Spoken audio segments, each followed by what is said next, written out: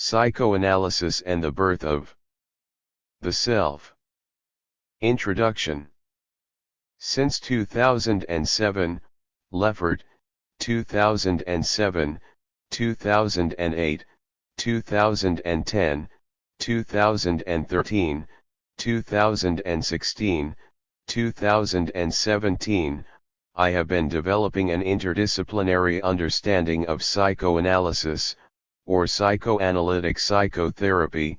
In these contemporary times, I can't draw a clear distinction between the two, and applying it to therapeutic action in the clinical situation. If the clinical practice of psychoanalysis and psychotherapy were likened to driving a car and neuropsychoanalysis is about what goes on under the hood, then this book is about how the engine is made, how the parts came to be designed as and when they did, and, finally, the operating history it develops. This latest standalone book might be described as a study of being, an ontology, for dynamic psychotherapists and psychoanalysts. Its title, Psychoanalysis and the Birth of the Self, a radical interdisciplinary approach, should not be taken metaphorically. It means precisely what it says. It is about the human biopsychosocial self, how it appeared evolutionarily over the last 3 million years and developmentally over the first few years of life, and the relevance of these twin interwoven discourses to psychoanalysts and psychotherapists. It recasts what we look at and participate in clinically with our patients into a phenomenological frame with an interdisciplinary twist. It stresses the importance of present being and can be thought of as seeking answers to 3 questions. The first, respecting the present, is, where are we? An exploration of being there. The second is, where do we come from?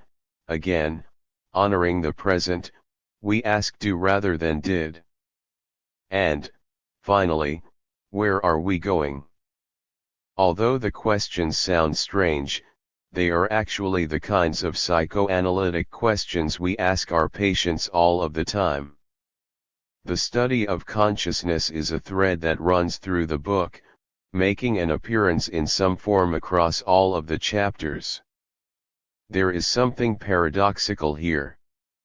Evidence drawn from many sources, the behavioral, the interpersonal, and the neuroscientific, to name but a few, supports the conclusion that, quantitatively, what is conscious comprises but a small amount of the mental activity of the self. 2. The great majority of this mental activity takes place outside of awareness in descriptively different, overlapping, and interreferential forms of unconsciousness. Yet it is consciousness, this small piece of ourselves that seems to have appeared in our ancestors around 70,000 years ago and appears in each of us at around the age of 5 that makes us uniquely human. Borrowing from Oliver Sacks, 1973/1999, I use the term awakening for these diverse advents. Among living creatures, we alone possess this consciousness. As we will discuss, it both enriches our lives and makes them mentally much more difficult and, at times, painful. I am using the term consciousness here as a kind of shorthand for what is called, Tulving, 1985/2003, self-reflective, self-aware, or autonoetic consciousness. It resides in a self who is aware of herself as a being who thinks and has a past and a future that she can mentally visit at will. A problem in introducing this book, and some of the others as well, is that, in developing a unique thread of theory and practice, there is more to catch the reader up on without seeming repetitious to readers of my earlier work. I have tried to solve the problem by offering as a first chapter a discussion of the new and the old. It offers a kind of existential history of psychoanalysis, aptly termed, A History of Being with Patients. In offering a narrative of being with patients from the earliest past times and moving forward into the present and then the future, I ran the risk of falling prey to the pitfalls inherent in any narrative construction. Since we cannot cover everything, narratives easily fall victim to decisions of what to put in and what to leave out. This is unavoidable. What is avoidable is making them into narratives expressing the politics of inclusion or exclusion that then contain power knowledge. Foucault, 1980. Such knowledge defines a vocabulary that either demands that certain ideas be talked about or makes talking about others impossible. It becomes a vehicle for the expression of power. I have tried to be very careful about this throughout the book. The first of these narrative truths is that psychoanalysis is always about two people in a room with batches of other people, both the analysts and the patients, in adjoining rooms. To be generous, it took 50 years, Tower, 1956, for the unavoidability of multi-person psychologies to begin to be recognized in print, along with the realization, still decades later, that the one-person psychology of a patient who feels and talks and an analyst who listens and analyzes was a meaningless abstraction. We are discovering that what patients, our customers, value most, even though they may first choose a therapist based on her theoretical orientation, is understanding and a caring attitude. Leffert, 2016, Tessman, 2003.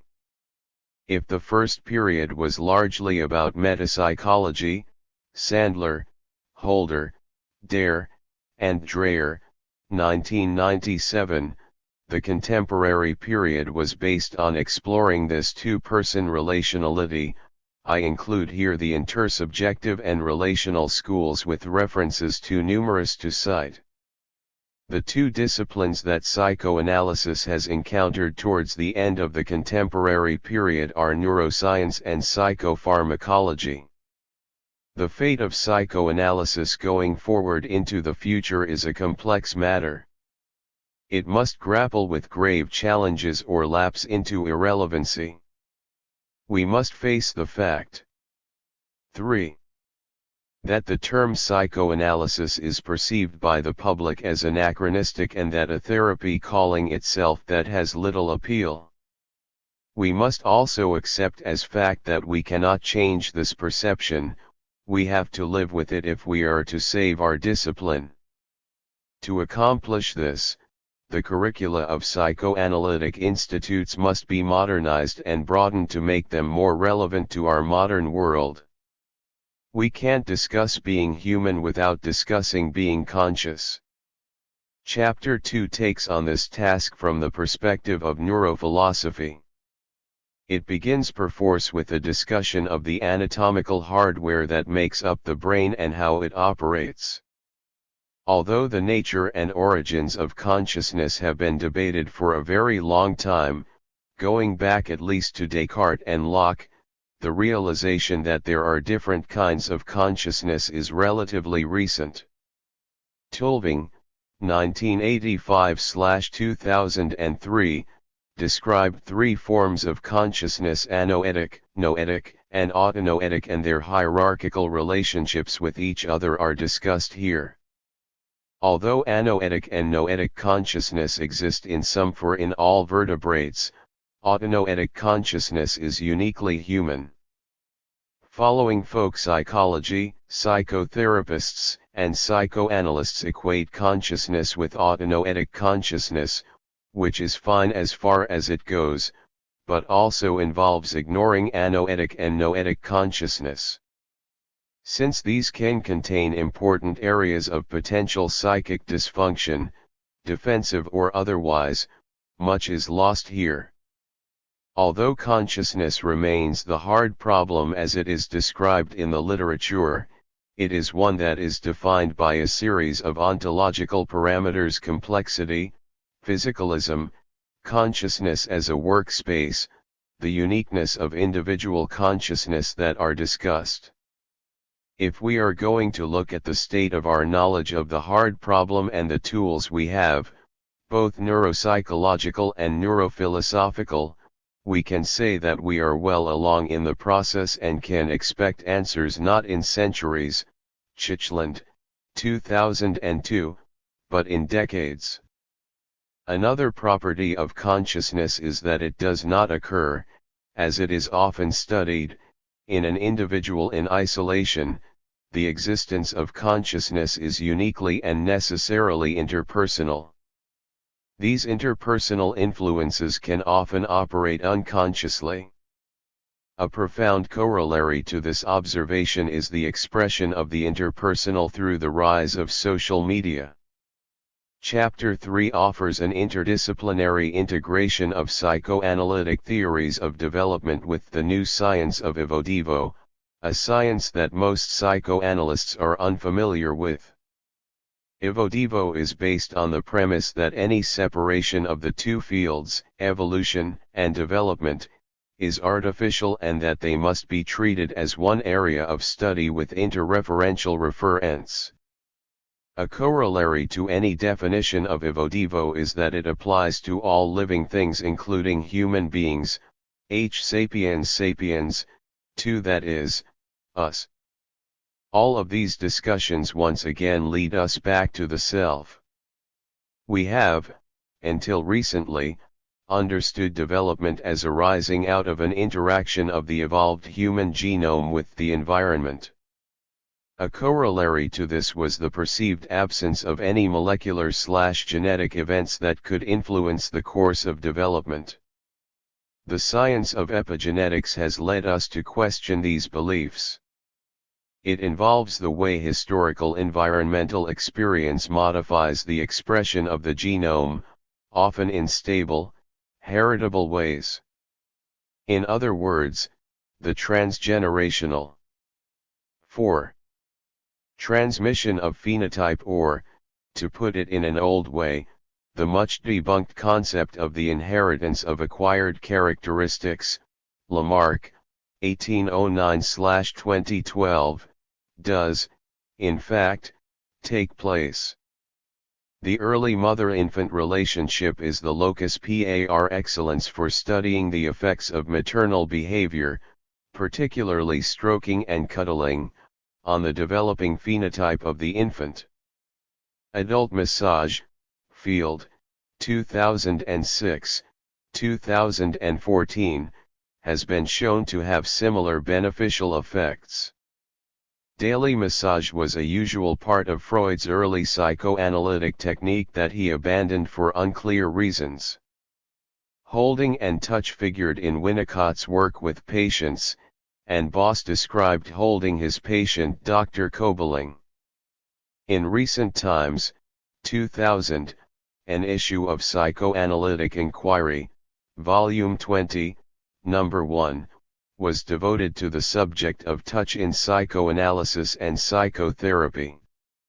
It was constructed as responses to an earlier paper by Casement, 1982, in which his severely depressed and needy patient pleaded with him to take her hands at the end of a session. My reading of his ultimate refusal to do so was that it severely traumatized his patient and irreparably damaged the treatment. Two of the contributors, Breckenridge, 2000, Foshage, 2000, treated touch as a normal part of being with patients, including a handshake or clasp, a hand on the shoulder or an occasional hug.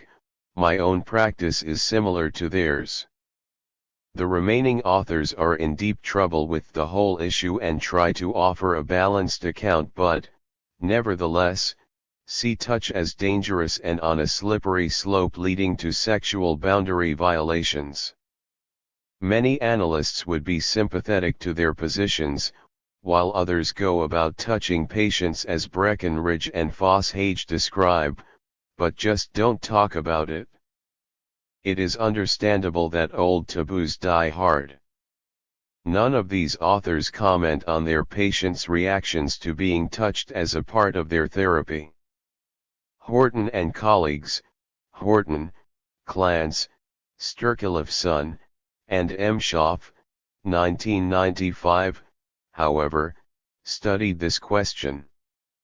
They found that touch deployed solidly within the boundaries of the therapeutic situation was experienced as fostering the therapeutic bond and deepening the trust by patients of their therapists. Play, Panksepp and Bivan, 2012, is a normal part of mammalian development that we understand clinically, which has also been shown to have important epigenetic effects on the development of the neocortex and on gene expression profiles. Of the 1,200 genes that are active in the cerebral cortex, fully a third are epigenetically modified by play. We will discuss a growing body of research that is demonstrating the intergenerational transfer of epigenetically acquired information. These studies are controlled to rule out simple behavioral transfers of information in which mothering psychologically affects the subsequent maternal behaviors of offspring without cellular transfers of genetic information. The two major studies of these effects in humans have to do with the inherited effects of hunger and satiation, the study of the Dutch hunger winter of 1944 to 1945 and that of cycles of famine and satiation in the Överkalix province of Sweden during the late 19th and early 20th centuries. A case illustration is offered to bring this work into the clinical sphere. Chapter 4 must be described as a short monograph. It deals with the wider question of the origins of the self, a discussion that leans towards the Evo end of the 5. Evo-Devo spectrum. I would call it a non-clinical monograph with clinical implications. It first explores the origins of H. sapiens sapiens, its paleoanthropology, in southern Africa some millions of years ago. H. sapiens, our immediate ancestor, appeared around 200,000 yat. H. sapiens appeared as a result of an unusual genetic event, the doubling of a gene called SRGAP2 around 3.4 million yat, and a very rare event, its redoubling a million years later. This gene has a great deal to do with being human. We also evolved far larger brains, most recently characterized as being made up of 86 billion neurons that, uniquely, is able to engage in parallel, distributed process thought, parallel distributed processing. The first year of life is a fascinating area to study. It brings together developmental neurobiology with vast increases in brain volume and the number of neurons comprising it with our advanced knowledge of biopsychosocial development and our observations of the mother-infant, or infant-mother, dyad. We will discuss how both evolution and development play out in the first year. We will look at hominin evolution over the last 500,000 years or so, the changes in brain power that accompanied it, and the new and more complex ways of being that were both entailed and made possible. This will take us to a historical inquiry into the origins of consciousness, in other words, its phylogeny. We also want to take an interdisciplinary look at its ontology, at all the different kinds of things that are going on in the first few years of life. If we want to talk about the phylogenetic and ontological pathways that led to our becoming us, speech and language must be important parts of the discussion. It turns out that we know something about its evo-devo and can speculate about more. Chapter 5 draws existentialism and phenomenology into the discussion of the evo-devo of human beings. It discusses the differences and confluence of the two terms, leading to a discussion of an unfamiliar therapeutic project, the analysis of the absurd. Camus observed that if you want to do philosophy, you should write novels, and following his suggestion, if we want to understand existentialism we must read the author's fiction as well as their essays. The chapter begins with an encounter with two novels that make an unlikely pair, Camus' The Stranger and Hemingway's The Sun Also Rises. The chapter treats these novels as existential monographs that explore different psychological problems suffered in the context of human being, a struggle with the meaninglessness of life. The books describe very different problems with being in the world. The two novels are discussed as philosophy rather than fiction, and a clinical case is discussed. From the psychoanalytic side of things, they are studies of post-traumatic stress disorder, PTSD. Existentialism came to psychoanalysis in the late 1950s as a result of the perceived, accurately, I believe, failure of metapsychology to address clinical problems. In other words, rather than appearing out of nowhere, it followed the long-established path of the way new clinical ideas found their way into practice and, secondarily, into theory building. PTSD is very much a disease of being. Some patients suffering from PTSD deny it to everyone including themselves, and may present with a multiplicity of somatic symptoms that lack any particular symbolic meaning. 6. A patient is discussed who suffered from such a form of PTSD. The discussion leads us to the appearance of a new way of describing these conditions, functional somatic disorder, FSD, Gatchel, Penn, Peters, Fuchs, and Turk, 2007, that must be treated with a mentalization-based therapy that is existential in nature. These patients manifest pathological secondary attachment strategies, either attachment deactivation or hyperactivation strategies that fail to establish functional emotional connections to caring others. I present this case illustration as an example of contemporary existential psychotherapy. The final chapter attempts the daunting task of braiding together the strands of existentialism and paleoanthropology. These strands teach us, from radically differing perspectives, how we came to be human and the burdens, particularly the knowledge of our own eventual death, that the human condition forces us to shoulder. The definitive bridge between the two ways of thinking about the self is consciousness, its origins, and its behavior.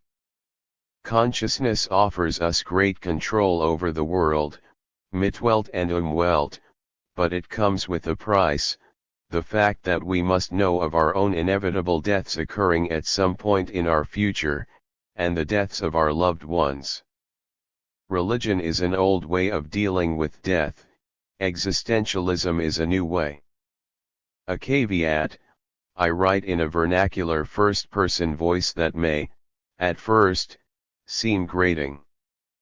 I do so anyway because I want to be clear that ideas are just ideas, we all have them, and thinking otherwise involves great pretension. A bit of the vernacular brings with it a necessary touch of humility that is often lacking in psychoanalytic writing. 1. Psychoanalysis is yesterday's, today's, and tomorrow's.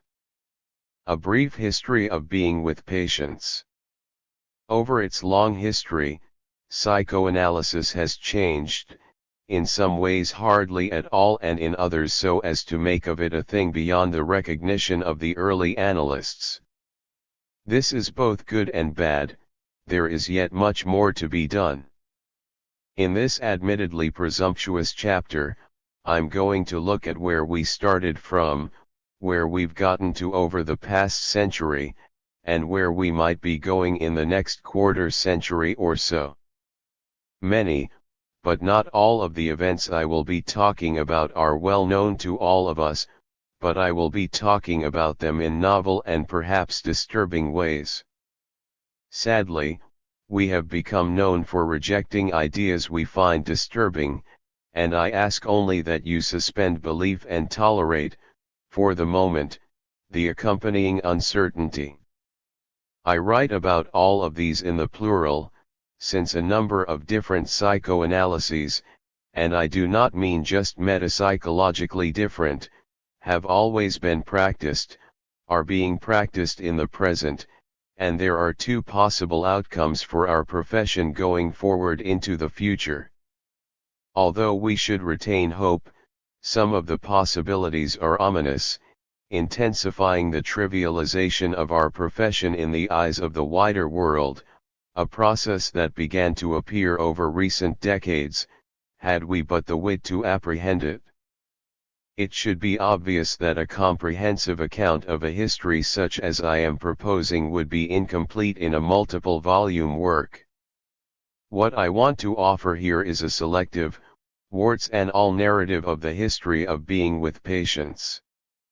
Narratives contain knowledge that is actually power knowledge, Foucault, 1980.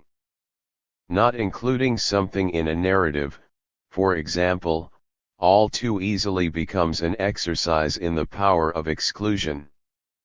A deservedly obscure illustration of this can be found in Fruition of an Idea, 50 Years of Psychoanalysis in New York, Wong, 1962, which offers a history of the activities of the New York Psychoanalytic Society and the New York Psychoanalytic Institute as if it was the whole of psychoanalysis in New 9. York, and that no other psychoanalytic ideas even existed. I have tried as best I can to avoid this power trap in the choices I have made concerning what I would talk about, and, by exclusion, what I have chosen not to talk about, but such efforts can, at best, only be partially successful. Trying to offer a definitive history of clinical practice at once faces a number of problems. Such a report is, inevitably, subjective. No one, not even a like-minded individual, would offer a similar, let alone identical, account. I offer this unashamedly for what it is, a claim to be knowledgeable about the subject and speak of it from a perspective honed over the past half-century, without making any claims of any sort of unique or special standing. Another source of the subjectivity is the relative dearth of hard data on these subjects. Surveys have been mostly limited to practice metrics and degree of analyst or therapist satisfaction. Participant self-selection tends to limit survey results to a description of the behavior and feelings of a subset of like-minded individuals. There is a small but significant literature, Hill, 2010, Losing Überleber, Sturst, Ruger, and Butel, 2003, Losing Überleber and Target, 2001, Schechter, 2014, Tessman, 2003, about how patients feel about their analysts and the results of their analyses. We can also fall back on a series of subjective assessments gleaned from listening to how analysts talk in seminars and conferences, what they write, and what we hear from supervisors and patients about what they do and hear. A final source of inevitable subjectivity is the unknowable gaps between what clinicians think they do, say they do, what they actually do, and how aware they are of any of these. I've seen enough, Leffert, 2016, to confirm that this is a real issue. The history of psychoanalysis is not a smoothly linear sequence of events, which makes the telling of it that much more difficult. As a card-carrying postmodern, I, Leffert, 2010, think of history in Derrida's terms, 1978, as a group of individual threads, interreferentially braided into a sheaf of difference. Some threads, like the relational thread, make their appearance and then continue, while others, like the existential thread, can come and go. Despite the efforts of many metapsychologists to the contrary, all of these threads must inevitably influence each other. Most of us already know the salient facts of psychoanalytic history, although younger analysts may be forgiven for some uncertainty about some of the less recent yesterdays. Unfortunately, all too few of us think of what psychoanalysis will be like tomorrow, beyond asserting the comfortable platitudes that it is alive and well, etc., and has a bright future. I have been recasting our historical narratives, Leffert, 2010, 2013, for some time and will do so yet again in this chapter. I will use phenomenological tools to do so here, following Husserl's 1937/1970, 1913/1983, admonition, which became a kind of phenomenological battle cry, to return to the things themselves. The things here are two people in a room, talking to each other mostly about the life problems of one of them. So, with these caveats firmly in place, let us proceed. Allow me to turn, for a moment, to metaphor. It is in the form of a story I want to tell you. One can presume that, in the 19th century, there were many firms successfully engaged in the making of buggy whips. With the advent of the automobile in the 20th century, the need, and hence the demand, for buggy whips fell. As this 10 happened, the less efficient of these firms and the ones producing an inferior product began to go out of business. Finally, perhaps by 1925 or so, only one firm remained. It admittedly created a superb buggy whip, or at least it thought that it did, for an ever-shrinking market. Maybe it still survives, maybe not, but what is clear is that the world is now interested in gas pedals. So how does this metaphor translate to the fate of psychoanalysis, poised to move forward as it is, in the early 21st century? A friend recently told me of an analysis she had had with a largely silent analyst 30 years ago. The analyst did begin to speak, and rather vociferously I might add, when my friend told her of an exciting job opportunity in another city. The analyst was aghast and expressed outrage that my friend would even consider moving before completing her analysis. Fortunately, she was able to not just consider it but to do it, and has sought, as needed, psychotherapy over the intervening years. Her tone in telling me this was somewhat accusatory, and she asked me to justify the analyst's behavior as if it were my own. I told her that I could not. What makes this an even more difficult situation to discuss is that I must admit that, if confronted with it when I was a practicing analyst in the later 1970s, I would have responded in much the same way as my friend's analyst, hopefully without the outrage. Her present-day perceptions of psychoanalysis highlight a secular problem facing us all. It is not a subject for finger-pointing. I could not say the same if the treatment itself had occurred in the present. I have noticed another disturbing trend in the choices made by our colleagues. Over the years, I have come upon perhaps a half-dozen instances in which analysts who have had a couple of analyses, or more, feel in need of further help and seek out not another analyst, but an experienced social worker whom they usually see weekly, or occasionally bi-weekly, with great satisfaction. When psychoanalysts, who are presumably the savviest of analytic consumers, vote with their feet, we are in very serious trouble as a profession. These two illustrations would seem to exemplify the problems we have going forward. But there is more. As a profession, we have not made our peace with psychotropic medication, becoming comfortably fixated on its abuses rather than its therapeutic benefits. Although we have been tackling the very thorny problem of therapists and analysts who have sex with their patients for 3 decades, we have largely done so on a case-by-case basis and are only beginning to get beyond that to address the wider social and cultural issues plaguing psychoanalytic groups, of which it is but one example.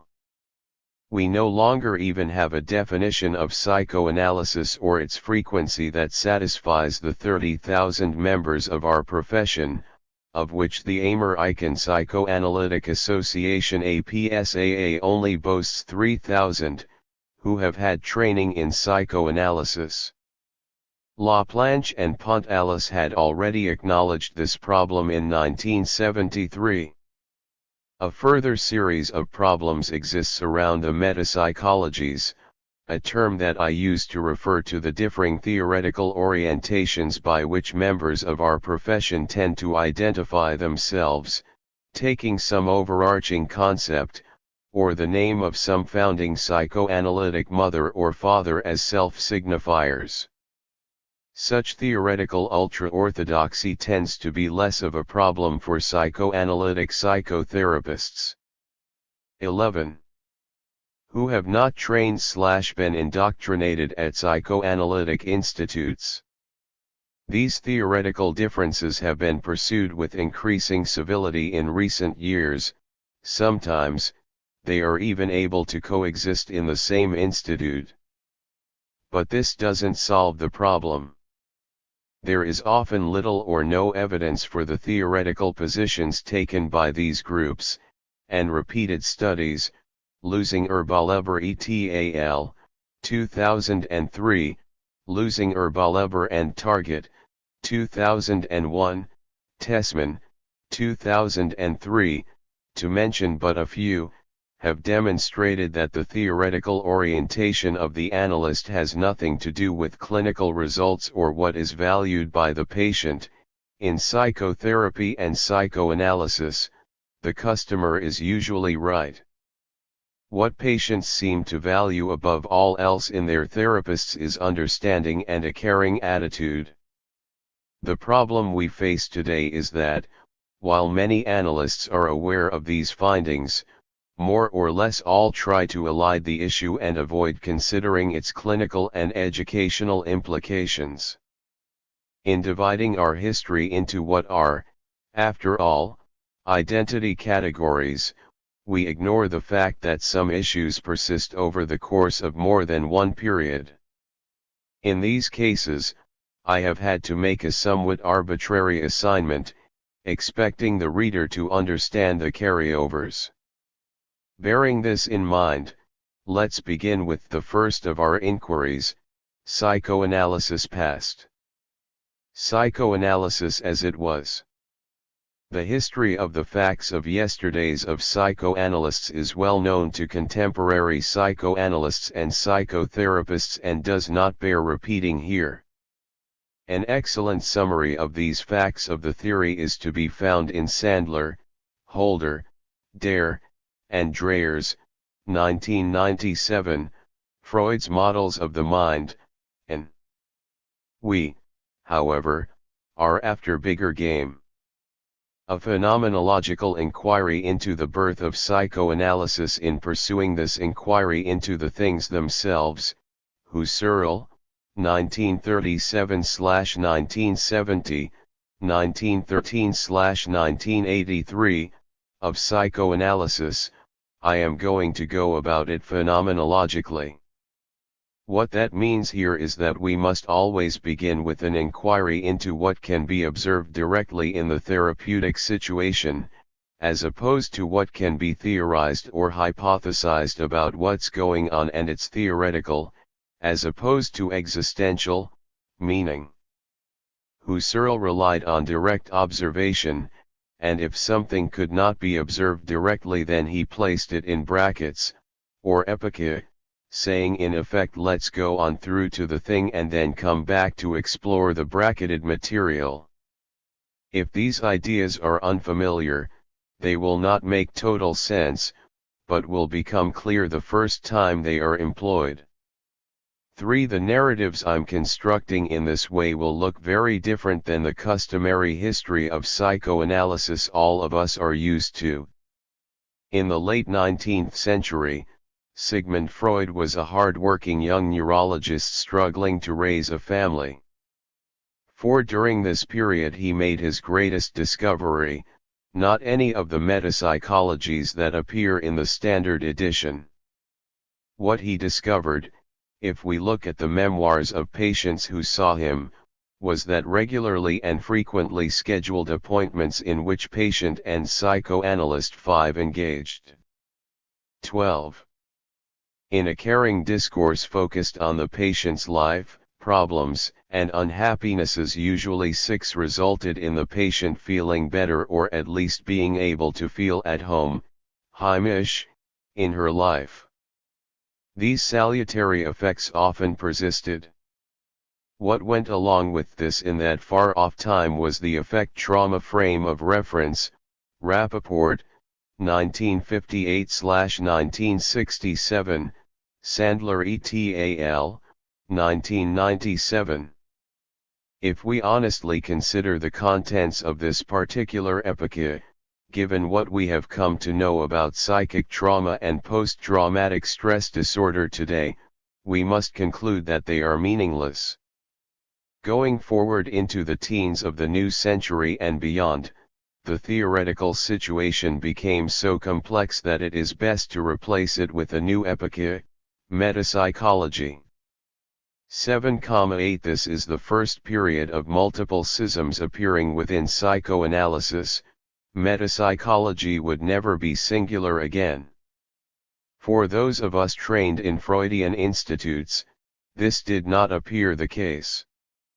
As Christ cleansed the temple by expelling the merchants and money changers, so Freud, first in his inner circle, and then among their spiritual descendants, labeled these heretics, Bergman, 1993, apostates and erased them from institutional consciousness. For the Freudian psychoanalyst, metapsychology continued on in its singular way. If Freud's proto-relational discovery heralded the birth of psychoanalysis, major late mid-century discoveries that continued this psychoanalytic thread derived from Kohut's research. Kohut, 1966, 1971, 1977, Kohut and Wolff, 1978, into the forms and transformations of normal and pathological narcissism and the treatment of the latter. Prior to Kohut, we were essentially dealing with Freud's original work, 1914-1957, on narcissism, and its later derivatives.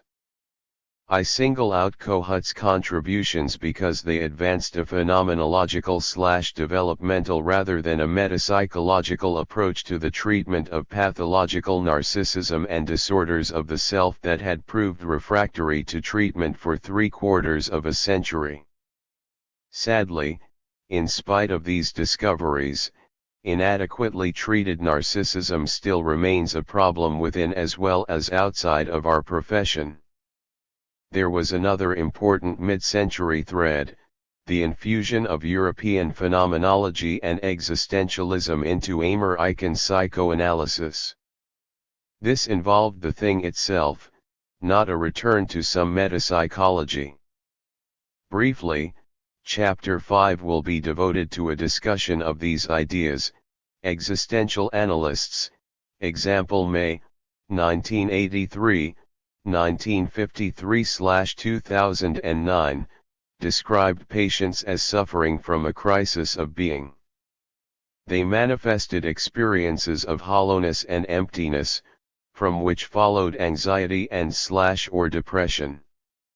Treating such patients required being able to open ourselves to the full experience of such suffering human beings rather than treating them as patients subjected to the regard médical. Foucault, 1973-1994. However, these developments did not at the time lead to a truly two-person psychology involving two human beings joined in discourse.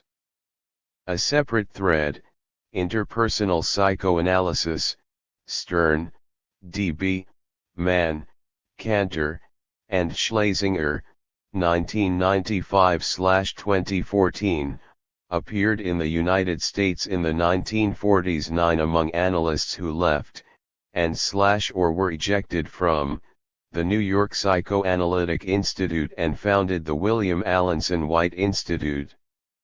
It prefigured the later development of relational and intersubjective psychoanalysis. What characterized the interpersonal movement involved a phenomenological study of relations in and out. 13. Of the therapeutic situation. It made use of the terms object relations and transference/countertransference, which were innovative at the time but at best only partially describe the therapeutic phenomena. Today, we have multiple and more complex languages with which to discuss them. Contrary to its critics, interpersonal psychologists did not deny the existence of the intrapsychic, although they could not conceptualize the post-Cartesian connection between the two that we explore today. Leffert, 2016, 2017. Whereas the interpersonals were self-described eclectics, even their existence was hardly acknowledged by orthodox Freudian psychoanalysts. A major event of the late 1990s was the publication by D. N. Stern and colleagues, 1998, of their paper on non-interpretive mechanisms in psychotherapy. It soon became one of the most often cited papers in the psychoanalytic literature. They discussed the something more than interpretation that was required in any successful therapy. What was important was not the paper itself, which was not remarkable in its own right, but rather its widespread interest. It was an indicator of a phase shift in clinical psychoanalysis of the way therapists thought about their work. If published a decade earlier, it would have been ignored and, a decade later, it would have seemed passé. The appearance of care in clinical psychoanalysis, but what happened to the thing itself, clinical psychoanalysis? Surprisingly or not, when we ask the question about how psychoanalysts really go about their work, the thing itself, the story becomes rather murky. Psychoanalysts and psychotherapists have always written about theory, that is, metapsychology.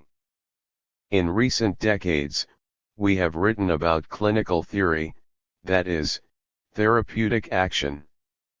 There is, unfortunately, almost no writing about what it has been like to be a patient over the course of our history, and the implicit assumption was probably made that any such accounts would only represent unreliable narratives of transference distortions. 10. In the early years of psychoanalysis, what we know of the clinical situation and the patient's experience pertains mostly to Freud and comes from the accounts, published or otherwise, of his patients' analyses with him. In Freud's case notes that were appended to his account of his analysis of the Rat Man, 1909/1955, in the Standard Edition, there is a reference to the Rat Man's appearing for a session hungry. He was fed, passive voice. Freud thus removed himself from the transaction, herring no less. This observation perplexed generations of psychoanalysts, and reveals something of their work in the process. What on earth did Freud think he was doing, gratifying his patient like that? 11,12 Indeed, Memoirs, example Andrea Salome, 1964, Blanton, 1971, Gardiner, 1977, written by a number of Freud's patients of their experience of being with him, indicate that he was simply going about psychoanalytic business, that of carrying discourse, as usual. Gay, 1988, interviewed Jean Lambda wrote about her analytic experience with Freud, beginning in 1921, for his biography. She found him charming, polite, and considerate, p. 464. He asked her if he or any of his daughters could be of any help getting her settled in Vienna. He was humane and 14. Accessible. When she told him that she needed to purchase a piano, Freud told her that he was not musical because, he said, if she found out later it might lead to disappointment. When she told him about the recent death of a beloved sister, he replied by telling her of the death of his cherished daughter, Sophie. So what are we to make of this? It seems possible, given his writings, that Freud maintained a separation in his head between his patients as subjects of analysis and as human beings whom he cared for and about. Rosen, 1975, had observed the presence of a distinction between Freud's personality, tact, and oral teaching, and the rigid written rules of psychoanalysis, noting that other analysts tended to follow these written regulations rather than his actual practices, p. 119. Later on, when he struggled with the pain from his cancer, he spent patient hours suffering in silence and, inadvertently, taught this silence to his patient pupils as analytic technique. I focus on Freud not for the usual reasons that analysts focus on Freud but because this seems to be where the early published accounts of patient experiences are. As for the rest, we are left mostly with inference. It is significant, I think, that beyond process narratives describing transference, symptoms, and affective states, little is said about patients' experiences of their analysts or of their analyses. 13. At some point a well-informed guess would be, beginning circa 1930, analysts became largely silent, with their vocalizations limited to interpretations of resistance, genetic transference, or unconscious contents gleaned from a patient's associations. There was only one person in the room in those days, with the therapeutic discourse consisting of an annotated monologue. The analyst was not present except as the wielder of the medical gaze, the regard médical, Foucault, 1973-1994, the subject observing the object as anonymously as possible. Some number of psychoanalysts continues to operate in this way even though some of them may, surprisingly, identify themselves as relational analysts. 14. The reasons for this shift to silence had, alas, nothing to do with evidence-based observations of clinical praxis. I would suggest a darker origin. The most prominent psychoanalysts in 1930s America, and hence, those having maximal control over psychoanalytic education through conducting training analyses and teaching seminars, fell into two groups. One was made up of American psychoanalysts who had traveled to Vienna and Berlin to be analyzed, usually for 6 months, by one of the masters, if at all possible by Freud himself, and the other constituted the European émigrés who had fled the Nazi plague. Perhaps needless to say, there were ongoing battles for standing between the two groups. What they had in common, for differing reasons, was their relative silence. The traveling Americans had been analyzed by a Freud who had become largely silent as he bore the chronic pain of his cancer of the jaw, his work with Gardiner, 1977, being an exception, and learned to do likewise, while the émigrés spoke little because of their uncertain, heavily accented English. Jacobi, 1983. The medicalization of psychoanalysis in America, pitfalls and legacies out of the battles fought for the medical dominance of American psychoanalysis, battles fought beginning in the 1920s and initially won by physicians. Grue. 15. Social milieu within psychoanalysis, Jacobi, 1983, that stifled creativity and healthy radicalism. 15. During those times, the APSAA and its member institutes essentially controlled the psychoanalytic training market in the United States. By restricting training first to physicians and later to psychiatrists, it imposed a series of filters that determined who became psychoanalysts and how they thought about the world and their work. As Jacobi observed, and as I experienced in the 1960s, the market for places in medical school classes was highly competitive, and successful applicants displayed certain characteristics and underwent educational experiences that did not select for people who would become creative, humanistic psychologists.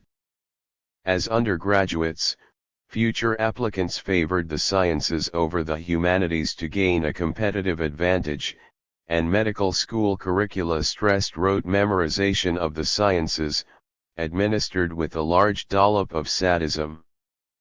Humanism, with rare exceptions, did not formally arrive in medical school curricula before the 1990s. The process turned out physicians who thought rigidly, abhorred change, and, as a profession, rejected, and even ridiculed new ideas. 16. Nowhere were these trends more obvious than in psychoanalysis, where century-old ideas are seen as fresh and every new idea has been fought against. Our continued celebration of Freud in clinical practice cannot be found elsewhere in medicine or psychology. If we were to create an analog, it would be something like practitioners of internal medicine referring on a daily basis to the ideas of William Osler. My own experiences date to the late 1960s, including analyses, supervision, clinical coursework, and the psychoanalytic literature, with myself in the roles of patient and analyst, supervisee and supervisor, candidate and teacher, and reader and author. Since my analysts, supervisors, and teachers were sometimes in their 60s, I was drawing my experiences from psychoanalytic education and training dating back to the 1920s. Much of this involved an insistence on neutrality, marketed under the rubric of not gratifying a patient and trying to be a blank screen. I have described, Leffert, 2016, Chapter 6, the actions and discourses that fly in the face of these rules as the care of the patient and the relief of pain and suffering. I have, however, encountered a number of examples of second-generation psychoanalysts whose work, at least by the 1970s, manifested the split between the written word and how they actually dealt with their patients. In her last session, a control patient I treated in the 1970s brought me a gift, a large brass paperweight in the shape of a key. This was the only gift I received from her throughout her analysis. It was immediately clear that she would be profoundly and irrevocably hurt if I refused it or equivocated. I thanked her, but asked her, why a key? She told me that she had thought long and hard about what to bring me and decided on the key when she saw it because she felt the analysis had provided a key to so much. My supervisor, Douglas Orr, a second-generation analyst analyzed by Lionel Blitzstein, thought my technique appropriate, but when I went to write up the case for certification, 1981, suggested I leave this episode out, that it was between the patient and me as he put it. He knew, as I then did not, that I might well have been turned down if I included it. I spent a year in analysis, 1969 to 1970, with Ernst Louis, a second-generation Berlin psychoanalyst, then aged 82, analyzed by Boehm. 16. I recall that, while he said relatively little, he radiated a personal warmth and caring throughout the sessions, something I only understood decades later. At the time it just felt good, and warming, to be with him. A colleague described an analytic experience he had with Edith Jacobson in the 1970s.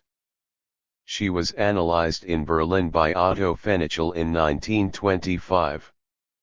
I have always found her published works icily neutral. As I read The Self and the Object World, Jacobson, 1964, I found it to be about neither. Again, my colleague described his experience with her as warm and caring. From its earliest days, psychoanalysis has been afflicted by vicious turf wars surrounding what amounts to issues of money, referrals, and power. Leffert, 2010, Chapter 7. Although these wars have become more civil, they still exist. The recent creation of the Amer-Eichin Board of Psychoanalysis by self-designated psychoanalytic experts as an attempt to perpetuate the political power of the now-defunct Board on Professional Standards (BOPS) offers one example. Psychoanalysis as it is. The birth of a relational psychoanalysis. The major discovery, acceptance, acknowledgement, or realization are perhaps better terms, in the contemporary period is that the therapeutic situation involves two human beings, two Daseins. 17 later it was observed that relations with others in the world, the Mitwelt, the relational or the interpersonal world, played an important role for both. I am not using any epoche here because the secondary discoveries, and they are discoveries, of the relational and intersubjective schools do also rest on phenomenological observations rather than recourse to theory. 18 I tend to focus on these similarities rather than the differences between these two schools. One cannot say that relational psychotherapists do not think about intersubjectivity just as one cannot say that intersubjective analysts do not think relationally. To avoid confusion about just what constitutes a two-person psychology, it might be best to begin with what it is not. The terms transference and countertransference are one-person psychologies because they imply that there is only one Dasein in the room, only one being who is actually there. Sometime c. 1990 some analysts began dealing with their feelings in a new way. This sometimes manifested itself in taking process notes in a different manner. Down the center of the page they wrote down the content of the sessions. Then, in the wide margins they had thus created, they wrote down their feelings about the patient and what he was saying and any associations they had about it. This switch from exclusive cognition to emotion was certainly laudable, but did not define a true two-person psychology. One person was talking and one person was taking notes. A two-person psychology manifests a discursive process, taking place on a number of levels. Most immediately, Hoffman, 1998, describes an ongoing dialectic between the patient's perception of the analyst as a person like himself or herself and the patient's perception of the analyst as a person with superior knowledge, wisdom, judgment, and power. Pages 83 to 84. The process hence manifests a ritualized asymmetry, he says. 17.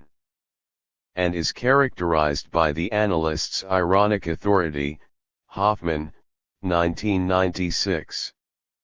What Hoffman and other relational and intersubjective analysts failed to realize is that the analyst's power, wielded inevitably, and at times unconsciously, can be extremely dangerous to patients, and part of the analyst's task is to guard the patient against the power differential inherent to the therapeutic situation.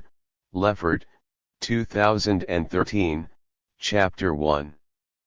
Meanwhile, the development of our understanding of the discursive process rested on a series of shifts in the epistemology of meaning.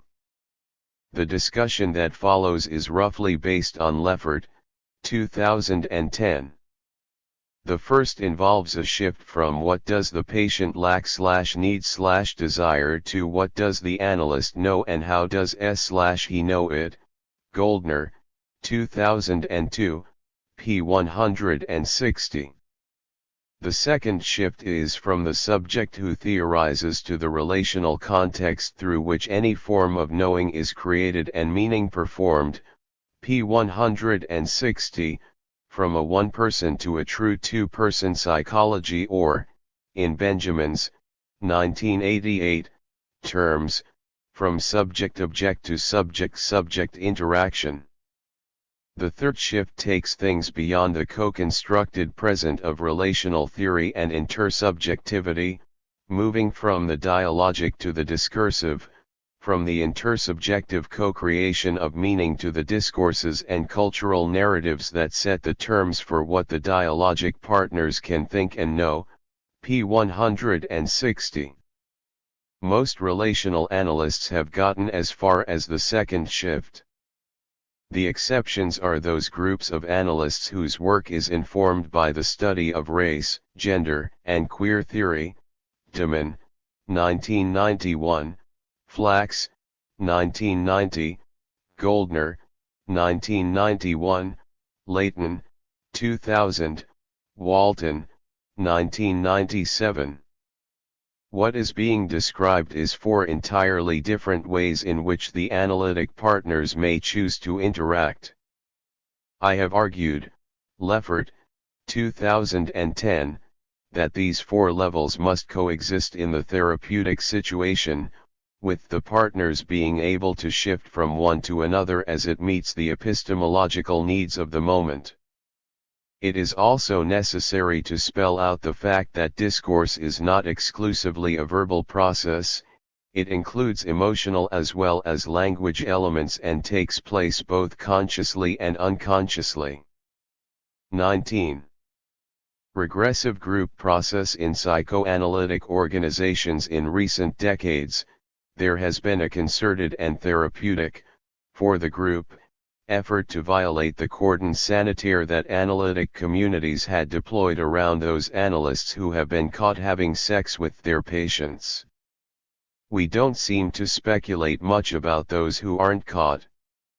This topic has been well covered, example Celenza, 2006, Celenza and Gabbard, 2003, Gabbard, 1995, Gabbard and Peltz, 2001, in our literature. The catastrophic and at times primitive reactions of shock on the part of psychoanalytic communities when forced to confront the presence of such rotten apples in their midst has also been discussed.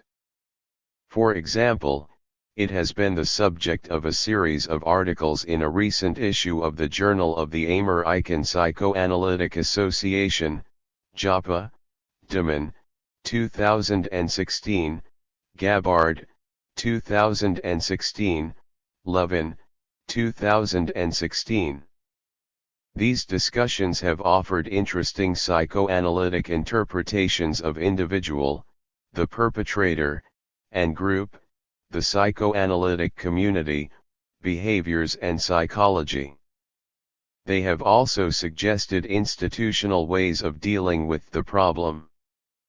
But this is not what I want to talk to you about. What I'm interested in. 18.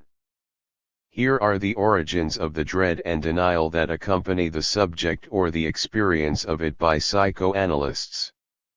20. What I do want to discuss is what exactly these shattered reactions tell us about the groups that make up what we call organized psychoanalysis and our individual reactions to it as group members, beyond the fact that such boundary violations, and there are others, financial exploitation and verbal abuse to name two important ones, are indeed bad and unfortunate things. Our reactions go beyond the act. Sex between two people, when one of them manifests, for whatever reasons, and for whatever duration, diminished capacity, in this case a patient in therapy, is wrong, and reprehensible. But analysts and psychotherapists have no problem in discussing subjects such as rape, date rape, or domestic violence with their patients or among themselves. When the daughter of a psychoanalyst was the victim of date rape at college, it became a topic of public psychoanalytic discourse. So how is this different? How does an analyst having sex with a patient produce an existential crisis for a psychoanalytic community or for the profession itself? It does not seem to have that effect on psychiatry, psychology, social work, or internal medicine. And finally, how does all of this impact our ability to be with our patients because, inevitably, it must? I would offer the unpopular answer that the dread speaks to a lapse, the presence of pathological narcissism and a vulnerability to at times massive regressions that have existed almost from the very beginnings of psychoanalysis. We are dealing not with rotten apples and our response to them, but rather with a profound secular problem present in our profession. Only one of the triggers of its symptom, regression, denial, and depression, is finding out that a colleague has had sex with a patient. The symptoms themselves involve narcissistic injury and depression, psychic trauma, and massive conflicts over pathological idealizations, in structural language, damage to the superego and ego ideal, of psychoanalysis and psychoanalysts. The problem is made that much more intense by the fact that many of its perpetrators are respected, even idealized members of our profession. In recent years, they include several deans of institutes, the editor of a respected psychoanalytic journal, and a past chairman of the Board on Professional Standards of the APSAA. Some of them have actually been involved in working with colleagues who have had sex with their patients. The more prominent the individual, the greater the reaction, and the more likely that, after the initial explosion, a cordon sanitaire is re-established and vigorously defended. 21. At times, however, a psychoanalytic community manages the problem successfully with denial and repression. 22. So if analyst-patient sex and our reactions to it are only symptoms, what then is the actual problem, and what possible solutions might be applied to it tomorrow? The answer speaks to the very being of our profession. Its roots lie in the tripartite model of psychoanalytic education we prize so much, the power relations issues present in psychoanalytic organizations between power elites and dominated classes, Luke's, 2005, and the inevitable emersion of psychoanalysts in therapeutic situations. That a student undergoes his own psychoanalysis coincident with his coursework and clinical work with patients is essential in the education of psychoanalysts. 19. Or psychoanalytic psychotherapists, but it also is a two-edged sword. The use of the terms candidate or clinical associate and training analysis serve to further define those edges and alter their being, that is, they change what they are. 23. Although the analysis offers the student essential knowledge about himself and highlights the presence of defenses that may interfere with his clinical work and his studies, it does so at the price of having a student experience these activities in a state of regression. 24. So what the analysis helps explicate, it may also impair. All too often, elements of this regression persist after graduation and plague the relations of the young analyst. As we know, these people can easily be in their 50s, with her senior colleagues. I recall my experience of my first day of classes in 1975. I felt the very air of the classrooms to be so heavy with transference as to be able to cut it with a knife. One way to mitigate this problem is to make the training analysis at the hands of a training analyst, a designation that has its own long-debated problems, into a personal analysis with an analyst of the student's own choosing, unaffiliated with, and uncredentialed by the institute where that student is being educated. Another way is to provide each class with a group process or T-group experience. Bradford, Gibb, and Benny, 1964. Some institutes are, laudably, beginning to offer such experiences, but they tend to be led by faculty members. To be optimally useful, leaders should be trained in group process and hired for that purpose from outside the institute. The easy criticism here is that such experiences contaminate an analysis. We can, however, see beyond this. Talking about experiences contaminating analyses is like saying that life contaminates analyses, and there is nothing to say that life or group process experiences cannot be analyzed. Absent these remedies and in the presence of the kinds of psychopathology described above, the vulnerable student becomes a vulnerable graduate analyst. This trend is exacerbated as a result of an unsatisfactory or traumatizing personal analysis. 25. Particularly if the training analyst is struggling with his or her own narcissistic problems. The result, phenomenologically, is a reprojection of certain interpersonal self-regulatory functions and idealized self-representations onto a psychoanalytic group, its leaders, and its canonized ancestor, S. When threatened by opposing ideas, the responses of groups mingle rage and disparagement. The situation is further complicated by the analyst's or psychotherapist's clinical work.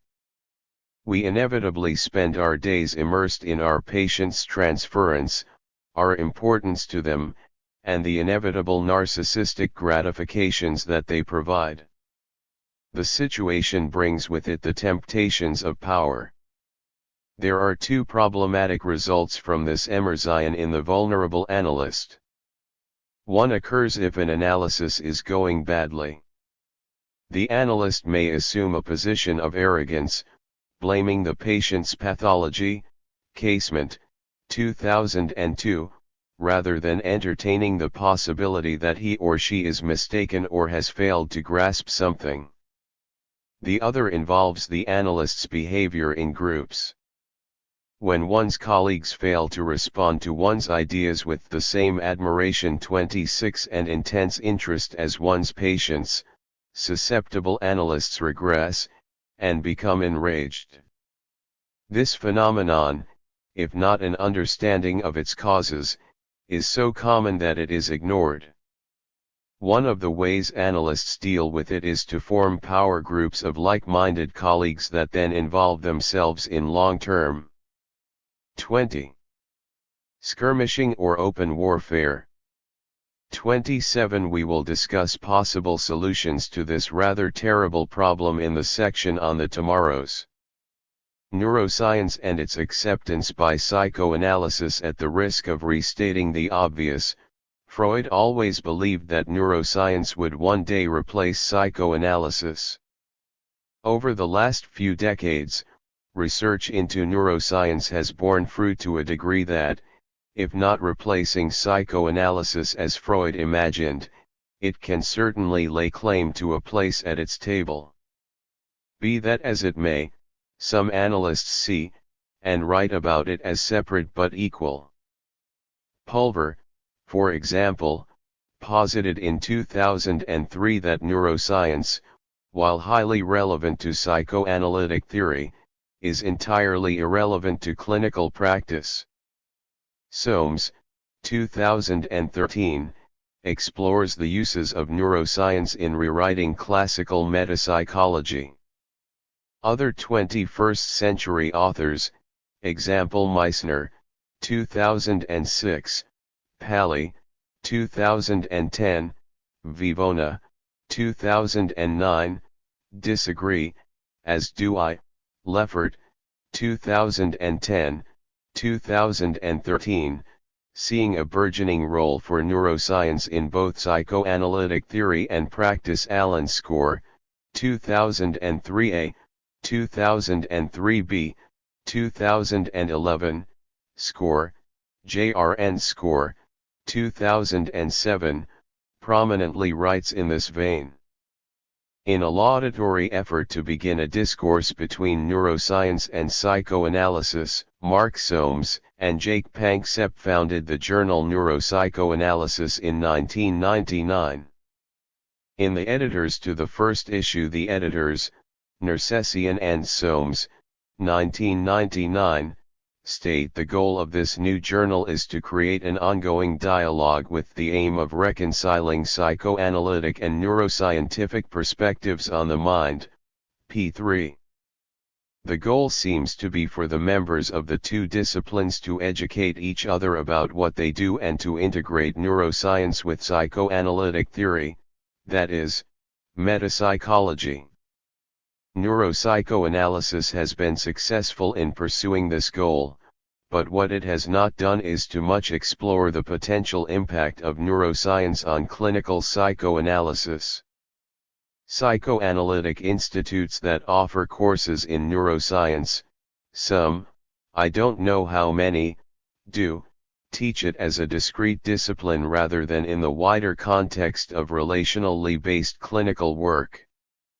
We are certainly in the early days of demonstrating neuroscience's relevance to clinical work, but already a number of points stand out.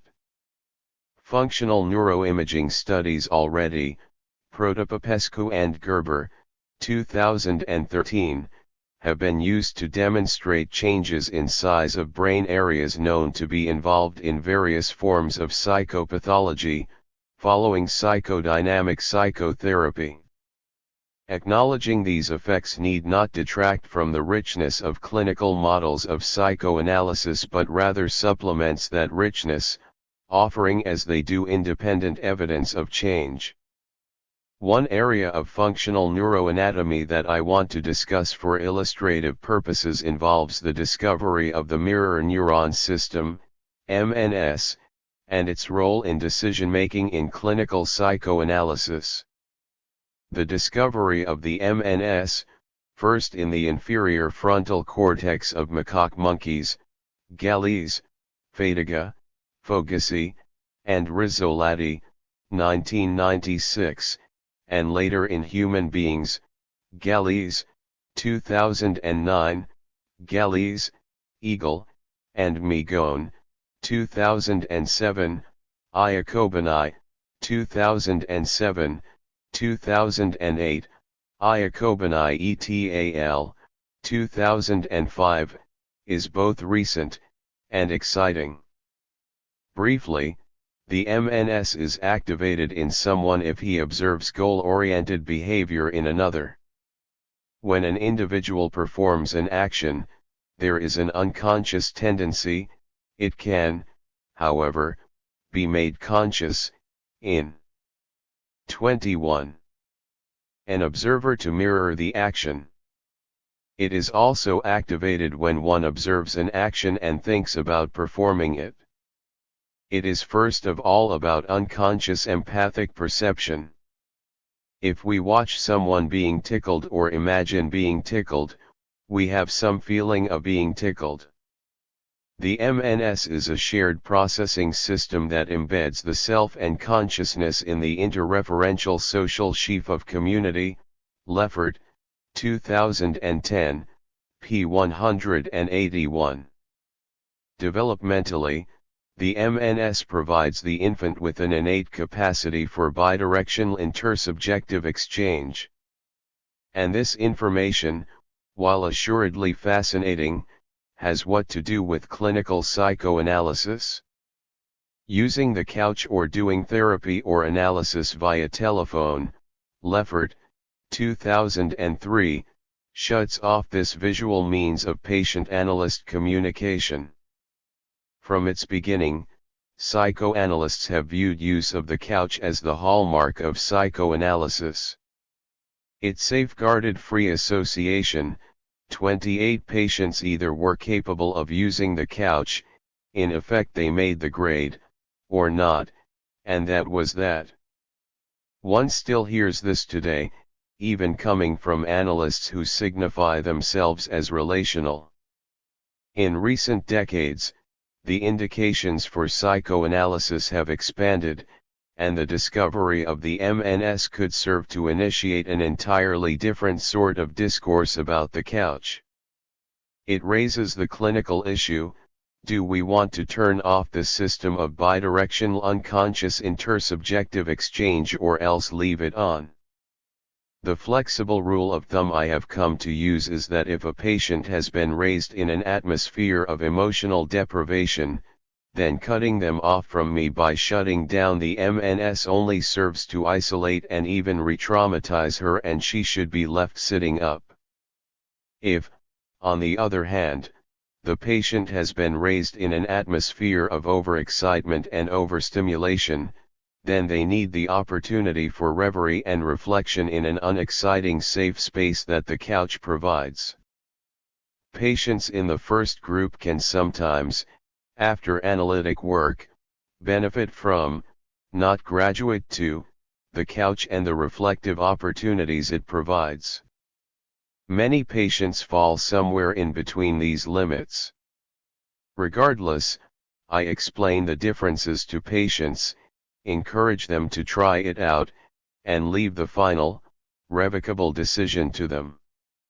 An abbreviated tour of psychopharmacology and its acceptance by psychoanalysis. Prior to 1962, there was no psychoanalytic problem with psychopharmacology because there were no medications that were relevant to the treatment of patients in psychoanalysis or psychotherapy.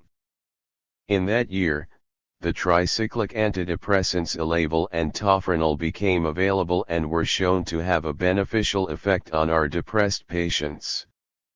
Because of the varying effects and considerable side effects of these drugs, prescribing tricyclics was and remains a task for the expert pharmacologist. Those of us in outpatient practice who wanted to could comfortably ignore psychotropic medications for another 25 years. With the appearance of Prozac, the first selective serotonin reuptake inhibitor, SSRI, in the late 1980s, and the atypical antipsychotics in the mid-1990s, this became much more difficult. Prozac was particularly troubling. First, despite its side effects, headaches and some gastrointestinal upsets, it proved highly effective as an antidepressant. There was more. Beth, 29, 22, was a patient I had seen twice weekly, 30 for several years as she advanced from lab tech to medical student to intern and then to medical resident. In spite of these advances, she remained somewhat depressed, and I thought to try her on Prozac to see if we could do better. We could, and we did. But wait. Beth was painfully shy, and after 4 years of treatment, she had still been unable to go out on a date. After a month on Prozac, she came in one day, following a long weekend, and announced that she had met someone with whom she had begun a relationship. I still can feel the sense of discovery that accompanied this observation all those years ago. Other psychiatrists, example Kramer, 2016, were noticing the same kind of thing at the same time. Prozac seemed to have the ability to change character. This led to a wave of patients coming to psychiatrists and their primary care physicians asking for Prozac to treat their depressions, but also, even if they were not depressed, asking for it to treat character problems. Prozac had become a social phenomenon. Most analysts dismissed this phenomenon, and many, example Buchler, 2010, continued to believe that, for an analysis to work, the patient needed to continue to suffer. 31 Beginning in the late 1960s, lithium carbonate began to be studied as a treatment for manic depressive illness. At that time, this condition was considered to be a fairly rare psychosis and hence, mostly beyond the purview of psychoanalysts. Around the millennium, it became clear that milder forms of bipolar disorder were much more common and that mood stabilizers such as lithium, and the newer drugs Depakote, Lamictal, and carbamazine, rendered many patients suffering from bipolar disorder or borderline personality disorder much more treatable via psychotherapy or psychoanalysis. Absent the psychopharmacology, these patients had required heroic therapeutic interventions carrying with them only a chance of success. Around 2010, it emerged that some depressed patients who were refractory to SSRIs could be successfully treated with mood stabilizers, suggesting a bipolar origin to these depressions. This also was a matter left in the hands of an experienced psychopharmacologist or analyst psychopharmacologist. Let me insist that of course these medications are not panaceas. 32 Prescribing them is a complex matter. There can be serious side effects. Bipolar patients, for example, may suicide on an SSRI. A patient who is prescribed a psychotropic medication by a primary care physician, often in response to the patient's demands, and left to languish on it for years is not likely to have a good result. Different patients respond to different drugs, but this fact is not taken into account when studying their efficacy. Lastly, psychopharmacological agents prescribed alone, or with concomitant psychoanalytic treatment, are entirely different animals, yielding different results. There ought to be, at this point in time, 2018, some consensus that psychopharmacology is a useful and necessary adjunct to some therapeutic situations and that it can be employed without violating the psychoanalytic field/frame. 33 Unfortunately, this does not appear to be the case. The frequency with which psychoanalytic patients as a group are treated concurrently with psychotropic medication is unclear, although there are promising signs. There is some limited research on the prescribing or referring for prescription habits of psychoanalysts and psychotherapists, but no formal position statements or 23. Policies on the subject by any psychoanalytic organizations. The APSAA has taken a position about Freud when it recently declared his birthday a day of celebration and has also taken a position on water quality in Flint, Michigan, while it has never formed a study group to look at psychopharmacology as it relates to the psychoanalytic frame. So perhaps we have a problem here. The latest information on prescribing habits that we do have is contained in the survey, 2011 Psychoanalytic Professional Activities Benchmark Study, Survey Advantage Wharton Marketing Research, 2011, of the professional activities of psychoanalysts who are members of APSAA. There are a number of caveats concerning the survey that might lead one to take it with a grain of salt. Of the 2,715 active members of APSAA, there are roughly 30,000 clinicians in the United States that identify themselves as psychoanalysts. 879 or 32% completed and returned the survey. So, although the survey can reliably tell us nothing about the professional behaviors of psychoanalysts in general, it does tell us a lot about a small, roughly 3%, subset of them. We are safe in concluding that the returnees must identify themselves strongly as psychoanalysts and members of APSAA.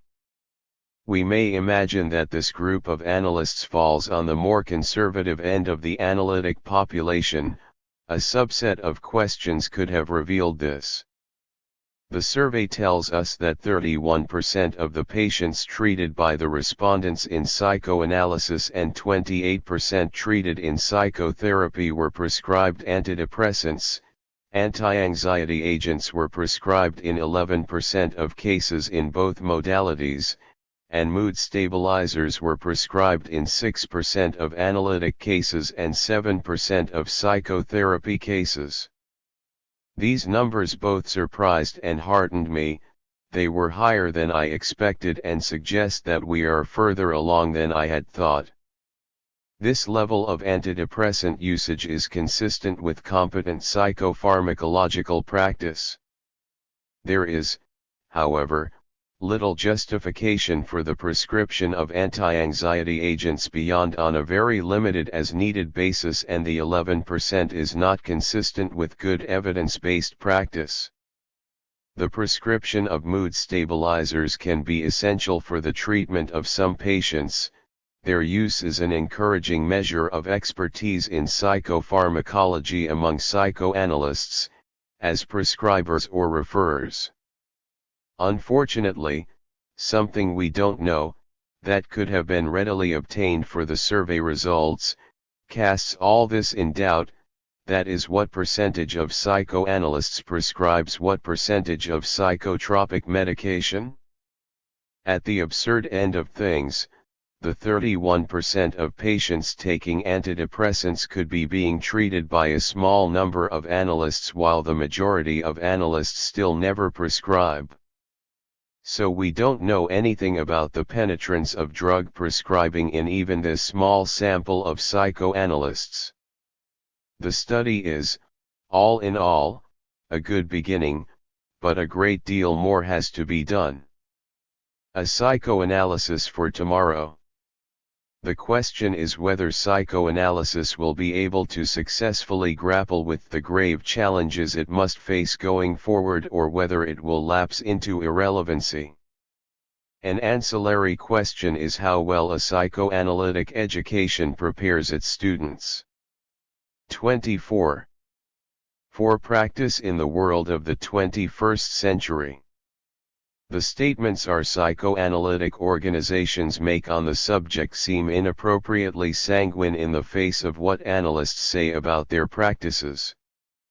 I want to address the question in a number of areas: psychoanalytic research, psychoanalytic education, psychoanalytic politics and group process, and psychoanalytic practice. But before doing so, it is necessary to discuss the win or lose problem, how psychoanalysis is perceived by the world of which it is trying to be a part. The social and cultural situation of psychoanalysis. For most of us, psychoanalysis is a discipline, a vocation, a calling, and a way of understanding the world. For some of us, unfortunately, it is also a way of life. In that social world, it is something different, and unhealthy. Psychoanalysts need, in phenomenological terms, to be able to demonstrate to the communities in which they work that they are particularly able to understand and succor, Leffert, 2016, the being of human beings.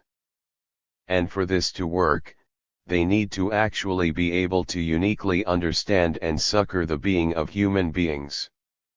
Unfortunately, with the exception of those of us in the trade and the inhabitants of the Upper East Side and West Side of Manhattan, the term comes with a negative and anachronistic meaning. For large numbers of people in our culture, the term psychoanalysis has negative connotations. It is seen as old-fashioned, involving lying on a couch, which most people don't understand, coming many times a week, digging into childhood at the expense of dealing with real present-day problems, and taking years to complete, if it is ever completed. It is priced beyond the range that most people can afford. 34 I'm not at all sure that, realistically, we can save the term psychoanalysis, but we can, I think, save the discipline if we constantly update it and keep the therapeutic marketplace in mind. Many analysts and analytic therapists have already taken this into account. They describe themselves instead as psychotherapists. It is fashionable, these days, to use personal websites as a way of introducing ourselves to the public. Many analysts do so without mentioning psychoanalysis. If the market for 3 to 5 times weekly psychoanalysis is small, the market for once weekly psychotherapy and twice weekly psychoanalysis remains robust among the better educated members of society. I have had many patients come to me after getting little or nothing from other forms of treatment and benefit from a psychoanalytic approach. Unless they are psychoanalytic therapists or sophisticated lay people, I tend not to use the term psychoanalysis. We have no data concerning how common this approach is. Psychoanalytic research. If psychoanalysis is going to keep its place at the table, we are going to have to be much more thoughtful and proactive concerning efficacy research and how its results need to drive aspects of psychoanalytic education and its desperate need of 25. Reform. As psychoanalytic therapists and psychoanalysts, we have been dangerously complacent about such research and its results. There are 2 reasons for this. The first is that there are now numerous studies, example Demott et al., 2013, Lach-Senring, 2005, Luborsky, Singer, and Luborsky, 1975, that do demonstrate the efficacy of psychoanalysis and psychodynamic psychotherapy. 35 The second is that we recognize that, phenomenologically, each therapy or analysis is such a complex and unique event that there are limitations in its knowability and it is nearly impossible to tease out significant strands of commonality. We face darker problems around the results of efficacy research. For some time, we have known that therapeutic efficacy is independent of the metapsychological persuasion of the therapist or analyst conducting it.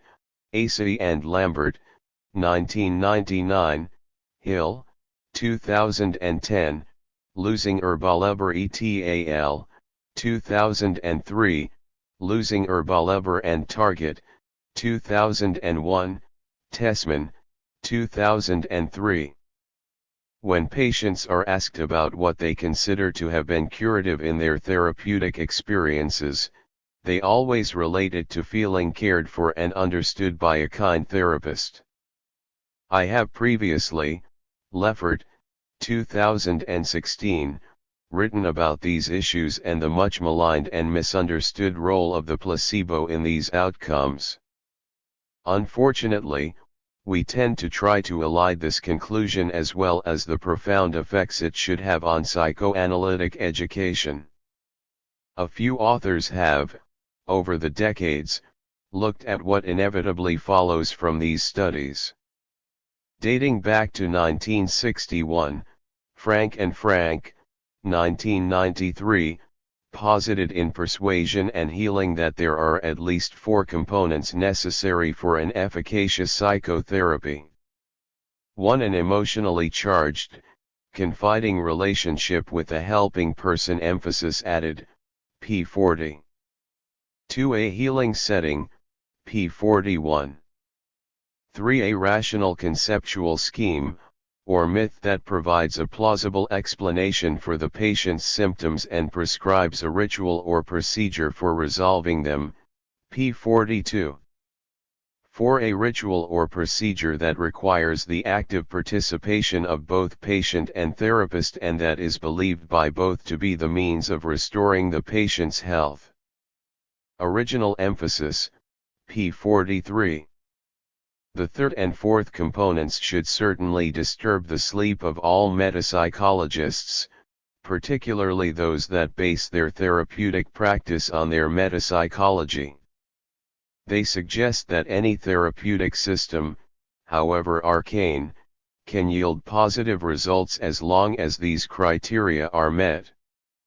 Even worse, a therapist could make up his own conceptual scheme and therapeutic ritual about anything, and as long as he believed in it and his patient believed in it, it would work.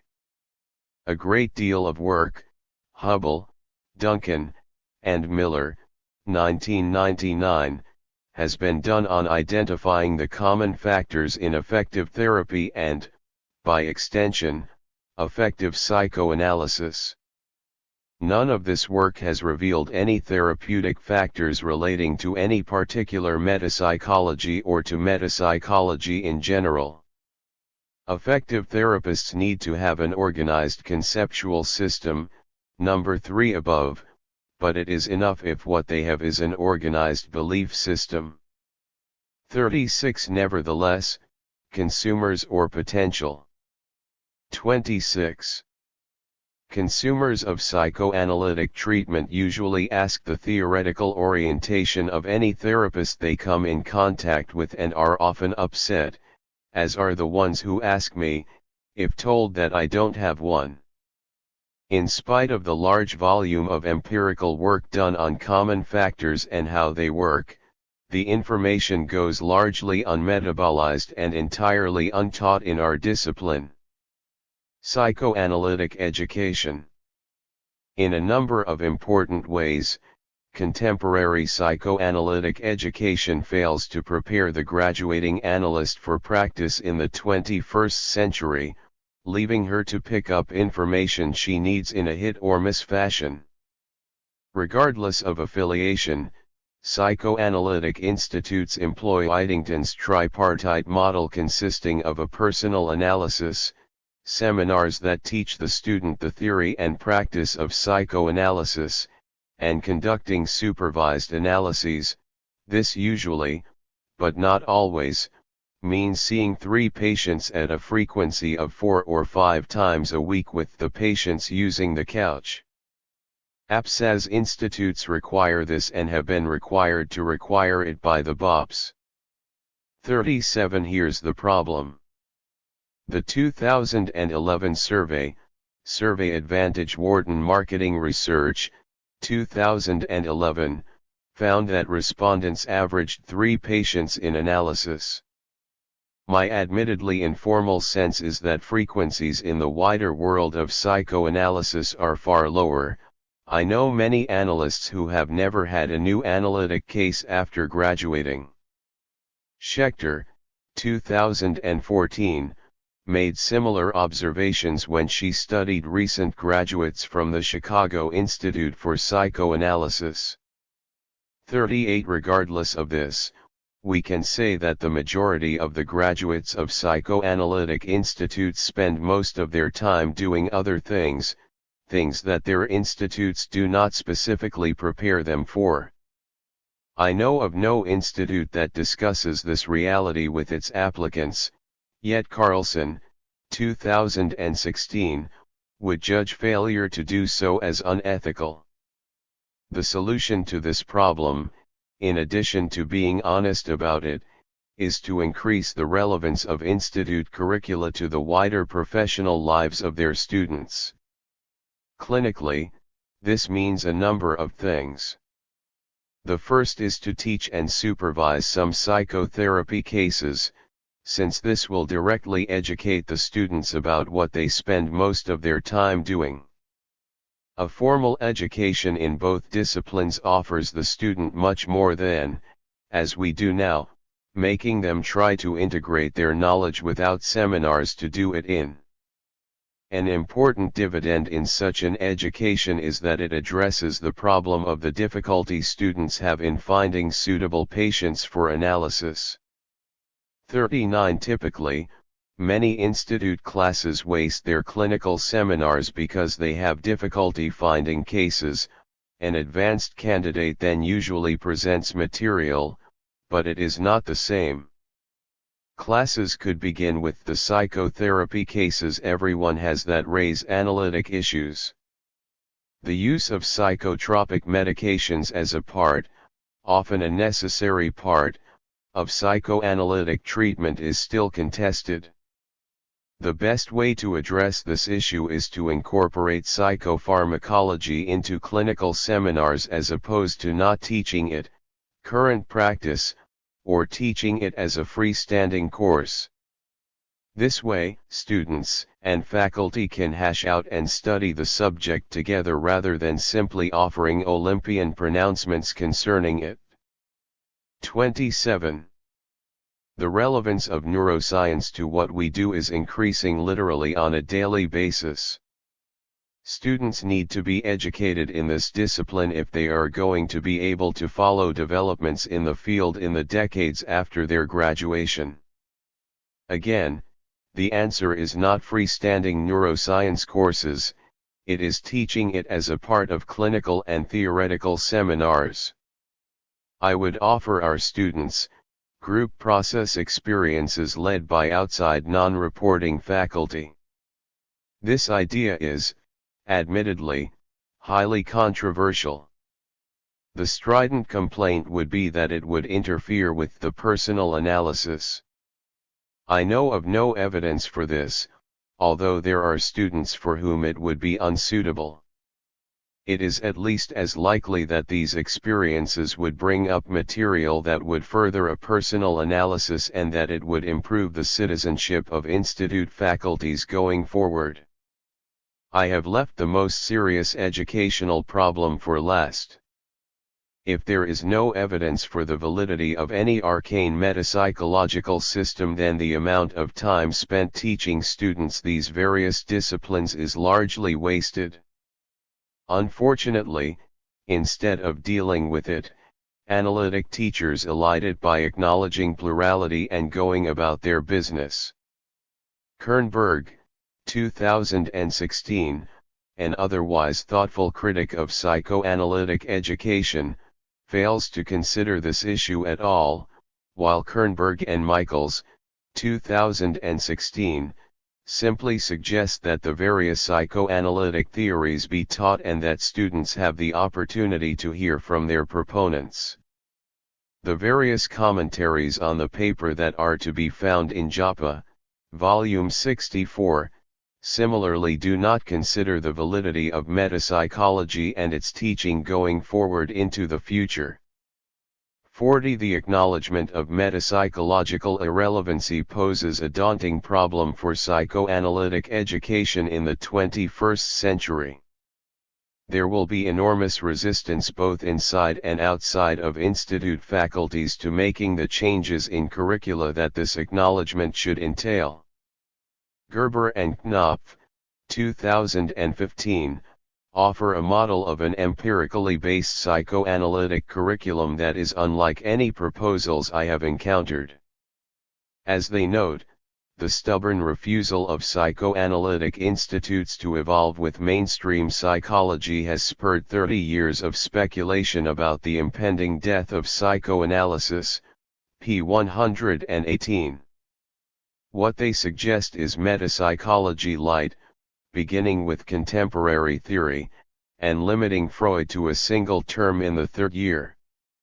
The curriculum is research-heavy, it's not entirely clear what they include here, and a fairly usual, not a bad thing here, group of clinical courses. I am respectful of their efforts, but would do it differently. I would downsize metapsychology as they do and teach Freud later rather than earlier. I would posit, however, that it is not useful or necessary to teach Freud's cases and papers on technique for anything but historical interest. I would not teach the metapsychologies to just learn them, I would teach them critically looking at their inherent epistemologies. Psychoanalysis is scientific but not a science. I would want to teach the subjects discussed above, particularly neuroscience, and philosophy.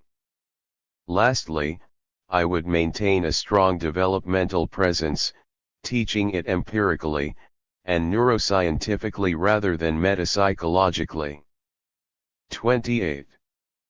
Psychoanalytic politics and group dynamics. However disturbing and however much we use denial or disavowal to cope with it, a significant part of the behavior of psychoanalysts in groups is dysfunctional. Many of us, whether or not we maintain nominal connections with one or more psychoanalytic organizations, have dealt with the problem by voting with our feet, limiting our connections with each other to the scientific.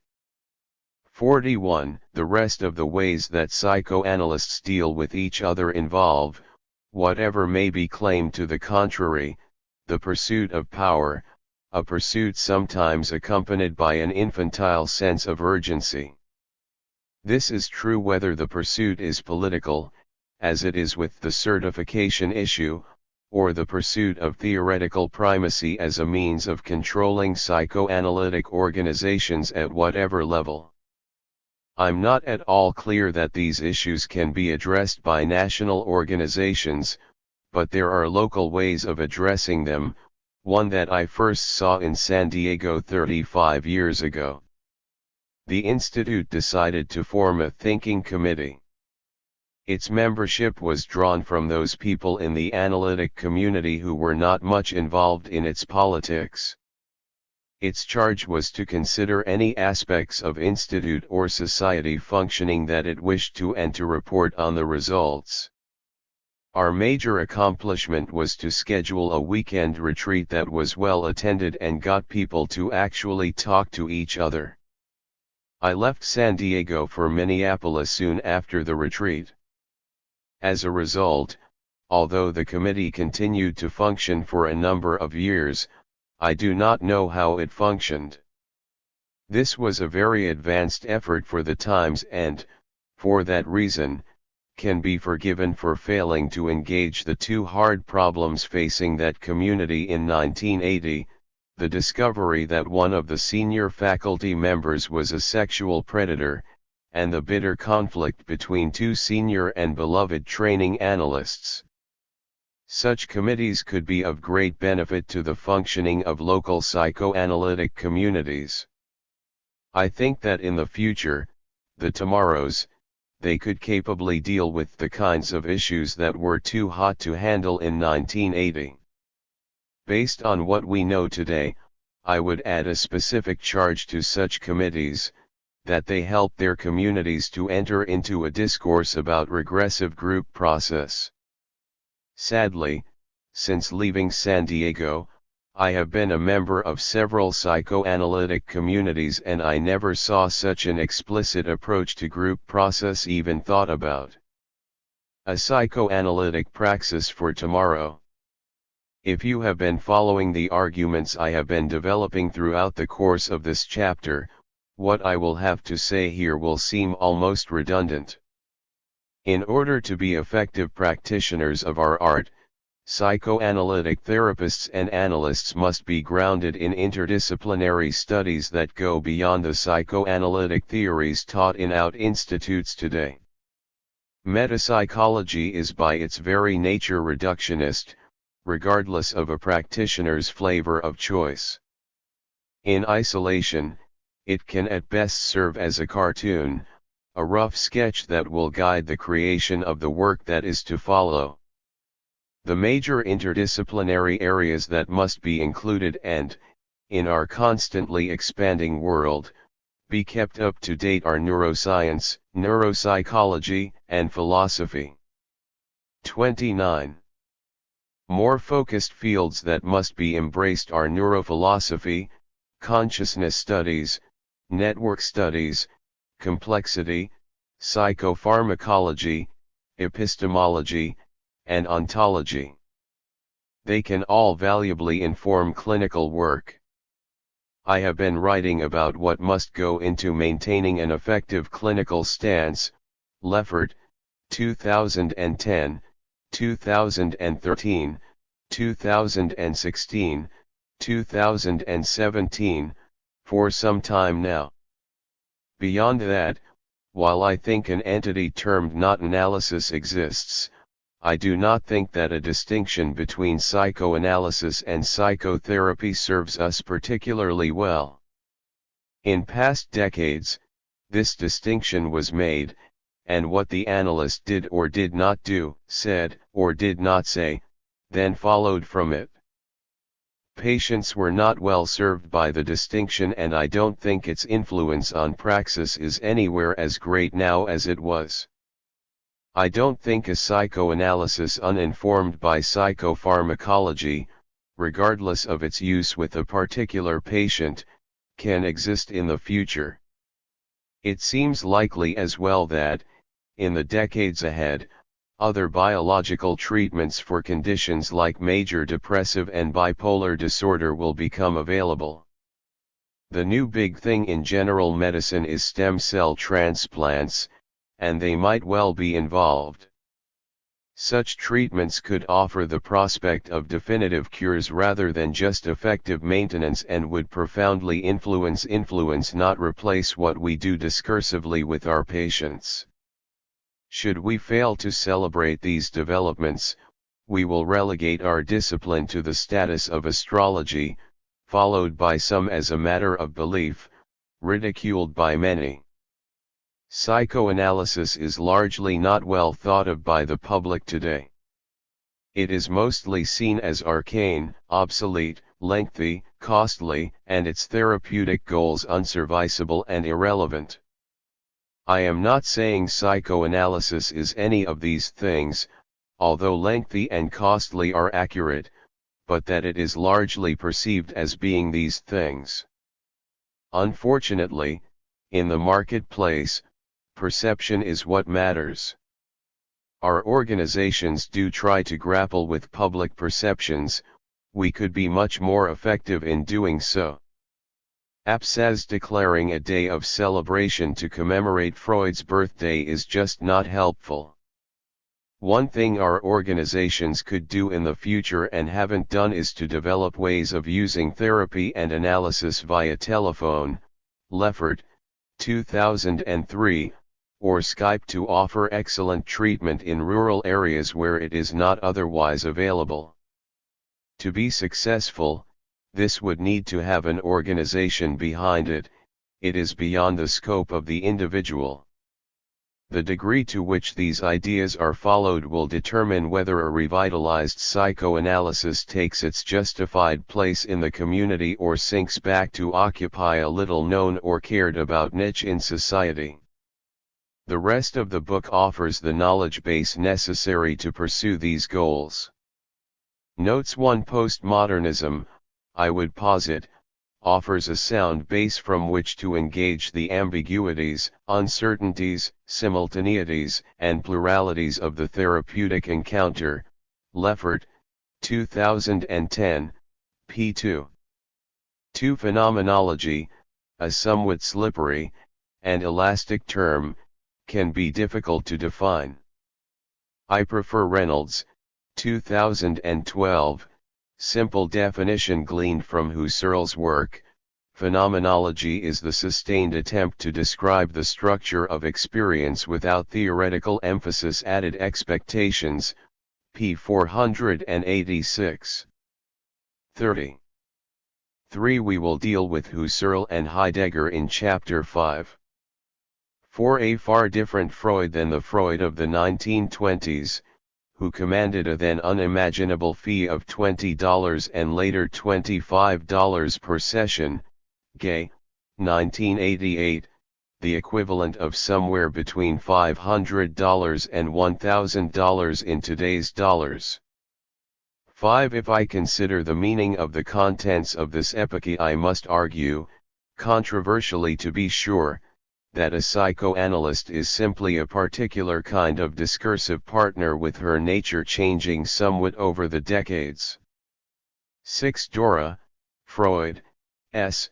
1905-1901/1953, stands out as a horrible exception to both. 7. It is worth noting that this problem, although little noted, nor long remembered, is not entirely foreign to psychoanalysis. It is contained in the ideas of psychology versus metapsychology, Gill and Holtzman, 1976, and that metapsychology is not psychology, Gill, 1976. Klein, 1969-1976, also argued for two versions of psychoanalysis, a valid clinical one and a dubious theoretical one. At the same time, in an essentially unknown paper, Rubinstein, 1967, caught the link between these concepts and existentialism as he explores the possibility of a purely clinical theory of psychoanalysis. 8. A phenomenological view of ego psychology would describe it simply as a series of identity categories that some psychoanalysts use to classify the data they collect in the therapeutic situation, but lacking in ontological significance. 9. Some of the early interpersonal authors, like Clara Thompson, 1964, trace their roots back even further to Sandor Ferenczi, Thompson, 1944-1964, 1964, others do not. 10. In keeping with this, books dealing with the history of psychoanalysis and the unfolding of psychoanalytic theory have almost nothing to say on the subject. Peter Gay's, 1988, biography of Freud/History of Psychoanalysis constitutes a rare exception. 11. I remember participating in such debates as a candidate in the 1970s. 12. Positions ranged from viewing the case as defining Freud's technique as he practiced it, Lipton, 1977, to describing it as an example of technical and counter-transference errors, Gottlieb, 1989. 13. There are important but sparse recent exceptions, Hill, 2010, Tessman, 2003, to this observation. 14. I have observed this in supervision. 15. I have written elsewhere, Leffert, 2010, Chapter 7, about this history from a power relations standpoint, but this account speaks particularly to its effects on the very being of American psychoanalysts. 16. There are hundreds of examples of this. Just one is the turn-of-the-century discovery that gastric ulcers were infectious in origin, that the offending organism was H. pylori, and that the definitive treatment was a course of antibiotics.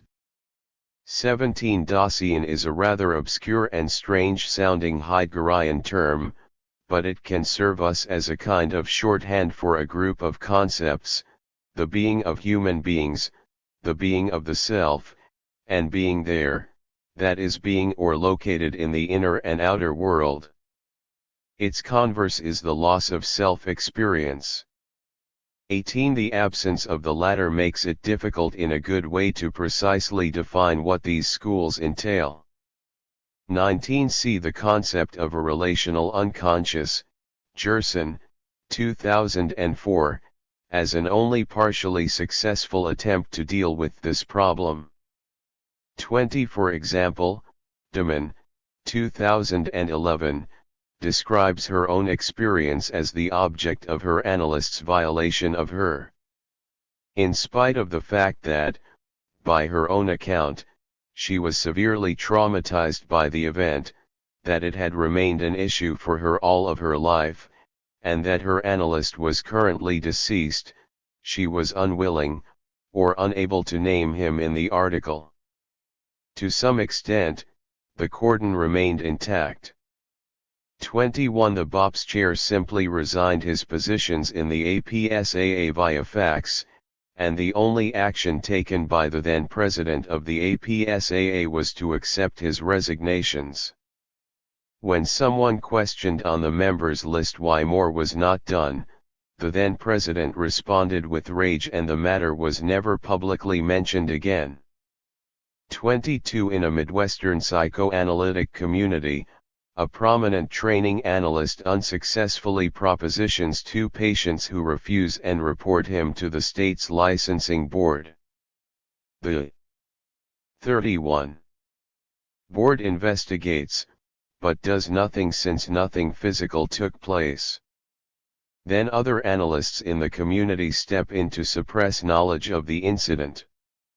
23 However well meant, they signify the student as childlike and immature, and the student accepts that signification. 24 Whether this is a therapeutic regression as it is billed as being or an iatrogenic and pathological regression should be a subject of some debate. I have written about this in the past. Leffert, 2016, and have argued that it is the latter. 25 Tessman, 2011, in her survey of graduate analysts found that 22% were highly unsatisfied with their analyses, 39% were moderately satisfied, and 39% were highly satisfied. The study did not address how the clinical behavior of psychoanalysts, for good or ill, is influenced by their analysts or supervisors. 26 An obvious criticism at this point would be that our patients sometimes respond to us with anger, contempt, or rejection. One must remember, however, that even in these cases, the patient's rage and contempt indicate to the analyst just how important he is. 27 The Klein Wars in the Los Angeles Psychoanalytic Institute occurring in the 1970s, Kirchner, 2009, Leffert, 2010, and the Certification Wars in APSAA, Leffert, 2010, are examples of this. 28 I bracket this because we all know that, strictly speaking, associations are not free. 29 The story of Beth, like all the patients I will talk about, is a composite narrative, drawn from my work with many patients that manifest the essential features I want to discuss. I use this format to protect patient confidentiality. Psychoanalytic authors often write about case material as if they are offering veridical accounts that have evidential value. Neither is correct. In talking about my patients, I do so only for purposes of illustration, not proof, and composites are, for this purpose, as valid as any form of patient narrative. 30 I am happy to admit that my positions concerning frequency of sessions and a distinction between psychoanalysis and psychoanalytic psychotherapy is controversial. Psychoanalysis has become hard to define, with little agreement concerning theory or practice. I do not believe that frequency of sessions, which has emerged into this vacuum, is of any help here. For my purposes, I find that there is a discrete group of patients who are in not analysis. The rest are a highly heterogeneous group for which the distinction is meaningless and relies on artificial identity categories that do not inform our epistemologies. Given all of this, it remains obvious to me that it is extremely difficult, but not impossible, to maintain a psychoanalytic situation in one's weekly treatment. 31 I have discussed this idea at length in the past, Leffert, 2016, chapters 6 and 7, including its rather dubious ethical and medico-legal underpinnings. 32 A panacea is a substance that counteracts illness, preferably all illnesses, and returns the subject to normality. It is named after Panacea, the goddess of universal remedy in Greek mythology. The search for a panacea is as old as humanity. In their time, opium, cocaine, and dopamine were all considered panaceas. 33 The idea of a psychoanalytic frame has been with us for a long time and retains at least some of its value. There has been a postmodern shift in recent years to the concept of interreferential fields of influence, Benjamin, 1988, between patient and analyst making up a psychoanalytic field. I have argued, Leffert, 2010, that it is not necessary to abandon the former in order to enjoy the latter, and that a dialectical constructivist view comfortably retains both. 34 Psychoanalysis is mostly not covered by insurance. If we do a rough estimate based on a fee of $150 per session, low 4 times weekly, we are talking about $25,000 per year, after taxes, give or take. In these times this prices most people out of the market. Out of a wish to work psychoanalytically with patients multiple times a week, some analysts solve the problem by accepting a nominal fee.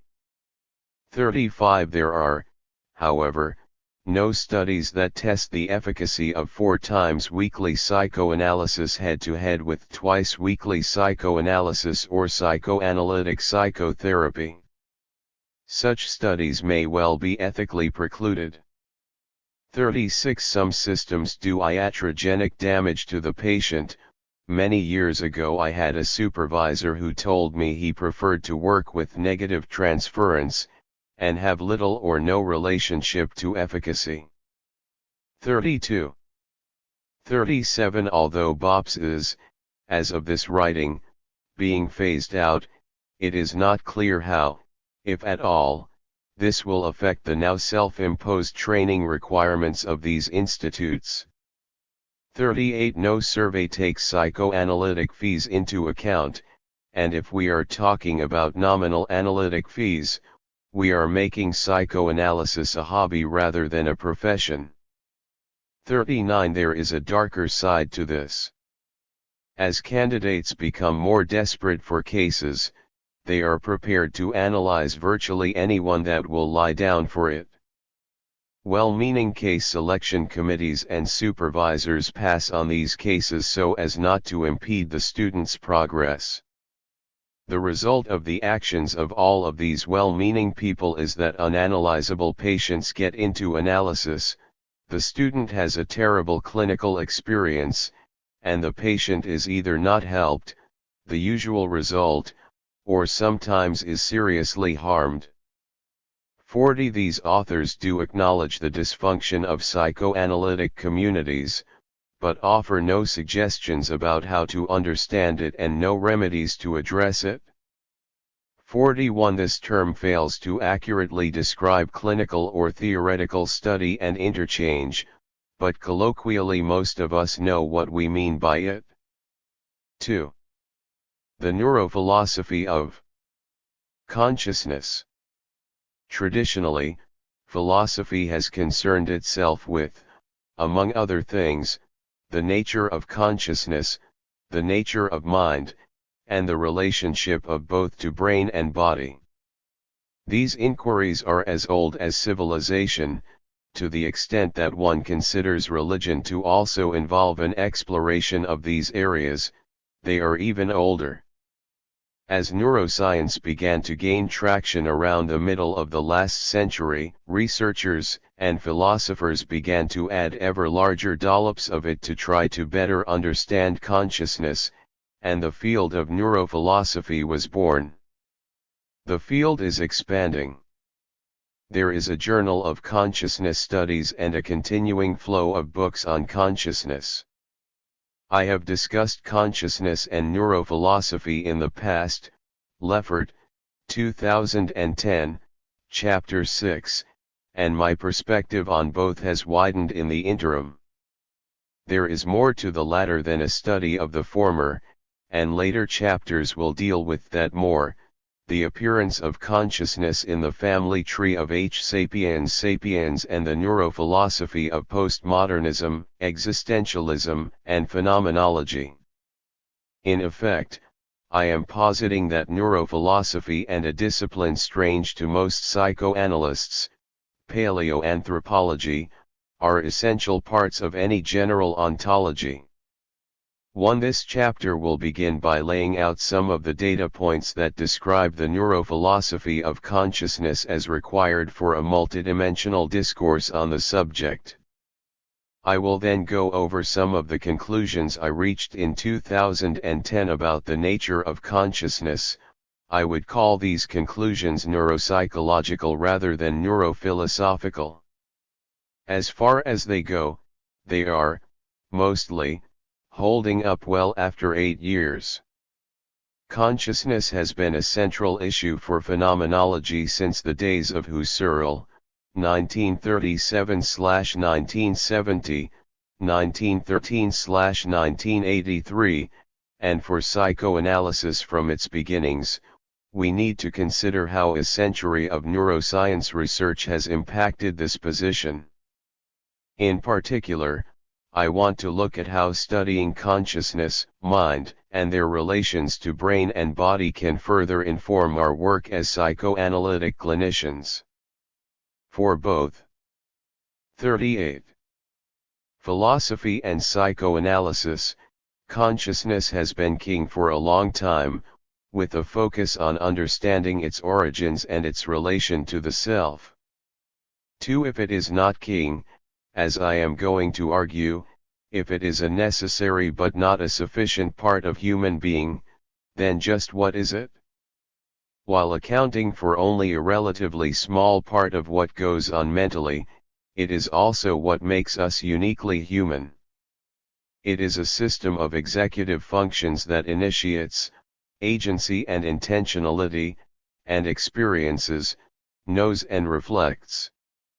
Neuroscience tells us that experience is not in the sole purview of consciousness, an issue that we will need to take up, however much initiation beyond the reflexive certainly seems to be. Orthodox psychoanalysis attempts to adhere to the topographic frame of reference. It defines a system unconscious delineated by repression as by far the more important site of therapeutic action. There is, as I have previously discussed, Leffert, 2010, 2016, no evidence for the existence of either. This is the first of 2 chapters in which I am going to develop a much broader neurophilosophy in contrast to those authors whose object is philosophy as it pertains to a neuroscience, the subject of only the present chapter, cast in terms of a metaphysics of consciousness. Some diverse data points. Data point 1, vegetative states. I began my earlier, Leffert, 2010, Chapter 6, discussion of consciousness with a case illustration. In 1997, a 26-year-old schoolteacher named Kate Bainbridge fell into a coma following an obscure illness that progressed to a vegetative state. 3. Groupman, 2007, ONETAL, 2006, p. 157, and was hospitalized at Addenbrooke Hospital at Cambridge University. By a lucky coincidence, Adrian Owen, a British neurologist, had recently moved there to study PET, positive emission tomography, scanning, and the hospital's neuroimaging center was located down the hall from the neurological intensive care unit. Owen heard about Kate and decided to study her. PET scans reveal increased blood flow and metabolism, showing what parts of the brain are cognitively active, very exciting in 1997. Pictures of Kate's family caused her brain to light up in the same way as such pictures did for normally conscious people, different from the response to random photographs. To avoid the problem of whether the pictures succeeded in capturing her glance, Owen switched to voice recordings and got the same result. The next question was whether the speech had been understood or only recognized. It seems that if you begin a sentence with an ambiguous noun, the self assumes the most common meaning, and if the sentence bears out that usage, the same area of the brain lights up in some vegetative patients and in normal volunteers. If, however, it turns out that the sentence involves a less common meaning, a different area of the brain, the left inferior frontal cortex, lights up to correct the meaning. This too was seen in some vegetative patients and in all normal volunteers. Owen and colleagues, 2006, in an attempt to document the conscious awareness of these patients, wanted to see if they could follow commands to perform 39 complex memory tasks. They asked Kate to first imagine playing a game of tennis, a motor task, and then to visually take a guided tour of her home, a memory task. Again, she performed as did the volunteers. In an accompanying editorial, Nakashe, 2006, attempted to answer the question, is she conscious? He was unsuccessful. 4. Data point 2, the anatomy. As good logical positivists, we are drawn to the idea that any anatomical localization of consciousness broadens our knowledge. Unfortunately, anatomy is not destiny, it promises much, but delivers little. Beginning subcortically and plunging into the brain stem is a tangly, snarly collection of neurons called the reticular formation, RF, which seems to collect information downstream from the brain stem and the peripheral and autonomic nervous systems and connects bilaterally upstream with the nucleus reticularis of the thalamus, NRT, and the intralaminar nuclei, ILN, of the thalamus. From there, connections branch out all over the brain. Leffert, 2010, p. 168. Somewhere in this group of structures, I thought in 2010, we would find the origins of consciousness. Bilateral lesions of even a few cubic millimeters, the size of a couple of grains of rice, in these areas can produce irreversible coma. The anatomy would seem to imply Bogan's, 1995/2003, property of consciousness C, to wit, whatever else consciousness is, without C there can be no consciousness. But it doesn't, not really. We don't know anything about what actually goes on in this area, location and ablation prove nothing. We also know that while this tiny area of the brain is essential to consciousness, relatively large chunks of the rest of the brain can be damaged or removed without affecting it at all. Other authors, Crick and Cook, 2005, Cook, 2012, have taken a wider view of the neural apparatus of consciousness to include not only the thalamus but an adjacent area of the neocortex forming a corticothalamic complex. The complex includes the hippocampus, the amygdala, basal ganglia, and the claustrum. The claustrum is a thin layer of cells located beneath the inner surface of the neocortex. In 2005, Crick and Cook described its function as enigmatic, noting that it is unusual, both receiving and sending out input to almost all areas of the cerebral cortex. More recently, Cook and colleagues, Reardon, 2017, discovered 3 very long-branched claustral neurons in the mouse that completely encircle the brain that seem to connect to most or all of the outer parts of the brain that take in sensory information and drive behavior. Reardon further reports that Cook sees this as evidence that the claustrum could be coordinating inputs and outputs across the brain to create consciousness, p. 15. 40. Consciousness is the product of 2 sorts of brain systems, Blumenthal, 2016, those determining the content of consciousness and those determining the level of consciousness. The former is determined by complex, hierarchically organized bilateral systems that interact intimately with memory, see Tulving, 1983, while the latter influences all of these functions through the regulation of alertness, awareness, and attention. The consciousness system involves the complex interactions of disparate parts of the brain. It involves the collective activity spread bilaterally across the association areas of the cerebral cortex that determine the level of consciousness. 5. The brain self-organizes into shifting parallel distributed processing networks, McClelland and Rumelhart, 1986, Rumelhart and McClelland, 1986, of neurons. These networks V for attention, Muransek, Gazzaniga, and Miller, 2016. When the activity of one or another of them is boosted to a sufficient level of activation, an admittedly inexact concept, it enters consciousness and remains there until it is superseded by another parallel distributed processing, PDP, network.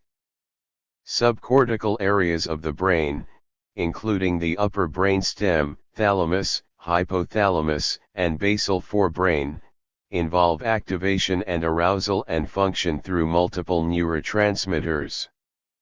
There is widespread disagreement concerning the relationship of attention to consciousness, Blumenthal, 2016, with some authors considering them dissociable while others consider them identical, and still others take differing positions in between.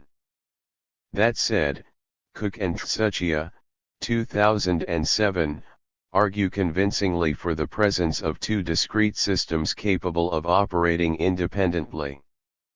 Somehow, these systems come together by a process termed binding, Singer, 2001, that yields a unified experience of consciousness. As yet, these findings have only limited clinical relevance, except that when these connections are damaged they lead to a fragmented experience of consciousness called simultagnosia. What is important for our immediate purposes is that the structure of these areas of the brain is, for the individual, uniquely affected by experience and development, so that, although consciousness has shared components of experience, the experience of consciousness is also different for each of us, Kuntzendorf and Wallace, 1999, a point that is mostly ignored. We will return to it presently. Data point 3, split brains. The central nervous system, like most of the rest of us, manifests bilateral symmetry.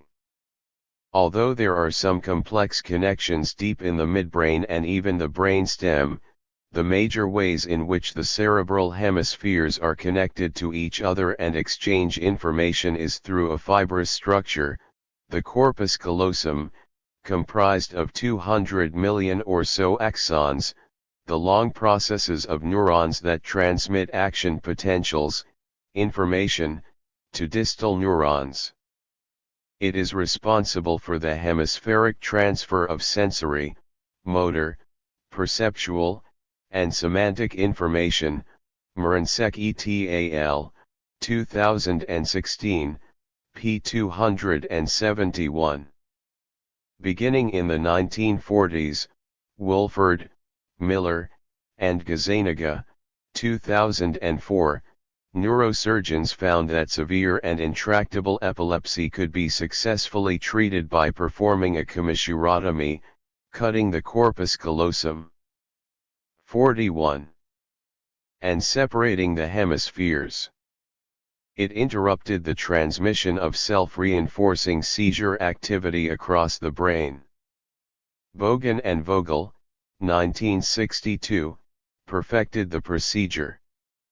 Their patients who now had, in effect, split brains appeared to function quite normally.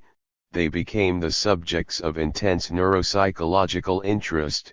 Gallon, 1974, Wolford et al., 2004.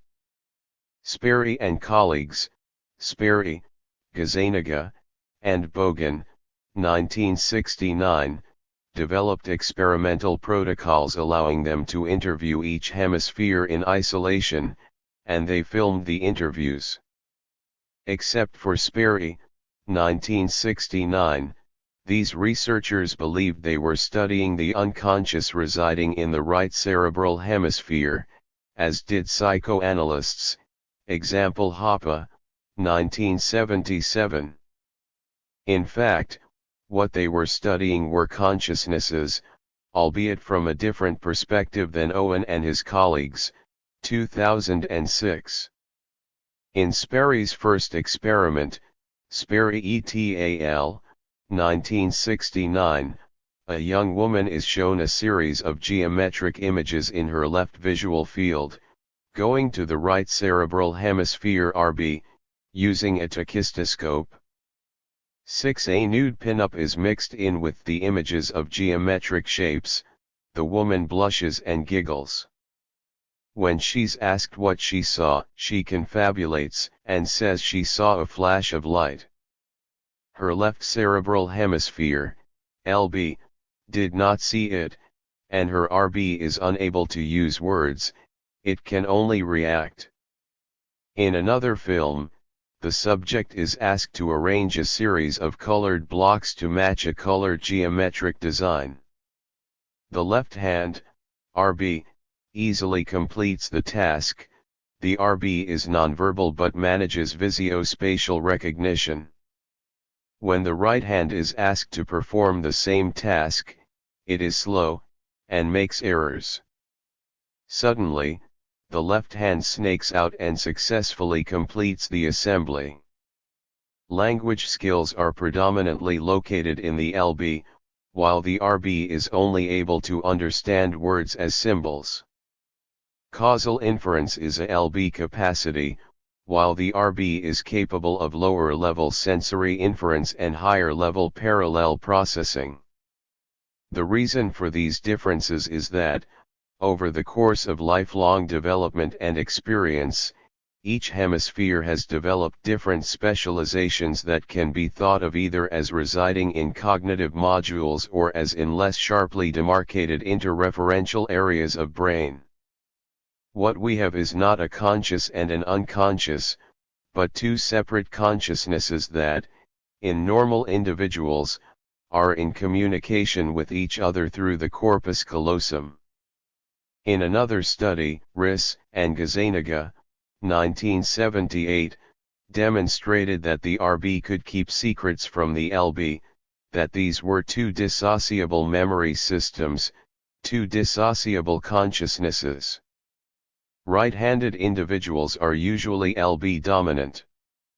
The consciousness of the self is thus divisible, yet split-brain individuals still experience a unity of self even when it isn't there.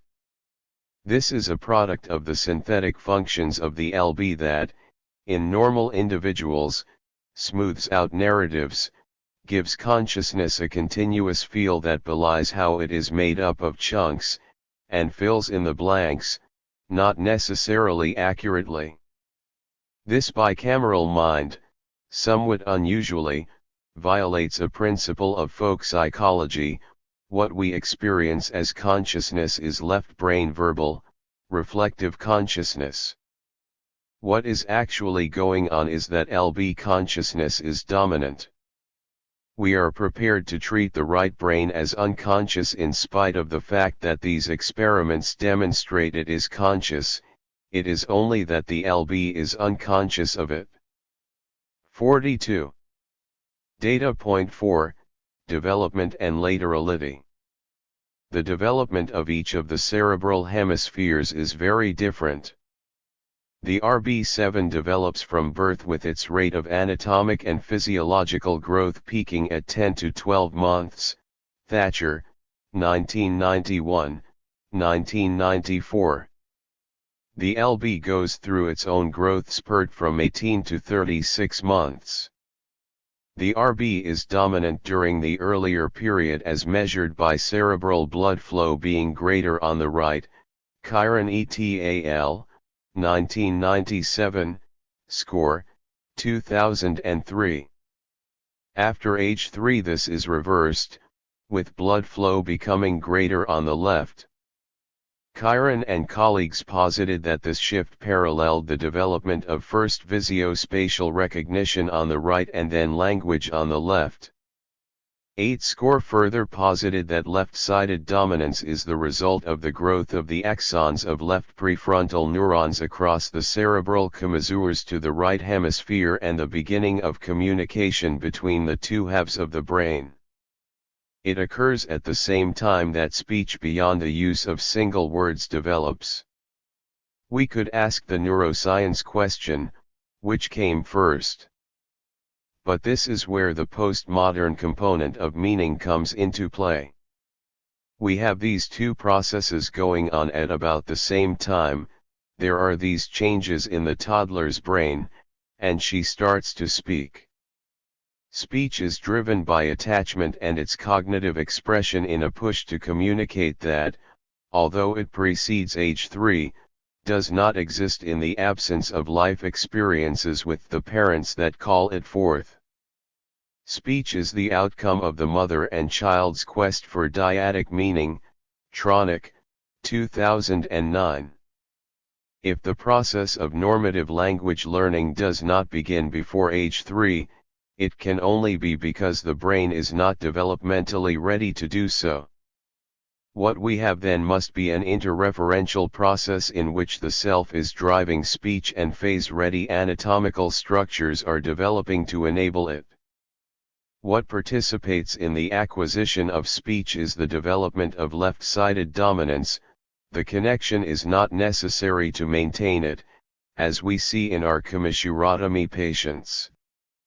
The question we will want to ask later, in Chapter 4, is how the advent of language affects consciousness. We know other things about how the hemispheres differ from each other. The LB thinks slowly, taking seconds or longer to reach a conclusion, and serially processes information. It burns a lot of calories doing so. The RB operates very fast, 2 millisecond, give or take, using parallel processing. It is energy efficient, the Prius of consciousness. Why have such a system at all? Bars, 1993/2003, asks that very question in a paper entitled, How Does a Serial, Integrated and Very Limited Stream of Consciousness Emerge from a Nervous System that is Mostly Unconscious, Distributed, Parallel, and of Enormous Capacity? The answer, it seems, comes independently from an analysis of computer design. If you are designing a computer to handle the largest and most complex of problems, you require a global workspace architecture that turns out to mimic the bimodal LB-RB architecture of the human brain. We also know that although the LB experiences its consciousness as continuous and serial, that is not the case. It is a broken chain, with discontinuities, often experiencing many epiphanies as ideas pop into it from the RB. It makes use of a synthetic self-function that creates the experience of continuity, and its absence, or interruption is at least disconcerting. There is evidence for this. Nisbet and 43. Wilson, 1977, in a now classic study proved that preferences, biases, and choices are not accessible to LB consciousness. They first asked their subjects about their judgments or explanations of a series of events they were exposed to. They readily supplied the information. They were then asked how they had come up with them. They readily supplied this information as well. It took, however, relatively little inquiry to determine that these were ex post facto explanations and that these LBS had no idea how they had reached their conclusions. This was not an unconscious process, it was simply a parallel RB process that fed the decision to the left. In terms of the concepts we are about to discuss, such decision-making draws on affect-rich interactive algorithms. Decision-making under conditions involving uncertainty employs cognitive shortcuts called heuristics and biases, Tversky and Kahneman, 1974/1982, that I have previously discussed at some length, Leffert, 2016. 9. They function on the level of what is called anoetic memory. We will talk about this term shortly. It is possible to become self-knowing about these processes. One can learn to attend to how and when such ideas pop up, seemingly out of nowhere. In other words, it is possible to change one's consciousness by reflecting on it. Data point 5, Unconsciousnesses. No discussion of consciousness can be considered complete without dealing with its relationship to what isn't conscious. I have written, Leffert, 2010, Chapter 5, 2016, Chapter 4, at considerable length about the nature of unconsciousness. I have offered systematic critiques of the existence of a dynamic unconscious separated from consciousness by a process called repression that cannot be shown to exist, Willingham and Pruce, 1995. As Holmes, 1990, put it, despite over 60 years of research involving numerous approaches by many thoughtful and clever investigators, at the present time there is no controlled laboratory evidence supporting the concept of repression, p. 96. That such critiques have proven unpopular goes without saying. Some majority of psychoanalysts and psychotherapists maintain at least implicitly that bringing unconscious things into consciousness through the undoing of repression is a significant, perhaps the significant, source of therapeutic action. What I have argued for instead is that, phenomenologically, there are many different, interreferential kinds of unconsciousness, and what I would argue for now is that there are also many different kinds of consciousness. What we are after therapeutically, I would posit, is not moving some contents from one category to another, but rather an expansion of our very being that is entailed in a comprehensive search for meaning, Leffert, 2017, Chapter 2. This is a major focus of therapeutic action. Tronick, 2009, argues convincingly that what therapy is mostly about is dyadic meaning making that, involving multiple levels of mind/brain function, establishes a polymorphic and polysemic flow of meaning. In applying his work to things conscious and otherwise, Tronick moves from neuroscience into philosophy, implicitly becoming an ontologist of consciousness. He defines meaning as biopsychological, as I would define it as biopsychosocial and located in the self, Leffert. 44. 2016, Chapter 1. Meaning is created or co-created in a state of consciousness, where Tronick defines a state of consciousness as a dynamically changing biopsychological state integrating biological and psychological meaning, purposiveness, and intentions made at every level and site of operation in the organism from physiology to awareness, p. 94. The changes have to do with what are polymorphic states of being, of consciousness, and unconsciousness that occur in the biopsychosocial self. If we try to deal with them as identity categories, as have philosophy and psychoanalysis to date, they break down if one is serious about observing what goes on in the self. If we rather treat the self as a holistic system, it is ontologically permissible for all these things to come and go, flit in and out of consciousness, manifest physical, neurochemical states of being, and constitute a sheaf of being and difference. Derrida, 1978, Progressing Through Time. Data point 6, different kinds of memory, different kinds of consciousness. If these were not already enough different ways of describing consciousness, there are also different kinds of memory and different kinds of consciousness to go with them. This observation brings us to neurophilosophy. Going back to 1983, Indel Tulving defined three memory systems, in ascending order: the procedural, the semantic, and the episodic. As he puts it, Tulving, 1985/2003, procedural memory is concerned with how things are done with the acquisition, retention, and utilization of perceptual, cognitive and motor skills, p. 580. Van der Kerkhove and Panksepp, 2009, argue that knowledge, knowing, is largely comprised of raw affects, the extents of which are underestimated by most authors. Procedural memory, then, is not just the stuff of riding bicycles, an outcome of systematic motor learning, largely on a spinal level, but also involves effectively primitive ways of knowing self and world.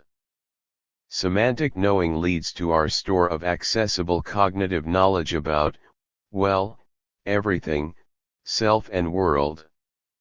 The knowledge is fact-based, not event-based. Semantic knowledge, example the world is flat, is not necessarily accurate knowledge. Episodic knowing involves the memory of past events, that is, narrative, self-reflective memory containing event-based knowledge. Tenet 2 need not be correct, it is capable of errors, Shatter, 1996, and it can house fantasies or stories. Errors or fantasies can result from internalized systematic errors in judgment that can flow from psychopathology.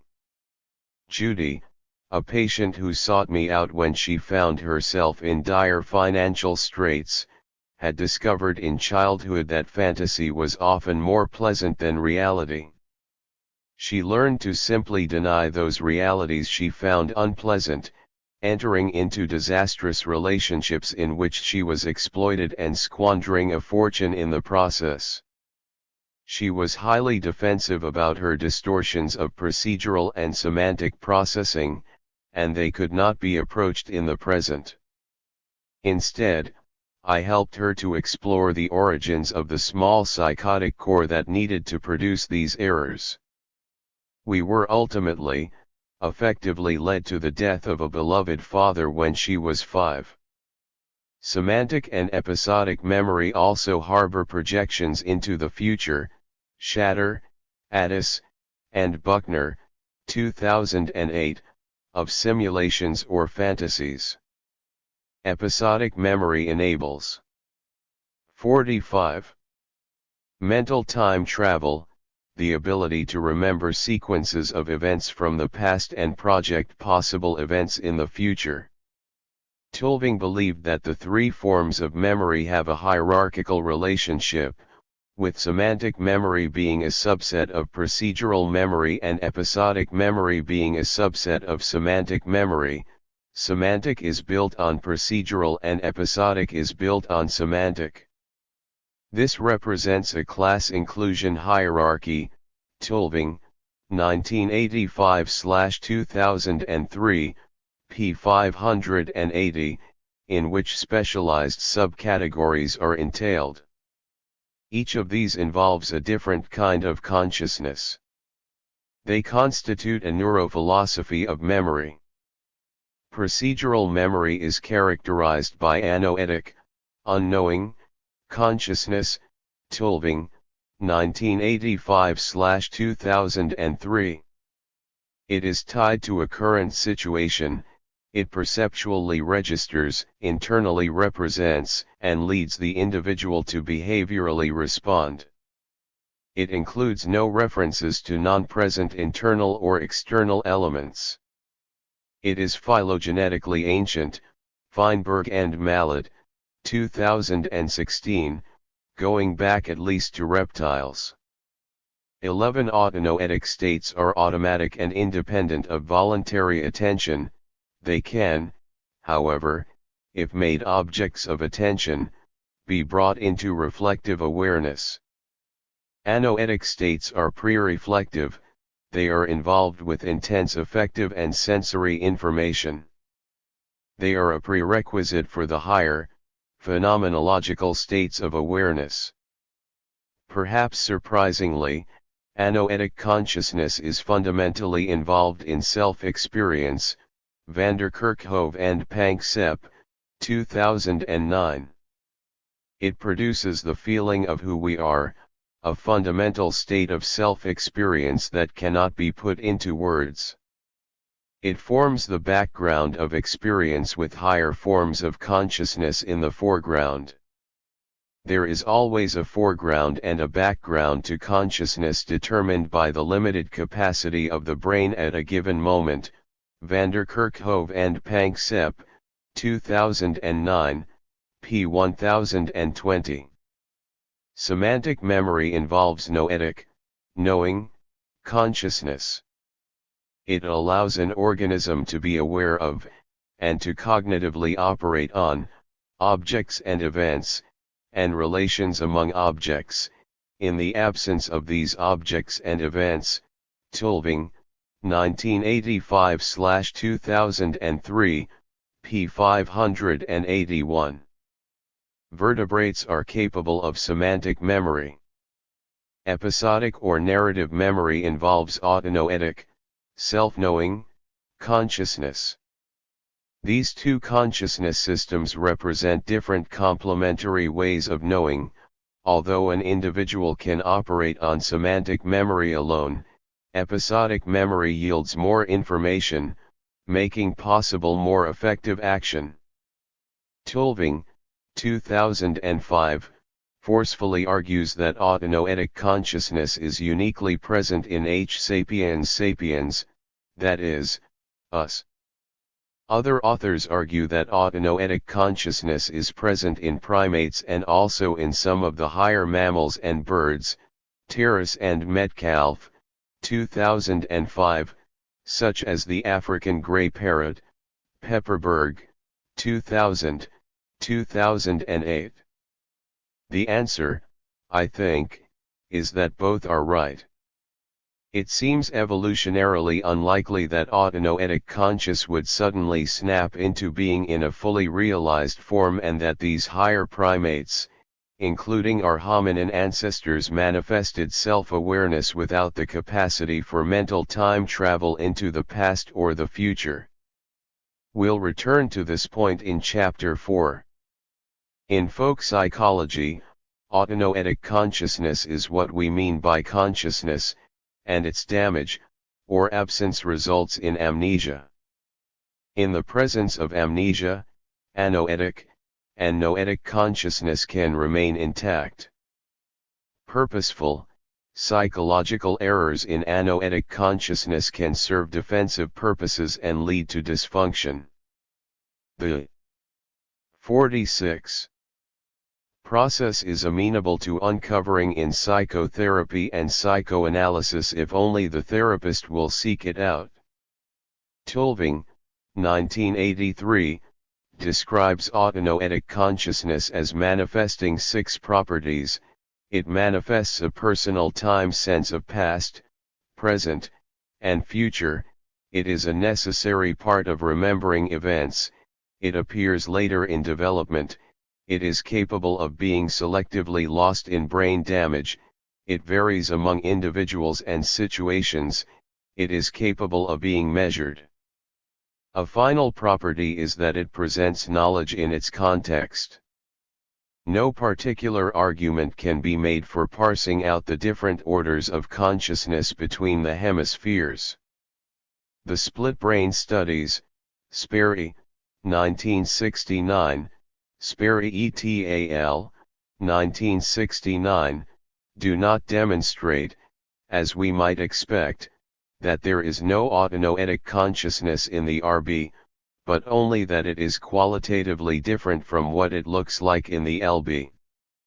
Indeed, some studies, Keenan, Wheeler, Gallup, and Pasqualeone, 2000, localize autonoetic consciousness in the right hemisphere, but others, Tulving, Capper, Craik, Muscovich, and Howell, 1994, demonstrate that, while it exists in both hemispheres, the two must work together to accomplish encoding and retrieval.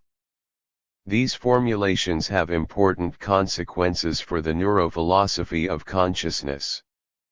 They describe a dynamic, interreferential flow of memory through these systems. Unfortunately, this is not so for many authors who prefer to think of things by sticking them into categories rather than the harder alternative of understanding them, as we are trying to do, in terms of general systems theory, GST, Laszlo, 1972/1996. We like to feel at home with, name things, believing that the very act of naming creates knowledge and endows the namer with power. Sadly, the latter is often the case within social systems, example McCarthyism. Elements of systems can exist at the same organizational level or can be nested one within the other without involving the attempt at boundary making inherent in defining identity categories.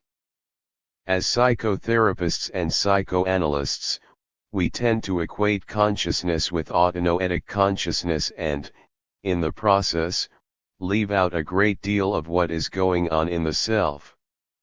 As we have discussed, problems in anoetic and noetic consciousness can both arise from and cause psychological dysfunction. This broader understanding of the different sorts of consciousness enables us to better understand outpatients' problems with affective function and suffering, as we saw with Judy. Phenomenologically, the experience of these systems in operation is very different. We can consciously deploy procedural memory, but if we try to know it, like the famous centipede being struck motionless when asked how he manages to walk, we usually fail. Anoetic consciousness is phenomenal, it is what it is. It is noetic and autonoetic consciousness that are phenomenological, they put us in touch with the things themselves. Husserl, 1937/1970, 1913/1983. We can know the past either noetically or autonoetically, they are different kinds of knowing. Thus, I know that John F. Kennedy was assassinated by Lee Harvey Oswald on November 22, 1963. But I also know that I heard about John F. Kennedy being assassinated by Lee Harvey Oswald on the radio after attending a physics lecture. It was a terrible lecture, and feeling lost for hours afterward. The information that Kennedy was assassinated can be retrieved noetically without retrieving the 47. Autonoetic memory. Adaptively, why develop autonoetic consciousness at all if we already have procedural and semantic knowing? The answer is that autonoetic consciousness accesses much more complex contextual information about outworld, the people that inhabit it, and how to best dwell with them in it. It enables us to engage this complexity and to function more effectively in its presence. It seems likely that autonoetic consciousness had to evolve to handle increasingly complex social situations. The procedural, the semantic, and the episodic are different, interreferential kinds of consciousness that interact to form multidimensional states of being. Putting it all together, elements of a successful theory of consciousness. If consciousness remains the hard problem as it has been described, it is one that is very much defined by a group of ontological parameters. Although there is a massive literature on the subject, including at least 2 journals devoted to it, authors often do not much take this into account in formulating a theory of consciousness. The result is that at some point theorizing trails off into opinionating. A related problem is that what they call neurophilosophy is sometimes neither. In these cases, it is only a theory of consciousness based on applied neuroscience. As Dehenny and Nakashe, 2001, observe, the phenomenology of an adequate theory of consciousness must allow for 3 things. A considerable amount of what goes on in the self can take place without consciousness, attention is a prerequisite of consciousness, and that consciousness is required for some specific cognitive tasks including durable information maintenance, novel combinations of operations, or the spontaneous generation of intentional behavior. P1. Complexity. Complexity theory, Leffert, 2010, chapters 3 and 6, is the friend of consciousness theorists. Even though I have not found anyone writing about it, hopefully this will change. The biopsychosocial self is a complex system. Complex systems have properties that are of great interest to us. Although some of their properties can be found in the sum of those of their component part, others cannot.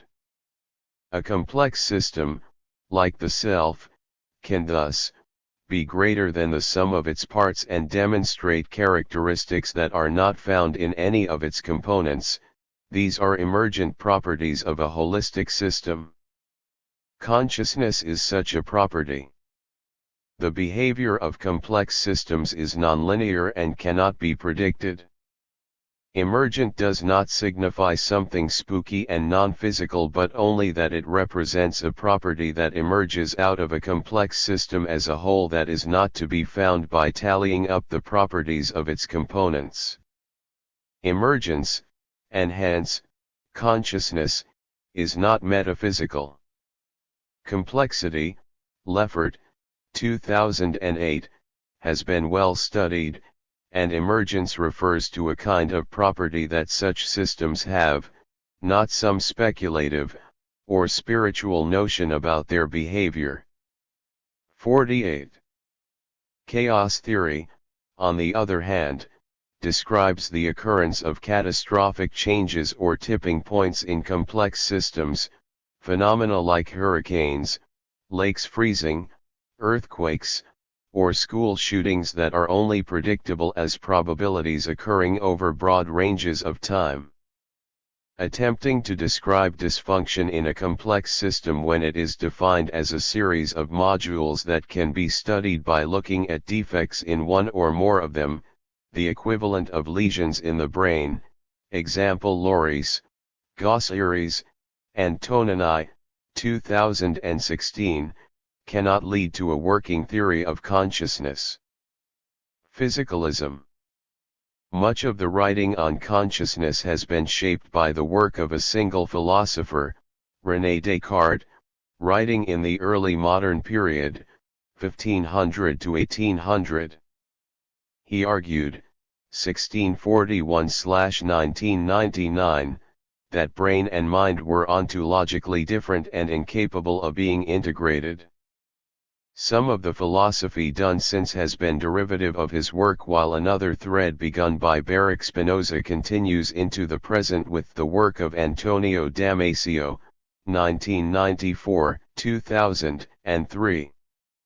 As Damasio, 2003, puts it, Spinoza, 1676-2011, posited, in contrast to Descartes, that both the mind and the body were parallel attributes, call them manifestations, of the very same substance, p. 12. Descartes remains alive and well.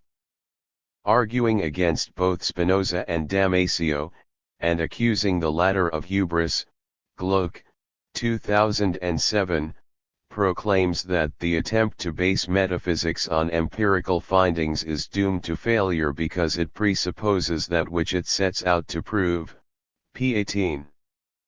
He argues that neural monism is only a possible solution to the mind-body problem, but it cannot be proved with empirical evidence. Damasio, in keeping with the mass of contemporary work on the neuroscience of consciousness, argues for a neural basis of mind. While I certainly support this position, as do the neural lesion arguments that necessitate the connection, I am after bigger game. Damasio remains vulnerable to the critique that, since we are unable to measure consciousness as opposed to its neural correlates, it cannot be understood in physical terms. In other words, if we are unable to measure consciousness, only to track the electrical activity of the brain that accompanies it, then how can there be a physical thing called consciousness? There is an answer to this question that escapes these authors. It is another question: how do you know you can't measure it? We only know that you can't measure it now. 12. We take for granted our ability to measure all kinds of things that we were unable to understand or measure in the past: body temperature, blood pressure, Higgs bosons, the list is endless. Consciousness can thus be a physical property that we are unable to measure now, but we should be able to measure it in the future. Indeed, P.S. Chitchland, 1986, argues that neuroscience is still in its infancy and we could be facing centuries of work in order to understand the brain and consciousness. As P.M. Chitchland, 2002, rather elegantly put it, consciousness, almost certainly, is not a semi-magical sick glow emanating from the soul or permeating spooky stuff, p. 2. Casting the argument in philosophical terms, it involves a clash between neuropragmatism and metaphysics. The former proposes physical answers to questions of 49. Consciousness that are discoverable if not yet discovered, while the latter insists that the questions cannot be answered at all. Put still another way, physicalism is an argument for the existence of natural answers to the question of consciousness as opposed to supernatural answers. In making this argument for physicalism, a physical explanation for consciousness, we must also consider that such an explanation could apply to the mental or the psychic in, at the very least, other animals. Strawson, 2006, indeed argues for the extreme view, positing that physicalism entails panpsychism, that anything could have psychic properties. We will just have to see. There is an important corollary to the concept of physicalism. Metaphysics has been considered a higher form of reason and inquiry, even though it traces its name to the hodgepodge of subjects that a first-century translator of Aristotle placed after Aristotle's first book, the Physica. Now, physicalism is about the physical. Those things, like consciousness, for which we do not yet have physical explanations, are in a kind of holding pattern. While we await these explanations, they remain the subject of a lesser form of discourse, metaphysics. Consciousness as workspace. If we are going to look at consciousness from a cognitive science, emotion and affect as well as thought are definitely included here, perspective, then it can be said to define a cognitive workspace within the self. Unlike so many other mental properties of the self, it could be said to reside in the brain. Dehaney and Nakashe, 2001, posit that the mental and neuroanatomical architecture that is capable of fulfilling our requirements for a theory of consciousness is of a global neuronal workspace. This approach to understanding consciousness involves the use of cognitive modeling, how do our brains do it, of how neurons connect particular areas of the brain with their functions documented with imaging studies. These studies, Dehaney and Nakashe, point to the prefrontal cortex and anterior cingulate gyrus as the location of this workspace, not a surprise, really, based on what we already know about cognition from functional imaging studies. Crick and Cook, 2005, building on Dehaney and Nakashe's work, posit that the claustrum provides the connecting links joining these areas of the brain, where it is easy to assemble the cerebral architectures associated with objective, measurable, events. Raising the left arm, for example, consciousness involves introspective, subjective data, which are inherently messy and sometimes in error. To posit such assemblies, we must move from scientific objectivism to phenomenology. The latter allows us to continue to observe consciousness objectively even though our data are ontically subjective. Although we can employ cognitive psychology and neuroscience as tools for understanding consciousness, we still require a neurophilosophy of being to make the most of our observations. This should not be construed as a shift away from the physicalism we discussed above. We should not, as Dehaney and Nakashe, 2001, observe, treat phenomena like visual hallucinations as parapsychological evidence of spirits or ghosts, but 50. Rather as physical properties of a broken brain that we already understand to some extent. The PDP model of consciousness posits that there are a number of, perhaps many, distributed processing networks of neurons competing for attention. When a problem or a question appears, input specialists, Bars, 1993/2003, such as perceptual systems compete for access to the global workspace. When they gain access, broadcast neurons shop the problem out to the mind/brain where they sometimes find parallel networks already in place capable of addressing. If such networks do not exist, a vast parallel assembly is set loose until an effective network is constructed. The intelligence of the system lies not in the workspace, but in these wider organizations of the mind/brain. When one is recognized, it occupies and takes over the workspace of consciousness and forms a self-sustaining loop until another more urgently needed network displaces it. Greenfield and Collins, 2005, posits that there is such a vast assemblage of neurons across the brain for each experience of consciousness. It assembles, synchronizes, and then disbands.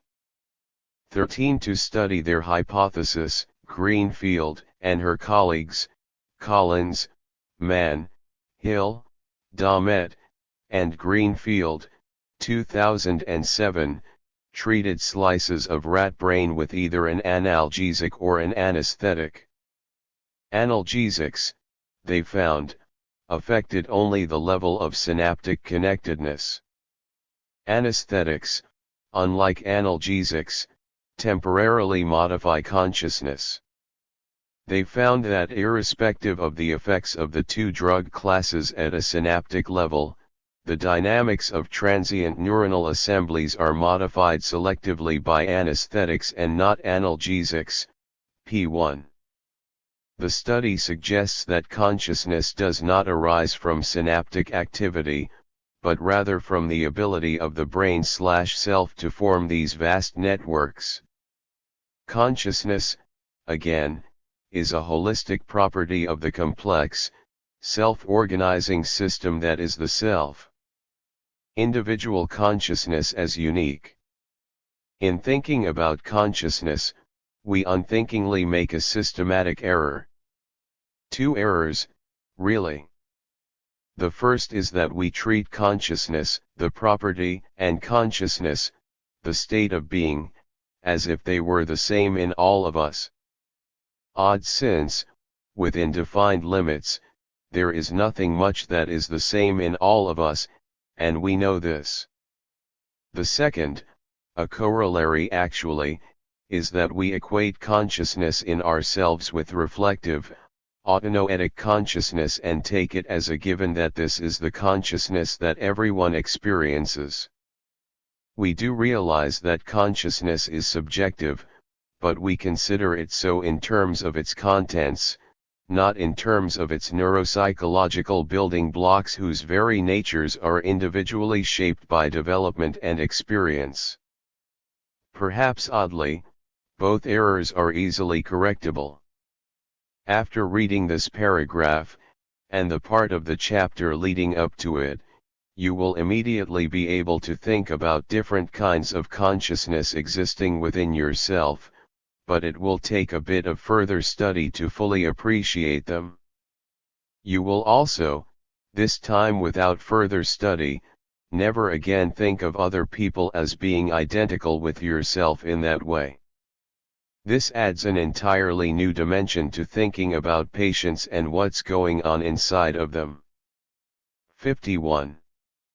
This is, in fact, a discussion of the neurophenomenology of consciousness, the nature of its being within the self, in relationship to other, and to world. 14. Most researchers, example Kuntzendorf and Wallace, 1999, working in the field of individual differences in consciousness do not treat the problem in this way. Rather than consider the very being of consciousness, they look at these differences in terms of psychopathology or idiosyncrasy. While these differences certainly exist, phantom limbs, colorblindness, hysterical paralysis, depression, and the like, and are more easily studied, they are not what we're talking about. It is not that we aren't interested in pathology and difference, because we are. For example, the amount of time spent in a self-reflective state varies enormously with the individual, from almost always to almost never. These individual differences have never been quantified or studied, yet they have clinical relevance. Many of our patients spend a great deal of time in a state of autonoetic consciousness. The time is spent thinking rather than doing. There can be many reasons for this: a defense against anxiety, obsessional disorders, a form of disassociation. Such thinking is often circular, occurring in fixed cognitive loops leading nowhere. Roger, a patient now in his 40s that I have discussed elsewhere, Leffert, 2013, 2016, at considerable length, spent much of his time in self-reflection. This could be productive, leading to further understanding of himself, or circular. Either way, it interfered with his ability to become engrossed in world and relationships. In offering him an interpretation along these lines, I aimed for a shift in this way of being. One can also properly guide a patient into self-reflection when he does not manifest it, An equally difficult task. There is also a risk here that we don't attend to. An analysis or therapy tends to emphasize reflection. Although very useful for patients who appear seeming to lack a capacity for self-reflection, patients who are too much in that state may inadvertently be encouraged to stay there, intensifying rather than lessening the procedural influences on them. The concern then, one of the goals of therapeutic action, is to help the patient out of this state of being. The issue of, for lack of a better word, overdoing things clinically is not one that has been much considered. I have previously discussed, Leffert, 2016, 2017, it in connection with treating post-traumatic stress disorder. Some amount of immersion in the trauma is necessary and therapeutic, but beyond a point that must be determined individually, it only serves to more firmly cement it in place.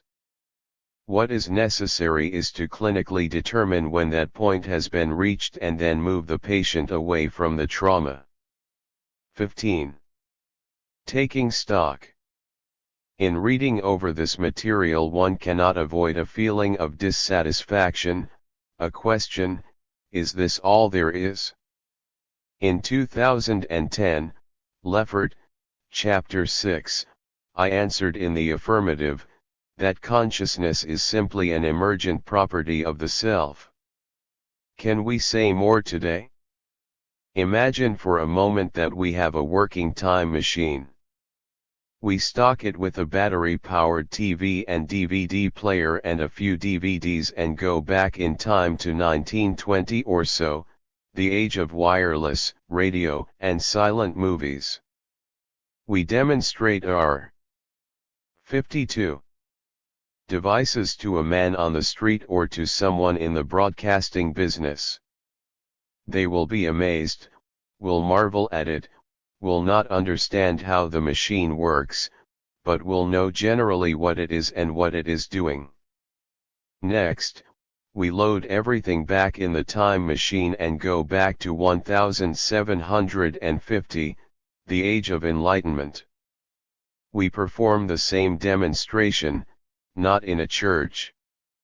This time they will be more amazed and anxious, but they will know that this is a man-made device, a machine, that shows pictures, and projects language and music. Back in the time machine.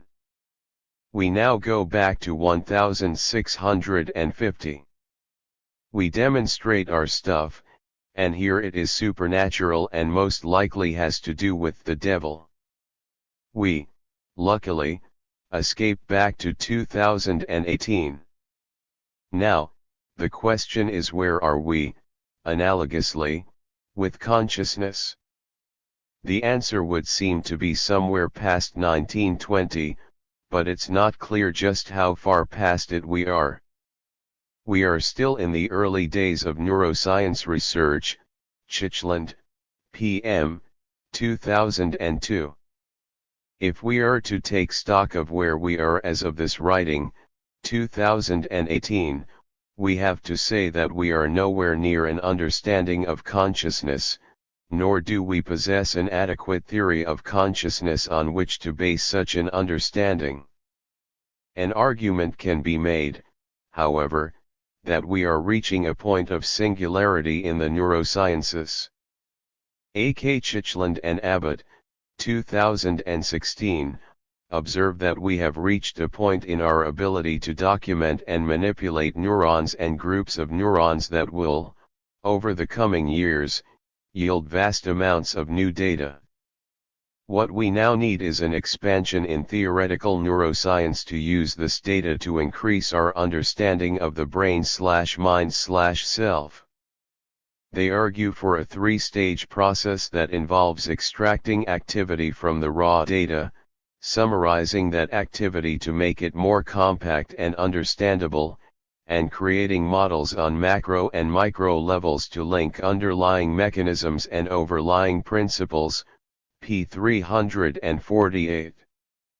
As Patricia M. Chitchland, 2002, posits, we can approach the problem either directly or indirectly.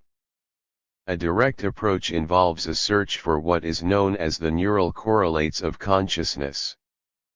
Patricia M. Chitchland bases it on what she calls Crick's assumption: there must be brain differences in the following two conditions. 1. A stimulus is presented and the subject is aware of it, and 2. A stimulus is presented and the subject is not aware of it. p. 136. Experimental approaches are then directed at documenting and localizing the functional neuroanatomical difference in the brain when the two states are compared. A.K. Chitchland and Abbott, 2016, are suggesting that there might now be considerable hope in the success of such an approach. Patricia M. Chitchland's, 2002, indirect approach goes at the problem very differently. It identifies a variety of functions of the self: attention, short-term memory, autobiographical memory, self-representation, perception, imagery, thought, meaning, being awake, and self-referencing, all of which would seem to be connected to consciousness in some way, pages 156 to 157. The indirect approach proposes, in effect, that, once we understand the neurobiology of these diverse functions and states of being and the relations between them, a theory of consciousness will pretty much fall into place. She posits that once we have such a robust theory of brain function, we will then possess the means to develop a successful theory of consciousness indirectly. 53. Problems remain. Although the direct and indirect approaches taken together offer an overall plan for pursuing a theory of consciousness, we don't have a sense that success is close or yet on the horizon. It's not clear, however, that this is even what we are looking for. The problem may be that what we are really pursuing is a subjectively satisfying theory of consciousness. Consciousness is so important to us that we are looking for something comprehensive that we don't even understand. This is a very different sort of problem, one that involves the being of human beings, Dasein, and takes us partly beyond the realm of neuroscience into the realm of phenomenology. Consciousness and its neurophenomenology.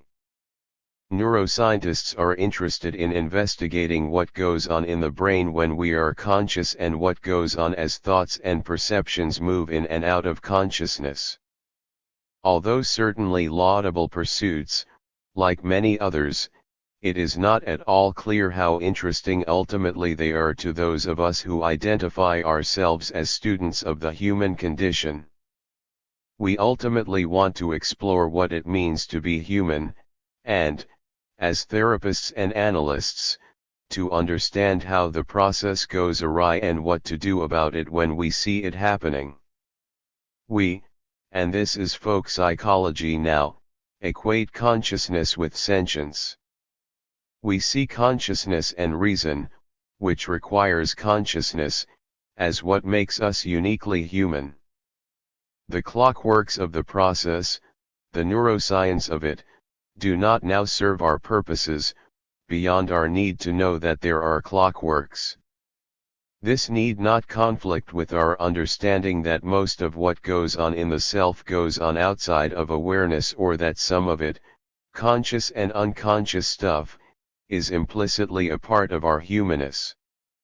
Neuroscience can contribute to our understanding of these problems, but it cannot, at least for now, solve them. A.K. Chitchland and Abbott, 2016, offer a very thoughtful account of how it can do so, but the problem remains philosophies to solve. Taken together, then, what we are after is a neurophilosophy of consciousness. To argue that right now neuroscience, the study of the claustral neuronal axons that surround the mouse brain, for example, doesn't help us to answer the questions we care most about should not be allowed to lead us down the path of breaking the two apart.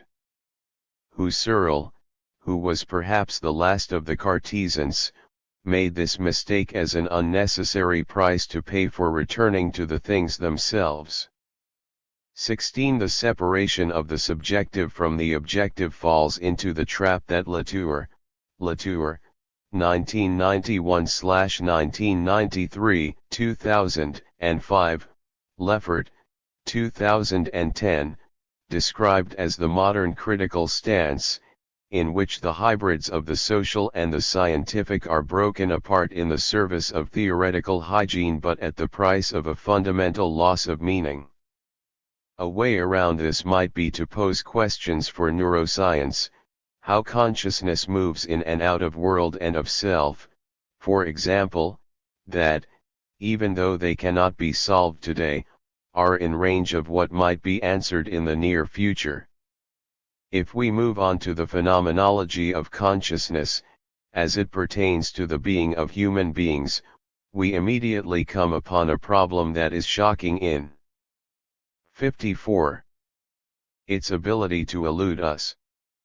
Looking at humans in general, we find vast differences in the nature and kinds of consciousness that they display, how they experience being conscious, and the states of consciousness that they spend time in. How, for example, an average voter comes to choose a candidate in an election, bearing in mind Nisbet and Wilson's 1977 warning that they don't consciously know. To perplex us still further, it is necessary to acknowledge that neuroscience offers no explanation for these differences. They include taking into account such parameters as the amounts of time spent in Tulving's 1985/2003, various states of consciousness, the nature of being in each of them, and the presence of emotion, Panksepp and Bivan, 2012, in consciousness. If we approach these differences simply as things in themselves, Husserl, 1937/1970, we can investigate them in individuals therapeutically and in ourselves. At the risk of repeating myself, consciousness is a phenomenal property of the self, the biopsychosocial self, and not of mind or brain. Some phenomenologists, Melnick, 2011, argue that consciousness exists in and through the whole body. But they also argue, erroneously I believe, that it is not located in the brain and that the brain is simply a generating organ of consciousness. This return to a Cartesian separation of mind and body, embodied consciousness in 21st century language, is both unnecessary and counterproductive. To put it more simply, why can't it be both? A central element in the phenomenology of consciousness that pure neuroscience doesn't deal with is time. Heidegger, 1927/2010. Consciousness is inhabited by time on two levels. One has to do with inherent timescales in semantic memory and narrative memory of the past, the projection of time into the future, episodic simulation of future events shatter et al., 2008. Our sense of when things are going to happen. The other is the sense of time elapsing in the moment of consciousness. These are all experienced subjectively, loosely connected to histories, written and narrative and semantic, calendars, and watches in the world. Consciousness lacks the little time stamp unwinding in the corner of the screen of a video camera. Husserl would signify this multimodal presentation of time by enclosing the term in brackets, as he does with all terms that have complex and often controversial definitions, and referring to it as phenomenological time, the measure of an object's duration. The phenomenological timestamp that does exist is our awareness, or denial, of the finiteness of life, that is, of death.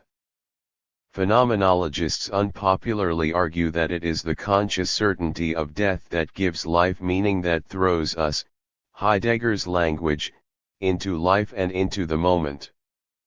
Its opposite is conscious denial of death, embodied in the unconscious fantasy of immortality, a fallen state that treats death as an idiosyncratic event. Consciousness is interpersonal. Nearly everything we have said about consciousness so far, with the exception of some brief comments on discourse, has been from the perspective of the individual, discussed in isolation. There are inherent limitations in such an approach. 55.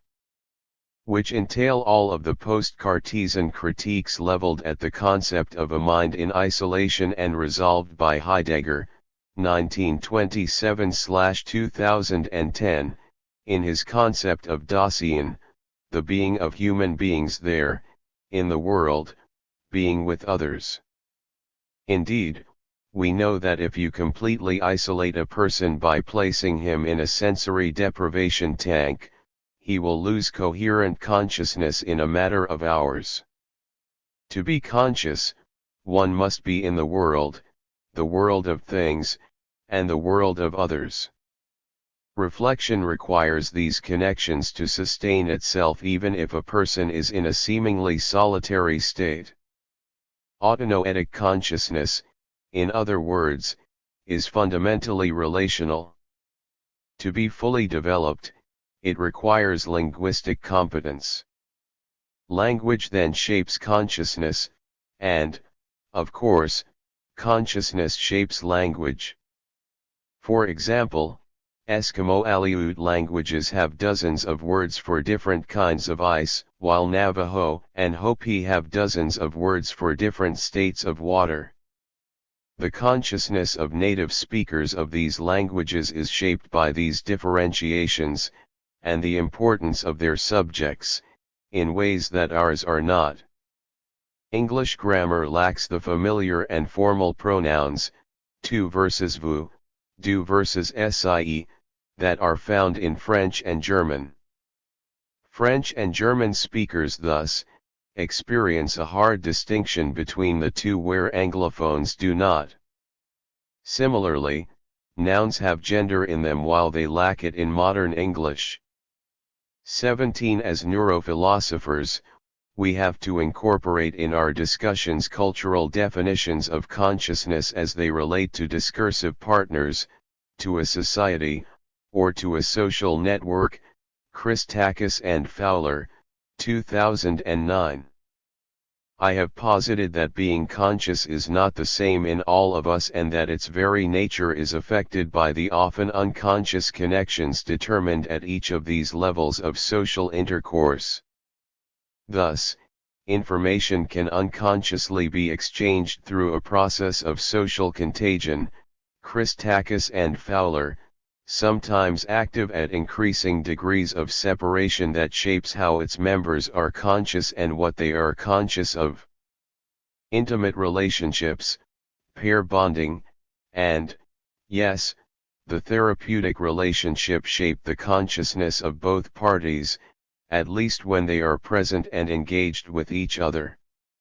We know that the mirror neuron system, Iacobini, 2008, furnishes the mechanism by which this mutual influence takes place but have no specific knowledge about how it gets into consciousness. We also know, even if we don't think about it much, that societies profoundly influence, Erickson, 1950-1963, how people are, their being, and what and how they consciously think. Understanding all of these requires phenomenological investigation supported by neuroscience research. This brings us to the most recent and perhaps the least understood event in the evolution of consciousness, the advent of social media in human ontology. The numbers of us who have experienced the dawn of this age and lived in the times before it is trending towards zero as more and more of us appear on the scene who have known nothing else. Although the process began with emailing, it was the introduction of the cell phone that changed our existence forever. Cell phones provide instantaneous connection to the world of information and the world of others.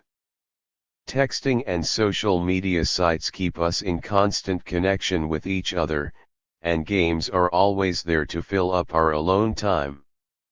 Social media are being exhaustively studied, but it is not clear that the studies will offer the phenomenological investigations we need.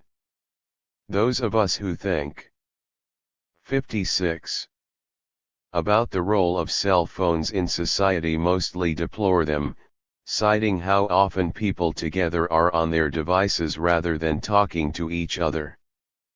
Further consideration reveals how people who are on social media a lot experience similar kinds and levels of emotion but are mostly unreflective about what is going on. That is, less time is spent in a state of autonoetic consciousness. The question that is left in all of this is that if it is so deplorable, why do people crave it so, a craving that exists across cultures? One could argue, I suppose, that it's because it's an addiction, like tobacco or food. Although one can't argue the null hypothesis here, it is simpler to say that people like being connected. A young woman wants to tell all her friends that she has tried a new candy bar, so she posts it on her Facebook wall. People have, in effect, elected to become cyborgs but with no implantation necessary. Can anyone doubt that such implants are far away? The great majority of us simply do not want to be conscious of being alone if we don't have to. We really can't say what this will all look like in the decades ahead beyond saying that the bonds that hold social networks together will continue to be strengthened. The phenomenology of emergence. To return to our starting point, consciousness, looked at ontologically, is an emergent property of the complex system known as the self.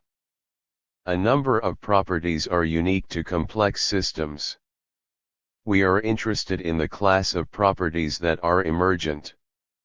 They are holistic properties of systems, Laszlo, 1972-1996, that cannot be determined by adding together the properties of the components of the system and, although the behavior of holistic systems can be predicted in the broadest of terms by studying the system, their specifics and timing are unknowable and unpredictable. By studying the properties of the self, we have come to understand that, in general terms, the self is conscious, and our studies of its functional neuroanatomy have led us to understand that most if not all classes of vertebrates, Feinberg and Mallet, 2016, possess some forms of consciousness. Let's look at a hurricane. Earthquakes would serve as well, as would non-chaotic properties such as airline flight arrivals on a given day, as an example of an emergent property of a climate system. Meteorologists spent decades trying to predict the formation, strength, timing, and course of tropical storms before an understanding of complexity theory. Gliwick, 1987, Mitchell, 2009, led to an understanding that this was an impossible endeavor. They understood that air and water temperature joined with shifts in barometric pressure could combine to produce a tropical storm with its timing, strength, course, and duration, the emergent properties of hurricane systems, being unpredictable. If we apply this line of reasoning to consciousness, what do we come up with?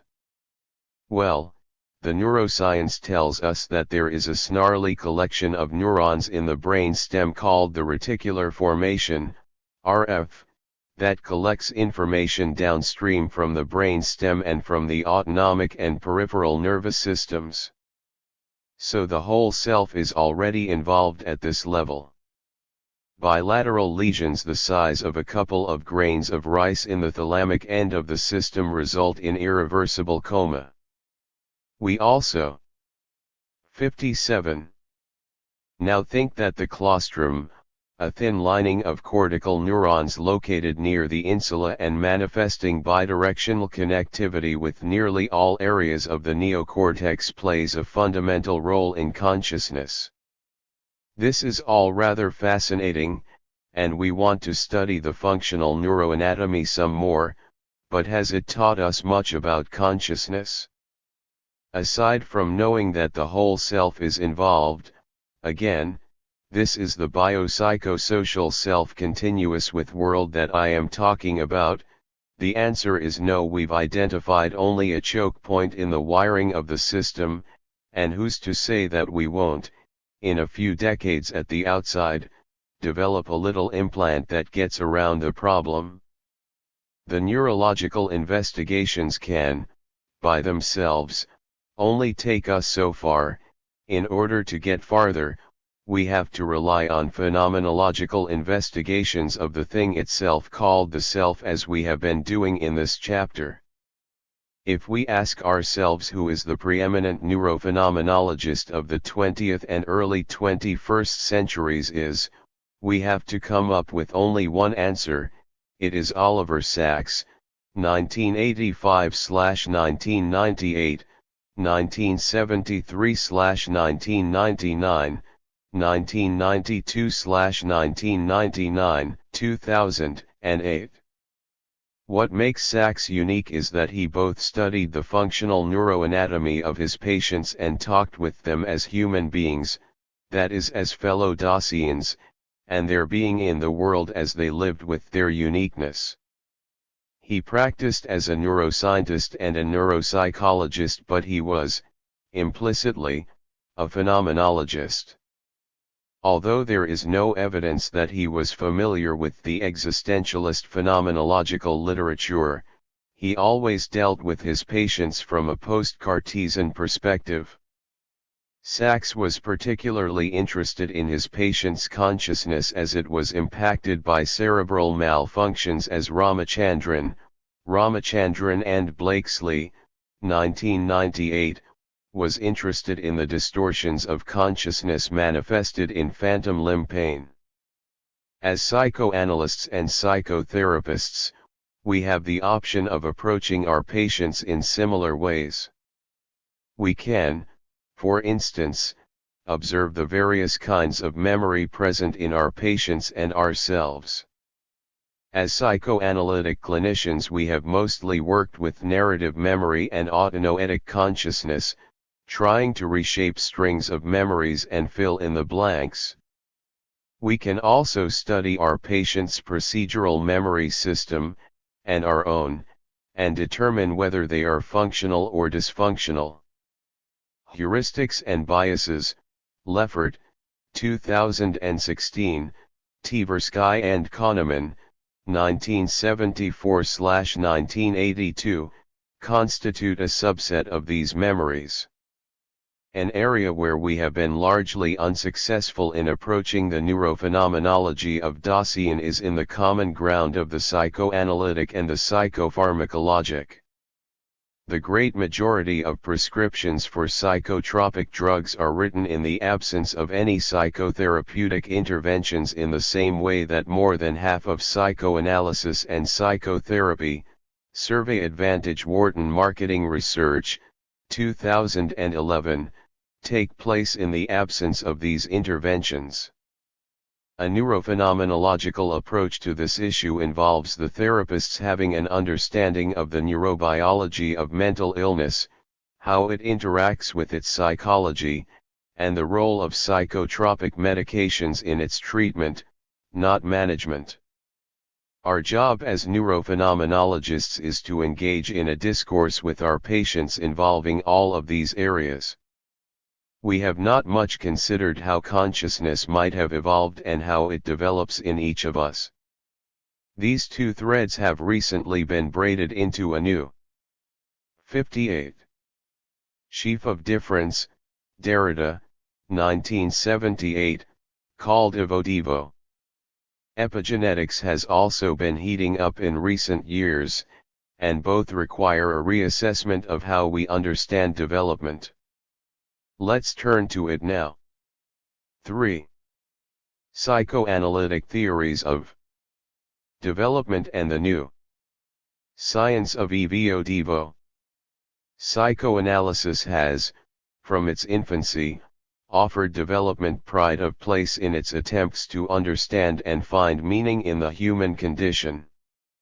It has done so first by mining the narrative memory of adult patients, then through nursery school, and infant observations and interpretations of the behavior of children in therapy and analysis. These techniques have yielded a great deal of information, but they also have well-known and inherent epistemological flaws that I have discussed in the past. Leffert, 2010, 2013. These flaws are not particularly germane to our discussions here. In the final decades of the 20th century, we clinicians, albeit a bit reluctantly, began to integrate the data and theory building amassed by developmental psychologists over the past century into our thinking and our clinical work. If we were to identify a single area of developmental psychology that has most influenced us, it is certainly attachment theory. A little later and, with even more ambivalence, we watched as developmental neuroscience began to peep over the horizon. Score, 1994. While many analysts have been captivated by its emergence on the scene, many others, wrapping themselves in the mantle of hermeneutics, have declared it irrelevant to clinical psychoanalysis. Once psychoanalysis exploded into the intellectual world of the early 20th century. The twin biological disciplines of evolution and development were very much present at its birth, Hofer, 2014, and in the minds of early psychoanalytic thinkers. At that time, the two were quite close together, but, with the advent of molecular biology later in the century, they went their separate ways and lost as well their relevance to psychoanalytic theory building. They never became relevant to clinical practice. More recently, a flood of discoveries has led to a reintegration of the two disciplines, and a new field of inquiry has taken shape in biology. It involves 64. The recognition that any separation of evolution and development is artificial and that they belong in a single field, now called evodevo. Included in it are embryology and epigenetics. Hofer argues that these developments have brought psychoanalysis and biology much closer together. Evodevo is so new and so apparently unrelated to psychoanalytic treatment that very few analysts and therapists, Hofer being an exception, have even heard of it, much less decided to reject its relevance or significance. One of the aims of this chapter is to correct that deficiency. I particularly want to examine the question of how existential phenomenology can inform our understanding of childhood and evodevo. Existential and phenomenological authors have largely failed to consider children, childhood, or development, focusing instead on the dilemmas of being that confronts us as adults. One area of inquiry where phenomenology, psychoanalysis, development, and evodevo can come together is parenting. Developmental psychologists and evodevo researchers have separately studied parenting and mother-child bonding.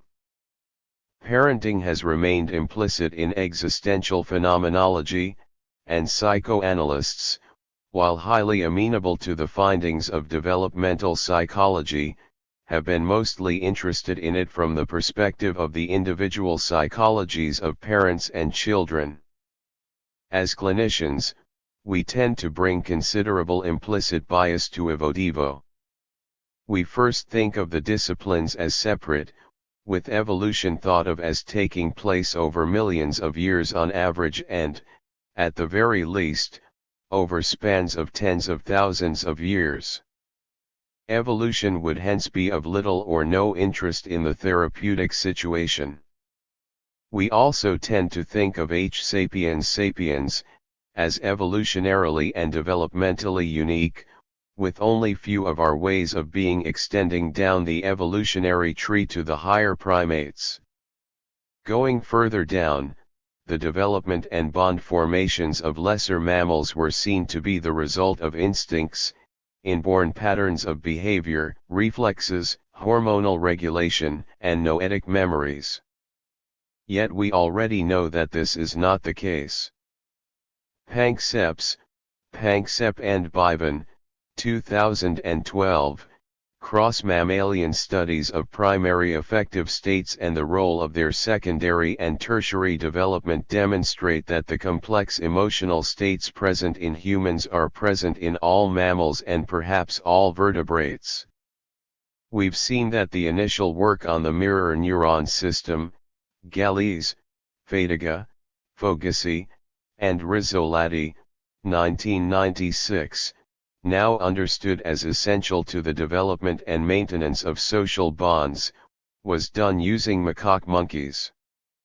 However, as Hofer, 2014, observes, we vastly underestimated the extent to which basic developmental processes have been conserved by evolution over vast reaches of time. p. 9. Toohey and Sullivan, Landers and Sullivan, 2012, Sullivan and Morisot, 2005, have studied the appearance of attachment bonds, social relationships, and the long-term effects of early mother-infant experience in rodents. We will consider their work shortly. There is one risk that we will have to be careful about. In these discussions, material seems to naturally fall into two distinct categories, the mental and the biological, the biology of epigenetics. Unless we want to return to Cartesian-based thought, with all the problems inherent in it, we must constantly remember that what we are dealing with are two aspects of the same thing, a sheaf of difference, a 65. Psychobiological Hybrid, Latour, 1991/1993, Latour and Wilger, 1986. The thing that we are talking about here, the thing that subsumes everything, can only be the self, the biopsychosocial self. Leffert, 2016, Chapter 1. How evolution and development became evolutivo. Until quite recently, the biology of development was seen as the innate expression of an evolved genome with no molecular/genetic mechanism for interactions with the environment to affect the course of that genetic development. Hofer, 2014, p. 13. Hofer posited that this stance understandably led to biology being of even less interest to psychoanalysts. However, this began to change in the late 20th century. As Carroll, 2005, tells it, the amount of genetic material present in human beings is not much different from that of mammals and birds generally, and much of it is held in common, only 5% difference between us and the great apes. It turns out that 1.5% of our DNA codes all the proteins we produce, while another 3% is regulatory, turning their synthesis on and off during development and throughout the life cycle. These regulatory genes are widely shared across animal phyla, with humans having 99% of them in common with fruit flies and yeast cells. Evolution thus turns out to be not so much a product of heritable mutation as it is a result of changes in the sequence and timing of the activation of these regulatory genes, that is, as a result of, and resulting in development. These genes function as switches, and they are organized into circuits and circuits into networks, Hofer, that allow a wide variety of structures to be assembled from relatively few component proteins. It is this group of observations that led to the recognition of a field of evolutionary development, evo-devo. We can also say when development first appeared over the course of time. Prior to the advent of the Cambrian period, 540 to 485 million years ago Maya, life was unicellular. It reproduced via cell division or budding and was modified as a result of spontaneous mutation and natural selection. These single-celled organisms could also alter their means of function, mostly via changes in protein synthesis, in response to environmental changes. Life progressed through pure evolution. Beginning around 540 Maya and lasting around 20 to 25 million years, a period occurred in which there was a rapid appearance of diverse multicellular life forms, aptly termed the Cambrian explosion.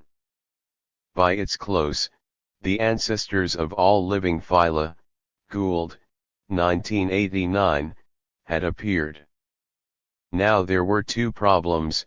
First, these organisms started out life as single cells. Second, they ended up with a large batch of specialized cells that all fit nicely together. There must have been a process that produced different kinds of cells and moved them around a growing organism. That process can only be development. It has been with us ever since, accompanying evolution. From an evo-devo perspective, development and its capacity to generate variation is seen as a major participant and even a cause of evolution. Emphasis added. Hofer, 2014, p. 15. From this perspective, development becomes a very different animal, and its differences bear on our work as psychoanalysts. Development is not, as it was originally thought to be, a process designed to produce uniform adults. 66.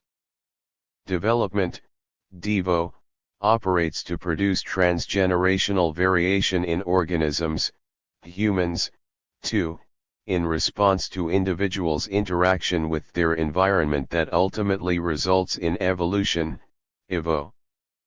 The flexibility of the system allows for rapid adaptation in the face of changes in the environment. 3. Carroll, 2005, for example, credits climate change in Africa with the doubling in size of the hominin brain over a comparatively short 1 million years, beginning to Maya. For as we will see, smaller changes, such as the appearance of speech, occurred much more rapidly. We have not yet talked about how another major process affects all of this. That process is epigenesis. Epigenetics I. For once, epigenesis is a term with which some clinicians are familiar.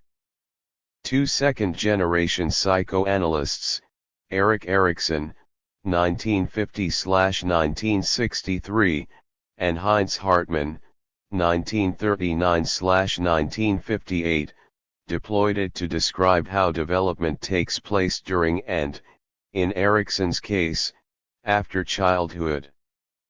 Erikson described it in terms of mode epigenesis, whereby what were originally psychosexual functions, toilet training, were shaped by the environment into stable adaptational configurations present in adulthood. Hartmann talked about secondary autonomy, by which neurotic symptoms in early life can be shaped into stable patterns of behavior through a similar process of adaptation. We now come back to the central question pertaining to the nature of evo-devo: how can structurally and functionally diverse cells end up precisely located all over the body with each of them having exactly the same DNA? The answer lies mostly 5 in the chromatin. As Hofer, 2014, puts it, the exquisitely orchestrated regulation of gene activity by messenger molecules was found to result from minute local changes, or remodeling of chromatin, p14. Chromatin is the stuff of chromosomes. It is a complex of macromolecules, the long strands of DNA, 4 proteins called hist-1s, and ribonucleic acid, RNA. The histone proteins were once thought of as inert packaging, cellular bubble wrap, which fold the DNA into a more compact, stable structure. This seemed to make sense since, without the hist-1s to compact the structure of the chromosomes, the DNA strands residing in the cell's nucleus would constitute double chains up to 2 meters in length. Carey, 2012. We have already said that more genetic material is involved in regulating protein synthesis in a cell than is involved in actually synthesizing these proteins. To simplify a highly complex process, that regulation is accomplished by switching on and off different protein synthesizing sequences of the DNA. This is done in 2 ways. In one of them, enzymes may act to hang methyl groups at particular points in the DNA sequence. 6-methylation of a DNA sequence shuts off a gene sequence. Carey, 2012, Genus and Bird, 2003, involved in the synthesis of a protein. Methylation at a site with more than one methyl group also occurs. The more methylation, the stronger the stop order. The other switch has to do with the histone proteins and is much more complex. Bannister and Causerides, 2001, Genuine and Alice, 2001. For a gene to become 67 active, the bond between the histone proteins and the DNA helix must first be able to loosen locally to allow synthesis of messenger RNA, mRNA, transcription, which will be transported from the cell nucleus to the cell cytoplasm, where protein synthesis then takes place. Unlike epigenetic DNA methylation, different groups, acetyl, methyl, or phosphate groups, with acetylation being the most prominent, can be added to hist-1s in different ways. In fact, roughly 50 different kinds of histone modifications, Carey, have been discovered. Again, unlike DNA methylation, some modifications switch transcription on, while others turn it off. Many different enzymes within a cell's nucleus act to turn these switches on or off. Strictly speaking, on and off are misnomers. The effect is quantitative rather than qualitative, with the end result depending on the total number of modifications at some point, and a matter of degrees rather than absolutes. The specific methylations of DNA and histone modifications on chromatin are referred to in the trade as marks, as in marked up. They do determine what happens when and where, which genes are activated, and which are silenced. Starts to sound sort of ecclesiastical. Since these processes occur after DNA synthesis, after the gene, they were christened epigenetics. Switching on and off occurs for 2 reasons: when a cell's activity must be changed due to some needed change in function, or when a cell undergoes cell division. While histone acetylation and deacetylation occur recurrently, methylation is generally more permanent, shutting down the processes involved in cell division. With one exception, cell division occurs regularly throughout the body. The exception is the neuron, the nerve cells of both the central and peripheral nervous systems. Once neural development is complete, no further neurons are produced. 7. Our nerve cells live as long as we do, unless they are killed by toxins or disease processes. 8. One would expect to see a lot of methylation in these cells as a way of shutting down processes related to cell division for a really long time. One would also expect the longevity of these cells because of the need to not interfere with the neuron's information storage and transmission properties that are preserved in cell memory. 9,10 Researchers studying epigenesis often rely on small mammals, mice, and rats, example Whitelaw et al., 2010, Whitelaw and Whitelaw, 2006, or simpler organisms like the fruit fly Drosophila. They do this because they are able to rapidly breed multiple generations to produce strains whose members are genetically identical to each other and can be epigenetically manipulated in ways that would be impossible with human subjects. When human researchers study humans, they do so in particular ways.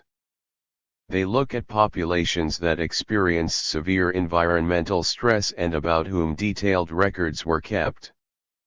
In epigenetics too, we will talk about the study of two such populations, those who lived through the Dutch hunger winter of 1944 to 1945, example Painter et al., 2008, and those experiencing cycles of famine and plenty in northern Sweden, example Cotty, Begran, Pembry, and Sjöström, 2007, during the late 19th and early 20th centuries.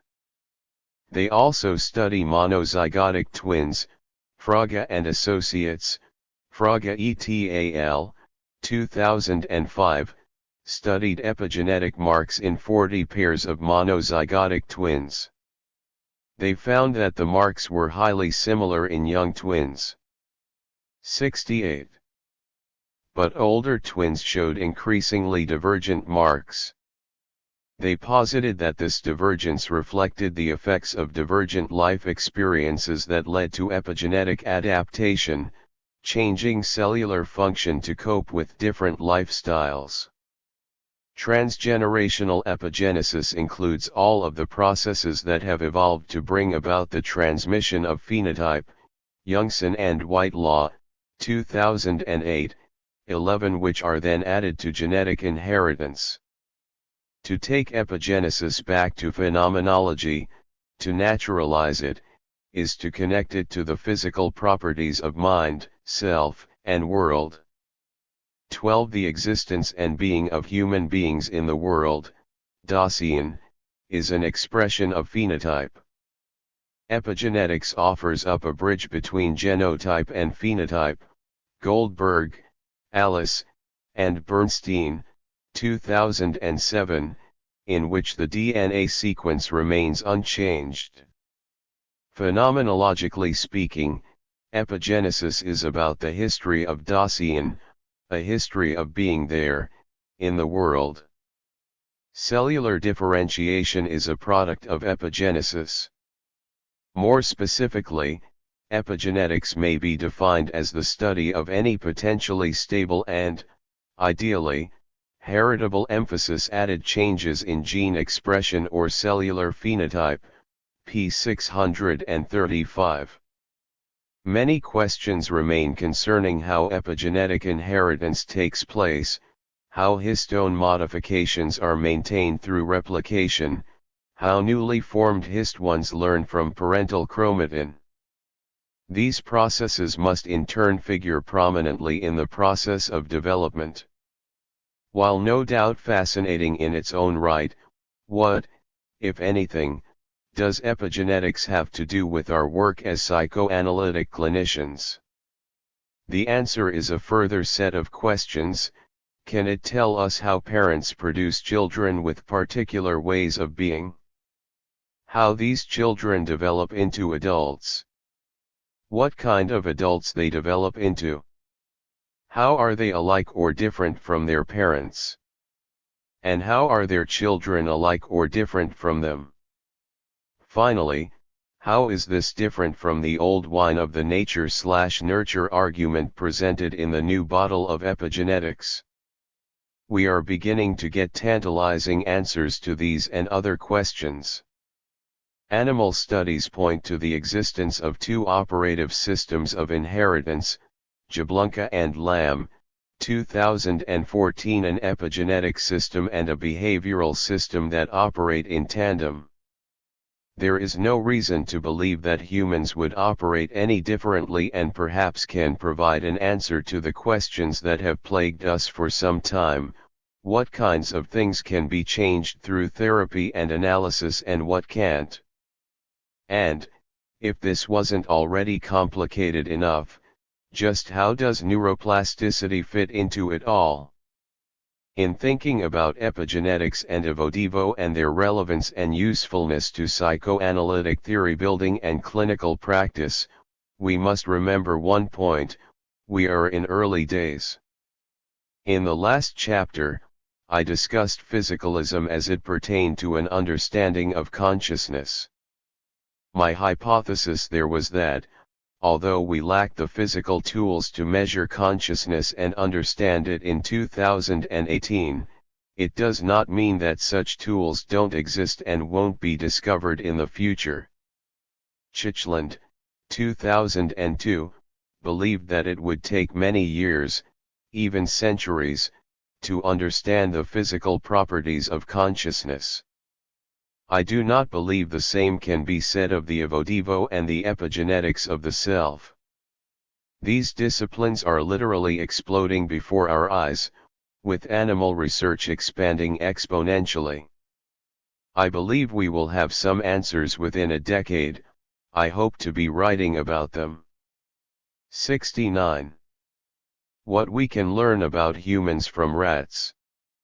There once existed a now ancient joke among behavioral researchers to the effect that a human being is not a 5-foot-tall laboratory rat.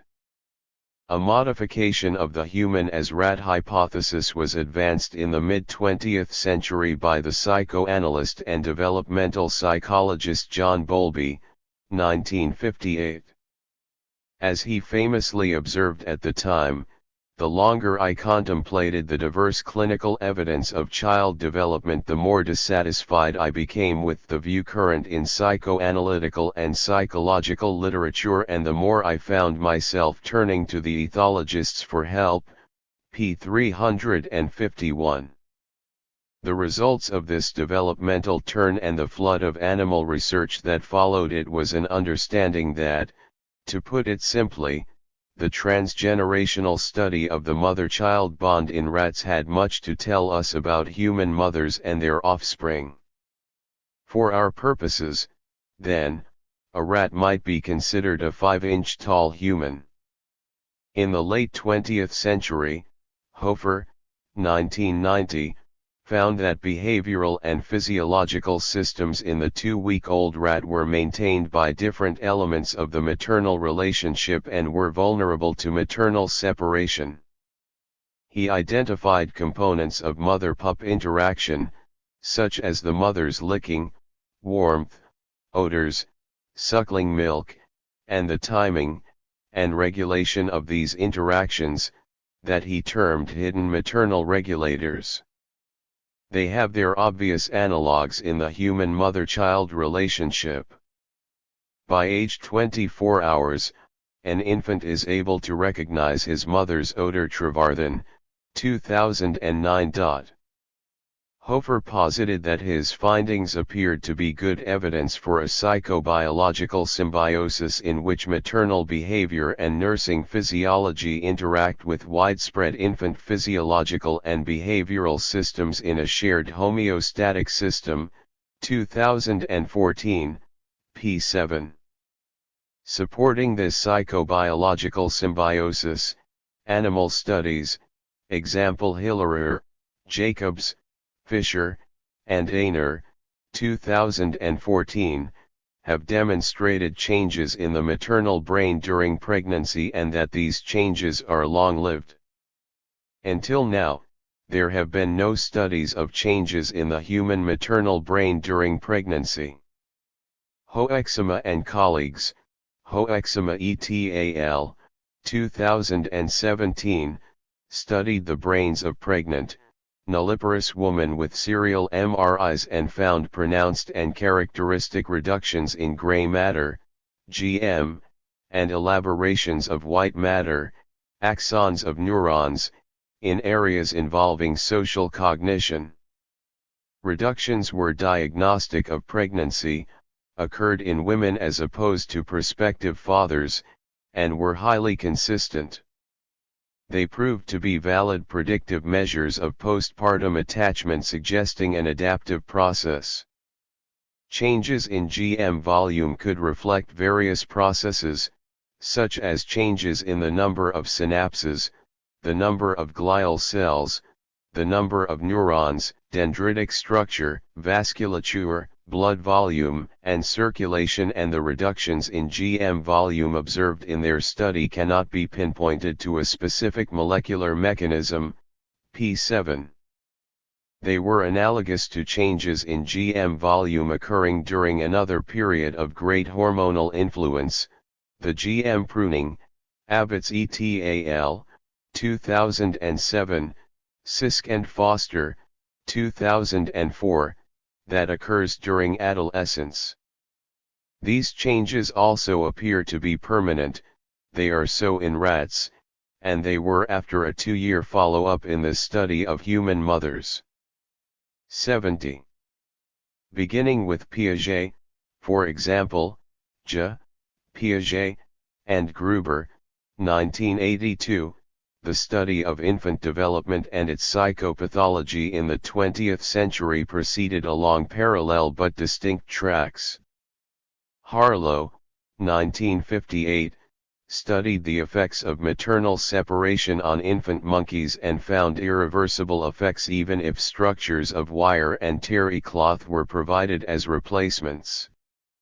Spitz, 1965, was, at the same time, studying the effects of moderate and severe maternal deprivation on hospitalized infants, leading to the concepts of anaclitic depression and hospitalism respectively, conditions of questionable reversibility.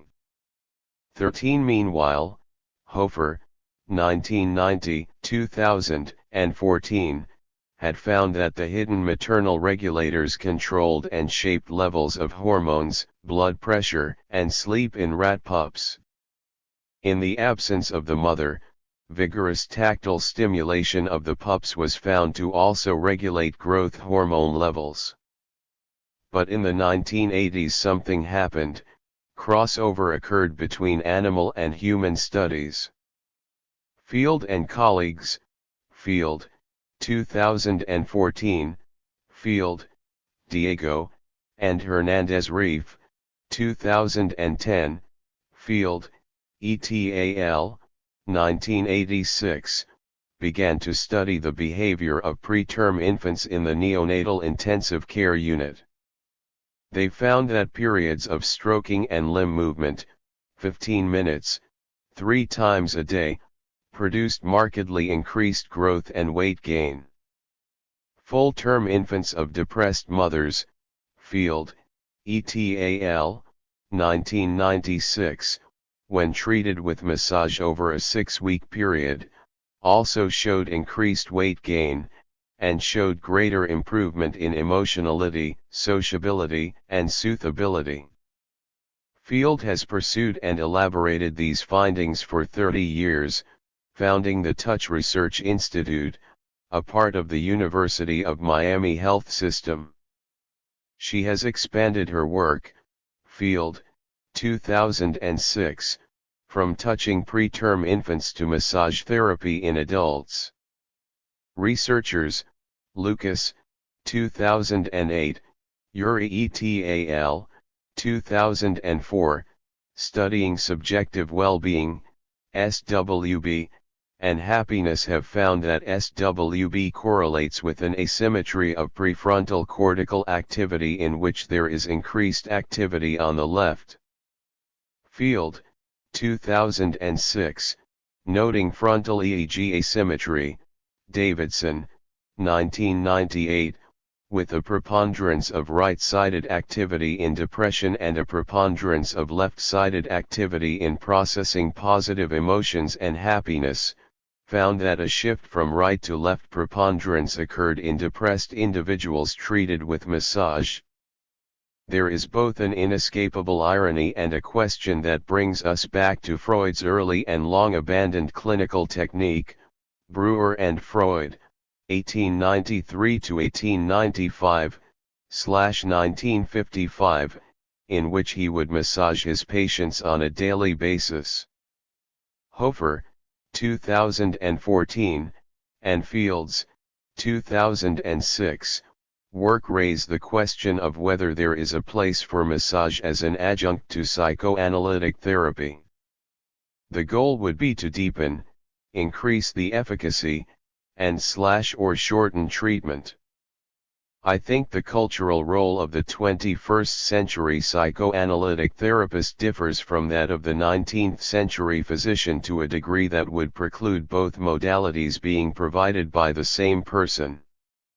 14. In gathering material for this section of the chapter, I found that, despite the institutional memory, and the prohibitions against touching a patient that it hands down to us, there is a diverse literature on touch, massage, and psychoanalytic therapy.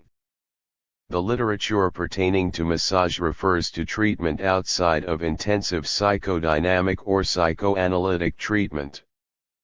Field and colleagues, 2009, for example, found benefit in combining massage therapy with group interpersonal psychotherapy in the treatment of prenatally depressed women. 71. Touch is a different matter. Boss, 1963, in his phenomenologically based psychotherapy of the severely regressed patient he calls Dr. Kobling, discusses holding her in his lap at her request and nursing her with a bottle of sweet milk that she brought with her to her sessions for that purpose. He viewed this as a necessary, self-imposed regression on the patient's part in which he provided her with reparative maternal experience that she had lacked. The analysis appeared to be highly successful, boundaries were undoubtedly crossed but not violated. Winnicott, 1972, describes taking a patient's hands to emotionally hold her in his metaphorical lap. Little, 1985, however, in describing his work with her during states of psychotic anxiety, says that he did in fact physically hold her and that he had done so with other patients. This brings us to Psychoanalytic Inquiry, Volume 20, Number 1, Breckenridge, 2000, Casement, 2000, Foshage, 2000, Holder, 2000, McLaughlin, 2000, Pizer, 2000, Ruderman, 2000, Schlesinger and Applebaum, 2000, Shane, and Gales, 2000, an issue devoted to touch in psychoanalysis and psychotherapy. The issue is organized around responses to a paper by Casement, 1982. In it, he describes his work with a patient who, on a Friday, desperately begs him to take her hands. He tells her he will think about it over the weekend and then refuses her on Monday.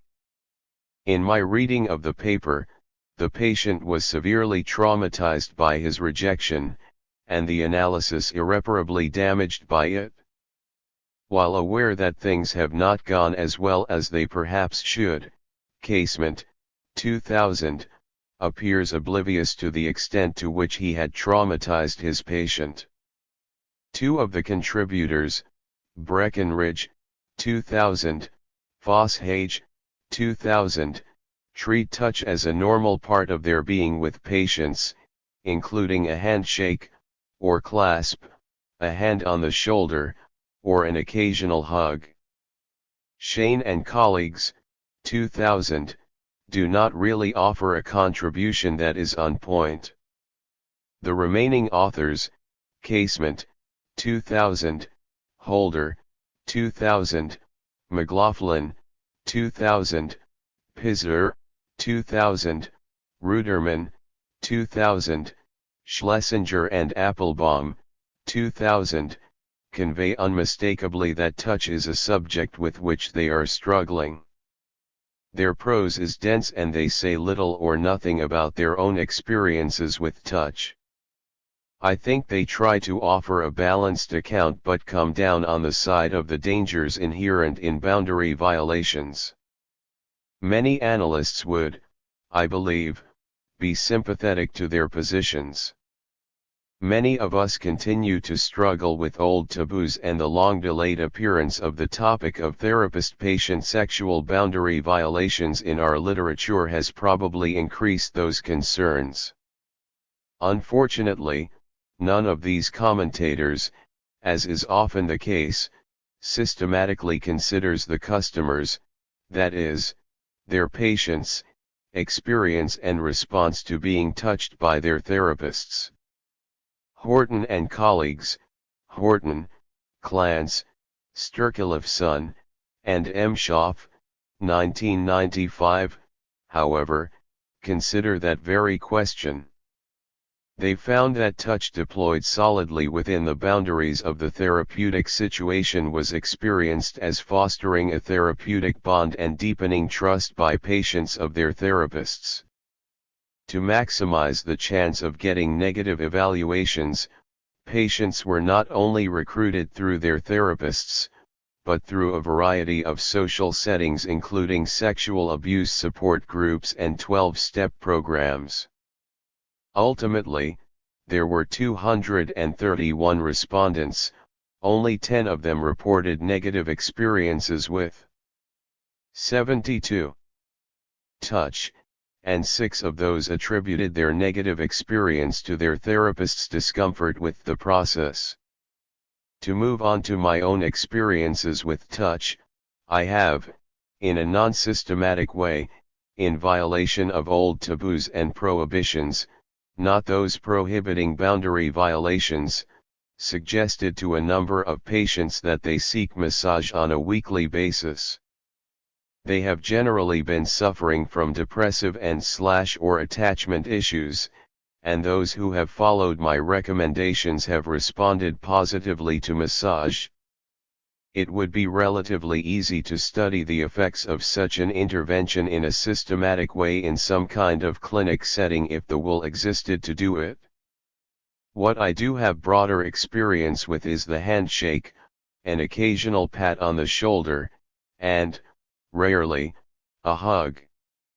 Many psychoanalytic therapists refuse to shake their patients' hands, as I did in the 1970s and 1980s, seeing it as a boundary violation and/or a gratification of the patient. 15. I always offer a handshake when I meet a patient for the first time. I find that some patients, mostly but not entirely men, continue to want handshakes, sometimes at the beginning of a session, sometimes at the end, and occasionally both. I initially found myself thinking about wanting to convey warmth through touch. More recently, I realized that this was entirely consistent with Hofer, 2014, and Fields, 2006, work. At this point, I can only say that patients who have sought out handshakes make it a regular part of their sessions. With others, they put their hand out on an occasional basis, or I may offer a handshake after a difficult hour. 16. I can also say that none of these contacts led to subsequent boundary crossings, boundary violations, or patient requests for them. Although I do have experience with patients who brought or developed an eroticized transference 17 in their therapy or analysis, I, of course, did not offer any physical contact to them, and they did not seek it out. Without any particular effort, their erotic feelings remain solidly within the physical 18 boundaries of therapeutic discourse. I don't know whether my experience is simply the result of a sampling error, possibly the case, my gender, doubtful, or some counter-transference issue others have and I don't, also doubtful. On the other hand, Toronto, 2001, offers a paper in which she acknowledges that touch would seem to be a part of the therapeutic situation in a two-person psychology, but goes on to discuss it in terms of erotic maternal transference and offers 3 clinical vignettes in which she struggled mightily with her own reactions to her patients wanting to be touched and viewed touch as erotically inappropriate. Moving on to levels of increasing controversy in the therapist-patient bond, I have posited, Leffert, 2013, Chapter 3, a place, and even a necessity, for the analyst's mature love for his or her patients in the therapeutic situation. Perhaps the term chesed, drawn from Jewish theology and ethics, and meaning loving kindness, also gets at this. Recent decades have seen a blossoming of literature on therapists' erotic love for their patients, the boundary violations that ensue, example Celenza, 2006, Celenza and Gabbard, 2003, Gabbard, 1995, and its possible therapeutic action, Davies, 1994, 1996. As it turns out, there is a small literature, Friedman, 2005, Nacht, 1962a, 1962b, Natterson, 2003, Novik and Novik, 2000, Siegel, 1962, concerning therapists' loving feelings for their patients that reside well within the 73. Boundaries of the therapeutic situation. It remains a remarkably difficult subject to think about, talk about, Leffert, 2013, p. 80, and write about. I want to posit that analysts do have therapeutic, for lack of a better term, loving feelings for their patients, but how prevalent such feelings are and how explicitly conscious of them therapists are, I do not know. Although therapists do, of course, have sexual feelings for their patients, this is an entirely different matter. There is evidence, Tessman, 2003, that analysans of affectless or neutral analysts do not speak well of their therapeutic experiences. Such loving feelings cannot be uninflected by the two-person psychology of the therapeutic situation. This means that patients must have some role in evoking them, but not that the patient must return them in kind.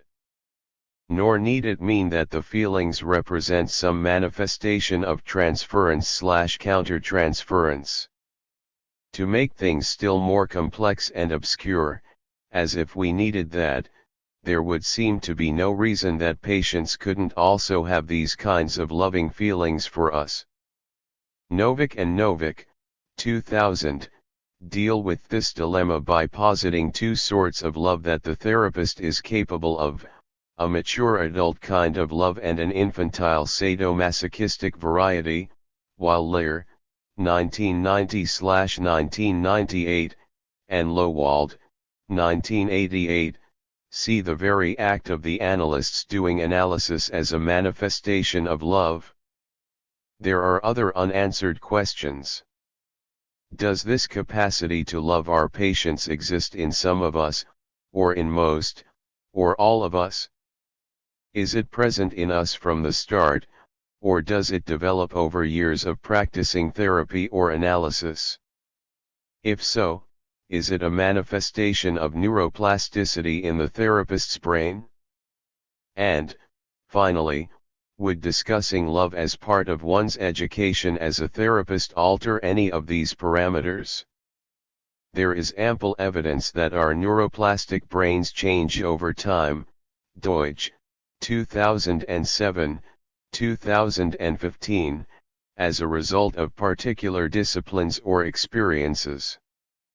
A now classic study of London taxi drivers, Maguire, Willett, and Spears, 2006, who must perform complex spatial navigation as they take fares around the city, demonstrates that their hippocampal GM increases proportionately to their years of experience. Closer to what we might speculate as taking place in therapists who spend hours each day in a particular state of mind, being a participant observer. Subjects with extensive experience in meditation demonstrate neuroplasticity. Davidson et al., 2003, Lazar et al., 2005, increased cortical thickening and a decrease in age-related cortical thinning. There is no proof that these cortical changes account for the beneficial results of long-term meditation and beneficial increases in affect regulation, but there is no reason to assume they are unrelated. Indeed, both years of meditation practice and a reduction in respiratory rate, a physiological measure of cumulative meditation experience, correlate with increasing cortical thickness in the occipitotemporal visual cortex and the right anterior insula. Since these cortical changes take place in areas of the right cerebral hemisphere and relate to changes in body awareness and awareness of self, something very similar could occur in therapists and analysts with long-term experience in therapeutic practice. Again, if one were but to study it systematically. If mature loving feelings for patients are not derived from infantile sexuality, how might we understand them? I would posit that they arise out of nurturant and 74. Attachment behaviors and normative social bonding. In our clinical theory, they would fit not in the transference/countertransference, but rather in the therapeutic alliance and the real relationship. Greenson, 1967. As Bowlby, 1979-1977/1984, put it, what for convenience I am terming attachment theory is a way of conceptualizing the propensity of human beings to make strong affectional bonds to particular others. P. 127. The evodevo of play. An area that we have not considered is the epigenetic and developmental role of play. Again, animal studies of play in normal development can cross over to human studies that may also have a place in therapy. As developmental psychologists, we have understood play as an essential part of normal psychological development, and as psychotherapists we have understood its role in the psychoanalytic treatment of children, in elucidating conflict-based problems, and problems of psychosexual development that the child cannot or will not formulate in words. Play therapy constitutes an important modality of therapeutic action. We have, however, not much understood the role of play in normative or pathological neurodevelopment and have not considered its possible role in adult life and adult psychotherapy and psychoanalysis. In discussing play as behavior and neuroscience in animals and humans, and in juveniles, and adults, I am going to interweave a number of threads. One is drawn from the work of Panksepp and Bivan, 2012, that I have already referred to a number of times over the course of this book. They define play as one of 7 basic emotional states that have been described and verified in cross-mammalian studies. They describe these states as existing on primary, secondary, and tertiary levels depending on levels of cognitive processing.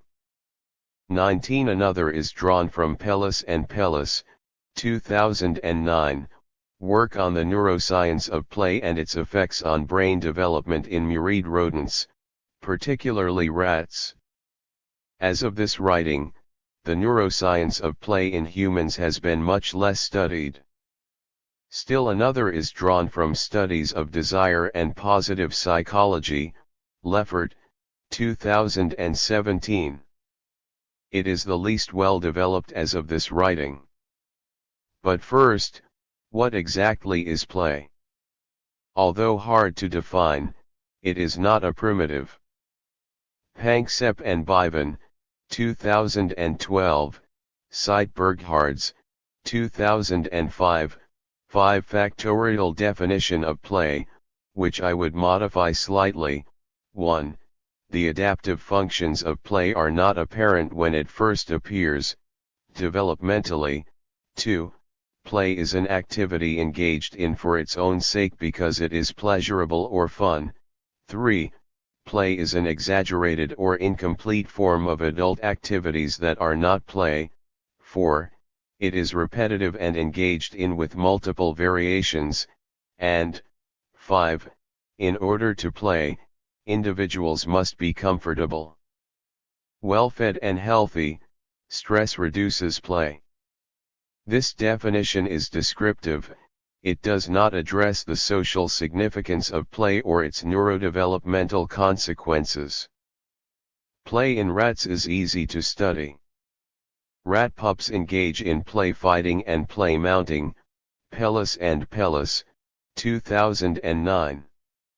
The body maneuvers of attack and defense are complex but standardized and quantifiable. The degree of positive emotion, joy if you will, can 75 be measured in rats by the frequency of 50 kHz vocalizations. The rats sound happy. It is highest during rough and tumble play, Bergdorf, Kroos, Bainfeld, Panksepp, and Modskal, 2010, but also can be elicited by tickling, Bergdorf and Panksepp, 2001. 20 Play in juvenile rats has been shown to be necessary for normal brain development, cognitive, emotional, and social skills that are dependent on cortical mechanisms are influenced by play fighting experience in the juvenile period, p93. Play leads to cortical thickening and increased arborization of dendrites of cortical neurons, particularly in the orbitofrontal cortex. The amygdala, which we know to have essential functions in affect regulation, is crucial to playful reciprocity. Play fighting among juvenile rats is the ultimate experience of social reciprocity. Juvenile rats who are prevented from engaging in play fighting, either through raising them in isolation, a complex independent variable, or raising them with their mothers but without litter mates, less complex, do not develop into socially successful adults. 21 The implications for human development have been little studied but are of obvious importance.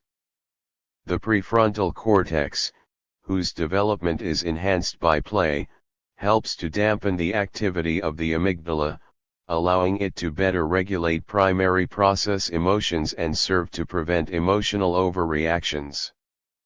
This suggests a neurodevelopmental mechanism whereby juvenile play fighting serves to produce socially healthy adults. Rough and tumble play is a normal part of developmental experience, Panksepp and Bivan, 2012, actively sought out by all juvenile mammals.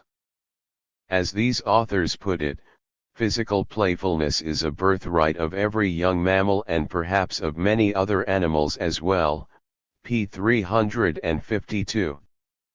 Young human mammals enjoy play above all things, derive great joy manifested as euphoria from it, and will work, or perform unpleasant tasks in order to be allowed to engage in it. Like the other primary process emotional states, the play system is concentrated in subcortical brain regions, whereas the mechanics of play are secondary process emotions. Tertiary process play involves complex states such as humor, reading, and viewing play. Play is closely allied with, but distinct from, Seeking and its higher-order experience of desire, Leffert, 2017. Juvenile play enables the development of both non-social, hunting, working, and social, cooperation, courting, and parenting, skills. Rough and tumble play has been behaviorally and quantifiably studied in children, example Bolton, 1996, Scott and Panksepp, 2003, although the studies seem not so far to have extended to hormonal and neurodevelopmental correlates. Panksepp and Bivan, 2012, argue forcibly for the developmental importance of supervised free play and the developmental dangers of psychostimulants, which have been shown to suppress play. Current social values have led parents to discourage rough and tumble play, the consequences of which have not been studied. Panksepp and Bivan believe that in extreme cases, such deprivation can lead to named psychiatric conditions such as attention deficit hyperactivity disorder. Play arousal, mind development, and epigenesis are interreferentially linked. Rough and tumble play, Panksepp and Bivan, 2012, takes children to the edge of emotional knowledge. If promptly worked through with caring adults, it facilitates 76. Social development, whereas, if unsupervised, play can lead not to cortical development but to trauma compromising the amygdala. The increasing social awareness of bullying over the past decade or two, while certainly an acknowledgement of the problem, fails to consider its causes and prophylaxis. Other forms of play do exist, Slade and Wolf, 1994. It can consist of symbolic, constructive, narrative, and relational activities. Psychoanalytic therapists working with children are generally concerned with the meaning of particular forms of play that their child patients spontaneously engage in or can be induced to engage in. We have more of a process interest here. Does the child have the capacity to engage in play and an interest in doing so? How have adults responded to a child's play?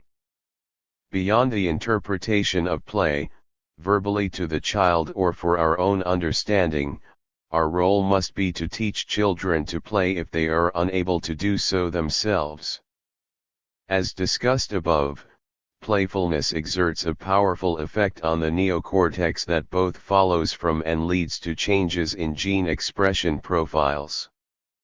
Of the 1,200 genes that are active in the frontal cortex, Panksepp and Bivan, 2012, a third are epigenetically modified by play. Consistent with this, play increased levels of mRNA in the frontal and posterior cortex, Bergdorf and Panksepp, 2001. 22 Epigenesis leads to the creation of new processual pathways, the long-term modification of gene expression occurring as a result of experience. Play influences human ontology and phylogeny. 23, Pellegrini, Dupuy, and Smith, 2007. These authors follow Burghard's, 2005, surplus resource theory, SRT, of play, to wit, that juvenile play can only occur in situations in which parents can or will provide adequate resources of safety and sustenance. They note, citing Grews, 1898, 1901, that the concept that juvenile play is critical to later development is much older than we might think. Play allows juveniles to develop strategies for creative problem solving that are low risk and low cost, ways of environmental sampling leading to more effective adult problem solving. Play theorists tend to dismiss games over free play because they involve rules, I believe they are mistaken in doing so. Games teach both living with rules and the ability to develop creative solutions within them. As adults, we spend more time dealing with such situations than we do needing to think out of the box. If we try to think about the way these experiences shape adult epistemologies, we could think in terms of the specifics of the heuristics and biases. Leffert, 2016, Tversky and Kahneman, 1974-1982, we develop. Heuristics and biases are the particular emotional and cognitive shortcuts we create to find our way in an uncertain world where particular knowledges sometimes can't be found and sometimes don't even exist. The long period of juvenile immaturity is an essential part of being human that conveys an evolutionary advantage. Lancaster and Lancaster, 1987, Pellegrini et al., 2007. It makes room for the developmental plasticity necessary to produce large-brained adults optimally adapted to function in their particular social and physical environments. Whether this also bestows selective reproductive advantages on an individual is obviously a debatable point. It does so in some societies but not others. Although we now deploy formal education to convey the knowledge base and 77. Problem-solving strategies necessary for survival in the modern world, how effective such education actually is a subject of debate. This is a relatively recent phenomena. At best prior to the 20th century, vocational and social learning took place, for the overwhelming majority of individuals, not in schools but in the world, under the aegis of the surplus resources provided by the parents. 24 Play in the presence of surplus resources is, then, one manifestation of Erikson's, 1950-1963, theory of epigenesis and the interdigitation of the generations. What should have emerged here is the idea that play is an essential piece of normal development, SRT, that it can be impaired by social circumstance and/or developmental psychopathology, and that the consequences of impairment for adult functioning are considerable. It would seem to make sense, then, to attempt to elicit a play history from not only child, but also adult patients over the course of our work with them. We then face the questions of whether instilling play into patients' lives, assuming they are first helped to develop the surplus resources allowing them to engage in it, is a good thing and, particularly, whether there is a place for play in the adult therapeutic encounter. If so, how might it alter standard therapeutic technique?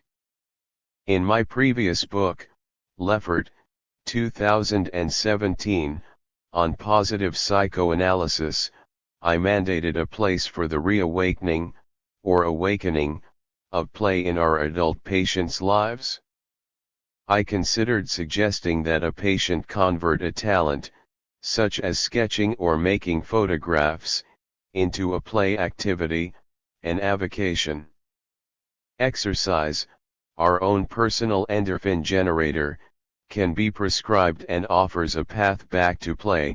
It also possesses psychopharmacological properties as an antidepressant and an anti-anxiety agent. Interacting with pets can be equally powerful. So, should we play with our patients, or is it heretical to even think of it? One could, for example, play games with a patient or sing with them. Should one? I don't know. I'm less concerned with whether or not such practices are analytic than I am about whether there is a place for them in the therapeutic situation. I'm much more certain about and engage in elements of play with my patients that can be incorporated into the therapeutic discourse. The use of certain kinds of humor or joke-telling comes readily to mind. Obviously, there is a place for it with some patients and not others, and with some patients at some points in a therapy and not others. Surplus resources must be available to a patient to make use of humor. If a patient is exhausted by life circumstances or depression, there is clearly no room for it. The humor must be devoid of hostility. It should not be inserted as a distraction into the discourse but should rather be illustrative. It can draw attention to the absurdity of a situation or event that would otherwise cause pain. Sharing spontaneous jokes imparts a powerful mutuality to the therapeutic situation, bringing it into pleasurable, even joyful territory. Therapeutic discourse can sometimes be a form of play. There is an analytic literature, Cohen, 1996, Ehrenberg, 1990, Mears, 1992, Sachs, 1996, Winnicott, 1968, on the role of play in psychotherapy and psychoanalysis, with only some blurring about whether the patient is an adult or a child. Mears indeed suggests that a paradigm shift has occurred and that transference should be viewed as a form. 78. Of play. Winnicott viewed psychotherapy as taking place in the overlapping space of the patient and therapist's areas of play. If a patient is incapable of this, then Winnicott saw the first goal of the therapeutic process being to get his patient to play. Play, he felt, was essential to that process. Ehrenberg also identifies playfulness and mutual pleasure in the process as necessary curative factors in psychoanalytic therapy. Sachs describes himself as making a conscious effort to reduce analysis to play, p. 39. These are useful efforts, but I am going to take a somewhat different stance, one informed by epigenetics and developmental neuroscience. I believe that play is an essential part of the therapeutic process. I would see a therapy as alternating periods of play and periods of non-play, usually both in the same session. What they involve are differing kinds of discourse.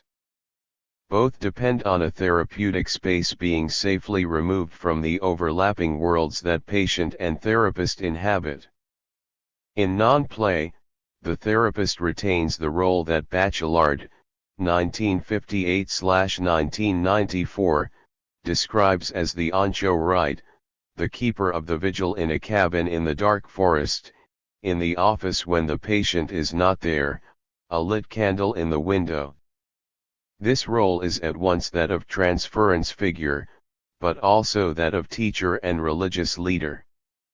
The non-play discourse involves figuring things out, experiencing, and understanding. It is a discourse that attends to problems in being, Leffert, 2016, and Chapter 1 of this volume. The play discourse involves trying things out, ideas and feelings, making use of the therapist as a participant. The familiar goal of such therapeutic play is to serve as a field in which to work through previously discovered or elaborated material, often material that was outside of awareness. The additional goal, the two are often combined, is to help the patient develop and refine his capacity to play as an aspect of life and to foster its functional neuroanatomical goals derived from neuroplasticity. Carol, an incest victim, returned to therapy after a hiatus of several years. The narrative that emerged in that treatment, twice-weekly psychoanalytic therapy, was of frequent physical and sexual abuse at the hands of a grandfather. Like many abuse victims I have treated, she tended to chronic illness, and had undergone numerous questionable surgeries for real medical conditions, these appeared to have a masochistic component. The abuse was apparently an open family secret, with Carol being offered up as a kind of sacrificial victim to the frightening, violent grandfather. I had diagnosed her with post-traumatic stress disorder. Carol had never spoken explicitly about the abuse to anyone before me, she had felt unable to do so. When she did, as a result of our work, attempt to talk to her parents and siblings about her experiences, she was first met with angry denial and then complaints that she was making a big deal about something that had happened a long time ago. This response is not uncommon. Eventually, the mother refused to continue paying for the treatment, and I continued to see her at a reduced fee. As we discovered her family's exploitation of her, feelings of pain and anger directed at them appeared in the therapy. Carol experienced considerable relief as a result of the work we did, and the treatment tapered off. What disturbed me at the time was that she had never been able to fully be in the world.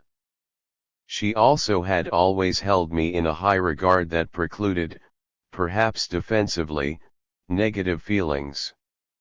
79. Significantly, it was this point that Carol took up when she came back to see me. Her parents, both now dead, had died in terror of their deaths, and she took some pleasure in this. She had studied to become a marriage and family counselor in the interim and announced to me, accurately, that she had never dealt with transference feelings in her therapy. What I want to tell you about is what ensued fairly rapidly as we began talking again. Carol told me that I had said something about her adult children in the previous therapy that had made her very angry with me. I had observed that, based on what she was telling me about their treatment of her, that they seemed to have joined the family conspiracy. In the present therapy she screamed for a minute or two, it felt far longer, that she hated me for having said this.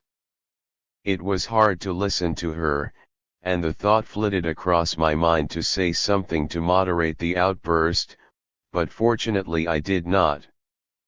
Carol suddenly interrupted herself to tell me how good she felt to be able to give voice to these raw emotions and how good it felt to know that I didn't take them personally. I understood that she was playing with the feelings. Play is often intense and not fun, identifying me as a willing partner in her doing so. This play has been repeated a number of times over the course of these sessions. She identifies it as taxing, but also pleasurable. Having engaged this material on Evodevo, let's return to epigenetics and see how it further informs our understanding of it.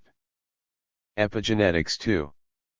As psychotherapists and developmental psychologists, we have, in the past, been accustomed, both theoretically and clinically, to thinking that intergenerational effects lay first within the purview of the mother-child relationship as it plays out in the attachment process and the development of maternal representations or internal working models, then within the elements of psychosexual development and their derivatives.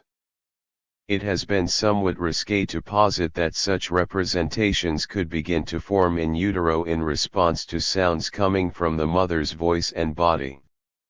Score, 1994, added the neurodevelopmental component that the infant's and later the adult's capacity to regulate her autonomic nervous system is burnt in by that early relationship, largely mediated by pupillary reflexes in the mother-infant gaze. The question of how these processes could be understood in terms of unfolding biological developmental processes, particularly in those taking place in the developing immature 25 brain and nervous system, has not been much considered. We have, up to now, discussed how epigenetic changes on a cellular level shape an individual's development and adult existence in order to function adaptively in a particular physical and social set of environmental circumstances. As therapists, we also know that some combinations of the social and the physical can lead to pathological adaptations that result in individuals who function at less than optimal levels, and that this is simply another way of describing what we are trying to address when we set out to heal. Leffert, 2016, our patients. Although it is comparatively 80. Easy to grasp the way these cellular changes take place, it is harder to understand how they could become heritable. In order to do so, epigenetic processes that affect somatic cells would also have to transform or mark, epigenetically, germ cells. Strange as such a process might at first sound, it has become the subject of the expanding study of transgenerational epigenetics. There is increasing evidence that the effects of environmental influences on development can be mediated by epigenetic mechanisms. Data is piling up that epigenetic changes are heritable, and Lamarck's 1809/2012 old and discredited theory of the inheritance of acquired characteristics and use/disuse that he called soft inheritance is perhaps relevant in some instances after all.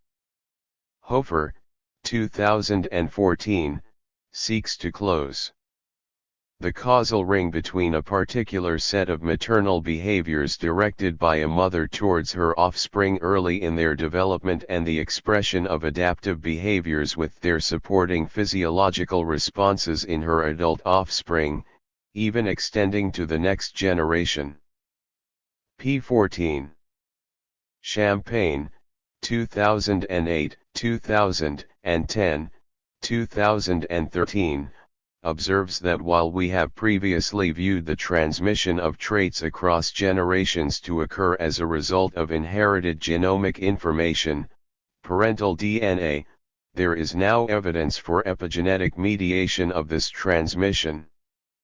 Intrauterine interactions between rat mothers and their offspring can profoundly influence development and affect the physiological and psychological health of adult offspring.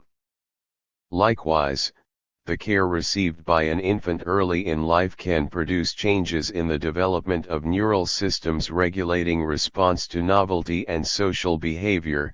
The maternal environment experienced by a developing organism can play a critical role in shaping adult patterns of behavior.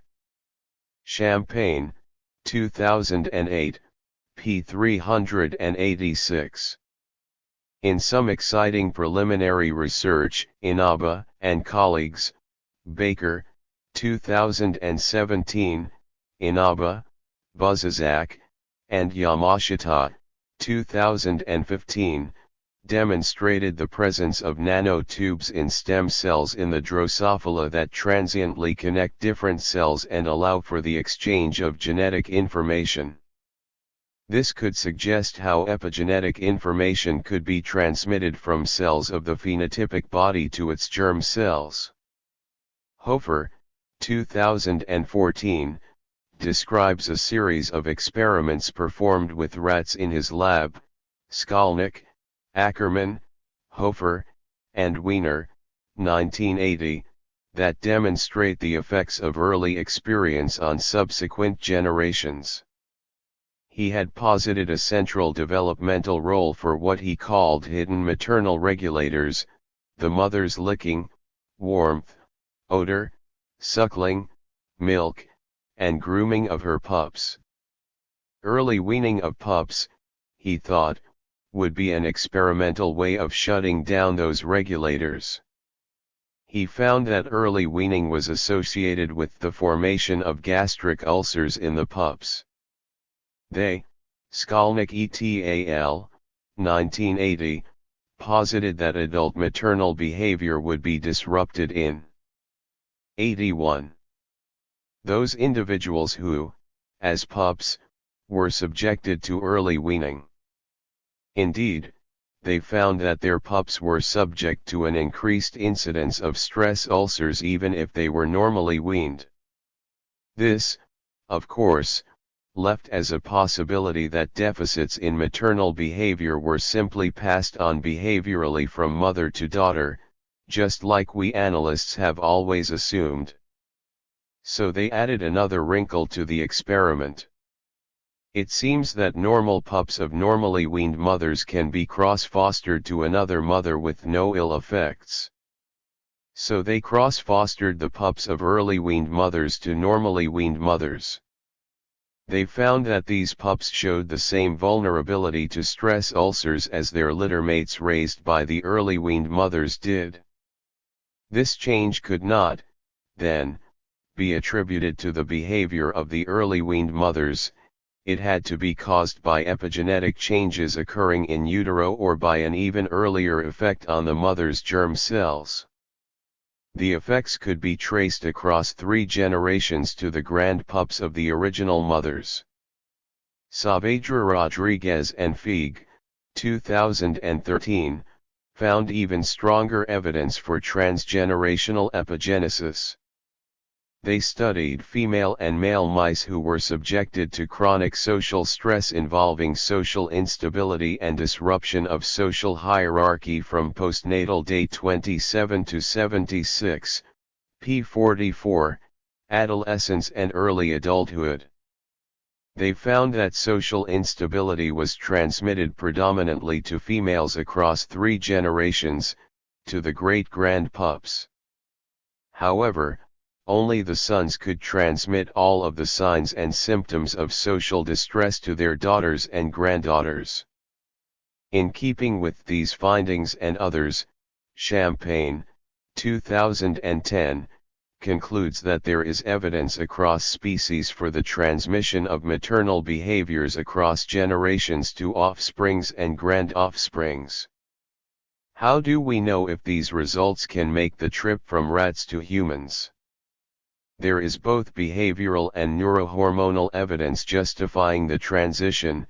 Hofer, 2014. Early responses of rat pups to maternal separation resemble the protest response seen in human infants, and long-latency responses to separation resemble the despair phase of Bowlby's attachment models.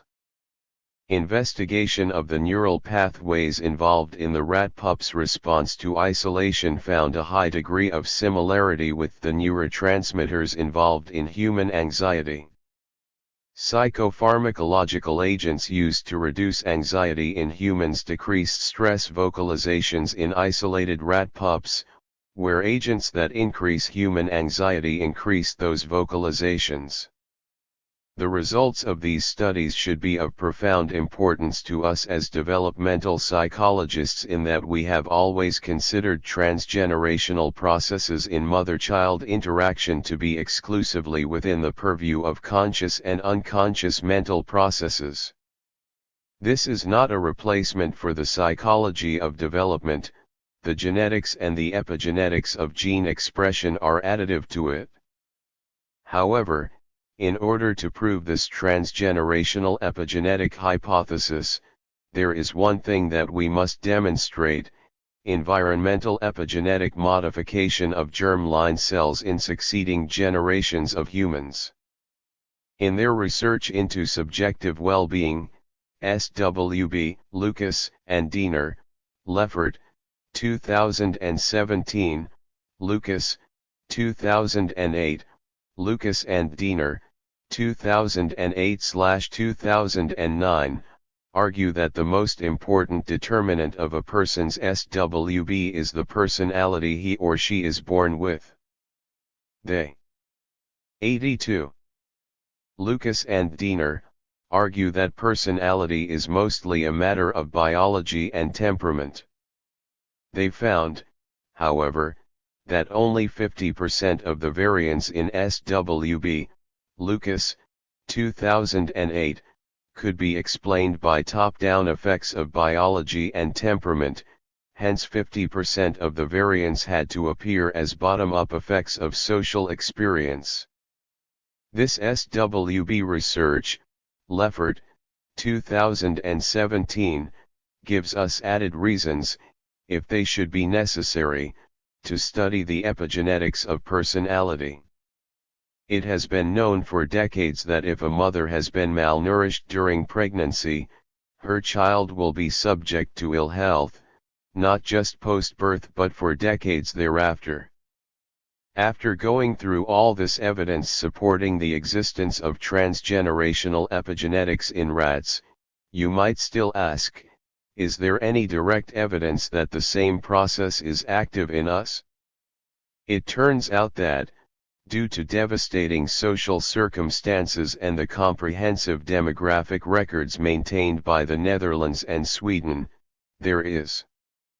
The first is the infamous and intensively studied Dutch hunger winter, Stein, Susser, Senger, and Maralla, 1975, of 1944 to 1945 when, in the last year of the war, the Nazis blocked any importation of food or fuel to the Netherlands, killing 22,000 people and causing extreme suffering to the entire population.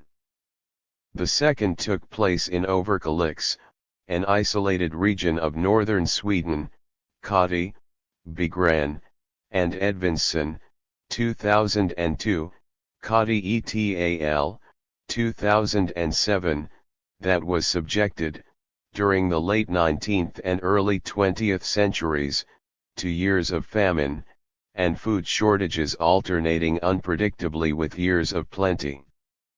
Carey, 2012, offers excellent descriptions of both. Let's start with the Dutch hunger winter and its epigenetics. Looking at women who were pregnant during that winter of 1944 to 1945, one could separate them into groups based on where their pregnancies fell over the course of the winter. Researchers, Carey, 2012, Hijmans etal, 2008, Painter etal, 2008, Stein etal, 1975, were particularly interested in two groups, women who had become pregnant in the summer of 1944, let's call them P1 to try to keep track of them, and were exposed to the famine during the last trimester of their pregnancies, and women who had become pregnant around midwinter, P2, and were exposed to the famine only during their first trimester.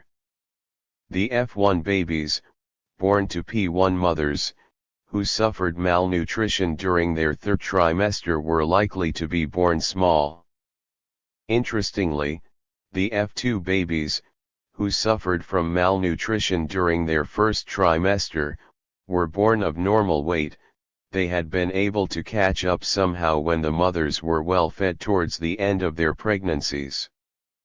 Now things get really interesting. The babies who were born small stayed small throughout their lives, while the F2 adults, born to the P2 mothers, although they were of normal birth weight, were subject to a higher level of obesity throughout their lives. They were also subject, Carey, 2012, to higher levels of chronic illness and schizophrenia, something that had happened during their development in the womb affected them for decades afterwards, p92. We know that epigenetic marking by DNA methylation or histone protein modification in utero can account for such processes. We still have the question, can acquired characteristics be inherited in this way? The Dutch hunger winter provides some answers to these questions, thanks to the comprehensive record keeping of the Dutch. They maintained health records. 83. Over the decades of the parents who had been alive during the winter, their children, and their grandchildren. It turns out that when the F1 and F2 daughters grew up, became pregnant, and delivered grandchildren, some even more interesting findings presented themselves. The first pregnancy of the low birth weight daughters of the P1 mothers resulted in the birth of normal weight babies, granddaughters of the original mothers, that were healthier than average throughout their lives. However, the normal birth weight daughters of the P2 mothers gave birth to heavier than average babies. This would seem like sound evidence for the existence of transgenerational epigenetics, but it does not completely rule inheritable DNA modification and rule out non-DNA uterine effects or factors carried in the egg proteins of the mother. However, there is a study that does precisely that. It is the Overkalix study of fathers and sons in northern Sweden that bypasses the possibility of uterine or egg protein effects.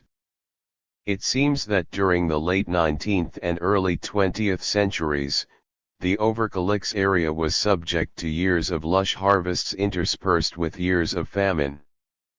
Isolation, poor transportation, and social unrest resulted in the famines not being relieved by shipments of foodstuffs from the rest of the country. Boys in middle childhood experience a slow growth phase, SGP, that precedes the adolescent growth spurt. Researchers, Kadi et al., 2002, Kadi et al., 2007, studied food intake during the SGP in 3 cohorts of boys, born in 1890, 1905, 1920, and followed them until their deaths or until 1995. Parents' and grandparents' access to food was determined from general historical records, specifically those of harvests, and food prices. They found a number of things. If there was a scarcity of food during a father's SGP, his sons were less likely to die of cardiovascular disease, hypertension, or stroke.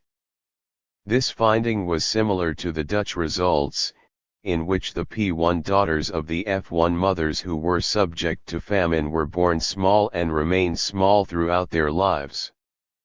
If, on the other hand, a paternal grandfather was exposed to a surfeit of food during his slow growth period, and overate accordingly, his grandsons suffered an increased likelihood of dying of diabetes mellitus. Kadi and colleagues, 2002, posit that the Overkalix study revealed a nutrition-linked mechanism through the male line seems to have influenced the risk for cardiovascular and diabetes mellitus mortality, p. 682. These results would appear to rule out intrauterine or cytoplasmic effects and suggest that they were mediated by transgenerational epigenetics. If one is willing to return to the animal studies, Emma Whitelaw's, Whitelaw et al., 2010, Whitelaw and Whitelaw, 2006, work with code color in the agouti mouse provides further evidence of transgenerational epigenetics, this time through documented DNA methylation. I find this epigenetic stuff fascinating and would expect many of you to do so as well. You may, however, want to ask the question, does epigenetics, however interesting, have any clinical relevance? I think that it does. Bear with me for a moment. The transgenerational effects of the Dutch hunger winter and the feasts and famines of Overkalix were caused by extreme environmental events. There is no reason to doubt that such effects can occur subtly, in response to smaller environmental and relational 26 factors that would be expressed equally subtly in the children and grandchildren of the people who experienced the events. 27. 84. Before we get to the bottom line, there is one more complication we have to deal with. In our usual way of thinking about the origins of psychopathology and cure, we view environmental and relational effects as operating through neuroplasticity, Deutsch, 2007, and our efforts at cure as making contact with these effects through emotion-rich discourse.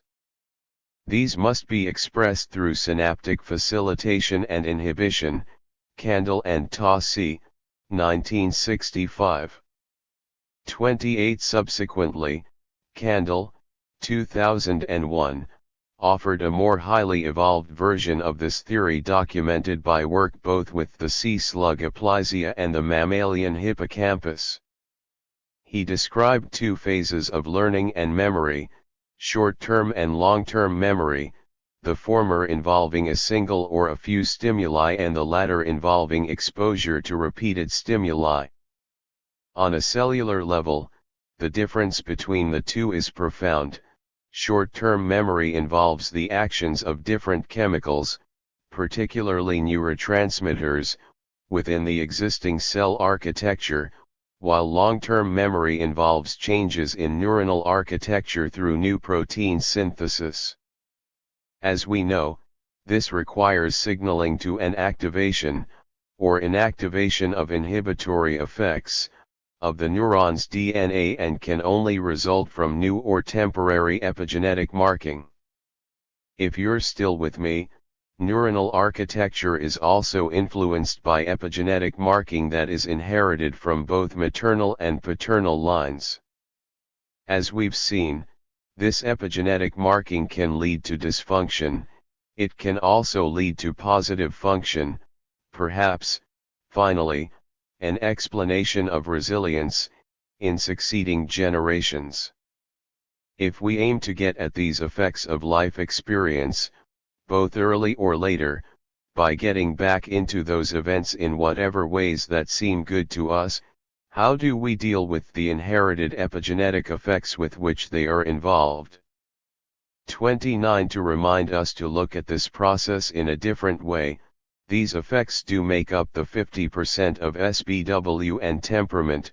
Leffert, 2017, Lucas, 2008, Lucas and Diener, 2008/2009, that are inherited.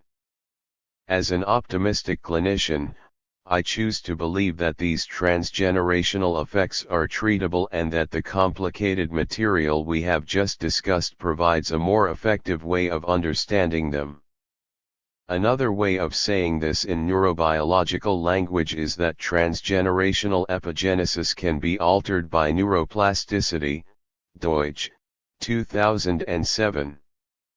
Thinking about transgenerational epigenesis also suggests a way out of some therapeutic impasses in which event-based work goes only so far and then fails.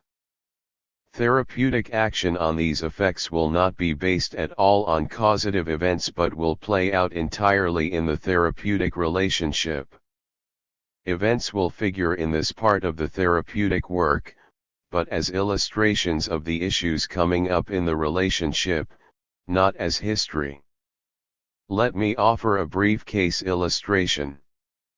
Jennifer, a university professor in her 40s, sought therapy, and eventually analysis due to an intractable relationship with a verbally abusive, controlling husband. It emerged that she suffered from a masochistic character that developed in the childhood cauldron of a sadistically abusive older brother, a sweet hear no evil see no evil speak no evil father, and a mother who viewed her as competition and lost no opportunity to put Jennifer down and deny how her brother was abusing her. Now, here's what's interesting. The analysis successfully dissolved her masochistic character. She no longer allowed anyone 85 to mistreat her and challenged such treatment, both in her intimate relationships and in her relationships and contacts in the wider world. However, she was unable to end any of the dysfunctional relationships. An old criterion for viewing a successful analysis that I believe still has some merit, involving the successful separation and moving on from the infantile objects, had not been met. Jennifer knew all these things about her parents and her brother, all long dead, and about her husband, but she tended to forget and dismiss them and was unable to separate from these people. Forgetting did not involve her allowing them to treat her abusively, the character repair remained in place. The analysis, and me, continued to bang unsuccessfully against this problem. Jennifer and I were banging on it together, until I recently came up with the idea that the nature of one's object relations was important enough evolutionarily to be a candidate for epigenetic transmission. According to this line of reasoning, Jennifer had inherited a tendency for very sticky object relations, and while we could easily imagine situations where such a tendency would be highly adaptive and heritable, this was not one of them. At this point, I thought, as I would have outside of this line of reasoning, to take the dilemma directly to the patient. I asked Jennifer how I could help her. She responded that I should just be there, listen, and support her. Based on this clinical moment and my hypothesizing, I changed my clinical stance with her to simply allowing her to be in an interpretation-free relationship with me. It is too soon to know if this stance will prove effective in this kind of therapeutic situation, but preliminary results are positive. In the next chapter, we will take up the subject of the self and its origins in a less clinical and more speculative way. I hope it will prove interesting. 4. The origins of the self and its consciousness. The evo-devo of human being 1. We are accustomed to treat the idea of the origins of the self in a number of ways. We have Jacobson, 1964, summarizing the classical position in terms of models based on the flow of psychic energy and psychosexual development. Mahler, Pine, and Bergman, 1975, Self of Separation Individuation, and Bowlby's, 1969, 1973, Self of Attachment. We are somewhat less accustomed to Score, A.N., 2003a, 2003b, Score, J.R., and Score, A.N., 2007, Neurodevelopmental Self or PANCSEPS, Panksepp and Bivan, 2012, Evolutionary Self of Primary, Secondary, and Tertiary Affects, and we are not at all accustomed to the epigenesis and the evo-devo of the self. Beyond discussing some of these newer ontologies of the self, I want to go on, somewhat speculatively, to discuss its historical origins, going back hundreds of thousands of years and, perhaps, even further. Another way of thinking about all this is that we are talking about an evo-devo, an archaeology of the self. Keep the historical and individual meanings of the latter in mind. A more user-friendly, folk psychological way of addressing these issues is to ask the simple-seeming question, who are we and how did we get to be this way?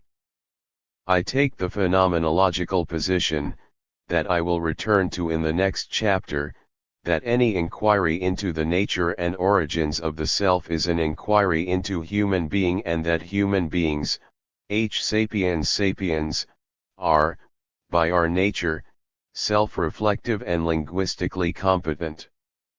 There are two important subtopics here that we need to consider, an archaeology of speech and language and an archaeology of consciousness, read evo-devo for both.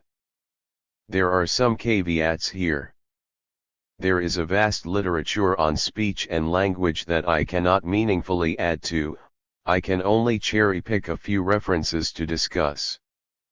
There are, however, some interdisciplinary points, specifically involving the evo-devo of language, that semioticians and linguistic scholars have 94 not yet picked up on that I want to consider.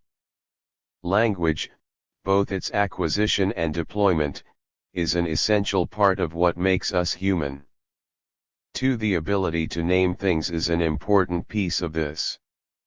It is a major way.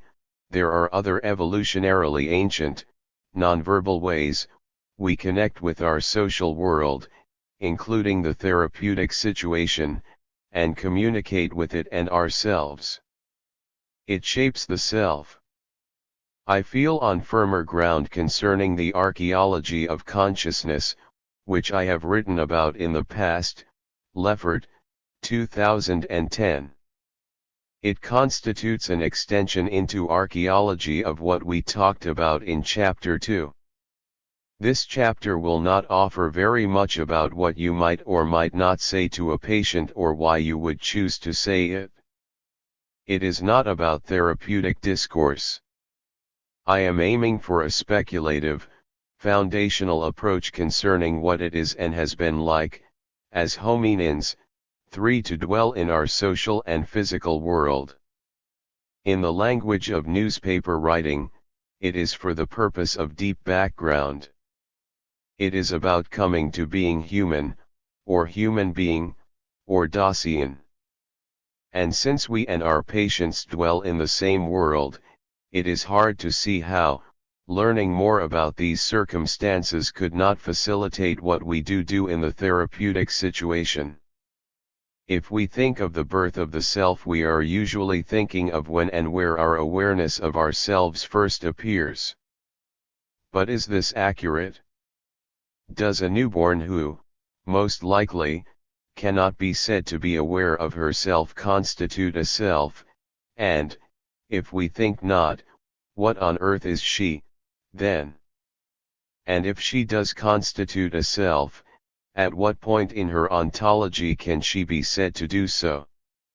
The argument that she constitutes a self even before birth is based on an assessment of a self, made by an observer, outside of the self, where self-awareness, a property of the self, constitutes a mental assessment made by the self of herself. Is such an assessment valid? We have, almost accidentally, stumbled into the domain of neurophilosophy, and we will have to consider this issue of self and self-awareness at greater length. The field of study that looks at the origins of the hominin self is called paleoanthropology, and the discipline, not yet named, that takes up the evodevo of the brain in particular is paleoneurology. If we want to address the evodevo and the genetics of the self and its origins, we will need a number of devices. First, we will need our eyes to look at how an infant H. sapiens develops. Then, we will need 2 temporal telescopes, one that magnifies our view of events taking place over the last tens of thousands of years, and a more powerful one that brings millions of years of evodevo into focus. We will start with the latter. This is a chapter about the birth of a new kind of biopsychosocial self and its appearance on the stage of evodevo. It is a self that is capable of reflecting on itself and the world in which she lives. She is called, unsurprisingly, the autonoetic, self-knowing, self. So how did we get to be us? It's a pretty exciting story. First, we need a lesson in hominin genetics. Our direct ancestor, some unknown Australopithecus species, appeared in Africa around 4 to 5 million years ago, Maya, 4 splitting off from the chimpanzees, genus Pan. There is debate about the place of a particular Australopithecus species, A. africanus, on our 95 family tree. It is thought by some, Reardon, 2012, that they split off from the line that would become genus Homo 2.5 to 3 Maya, while others, Falk and colleagues, 2000, believe that they are our direct ancestors. But I get ahead of myself. In 1924, In the northern Transvaal, Raymond Dart and colleagues discovered a skull fragment that was at first thought to be that of a baboon. What was so very unusual about this fossil was that it was found with an endocast of the inside of the skull that offered a model of the creature's brain. Falk, 2011. Examination of the endocast revealed to Dart that he was looking at the brain, not of a baboon, but of some hominin ancestor. 5 Tong, as he came to be called, was a young hominin who walked the earth between 2.6 and 3 Maya and died at age 3 or 4. Tong was thought to represent a new species that Dart christened Australopithecus africanus, taken from Austral, meaning southern, and Pithecus, meaning ape, that was found in Africa rather than Java, the site of the discovery of other early hominin remains. Although it soon became clear that Tong, while southern, was certainly not an ape, the name stuck. Examination of the skull revealed most of the structure of the right cerebral hemisphere. It also divulged a number of other things. The position of Tong's foramen magnum, the hole in the base of the skull through which the spinal cord exits and enters, strongly suggested that he was bipedal, walking upright rather than using all 4 limbs as apes do when on the ground. One of the sutures of the skull was incompletely fused. Falk, Zollicofer, Morimoto, and Ponce de Leon, 2012, a feature inconsistent with those of the great apes that fuse shortly after birth and consistent with the developmentally delayed fusion of the skull's sutures and closure of its fontanelles of the evolving genus Homo, whose brains must continue to grow in early life. 6 Around 3.4 Maya, Australopithecus experienced the first of 2 genetic events that led to its evolution into the unusual primate H. sapiens. They involved the SRGAP2 gene 7 that drives the development of the neocortex. In a very rare sequence of events, this gene doubled at around 3.4 Maya and then, about a million years later, 2.5 Maya, at roughly the point at which the Australopithecus and Homo lines diverged. This daughter gene, SRGAP2b, doubled again, producing SRGAP2c9, the granddaughter of the original SRGAP2 gene. Reardon, 2012. As Reardon puts it, the stage was set. Around 2.5 million years ago, the erroneous duplication of a single gene changed the course of our brain's evolution forever. P10. Reardon's, 2012, conclusions leave unanswered the overriding question: how and why did this particular gene come to double and redouble? We could stick with Darwin's argument of natural selection: such things happen all the time, and natural selection determines which ones will be conserved, that is, selected for, and protected from evolutionary changes that diminish it. This is true in a sort of general way. However, if we believe anything we said about evodevo and epigenetics in the last chapter, then there has to be more to the natural selection story.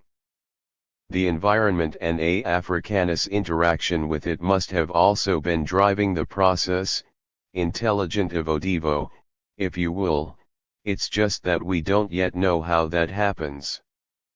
However, as we continue to unpack the data of the Dutch hunger winter and the Overkaliks famines and pursue contemporary as well as archaeological genetics, we will figure it out. 96.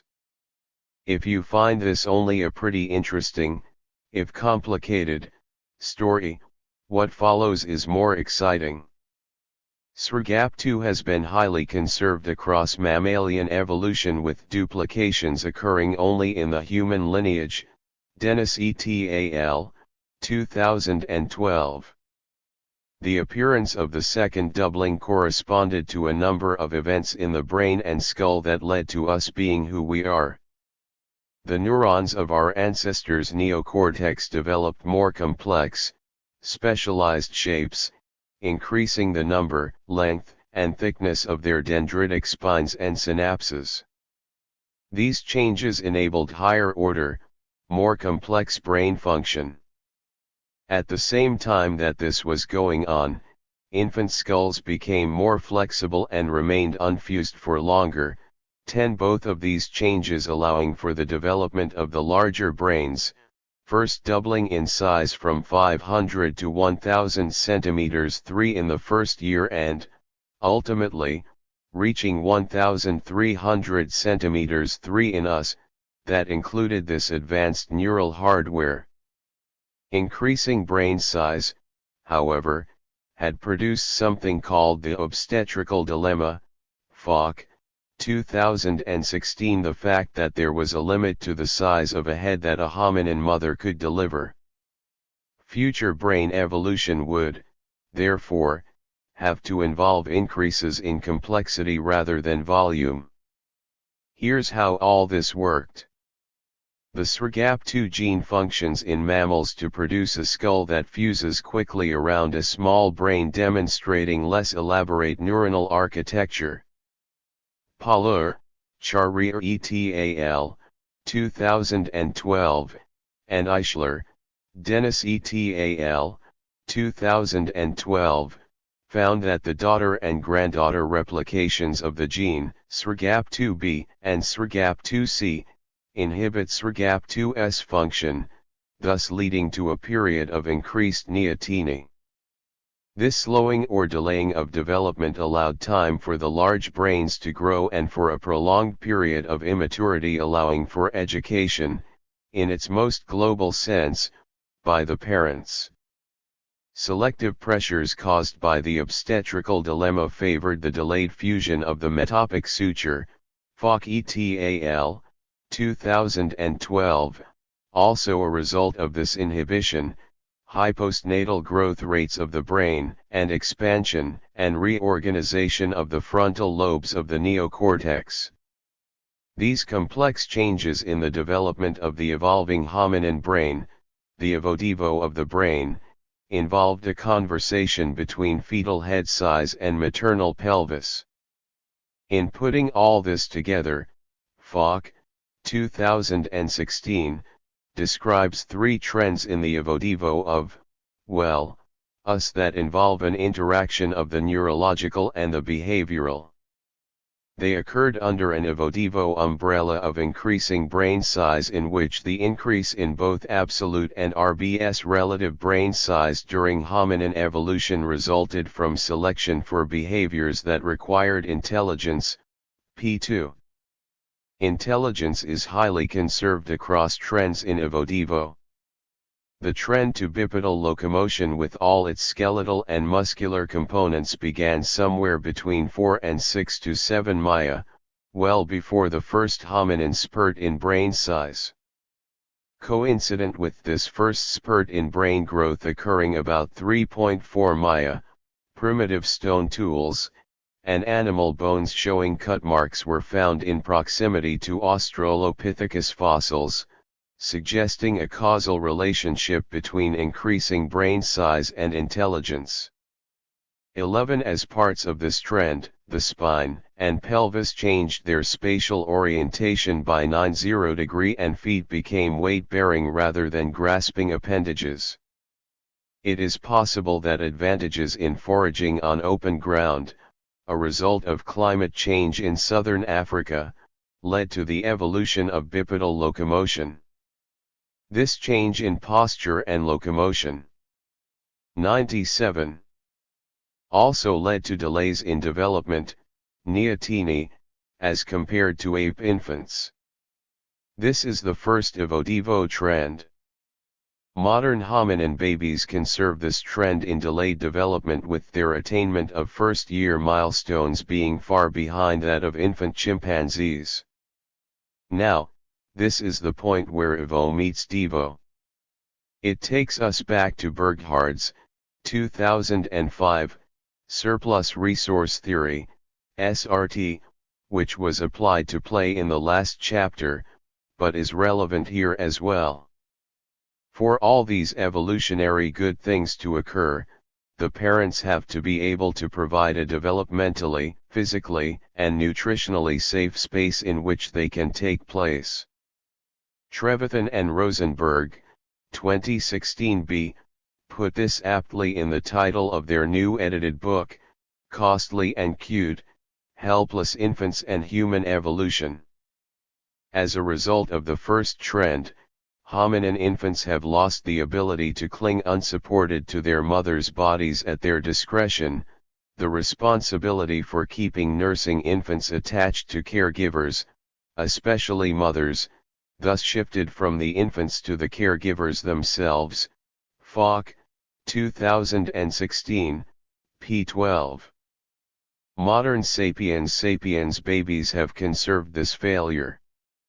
This marks an evolutionary reversal, as the ability to cling has been conserved by modern monkeys and apes. By this seemingly circuitous route, we come back to a central pathway in contemporary theories of human development. Because of this inability to cling, the baby must develop ways to signal her needs to her mother and, even if not signaled, the mother must fairly constantly monitor and query her infant about her needs. Since the needs and the monitoring are more complex than those of birds or non-hominin mammals, so must be the signaling and querying. In addition, mothers must also carry about their large, and growing ever larger, helpless infants.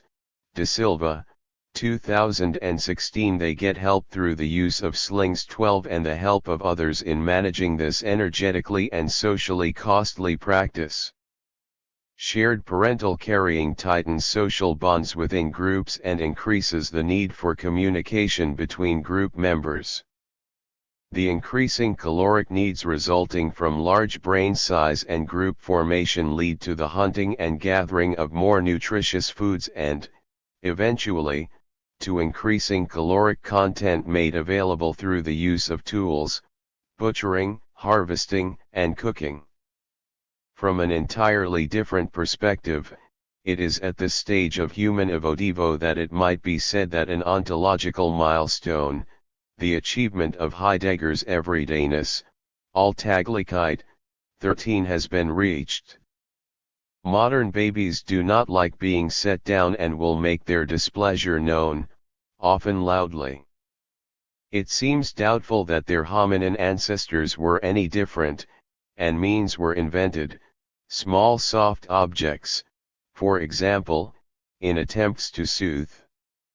All of this led to the second evo trend, Falk, 2016, in which infants sought comfort through the use of evolved signals. These signals involved different kinds of crying and babbling that became melodic. The effects of these cries on adults are immensely powerful. We easily distinguish cries indicating something is wrong, which prompts us to anxious, immediate action, from cries indicating the baby is unhappy, which we simply find unbearably irritating.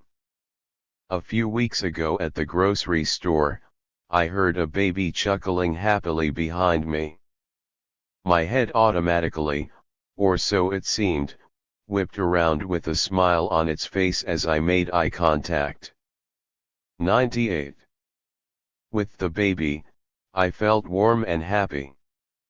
14. As Trevathan and Rosenberg, 2016a, describe the human infant, they are helpless, dependent creatures who need our care, and they have evolved attractive characteristics and a range of captivating behaviors that are very effective at soliciting and obtaining attention. P1.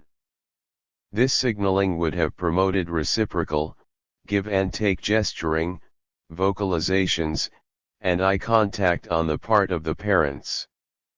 Signaling by both babies and parents became more complex, both as the babies matured and as signaling strategies were shared among social groups, evolving over time. This proto-linguistic communication evolved into conversations, Trevarthen, 1974, 2009, between contemporary infants and their mothers. 15 As all this was taking place and the Australopiths were efficiently walking around the savannas of southern Africa with extended lower limbs, pretty much as we do, brain size began to increase in the hominin fossil record. This was the third-WORLDism trend, Falk, 2016, in which brain size increased markedly during the last trimester of pregnancy and the first year of life. This trend allowed our brains to reach sizes 3 to 4 times that of the Australopiths, modern monkeys, and apes. Increasing hominin brain size over the past 1 to 2 million years in turn led to architectural reorganization of the brain and increasing cortical lateralization. If increased cytogenesis occurs in some particular parts of the brain whose growth is associated with particular adaptive behaviors, they take the rest of the brain along with it. This raises the fascinating evolutionary question: what might be going on cellularly in the hominin brain when all these good things are happening? Indeed, in a speculative paper, Buckner and Creenan, 2013, address this very question. They speculate that the increased size, 86 billion neurons, of the human brain led to increased computational capacity. What has captured our interest is a peculiar feature of brain scaling in humans that might prove critical.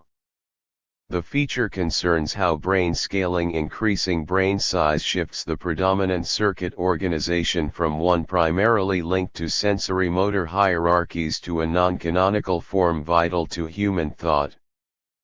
p. 650. Rapid cortical expansion produced vast areas of neurons untethered by the constraints of the earlier sensory motor hierarchies of our ancestors.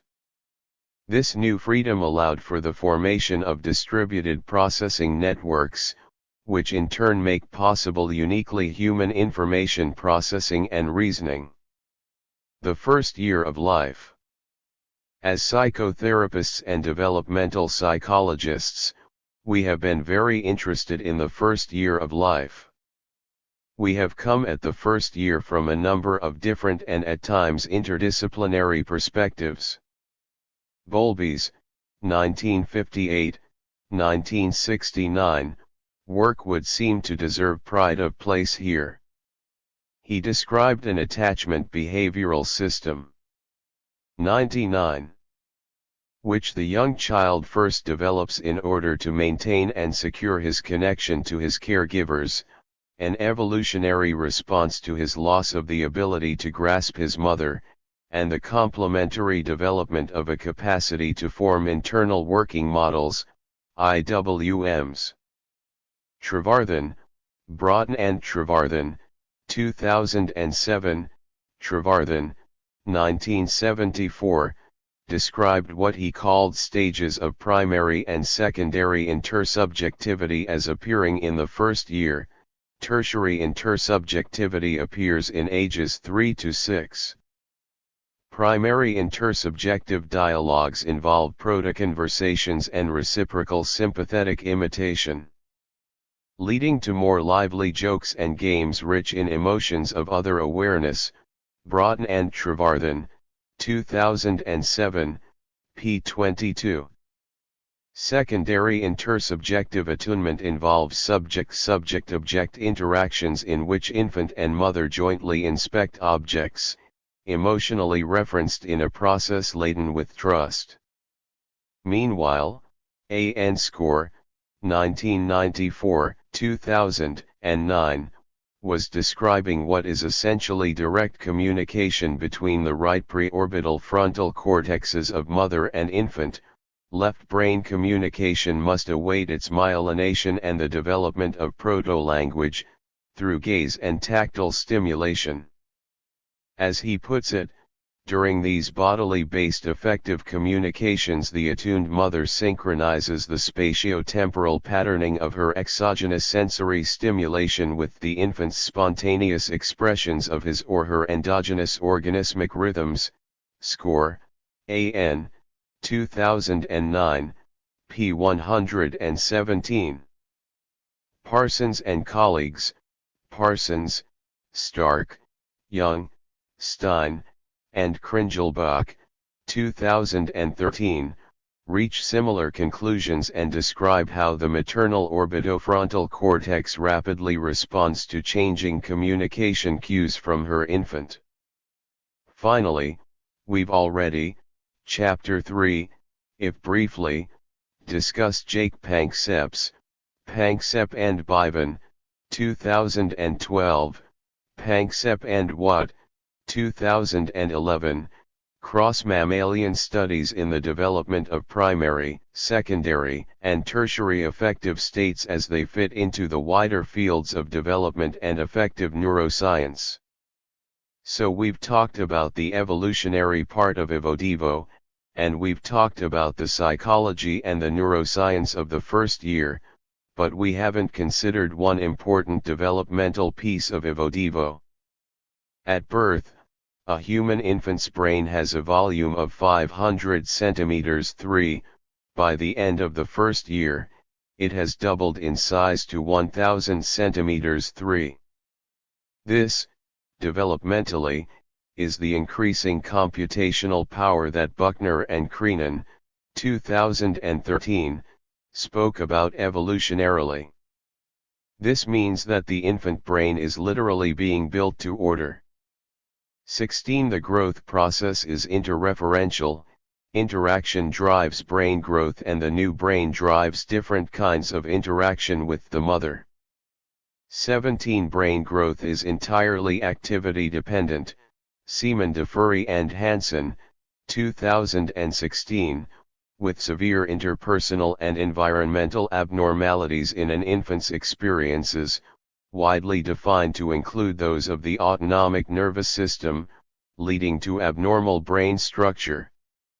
This sets the bar pretty high, although not impossibly so, in trying to change this grown-to-order structure through adult psychotherapy or psychoanalysis. We place, sometimes unknowingly, heavy bets on neuroplasticity. Again, the developmental evidence is pressing. Through a process known as pruning, the developing brain loses half its synapses before puberty, Chechik, Maley JSON, and Ruppin, 1999. 18. We believe the brain starts out with a larger than necessary or efficient number of synapses to offer maximum plasticity and then sheds the ones it no longer needs. It is a case of use them or lose them. If 100 they're not being used, they make for inefficiency in a calorically expensive organ and are pruned away. The process of pruning dovetails with that of procedural learning, Tulving and Shatter, 1990. The development of how-to circuits.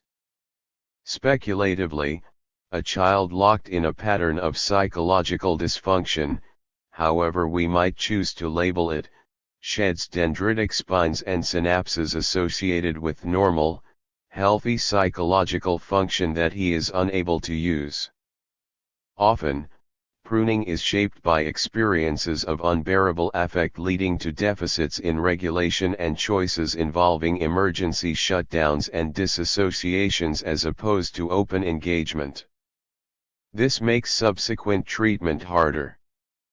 We seek in therapy to broaden the abilities for effective experience, Ogden, 2009, restore regulatory function, and enter into an exploration of emotional trauma.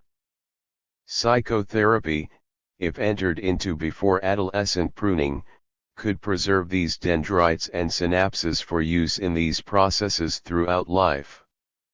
19. The unfolding brain of childhood and adolescence satisfyingly follows the two overarching rules of Evodevo. Gogte and Associates, 2004, used sequential MRIs to three-dimensionally map the developing brain from ages 4 through 21. These movies revealed, first, that higher-level growth and function of the cerebral cortexes emerged only after the lower-order somatosensory and visual cortical structures whose functions they integrate and regulate. Second, they showed that phylogenetically more ancient structures developed before newer ones. This happily brings us to a subject we have not yet engaged, the self and the origins of mind. Some notes on the history of the self. As psychotherapists, developmental psychologists, and neuroscientists, we already know a great deal about the development of the self and, as we come to understand its genetics and epigenetics as well, its evo. We have spent much time trying to describe it. I have argued at length that the self is not some aspect of mind. Its mental representation, and the IWMs, Bowlby, 1969, Craik, 1943-1952, that constitute this representation is a very different matter entirely. They follow their own path of psychological development, and the neuroscience suggests that the brain's cortical midline structures and mirror neuron system, MNS, Udden, Iacobini, Lang, and Keenan, 2007, have much to do with their formation and maintenance. A great deal of time has also been spent pondering the role of consciousness in selfness. It is complicated, as we have seen, Chapter 2 of this volume, by the different kinds of consciousness, Tulving, 1985-2003, known to exist, the anoetic, the noetic, and the autonoetic. The picture is still further complicated by the fact that only a relatively small percentage of thought and mental activity is conscious, the fact that consciousness of any particular thing is fleeting, and that much of what makes us takes place outside of the domain of consciousness. One would thus expect that Tulving's categories apply to unconsciousness as well. I have also come to suspect, as I think many of us would if we thought about it, that consciousness is not the same in all of us, it has different qualities, and the amounts of time we spend in different states of consciousness vary dramatically. These observations complicate things for those insisting on self-reflective, autonoetic consciousness as 101.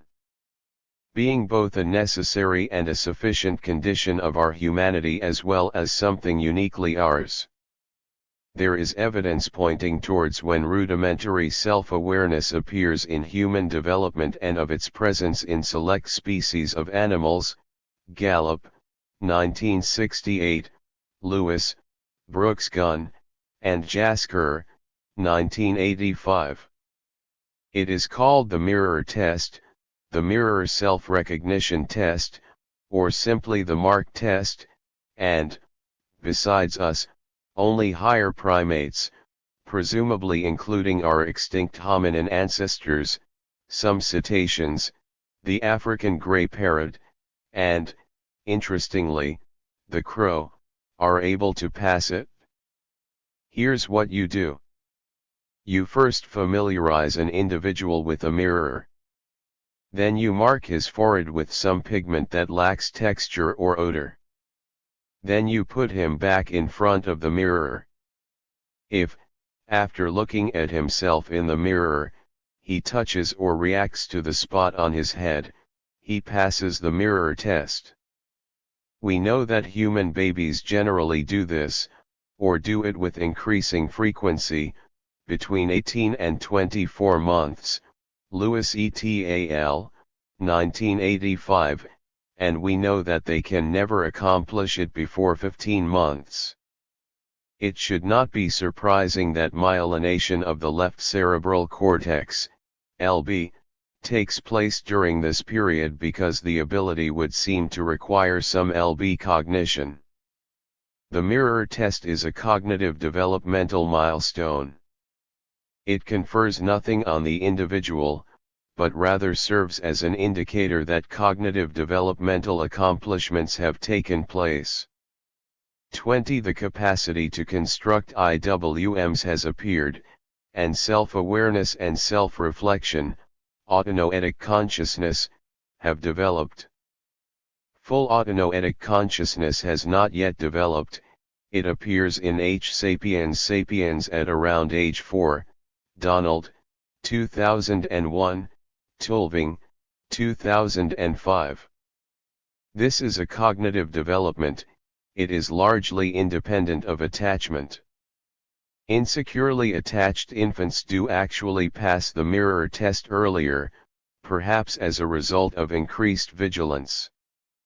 The mirror test is also a phenomenological milestone signifying a change in the toddler's being. Phenomenologists and existentialists have not much concerned themselves with such issues. Prior to achieving it, toddlers dwell entirely in a state of everydayness, taking up or connecting with things that are at hand. These include the mother, parts of his or her body, and nearby inanimate objects. Self-awareness and the presence of an internal working model of the self that incorporates both separateness and togetherness takes the toddler into his first experiences of thrownness, of existence in the moment. The toddler knows he is a self. We know a great deal about cognitive psychology and how self and mind develop in humans, so let's take them for a spin in prehistory. There are different perspectives here.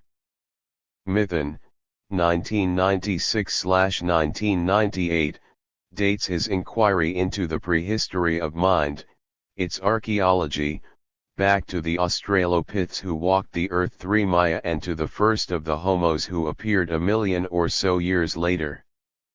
Renfrew, 1994, defines cognitive archaeology as the study of ancient ways of thought through the study of ancient remains. Studying modern ways of thought through examining the products of tasks offered to children of various ages would be a developmental analog of such studies. Bell, 1994, has observed that the study of the prehistoric mind has moved to the center of archaeological interest. Cognitive science and cognitive development have recently come to archaeology. A cognitive archaeologist or a cognitive paleoanthropologist can study 102. The objects and structures found at archaeological sites with an eye towards answering questions about the knowledge, purposes, practices, and skills of the people or hominins who produced them. Siegel, 1994, p. 22. In particular, we can study the capacity for thought and feeling that went into the creation of a particular object. Contemporary studies of primates and primitive societies have been used to inform cognitive archaeology, which is fine so long as we remember that they bring strengths and weaknesses to the game. If we are going to talk even briefly about the historical origins of mind, and if we want to talk about the development of mind, then the tale begins with Homo habilis around 2 Maya in the Olduvai Gorge of Kenya, the most studied paleoanthropological site on Earth, and the so-called Olduvian technology they developed there. A number also of inseparable biological, evolutionary, and socio-cultural trends came together at approximately this time and place. Attempts at establishing primacy of any one are doomed to failure. Our starting point is that, based on Olduvian concentrations of scarred broken animal bones, crude tools made of basalt and quartzite, and limited skeletal and cranial remains, H. habilis, aka handy man, was largely carnivorous, unlike his more vegetarian Australopith forebears. Also unlike his forebears, This early Homo also had, at 640 centimeters 3, a brain almost double the size of his forebears. There is a trove of information entailed in these intertwined observations. Brains are calorically expensive to run. This larger brain required more energy but offered more computing power. Its caloric requirements could probably not be satisfied by eating uncooked vegetables, probably dictating the dietary change. We really can't say which came first, handyman's new lifestyle requiring a larger brain to pull it off or his new brain requiring a new lifestyle to feed it. Although the archaeological record is expectedly sparse, we do have the collections of large animal bones, crushed and scarred by cutting tools, human teeth, and the teeth and claws of large predators. Assorted crude tools are also present. We also have piles, stockpiles, of the raw materials, basalt and quartzite, flint, used 2 million years later for more precise tool making, was too delicate for handyman, strategically placed within a range of 10 kilometers or so. We know that handyman lacked the technology to hunt and kill the herbivores that made up a significant part of his diet or to defend those kills, or himself, against large predators. They were forced instead to dine on small animals and the abandoned kills of those same predators. The rest of the story unfolds from these elements. How do we know that H. habilis was that different from, say, modern chimpanzees that could walk on 2 legs? Chimps are famous for their ability to use tools and to carry them to perform specific tasks. Calories are at the heart of our story. Although scavenging for high-caloric food required only simple tools, other tools had to first be made in order to make them. 21a Planned 2-stage process signifying noetic end. If a narrative accompanied the plan, some rudimentary form of autonoetic consciousness was required. A cognitive element, Mithun, 1996/1998, involved the ability to maintain sophisticated, shifting territorial maps of the likely locations of kills to scavenge, the behavior and routines of dangerous local. 103. Carnivores, and the locations of stashes of raw materials, water sources, and safe places to camp. Large-headed infants and their prolonged juvenile period much increased the number of calories needed by H. habilis to raise her young and required safe places for them to reside and be educated. In order to do all these things, she had to live in small groups and employ at least some degree of specialization. Lastly, although H. habilis lacked the cortical hardware for language, she must have developed some degree of vocal communication supplemented by silent hand signing. There are also things we can speculate about. There must have been some kind of intergenerational education, passing on an understanding of world, the Umwelt. Childcare would have been a shared group activity, probably performed by women, as hunting would have been by men. There would have been some gender-specific role differentiation. Cannibalism of some sort, perhaps of the dead, may well have been present. It's not clear how the small groups could have passed up the calories. The making and breaking of affectional bonds would likely have been present in groups and between groups when they congregated. Phenomenologically, handyman must have spent most of his time in the state of everydayness, taking up things at hand to manage a busy life. There was no time for fallen states. Individuals who spent time in them could not long survive. Thrownness must also have been present. Life and death moments in the hunt and dealing with predators come to mind. Let's take all this for a test drive. I have a flint rock that sits on my desk. It's about 6 long, 4 wide, and maybe 3 thick. It is black-brown in color, it looks old. I pick it up. It's heavy, it weighs a pound, and my hand fits around the naturally cone-shaped end. This thing is a tool. 2 flakes were struck off the other end by a hammerstone, another tool, to create a crude point to crush and chop. It is otherwise unfinished. Its simplicity suggests that it was probably made by the man, too heavy a tool for a woman to wield, who used it. The flakes would, similarly unfinished, have been used as cutting or scraping tools. Called a biconical chopper, it was found in Kent, England, in 2009.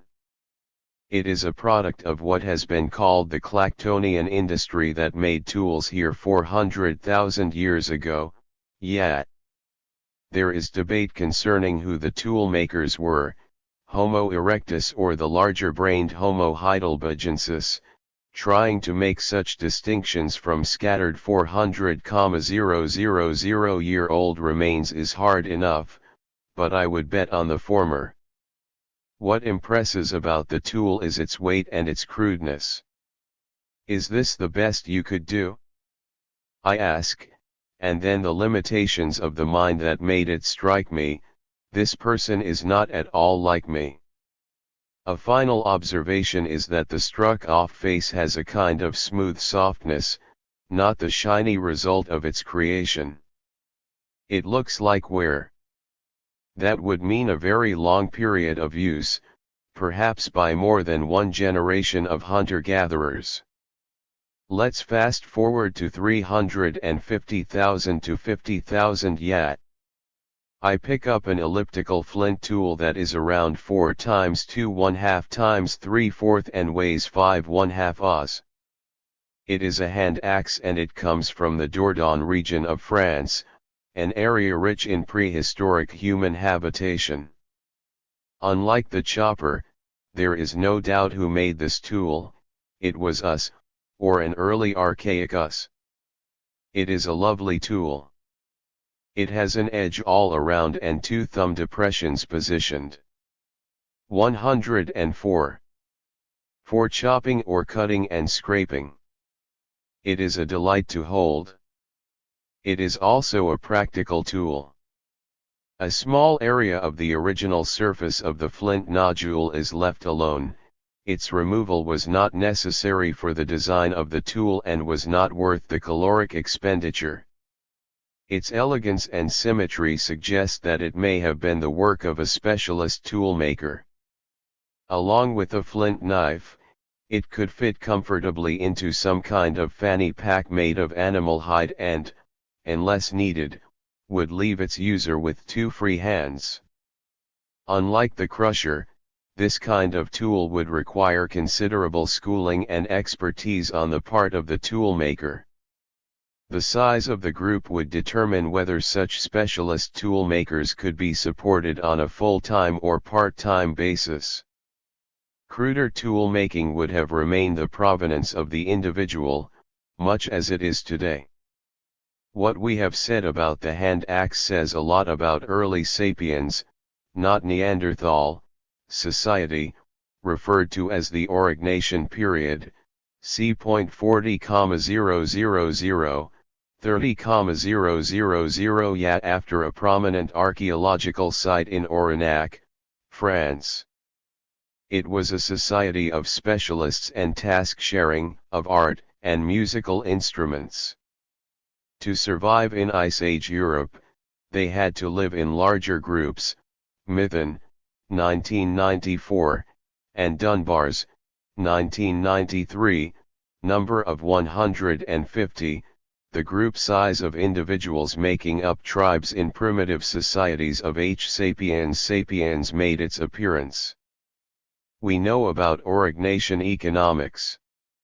Task sharing involved exchanges of value that speaks to cognitive capacity. Recovering objects like shells in sites at considerable distances from where they could be found speaks to trade and ornamentation that was not found in earlier homos. Sapiens had and used a lot more brain power than handy men to accomplish these social things. To do them, to make these tools, to share tasks, to trade, and wear adornments, a full array of cognitive processes including narrative/reflective, semantic, and procedural knowing, or, to use the older language, formal operational thought must have been present, albeit in less robust forms than we are capable of today. My purpose in this hopefully interesting and certainly brief digression is to demonstrate that the ways of being that sapiens bring to the consulting room, both as patients and therapists, go back a much longer way than we might have expected. We know a great deal about the rest of the story that connects handyman to us, but we don't have the space here to fill in the dots. 22. The origins of consciousness. We have already spoken at length about consciousness in Chapter 2, but it seemed appropriate to defer a discussion of its origins until the present chapter. Folk psychology would tell us, and we would assume, that, once our ancestors reached the Homo line, their consciousness was pretty much the same as ours. Like many such assumptions, it does not withstand inspection. A similar assumption about modern sapiens is equally uncertain. Although we all are very likely to possess the same broad categories of consciousness, I have come to believe, as I said in Chapter 2, that how much time we spend in each of them and the quality of our being conscious varies a lot from person to person. 23,24 What I am proposing is that consciousness is uniquely personal and is not available for objective scrutiny. What we find. 105. Ourselves having to deal with here is only the familiar concept of irreducible subjectivity. We have two questions to address: how consciousness evolved in homos and how it develops in each of us. We're also curious about the relationship between the two, in other words, its evodevo. The phylogeny of consciousness. The writing about the phylogeny of consciousness, now measured in thousands of papers and books, outpaces that on its ontogeny. Writing about and integrating this literature is a difficult task. There is a large body of it, example Feinberg and Mallet, 2016, Terrace and Metcalf, 2005, arguing successfully, I believe, that consciousness in some forms exists in mammals and probably all vertebrates. The question remaining is in just what forms. Tulvings, 1985/2003, Division of consciousness into anoetic, noetic, and autonoetic elements remains the gold standard of the classification of consciousness and memory in human beings.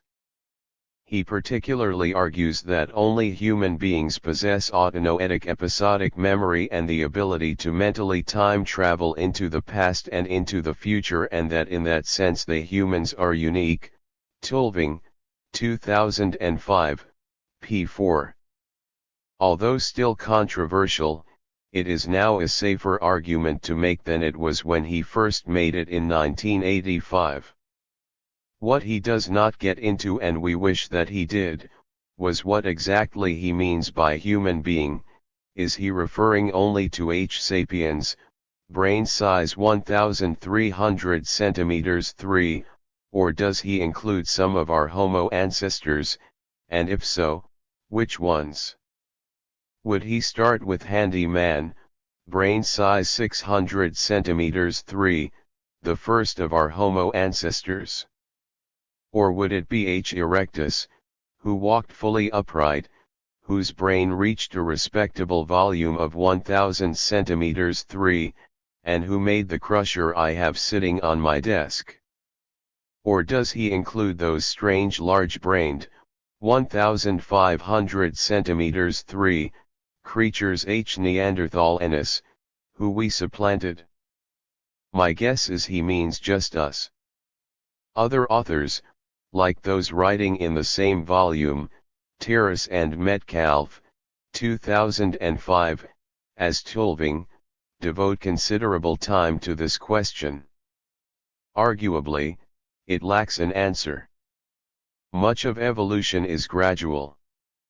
Rudimentary properties appear and then evolve, yes, epigenetically, into more complex and sophisticated functions, reaching a tipping point, as complex systems do, at which something entirely new appears. If this something new is of great adaptive value, it is greatly conserved.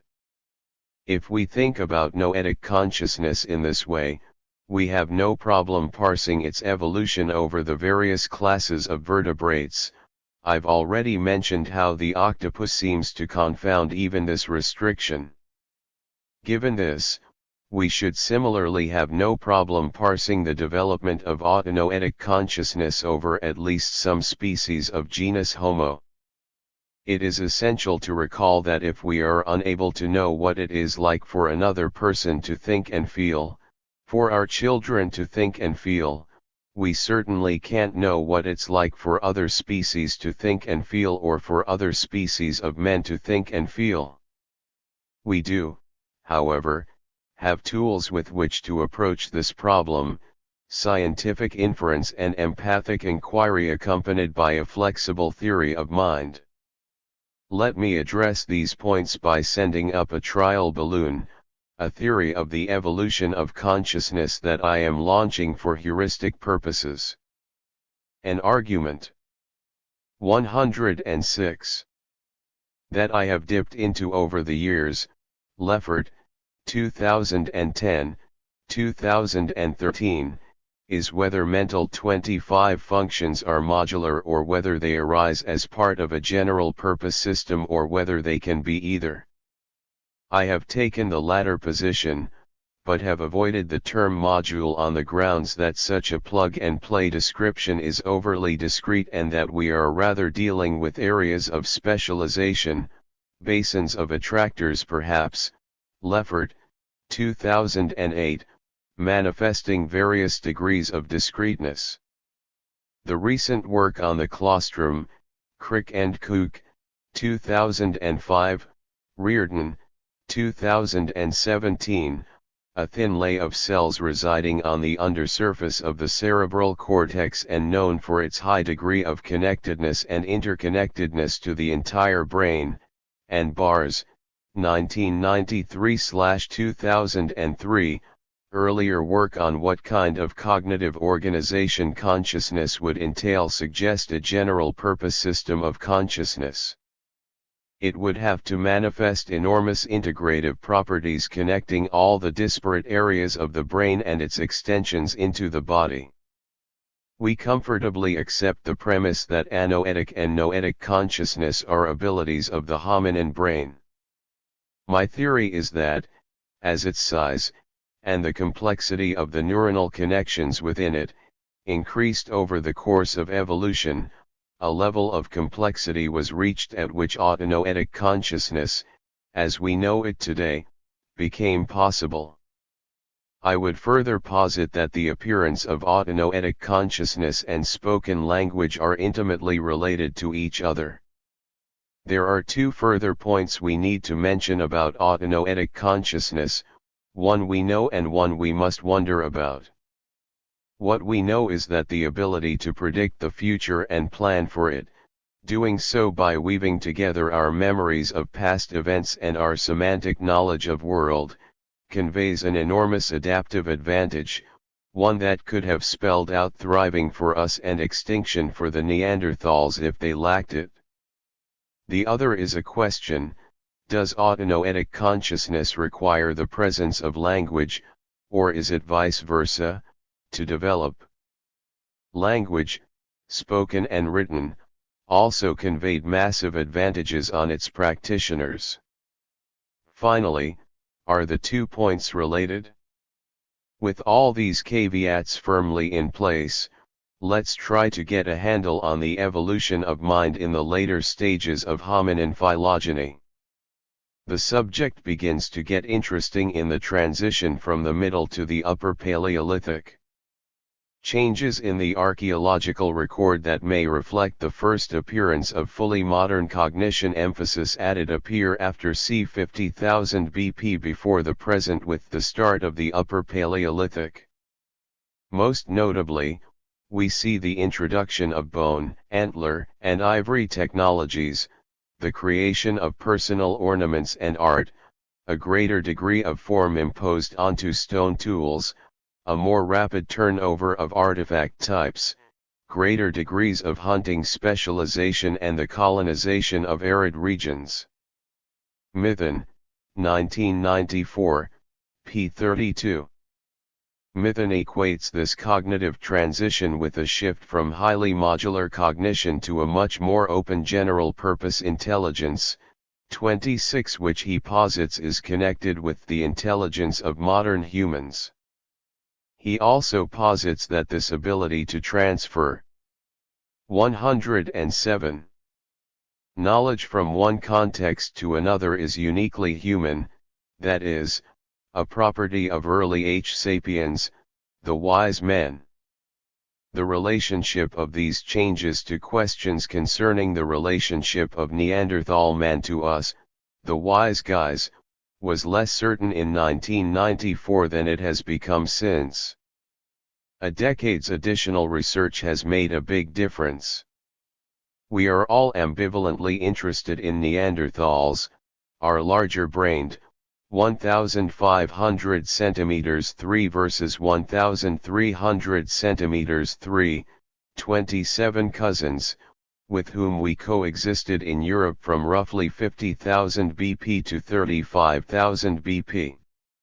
Used as an adjective, the name roughly translates today as dumb brutes, while their large brains, larger than ours, make us imagine special and mysterious mental powers that we lack.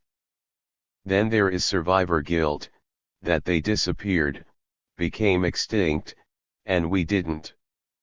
Whether we exterminated them or simply survived as the fittest, easily claiming and consuming resources at Neanderthals' expense doesn't matter much in the context of the broad sweep of evolution.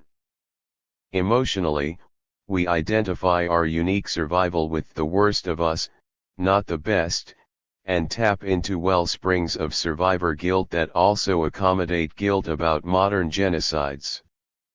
Mellers, 2005, casts the supplanting of Neanderthals as precipitous, a tipping point in a complex system.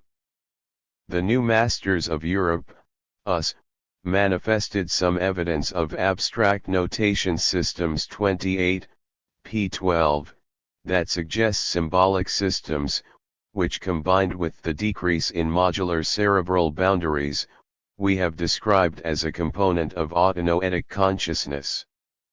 In articles, 2004, 2005, drawing extensively on the paleoanthropological literature, Mellers concludes that systems, appeared in Europe c.50,000 BP as a result of our arrival out of Africa and had nothing to do with the Neanderthals. Further evidence for this proposition is the presence of these new capacities in Africa 20,000 to 30,000 years earlier, thus allowing time for the spread of advanced H. sapiens into Europe. If you are still with me, you can see the obvious problem with this line of reasoning. You might ask something like, given that we accept your argument about how these abilities got to Europe from Africa rather than arising in Europe, how did they arise in Africa in the first place? The story goes something like this.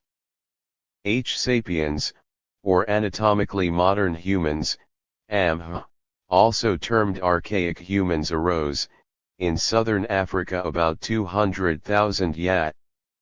29 then, around 70,000 yat. Something happened. The archaeological record reveals that a group of abilities and talents advanced stone tools, weapons, sewn clothing, and jewelry appeared in a fashion contested by different authors. 30. The components of what is referred to as the Upper Paleolithic package were gradually assembled at multiple sites before export to Europe. The spread to Asia and Europe of humans equipped with the package is known as the Out of Africa event. Dunbar, 2016. Klein, 2001, and others, Stringer and Gamble, 1993, however, argue that the appearance of the package in southern Africa was fairly sudden and propose an origin for the change. Analysis of mitochondrial DNA, inherited through the female line, suggests the appearance of a genetic or epigenetic event in a population of roughly 5,000 females, that is, women, in southern Africa that enabled the capacities making up the package. It resulted in the appearance of modern humans, H. sapiens sapiens, in the archaic population of Avha. Modern humans then began moving north and out of Africa. 108. 70,000 Ya, migrating first into Asia, and then swinging around, reaching Europe 40 to 50,000 Ya. Lest we dismiss this hypothesis as fanciful, although it does require further study, we should recall that the spontaneous tripling of the SRGAP2 gene was of central importance to the appearance of the Homo line 2.5 to 3 Maya, Reardon, 2012. Kinsborn, 2005, observed, for example, that some other as yet unidentified single mutation in the gene controlling how many times cerebral neurons divide could determine increasing cortical size, cognitive capacity, and, potentially, consciousness. The ASPM gene is a proposed candidate. Such qualitative shifts are familiar, unpredictable properties of complex systems, Leffert, 2008, that are then further modified by quantitative change. We have considered how, Bar Yosef, 2002, Mithen, 1994, the cognitive changes involved in this evolutionary step could result from a change in the brain's modularity structure. Specifically, Neanderthals, and perhaps archaic humans, were thought to possess domain-specific intelligence in which information concerning social interaction, the environment, and technology was stored and processed in different modules, whether the structure of these modules was anatomical, computational or, more likely, some combination of both has not been worked out. The point is that there was very little connectivity or sharing of information between modules. Individual modules could have possessed their own situational consciousness that was not transferable. Modern human brains, however, were posited to have an open architecture that facilitated integration of diverse categories of information and an open consciousness. We know that procedural consciousness and noetic consciousness were in advanced states of development in the early wise guys, H. sapiens sapiens. It is hard to imagine how the complex tasks required to be in Heidegger's 1927/2010 world of thrownness and everydayness, of Eigenwelt and Mitwelt and Umwelt, could be carried on by procedural and noetic cognition alone. It is equally hard to imagine how one could survive in Ice Age Europe in the complex ways that we wise men did without our possessing mental time travel. 31. One has to believe in the equation. Symbolic reasoning plus mental time travel plus theory of mind plus self-reflection equals autonoetic consciousness. The autonoetically conscious Homo must be able to deploy his consciousness in two particular ways. One involves the ability to voluntarily escape the consciously experienced, Kinsborn, 2005, present into mental time travel and episodic memory in order to plan. This is a shift from everydayness to thrownness. The other is the capacity to experience the uncertainties of life and its projections into the future and incorporate them into the short and long-term planning of activities. This involves both the conscious weighing of possibilities and the capacity to develop heuristics and biases. Tversky and Kahneman, 1974/1982.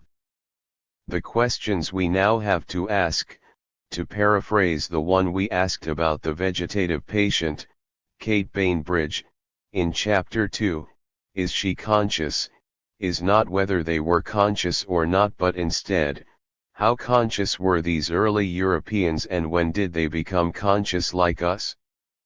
109. As one gets into questions about the phylogeny of autonoetic consciousness, it appears that many authors, example Terrace and Metcalfe, 2005, are willing to locate this consciousness in humans but deny its presence in non-human primates. They argue that the autonoetic seeming activities of primates like the great apes can actually be explained in terms of noetic consciousness. Their willingness derives in part from the ability to do research on living sapiens and apes. They are less willing to speculate about the presence of autonoetic consciousness in our hominin or Homo ancestors. The problem that remains is that however one chooses to avoid these questions, one cannot eradicate them. They have answers even if our tools for ascertaining them are currently limited. We can identify some parameters of consciousness. It seems impossible that grammatical language could exist in the absence of autonoetic consciousness. If the modularity hypothesis fails, as we have seen that it does, then we cannot identify autonoetic consciousness itself with putative apparatuses of consciousness such as the claustrum, and we are left with the global hypotheses that autonoetic consciousness is a property of the neural net of the self. We now have to turn to the work of Julian Jaynes, 1977, the theory of the origins of consciousness he proposed, and what might, or might not follow from it. Before proceeding, I must again offer the caveat that, in trying to understand the wise guys in these distant times, we are relying on conjecture and inference to develop a narrative. Narratives are stories, and as the postmoderns tell us, many stories of variable standing always exist to describe any circumscribed series of events. Jaynes' work, 32 published in 1977, had the benefit of Sperry, 1969, Sperry, Gazzaniga, and Bogan, 1969, split-brain studies of patients with intractable epilepsy who underwent commissurotomy and were then evaluated neurocognitively. He did not have the benefit of Tulving's, 1983, 1985/2003, elucidation of different systems of memory and consciousness. In talking about consciousness, Jaynes says he is talking about subjective consciousness, by which he means something like autonoetic consciousness. To summarize his hypothesis, he posits that while writing appeared in roughly 3000 BCE, autonoetic consciousness was neither present nor required. Autonoetic consciousness, he posits, appeared around 1200 BCE, 33, an idea that paleoanthropologists would find shocking. He supports his hypothesis in part by drawing on the Iliad, Homer, 1998, an epic poem that was chanted by poets in an auditory trance starting around 1200 BCE and written down about 900 to 850 BCE when the Greek alphabet was first developed. How this happened is still another conundrum. By being very careful about language, trying to define words like psyche in terms of their original early Greek meaning, breath, blood, life substance lost in death, rather than their later c.300 BCE meaning, soul, he describes the characters as lacking a self, of lacking autonoetic consciousness, of operating in response to what they hear in their heads, what they call the voices of the gods. His argument rests on two things, the lack of mental language and the initiation of action by the gods. p. 79, the characters of the Iliad do not think or feel, they are directed to act.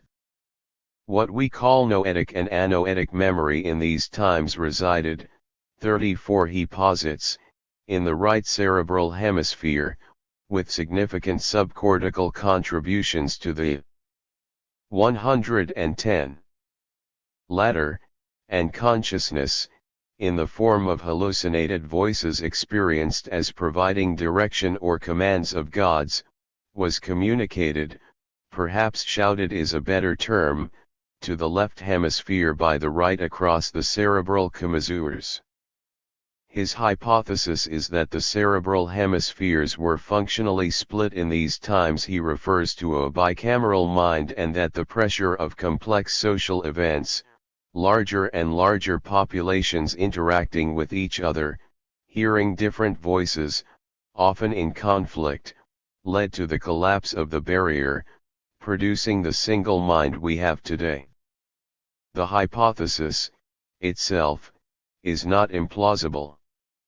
We would question the dates and whether we are looking at qualitative or gradual, quantitative change. I have posited variabilities in consciousness both among individuals and in a single individual over time, so it might be that people now slip in and out of these proposed bicameral states. Before going on to what other authors have to say about the origins of autonoetic consciousness, I'd like to offer an alternative narrative concerning the nature and social role of texts like the Iliad in ancient Greece and ancient society. The Iliad was chanted by the priest poets, the Iodoi, in an oral tradition that preceded but did not end with the appearance of textual writing. These performances were designed to drive the audience into an altered state of consciousness, taking them back cognitively to at least Neolithic times and probably even further, think religious hymns. Human beings have continued to seek out such experiences in both religious and entertainment venues, enhanced at times by mind-altering substances, and to derive great satisfaction and meaning from them. What was, in effect, the elimination of the individual as a center of reason in the Iliad could easily represent a trope in common usage at the time to enhance these effects. Janes, 1977, even knows this when he observes, the function of meter in poetry is to drive the electrical activity of the brain and most certainly to relax the normal emotional inhibitions. Emphasis added of both chanter and listener, p. 73. If Janes, 1977, is an outlier, Humphrey, 1976-1988, has exerted a seminal influence on researchers studying the origins or consciousness and its relation to social intelligence. Social intelligence, or Machiavellian intelligence, Whiten and Byrne, 1988, stands in contradistinction to technological intelligence, the stuff of gadgets, intelligence testing, running rats through mazes, and studying prehistoric tools. Machiavellian intelligence involves mental time travel, planning a course of action in dealing with people that will lead to a sought-after interpersonal result.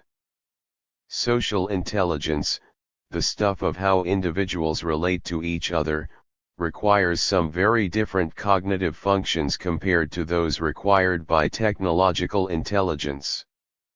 Humphrey, 1976-1988, first argues that since, in the day-to-day practice of living, we in effect mostly get by with what Heidegger, 1927-2010, calls our everydayness, Alltäglichkeit, then there would seem to be little need for creative intelligence, thrownness, the kind of intelligence we use to perform creative tasks, use to do philosophy, and that can be demonstrated in primates and humans in the research lab. The question is then, if we, men, chimpanzees, and apes, seem to be able to get around without this intelligence much of the time, why have it in the 111. First place? Humphrey's answer is that it is socially necessary and that social groups cannot exist without it. It is necessary because one thing we do know, from personal experience, is that life in the large social groups in which we wise guys live is complex and highly problematic. Just how necessary it has been for the maintenance of these groups over the course of hominin evolution, Dunbar, 2016, we will get to in a moment. We also know that there are great benefits, Machiavellian benefits, to be had by each individual member of a group in both preserving the structure of the group and exploiting and outmaneuvering others within it. Accumulated knowledge, semantic memory, is not enough.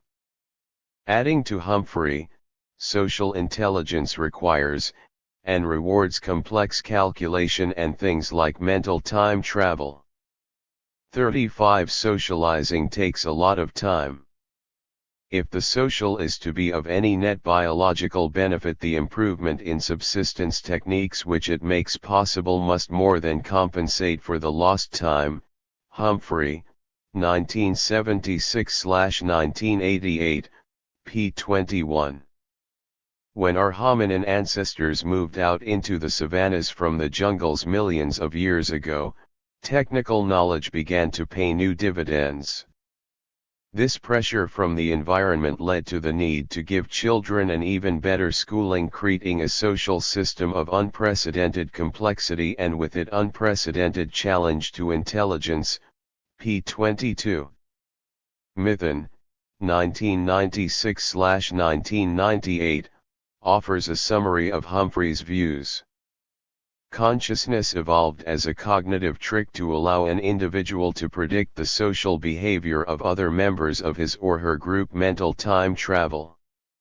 Humphrey suggested that it evolved to enable us to use our minds as models for those of other people.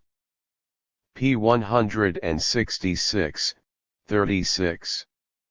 If we accept all these good things about the evolution of consciousness, we have to integrate them with what we already know.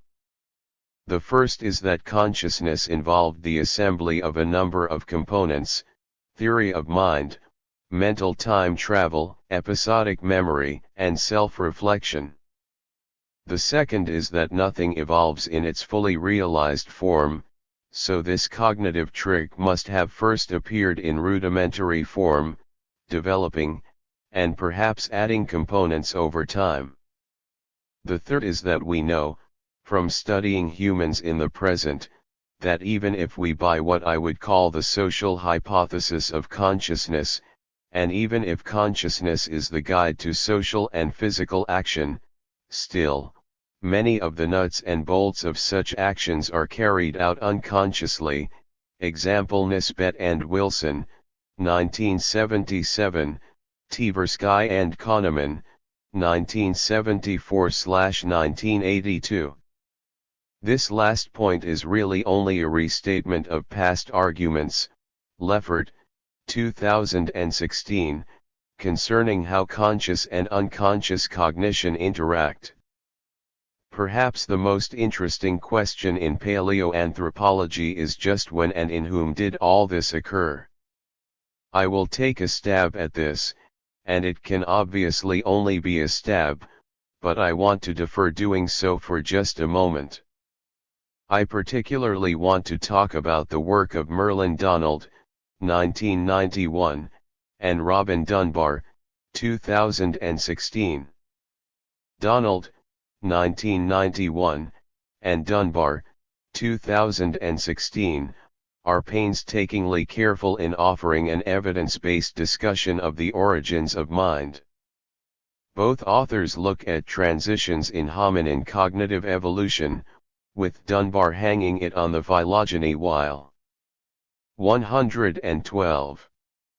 Donald hangs the phylogeny on points of qualitative cognitive change. Their accounts are complementary and innovative. As Donald put it in 1991, there are no existing classifications of ape or human culture that are based primarily on cognitive considerations, p. 148. Such a shift in classification was what Renfrew had been talking about in 1994. Dunbar describes a consensus, by 2016, that what moves brain evolution and increasing cortical size in primates is the evolution of ever more complex social behaviors, which in turn correlate with increasing social group size, ultimately reaching Dunbar's number, Dunbar, 1993, of 150 H. sapiens sapiens. Orbitofrontal cortex volume determines mentalizing competences, and mentalizing competences determine the size of the social network, Dunbar, 2016, p. 65. This social brain hypothesis also can be used to precisely predict group size. Drawing on what we have already said, the corollary to these two premises is that brain size can only increase if a species can increase its food intake to supply the extra energy needed to run larger brains.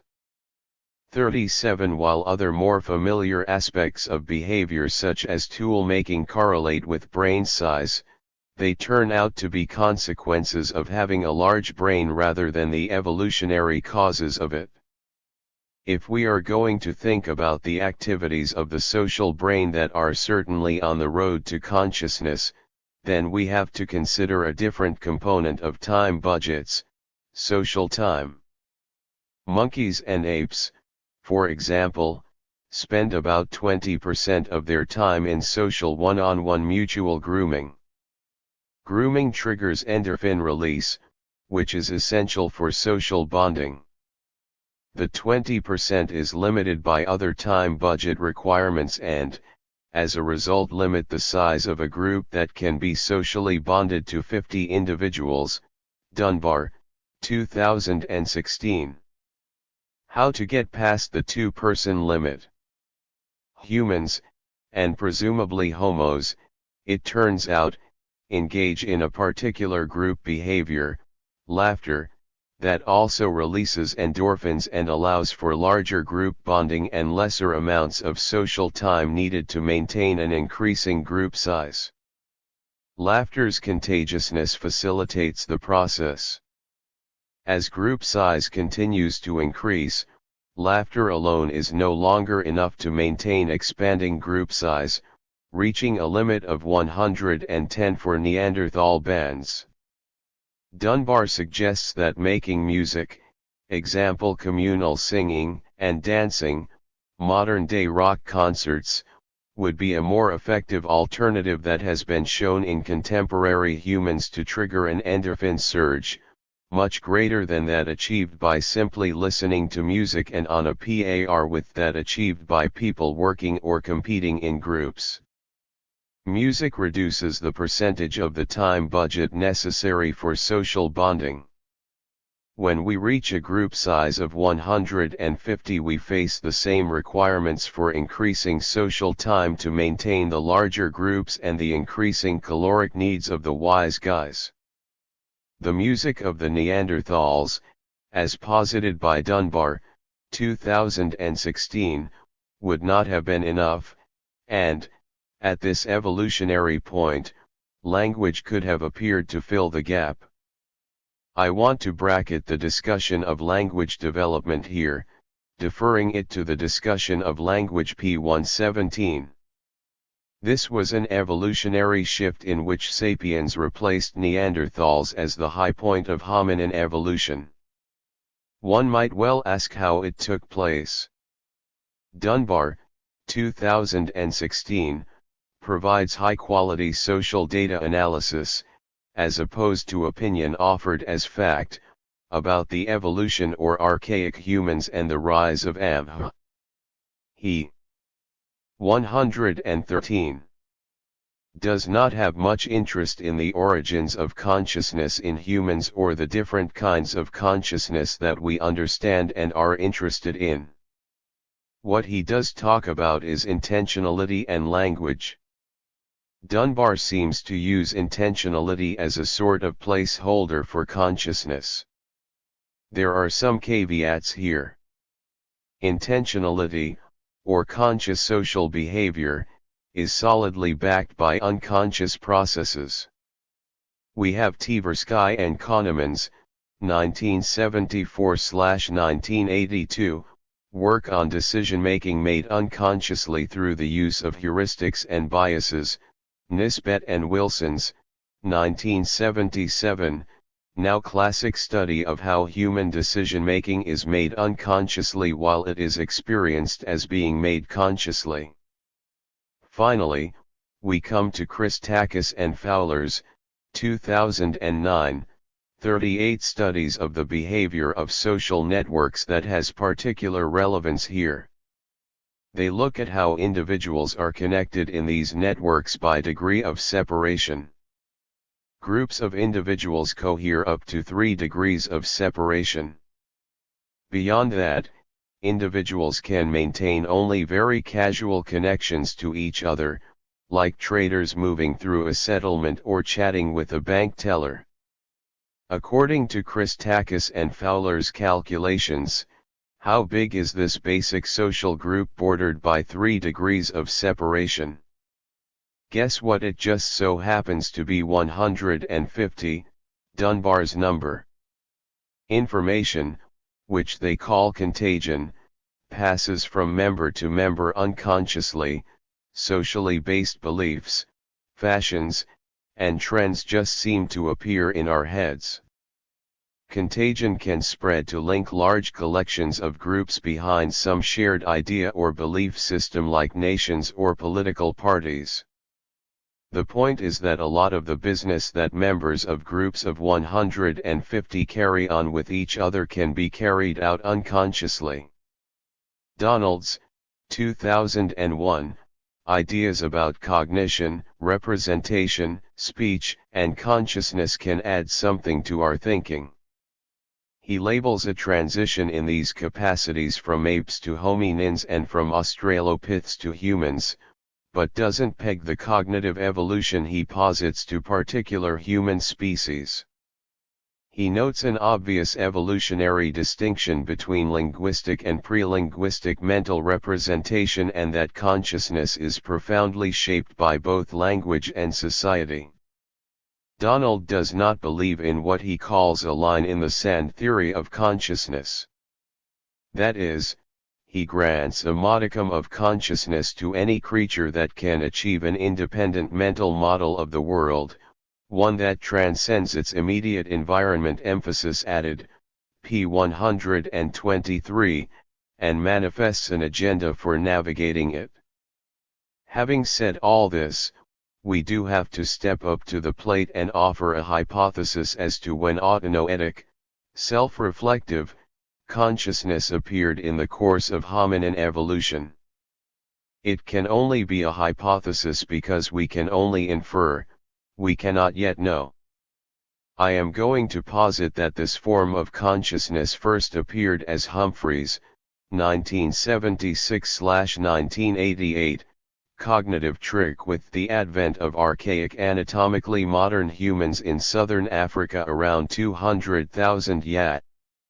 I base this on the appearance of a modern-sized brain, 1,300 centimeters 3, with the new larger frontal and prefrontal cerebral cortex and increased number of granular cells necessary for crunching the data that consciousness required.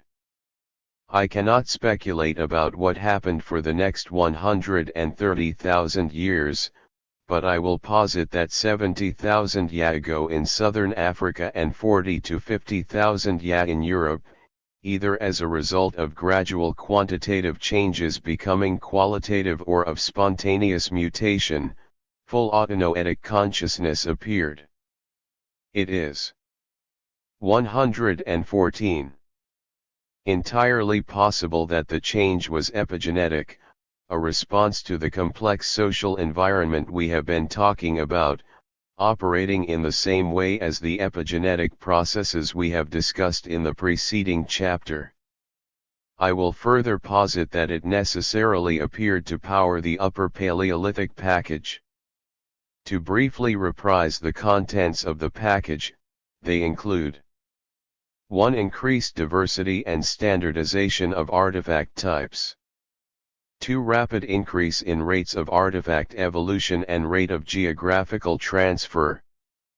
3. First shaping of bone, ivory, and shell into small precise tools. 4. First appearance of art and personal ornamentation.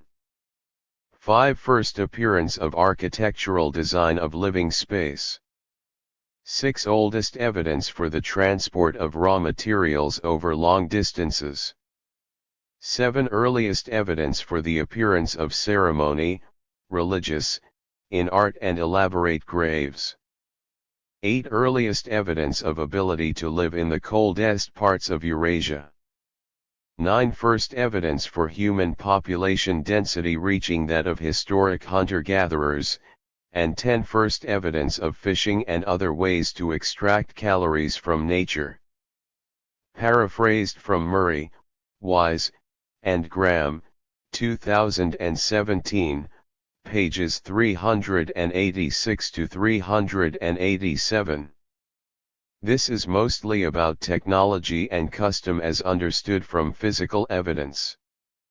Our interest lies, however, in the social and intellectual capacities that are evidenced in these abilities, Dunbar, 2016, and the kind of intellectual power and consciousness that are required to carry them out. In short, I believe that to do these things, you have to be autonoetically conscious, some of the time. We can say that modern ethological evidence supports such conclusions, conclusions also drawn, as we have seen, by Tulving, 2005. So, in the face of all this, how are we to understand Janes, 1977? Is there nothing there, or do we need to understand his contribution in a different way? First off, the neuroscience does not support Jane's concept of a silent left brain controlled by a godlike right brain shouting at it across the cerebral commissures. It raises the specter of squads of automatons being ordered around by a shared public address system and does not allow for the advanced LB conscious activity necessary for language development. I would suggest something in between. Let's posit that, prior to 1200 BCE or so, both hemispheres were active simultaneously. LB self-reflective thought and speech was going on, supplemented by the RBs periodically shouting at it. Then something happened. Perhaps it was that the reality of needing to function in increasingly complex social structures, Dunbar, 2016, overpowered this cognitive system with its direct, conscious communication between the hemispheres and needed to shut it down, replacing it with the unconscious interhemispheric communication we have today. We can even imagine a mechanism for this. There are LB to RB inhibitory fibers in the corpus callosum, Hoppe, 1977, that are thought to function in repression. It is entirely reasonable to speculate, this is 115. Speculation and not proof, that the increase in social and technological activities, explicit and semantic memory, in the serially organized LB reached a tipping point around 3200 yat. This increasing activity drove the inhibitory fibers of the corpus callosum to shut down the conscious connection and leave autonoetic consciousness to function independently in the LB. This would have been the last, so far, anyway, transition in human consciousness. Ontogeny of consciousness. The evidence from developmental psychology appears conclusive. The ease with which children learn about language, other minds, and biology appears to derive from a cognitive foundation of innate content-rich mental modules. Such modules appear to be universally shared by all humans. Mithen, 1996/1998, p. 57. During development, this modularity morphs into an open brain architecture. 39. At the start, we can offer a number of hypotheses about the development of consciousness in the infant and young child. We have evidence that, Broughton and Trevarthen, 2007, infants are aware, will visually track a moving finger, within moments of birth. We will defer for the moment any speculation concerning what sort of consciousness that awareness might represent. We also have a number of developmental milestones present in these early years that must relate to a developing consciousness. By the end of the first year of life, the brain has doubled in size from 500 cm 3 at birth to 1000 cm 3. While the right cerebral hemisphere is up and functioning at birth, the left cerebral hemisphere begins myelination and sending axons across the cerebral commissures to the right hemisphere in the second year.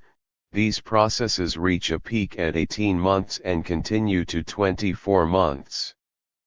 If the right brain is involved in emotional experience and the operation of the autonomic nervous system, score, AN, 2009, 2011, one of the functions of the left brain when it comes online is the modulation, I prefer this term to the harsher regulation, of RB function.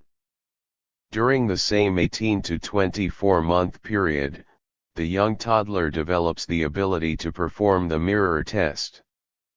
A not much studied component of early development is the appearance of a theory of mind. Baron Cohen, Tager Flusberg, and Cohen, 2000. It is thought to begin to develop towards the end of the first year as a part of secondary intersubjectivity. Broughton and Trevarthen, the subject-object interactions that occur when infant and mother jointly inspect objects. Advancing motor and language skills are also well documented for this period. These accomplishments do not appear out of nowhere. We would rather speculate that new functions first appear as kernels or subsystems. Nelson, 2005, whose development and recombination with other subsystems lead to the appearance of new functions. There remains, however, some point in time where such quantitative changes become qualitative. We are left to examine how the advent of consciousnesses fits into this picture. There is a consensus, Donald, 2001, Nelson, 2005, Tulving, 2005, that by 4 years of age human beings have established autonoetic consciousness. Its emergence, 116. Follows a process of social and emotional interaction along with increasing brain size and all the increasing synaptic complexity that this involves. Again, Humphreys, 1976/1988, cognitive trick adds complexity to ontogeny and morphs into true consciousness. I have in the past, Leffert, 2013, described an experience I had in a coffee shop. A father walked in. Holding his hand was a 2-year-old H. sapiens who we'll call Jerry. 40. The father straps Jerry into a toddler high chair and goes to the nearby counter while keeping an eye on him the whole time. He returns to the table with a coffee for himself and a juice box for Jerry. Jerry is actively looking around the coffee shop, then a very interesting thing happens. Without ceasing his observations or looking at either his father or the juice box, he picks up the latter and thrusts it out to the former. Without comment, the father takes the juice box, pierces it with one of these pointy straws and hands it to his son, who takes it, also without comment, and proceeds to drink the juice while still studying the room and the people in it. What exactly went on here? I described this episode in the past to demonstrate secure attachment, which it does. We now have a second hat to put on that plays with rather than replaces the first, the hat of an anthropological ontologist. So what does the situation tell us about Jerry's cognitive development and maybe his consciousness? Let's deconstruct it. 41. First, he knows what the juice box is and the procedure for getting at the juice. He wants to drink the juice, or at least some of it. He also knows he is incapable of performing the procedure and that his father is. Jerry is displaying semantic consciousness and semantic memory. His thinking he wants to drink the juice displays first-order intentionality, Dennett, 1988. His thrusting the juice box at his father means he wants his father to give him the juice to drink and has this procedure for getting him to do so. This is second-order intentionality. But it is also true that Jerry wants his father to believe that he wants him to get the juice ready for him. This is third-order intentionality. This is what Jerry is capable of at this point in his life, but Dennett describes higher levels of intentionality in an increasingly complex back-and-forth sequence. Mithun, 1996/1998, posits that chimps are capable of third order, Neanderthals of fourth order, and us wise guys of fifth order intentionality. It is the latter that is required, they posit, for autonoetic consciousness. Putting our clinician/developmentalist hat back on, we would have to say Jerry has a theory of mind and the rudiments of tertiary intersubjectivity, Broughton and Trevarthen, 2007, entailing prediction and a sense of verbal or narrative self and other in first-order modes of symbolic communication, p. 23. He also is demonstrating mental time travel, playing out the sequence of events that, in the future, will get him his juice, a component of autonoetic consciousness. What we are seeing is the ontogeny of Humphreys, 1976/1988, cognitive trick. It should be noted that, although Jerry and his father carry out the interaction of their intersubjectivities silently, they do so by mutual choice. Perhaps this is early fourth-order intentionality, and could have done so verbally had they wished to. Perhaps the final capacity to appear by age 4 that makes up the consciousness package is the shift in the child from liking a parent to read stories to them to 117. Being able to tell stories themselves. This capacity includes the ability to tell the stories that they have loved having parents read to them, or the stories they have watched on social media, or being able to relate stories about what has happened to them. The latter include events of the day or events of sufficient emotional force to remain in intermediate or long-term memory. And, with the advent of the latter, comes perforce the need to keep some narrative memories out of consciousness. Speech and language. Language, that is, syntactical and grammatical speech, belongs in our account of autonoetic consciousness because the two have a complex and interreferential relationship. It is hard to imagine how one could exist in the absence of the other. Dunbar, 2016, also notes we need to draw a clear distinction between speech, as a form of vocalization, and language, as grammatically ordered utterance, p. 239. It is the latter, its phylogeny and ontogeny, that we will primarily be talking about. Speech, although lacking the structure of language, does combine vocalizations with content, the two conveying named things, semantic memory, for which the names are accepted by a particular group and may also have agreed on emotional content. It is accompanied by amplifying gestures. Speech involves third-order intentionality, I want you to know X and I want you to know that I know it. Third-order intentionality would be entirely adequate for a group of Neanderthals to organize a hunt or to maintain their social group size of 110. Adults use language to convey conscious experience to other living things.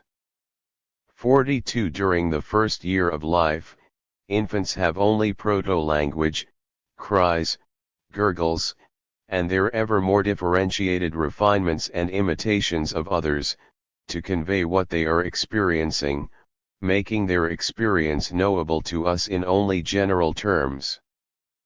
Prelinguistic cognition developmentally lacking the laterality of adult cognition must, inevitably, be all that accompanies it. The vast changes in hardware, body, brain, and perceptual apparatus during that year, along with the infant's own uniquely personal mental development, make her first year a rocky one.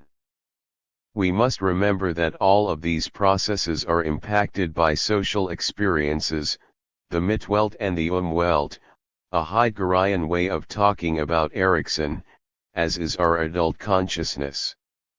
It is easy to forget, in our inquiries into the advent of language, that it is an example of procedural as well as semantic knowledge and that the way language is used differs profoundly among individuals and among the social groups of which they are members.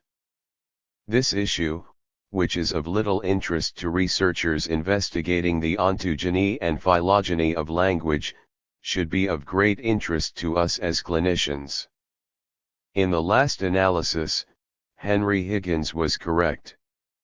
Phylogeny of language of the numerous behaviors proposed as the prime mover of brain evolution, the only one that is unique and universal in humans is symbolic grammatical language.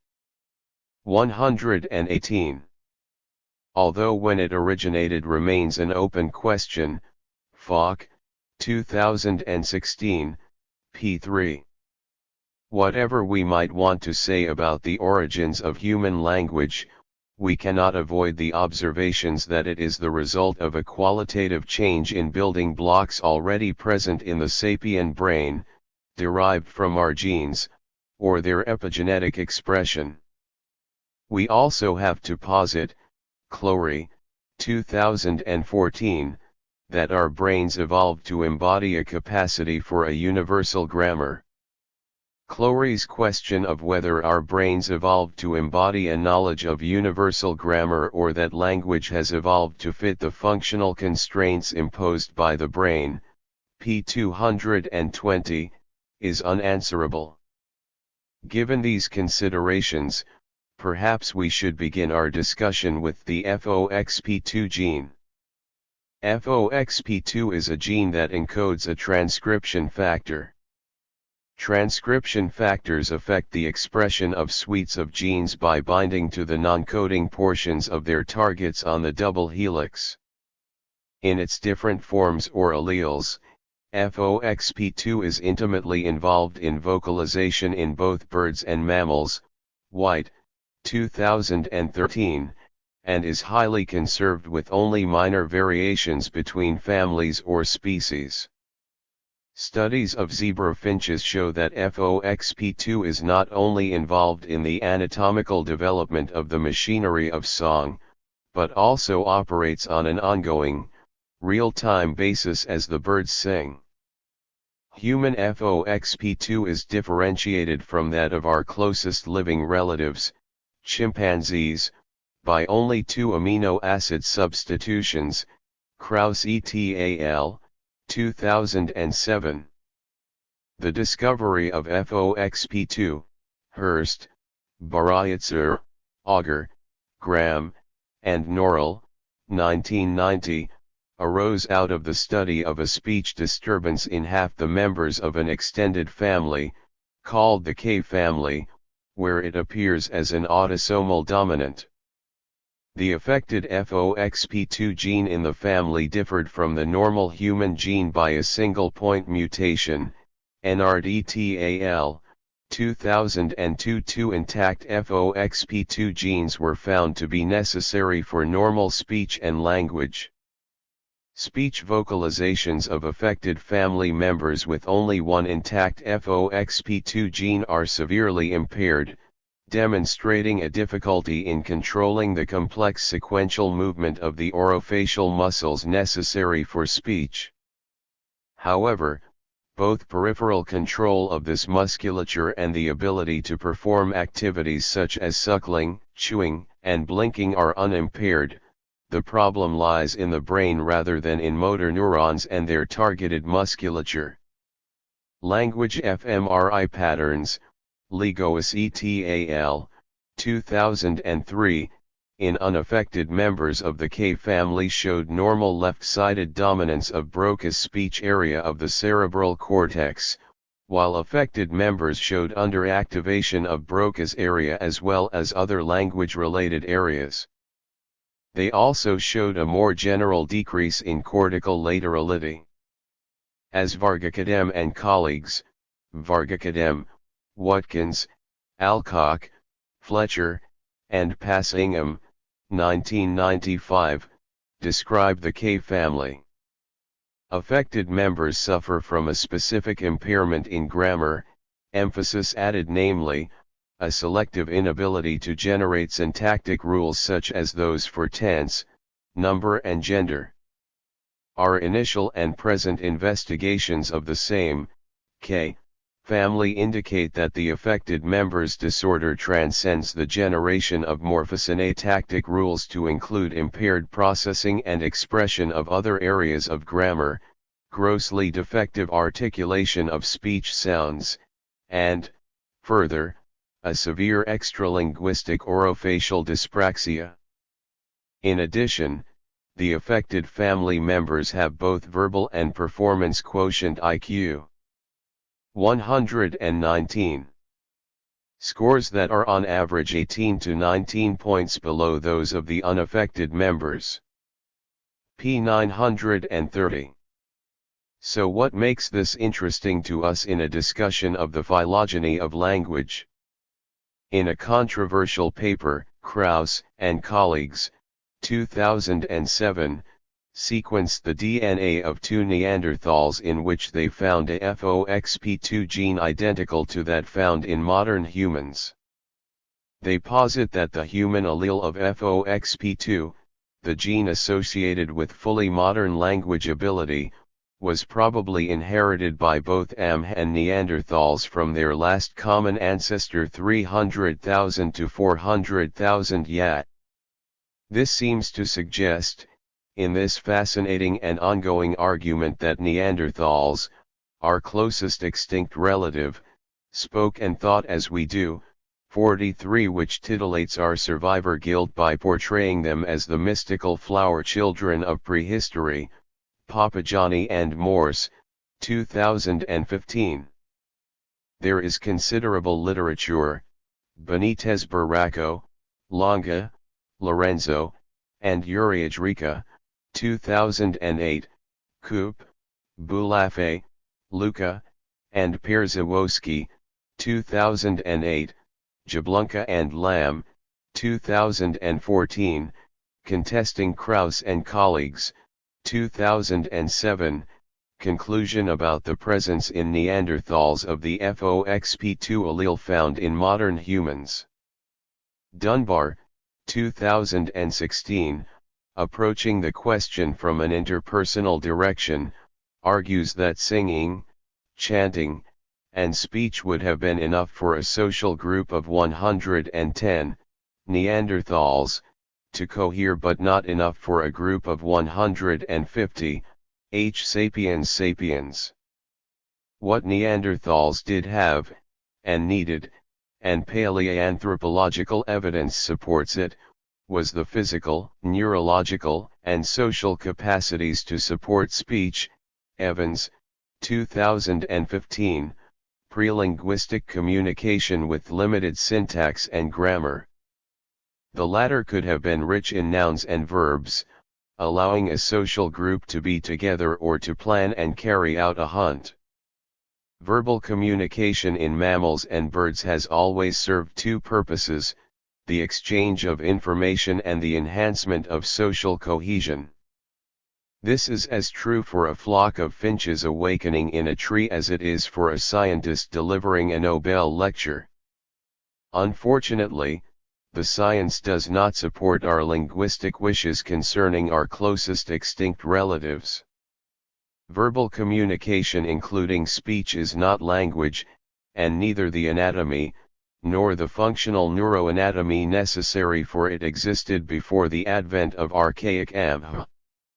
The general feeling, Evans, 2015, and it is really a well-educated guess, is that archaic modern humans did not have language, but that it appeared along with the other, documentable components of the Upper Paleolithic package either before or perhaps as a result of the out-of-Africa migration beginning about 70,000 YA.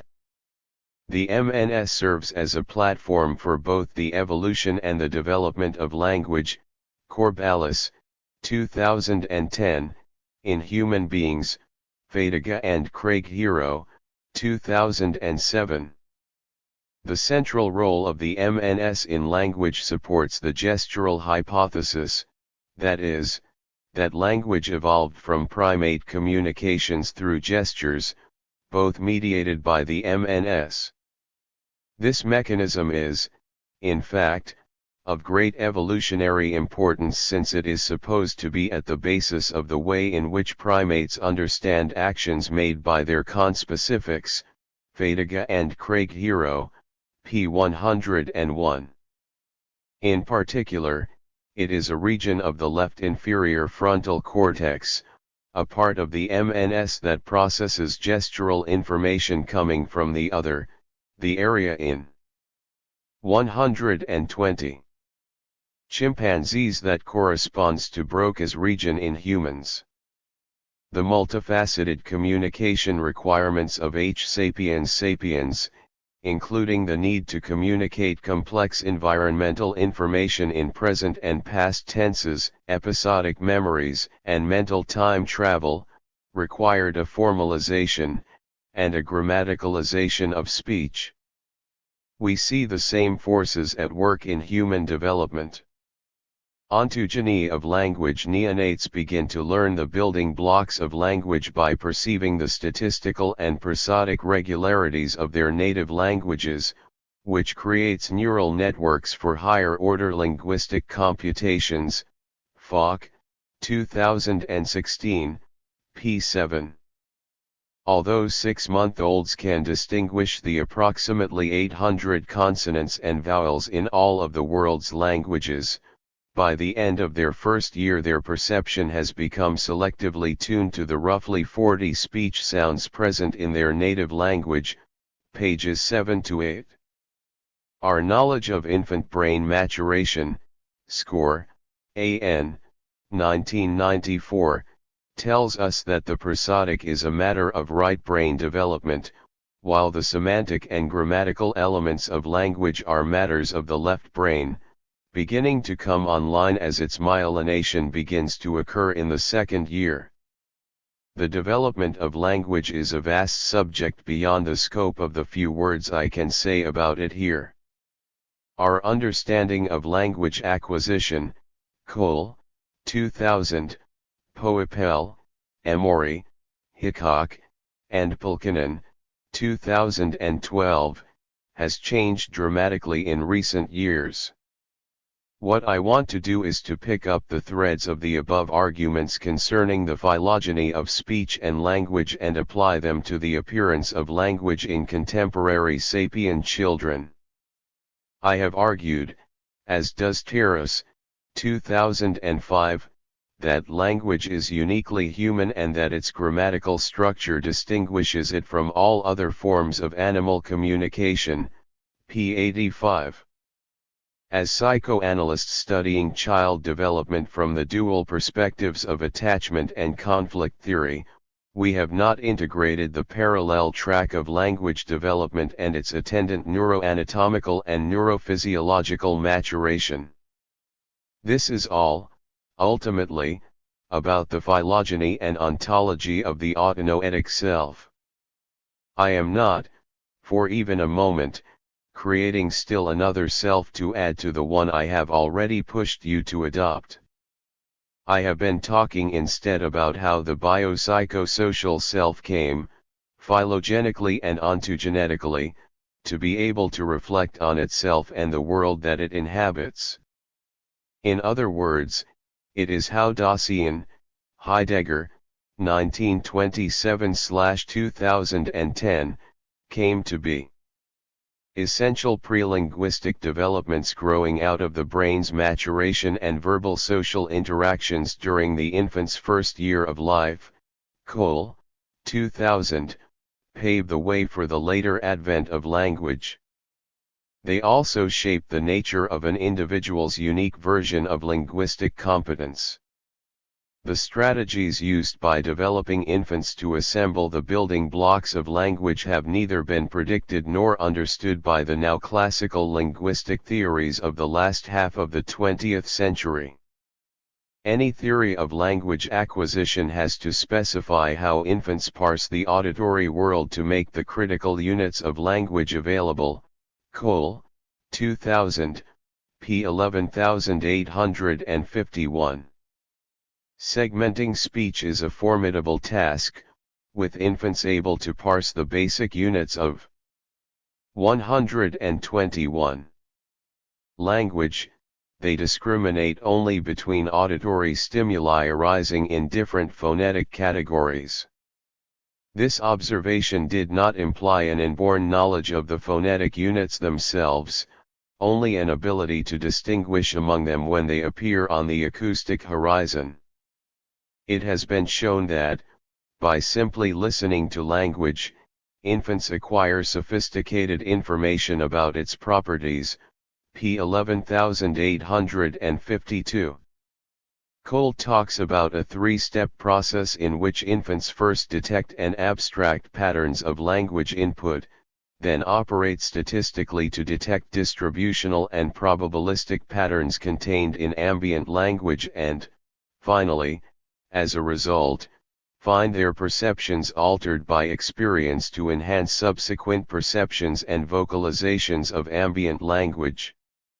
A shift occurs for an infant in the first year of life from universal perception to language-specific perception that paves the way for language acquisition.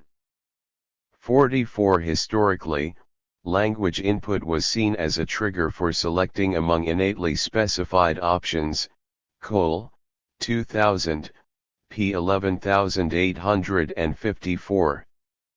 It is now understood that language addressed to infants, rather than an innate unfolding, plays a much more important role in language development. Reception of language shapes expression. The format of this language is the same the world over. It is called Motherese, and infants have been shown to prefer it to adult-directed language. Motherese acoustically exaggerates phonetic units to help infants learn. Mothers speak it with many different voices to resemble other adults in an infant's life. Motherese is also used to teach language to the infant. See the _____. What's this? It comprises unconsciously made modifications in adult speech. The MNSs of mother and infant offer non-linguistic support for its deployment. Motherese is powerfully and comfortingly regressive when it is used by adult couples to talk to each other. The innate ability to speak Motherese is a component of the maternal toolbox available to the good enough mother. In the adult clinical situation, one can listen carefully for variations in language that point to partial failures of the less than good enough mother to teach her child to speak. Again, we can notice, if we listen, these things in our adult patients. An adult patient who has been severely traumatized may manage it by using childhood names for intense emotions. A person, then, is not intensely angry, she is crabby. A person who is making no sense is not irrational, he is cuckoo. As a child ends her second year, there is a sea change in the literature on language development and the research behind it. Interest shifts from neurodevelopment, Hoff, 2009, to concerns of educators and speech pathologists. It is organized around children reaching various milestones of speech and the techniques of therapy used to help them if they don't. By age 5, children have mastered the phonology of their language and the 40 or so phonemes that comprise it. Children first acquire accent and dialect from their caregivers. Unlike phonetics, they are not permanent but continue to be shaped by an individual's social milieu. Children develop surprisingly vast vocabularies. Anglin and colleagues, Anglin, Miller, and Wakefield, 1993, studied what amounted to word recognition, in first, third, and fifth graders, garnered by orally administered multiple-choice tests asking the children to choose the best definition for each word. They found that the 122 average first grader knew 10,000 words. By the third grade, this had risen to 20,000 words, and, by the fifth grade, the number was 40,000, much more than we might have supposed. Ability to maintain conversations through related conversational turns increases throughout childhood. Whereas fifth graders maintain conversations through factual connections, 12th graders and adults were more likely to respond to connections related to feelings or attitudes. These numbers leave unanswered questions about word usage and conversational style, starting in childhood, and moving on to adulthood. The popular literature, example Tannen, 1990, is now replete with descriptions of how men and women have different conversational styles, resulting in an ease of misconception when they speak to each other. As clinicians, we probably don't think often enough about the patterns of language manifested by our patients, their chosen vocabulary, frequency of word usage, and grammatical style. These choices can reveal a lot about a patient's development. They also change over the course of life. As children and parents start out with similar conversational styles, we would expect spouses' ways of communicating to become similar as relationships extend over time. It is also useful to monitor a patient's language over time to see if they take up our own terms for things or the expressions we may use. The reverse may also occur. There are certainly no rules here, but we can use what we observe about language as one more tool for understanding our patients. To sum up, this has become a sprawling and rather disparate chapter. It began with the idea of wanting to say something more about the origins of consciousness that, rather than belonging in Chapter 2, should be informed by the study of epigenetics and evodevo to be found in Chapter 3. In the writing, it soon became clear that origins had to involve both phylogeny and ontology, and that this was a broad undertaking that would need a chapter of its own rather than a chapter section. The length of this chapter is evidence of just how impossible the original plan would have been. What it reveals is how the origins of consciousness are inextricably a part of the self, both its phylogeny and ontology, and neither could be considered without thinking about language. We have talked more expansively than expected about the self and its consciousness. But then, still another, in retrospect obvious, problem arose. Language is a fundamental aspect of the autonoetic self, and it is doubtful that autonoetic consciousness could exist in the absence of language. So to fully understand consciousness and the self, we had to look at both the phylogeny and the ontogeny of language as they relate to the above. This was not a clinical chapter, it brought with it no cases to discuss. I have attempted to flag places at which this basic science discourse raised points of inquiry that have some relevance to the clinical situation, issues that we have generally not thought about as we have listened to and interacted with our patients, and which 123. We now might want to explore. Attending to the totality of a patient's was such a point. We will shift gears in the next chapter as we turn to existentialism and phenomenology and how they play out in the clinical situation, a discussion I began in 2016. We will see how they expand our understanding of psychopathology. Perhaps we will also be able to link them to the phylogenical and ontological material we have been exploring here. 5. Being and nothingness, or to be, or not to be. In the previous 3 chapters we talked about how we human beings came to be, our evodevo, the confluence of phylogeny and ontology, and our paleoanthropology, how we progressed from the southern apes to the wise guys. That process culminated in the appearance in H. sapiens sapiens of autonoetic consciousness. In this chapter, we will turn from evodevo to existentialism and phenomenology to discuss the failures of the self, the diseases of being, their origins, and their treatment. It is the self that remains the subject of this new discourse. A comprehensive account of these issues cannot fit within the confines of a single chapter. It is meant to be a meaningful introduction to what will be taken up in a subsequent volume. Authors, myself included, have struggled to draw a distinction between phenomenology and existentialism. It now seems to me that they are simply coming at the same problem of being in 2 different ways, each necessary but not in itself sufficient. Phenomenology is a branch of ontological study.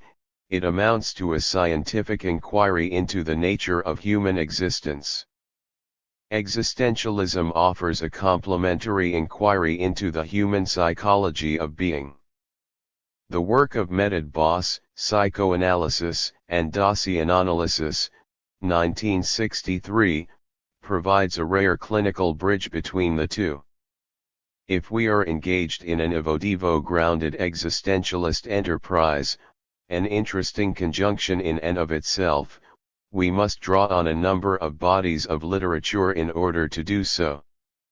One is the existentialist philosophy of the 1930s and 1940s, and another is the existentialist psychoanalysis of the 1950s and 1960s, centered around the work of Rollo May, Angel, and Ellenberger, 1958, and his colleagues, Leffert, 2016, chapters 2 and 3.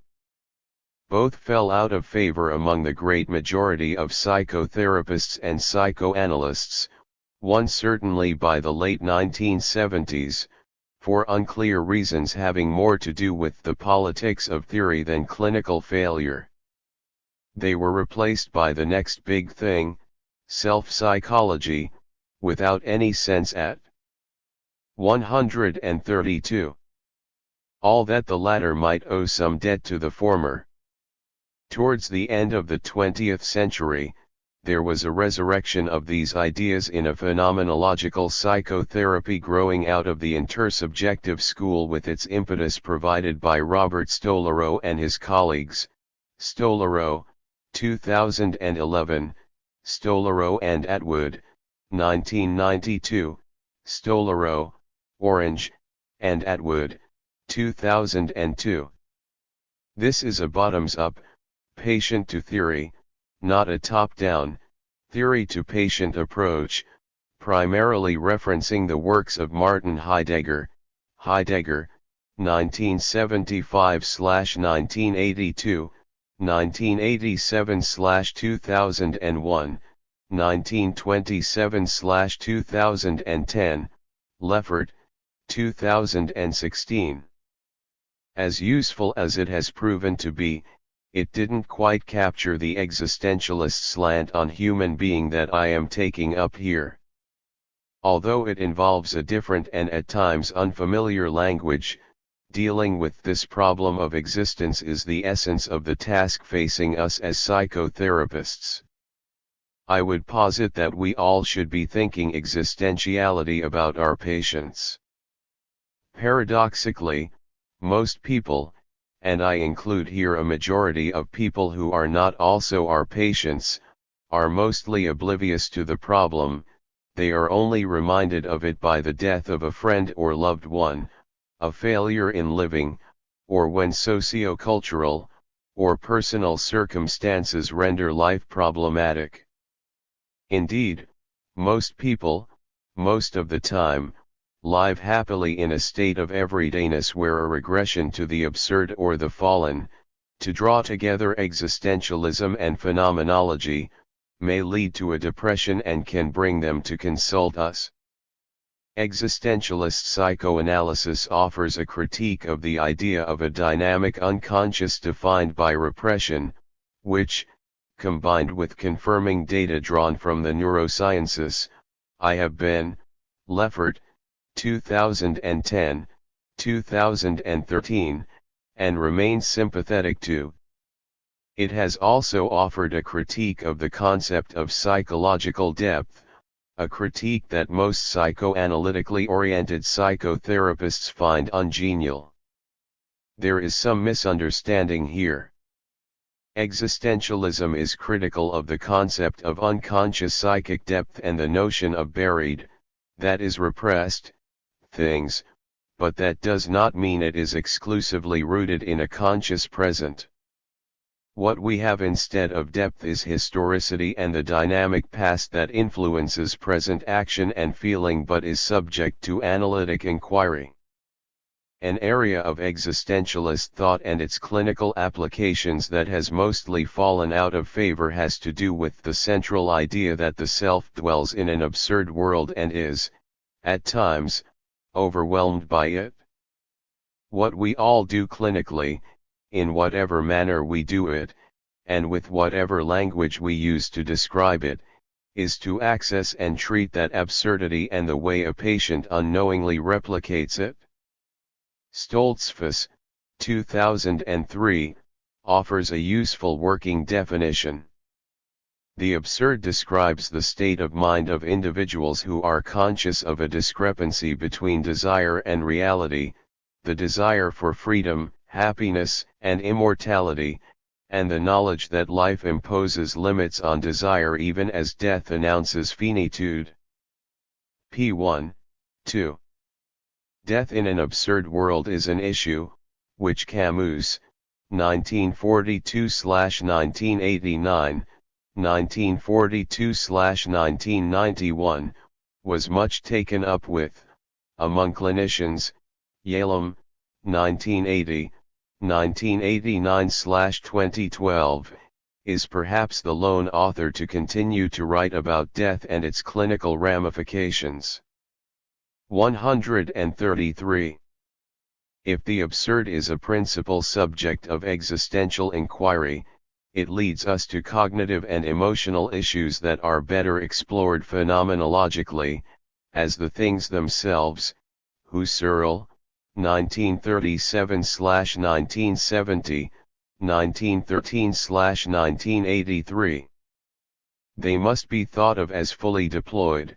Heidegger, 1975/1982, rather than metapsychologically conceived of as things rooted in an unavailable unconscious concealed by repression. Consciousness, autonoetic consciousness, actually, is central to existentialist thought and is also seen as the peak of evodevo in the history of human beings. Donald, 2001, Humphrey, 1992/1999, 2011. Unfortunately, consciousness receives short shrift in many psychoanalytic circles. Much of psychoanalysis is based on trying to see past conscious mental activity in the search for putatively dynamically unconscious wishes, fears, and so on. A misunderstanding of this divergence may well have been at the root of existentialism's fall from therapeutic interest. 3. The term existential has come into such everyday usage that it has lost its meaning. People will call an artist or a writer an existentialist as if it is a term like radical or philosophical that is immediately understood. What does it mean, then? Jean-Paul Sartre, 1997/2007, who got in on the ground floor, says quite simply that it is the belief that existence precedes essence, or, if you prefer, that subjectivity emphasis added must be our point of departure. p. 20. He goes on to clarify this with the example that the existence of man precedes his essence, that a man first comes into existence and then, subjectively, defines himself. Man is what he wills himself to be after he is thrown into existence. We see Heidegger here. Existentialism as a philosophical point of view seeks to understand the psychology of the human condition. The cognitive issues that it addresses are being and nothingness, life and death, living and dying. The emotions, the feelings, as opposed to effective products of metapsychology, that it tackles are anxiety, despair, misery, hopelessness, and depression, not in any order of importance. The question we also have to ask is whether these various things are parts of the human condition or, instead, diseases of human being, and hence subject to treatment. I opt for the latter with the proviso that at times natural or cultural disasters trump the individual. For I have already, Leffert, 2017, had something to say about the latter, and we will deal with it again here. Camus and Hemingway. Beyond the kitschy chapter title, I want to suggest two different although related existential failures in human being with the tension between them, their difference, defining the contemporary psychoanalytic enterprise. I'm going to first draw on the work of two 20th-century authors, Camus, 1942/1989, 1942/1991, and Hemingway, 1926/2006, to define this workspace. 5. And then proceed to an extended case illustration. Although they are not often spoken of in the same breath today, there is a small but determined literature, Stoltzfus, 2003, on how Camus read and was influenced by Hemingway, the hard-boiled American detective fiction of the 1930s, and Faulkner. As Sartre, 1946, put it, they both took from Faulkner the method of reflecting different aspects of the same event, through the monologues. 134. Of different sensitivities, p. 114. They both, broadly speaking, drew their characters from life. Bloom, 2017, Kaplan, 2016, and are, I would posit, writing philosophy, and clinical psychology as well as literature. It is precisely their differing sensibilities that interest us as therapists and that we listen for clinically with our patients. This is why we need to pay particular attention to the differing narratives of the same event that patients tell us over the course of a therapy. What I want to begin with here is how they began their first books, The Stranger and The Sun Also Rises. 6. These beginnings are equivalent to our patients' beginnings, their first words to us, usually spoken over the phone when they request an appointment. In The Stranger, Camus, 1942-1989, Meursault, whose surname alone we only learn a third of the way through the book, begins his story with a number of facts. His mama or mommy, died today. Or was it yesterday, maybe? He just doesn't know. His not knowing is the first thing that strikes us, even before his mother's death. Meanwhile, 27 years earlier, Hemingway, 1926-2006, Jacob Barnes, Jake, whose name we shortly find out, told us that Robert Cohn had been the middleweight boxing champion of Princeton. He assures us that this meant nothing to either Cohn or himself. So why tell us? Again, this may be the first thing that strikes us. The way that Meursault tells us that he has lost his mom and reveals that there is something very wrong with his connection to his world, and to his mother, and we can soon figure out that there is something very wrong, an emptiness, inside of him, his Eigenwelt, Heidegger, 1927-2010. Jake, on the other hand, offers us a few short punching sentences that tell us about Robert Cohn and his success, a character incidental to Jake's issue, 7 trying to adapt to what the world has made him and finding it impossible. Their writing is remarkably similar, the same short, brutal sentences, the same lack of psychological analysis. Sartre, 1946, p. 114, although the similarities are obscured by their so different sensibilities. While both narratives stay in the present, this should not be taken to mean that there is no past, a misunderstanding of existentialism, only that it is not commented on. Both protagonists are fallen, but it is Jake's sensitivities in place of Meursault's otherness that make it easier to ache for him. If there are previously unlooked for similarities in Hemingway and Camus, they are to be found between the poles of the difference of their sensitivities. Meursault tells his story dissociatively, with a degree of depersonalization. Jake, to the contrary, is engaged with life, so much so that we may fail to notice that the people he interacts with are not. Our exploration of these problems constitutes the essence of the existentialist enterprise in psychoanalysis. As we have seen, not just in the previous chapters, there are many psychoanalytic enterprises, and this is but one of them. Both authors write in what Hemingway described as an iceberg style, 1932-1960, and what would come to be called the iceberg theory or the theory of omission, Smith, 1983. Its dual premises are that the bulk of a text remains unexpressed, beneath the surface, and that the author communicates as much by what he leaves unsaid, as by what he does say.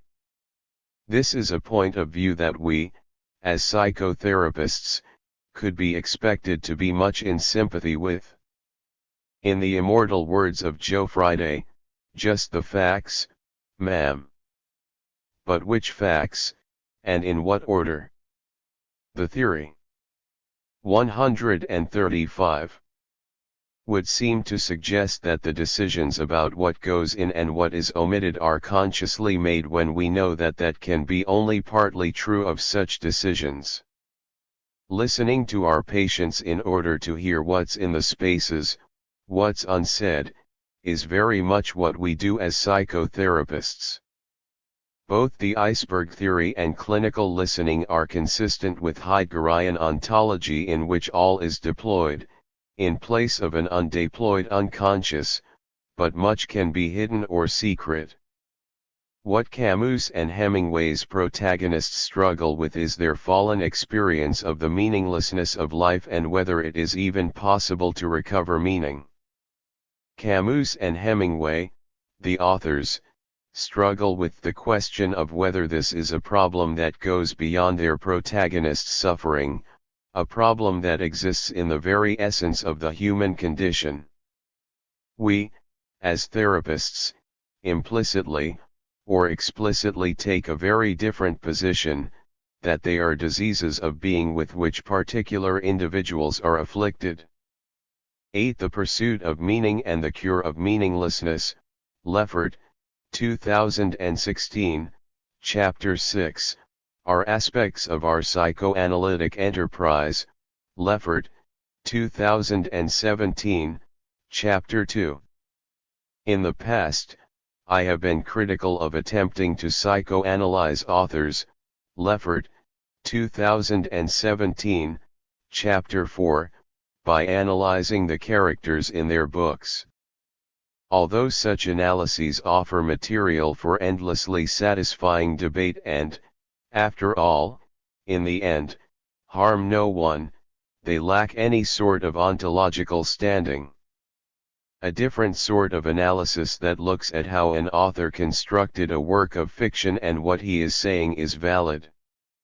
What I am offering here is what might be called a phenomenological report on Camus and Hemingway's protagonists and the territory they are trying to navigate that returns to the things themselves, Husserl, 1925-1977, their fully deployed selves, and the partially deployed worlds they inhabit. We are interested in their being and the diseases, to emphasize their gravity, of the self with which they are afflicted. The socio-cultural environment of France, that of the lost generation in the 1920s in Jake's case, and that of France's impotence in the 1930s and the Nazi occupation of the 1940s in Missalt's dominates both books. The authors, through their work, are speaking to their contemporaries, and to understand the meaning of what they wrote we must stay within that contemporary context. The dilemmas of their protagonists are described entirely in terms of the then present, they are portrayed as ahistorical, yet we know that such cannot be the case. I am, however, after bigger game. I want to use these accounts to lead into an existential account of human being, and a difficult task to inform this account with what we learned about our origins, our phylogeny, and ontology, in the last chapter. We are interested in a conversation that seeks to deconstruct the absurd. So what, exactly, is it that is desired and unobtainable for Jake and Misalt? In a previous volume, Positive Psychoanalysis, Aesthetics, Desire, and Subjective Well-Being, SWB, Leffert, 2017, I discussed a major deficiency in psychoanalytic discourse, how to correct it and, finally, how to apply it to the therapeutic situation. The work of Ed Diener, 2009a, 2009b, 2009 C. On SWB is of particular relevance here. It involves the things, freedoms, and happiness that go into well-being. I took up the therapeutic questions of how some individuals find them unattainable for internal or external reasons and what might be done to restore well-being. Some 136. Preliminary work done by Diener and Diener, 2001, suggested that environment might not be the implacable factor it has been thought to be.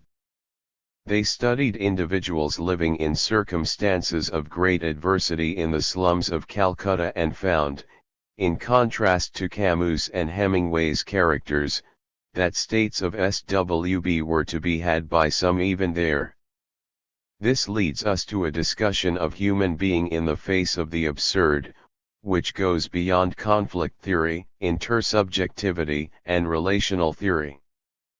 The existentialists suggest that the ultimate absurdity is life itself, in which we are present for a time, exist for a time, seek meaning, and then die, and cease to exist. The First World War left both victor and vanquished, France and Germany, in states of despair and exhaustion. It was, by all metrics, an absurd war.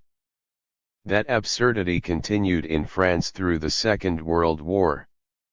It continued for a time in Germany where it produced an apparent, to the Germans of the 1930s, solution, the rise of Hitler and the Nazi state, then, a second severer collapse and failure, that, this time, was somehow constructive.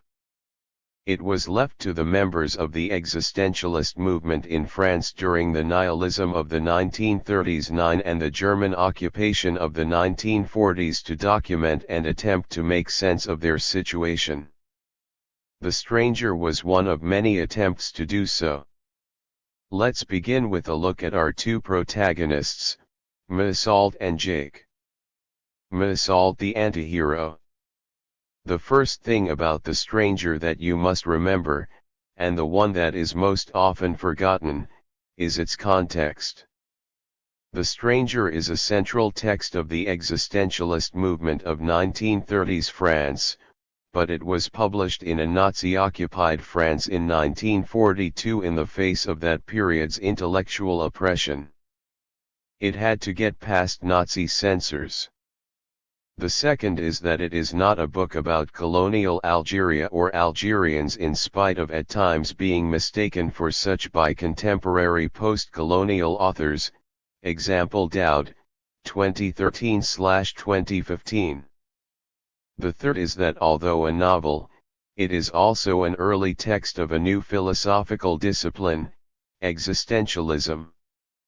Camus observed in his notebooks, 1962/1963, that if you want to do philosophy, write novels, and The Stranger must be read with that in mind. The Stranger is unusual in that an essay, The Myth of Sisyphus, Camus, 1942/1991, was written as a kind of study guide for us and published more or less simultaneously by this then mostly unknown 29-year-old Algerian author. As Meursault describes it, and just why he bothers to describe it given his listless connection to his world, remains unstated. He is living his life once removed from the world of people and things, in a state of depersonalization and derealization, the metaphors living a dream, living in a fog, or experiencing life as observed behind a glass wall come to mind. The novel is divided into two parts.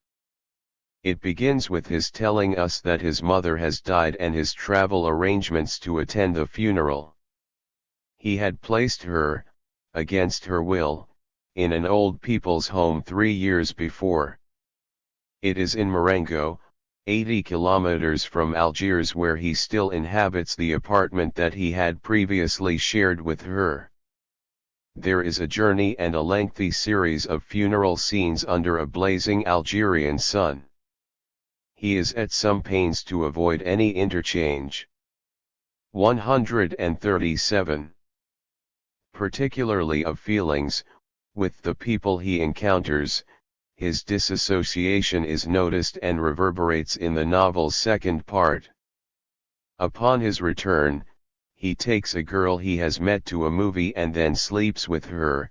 She is surprised when he tells her of his mother's death because he had acted as if nothing has happened. The story evolves with apparent pointlessness, sketching human vignettes as it goes, culminating with Mesalt's shooting and killing a man, an Arab, while he remains in his depersonalized state.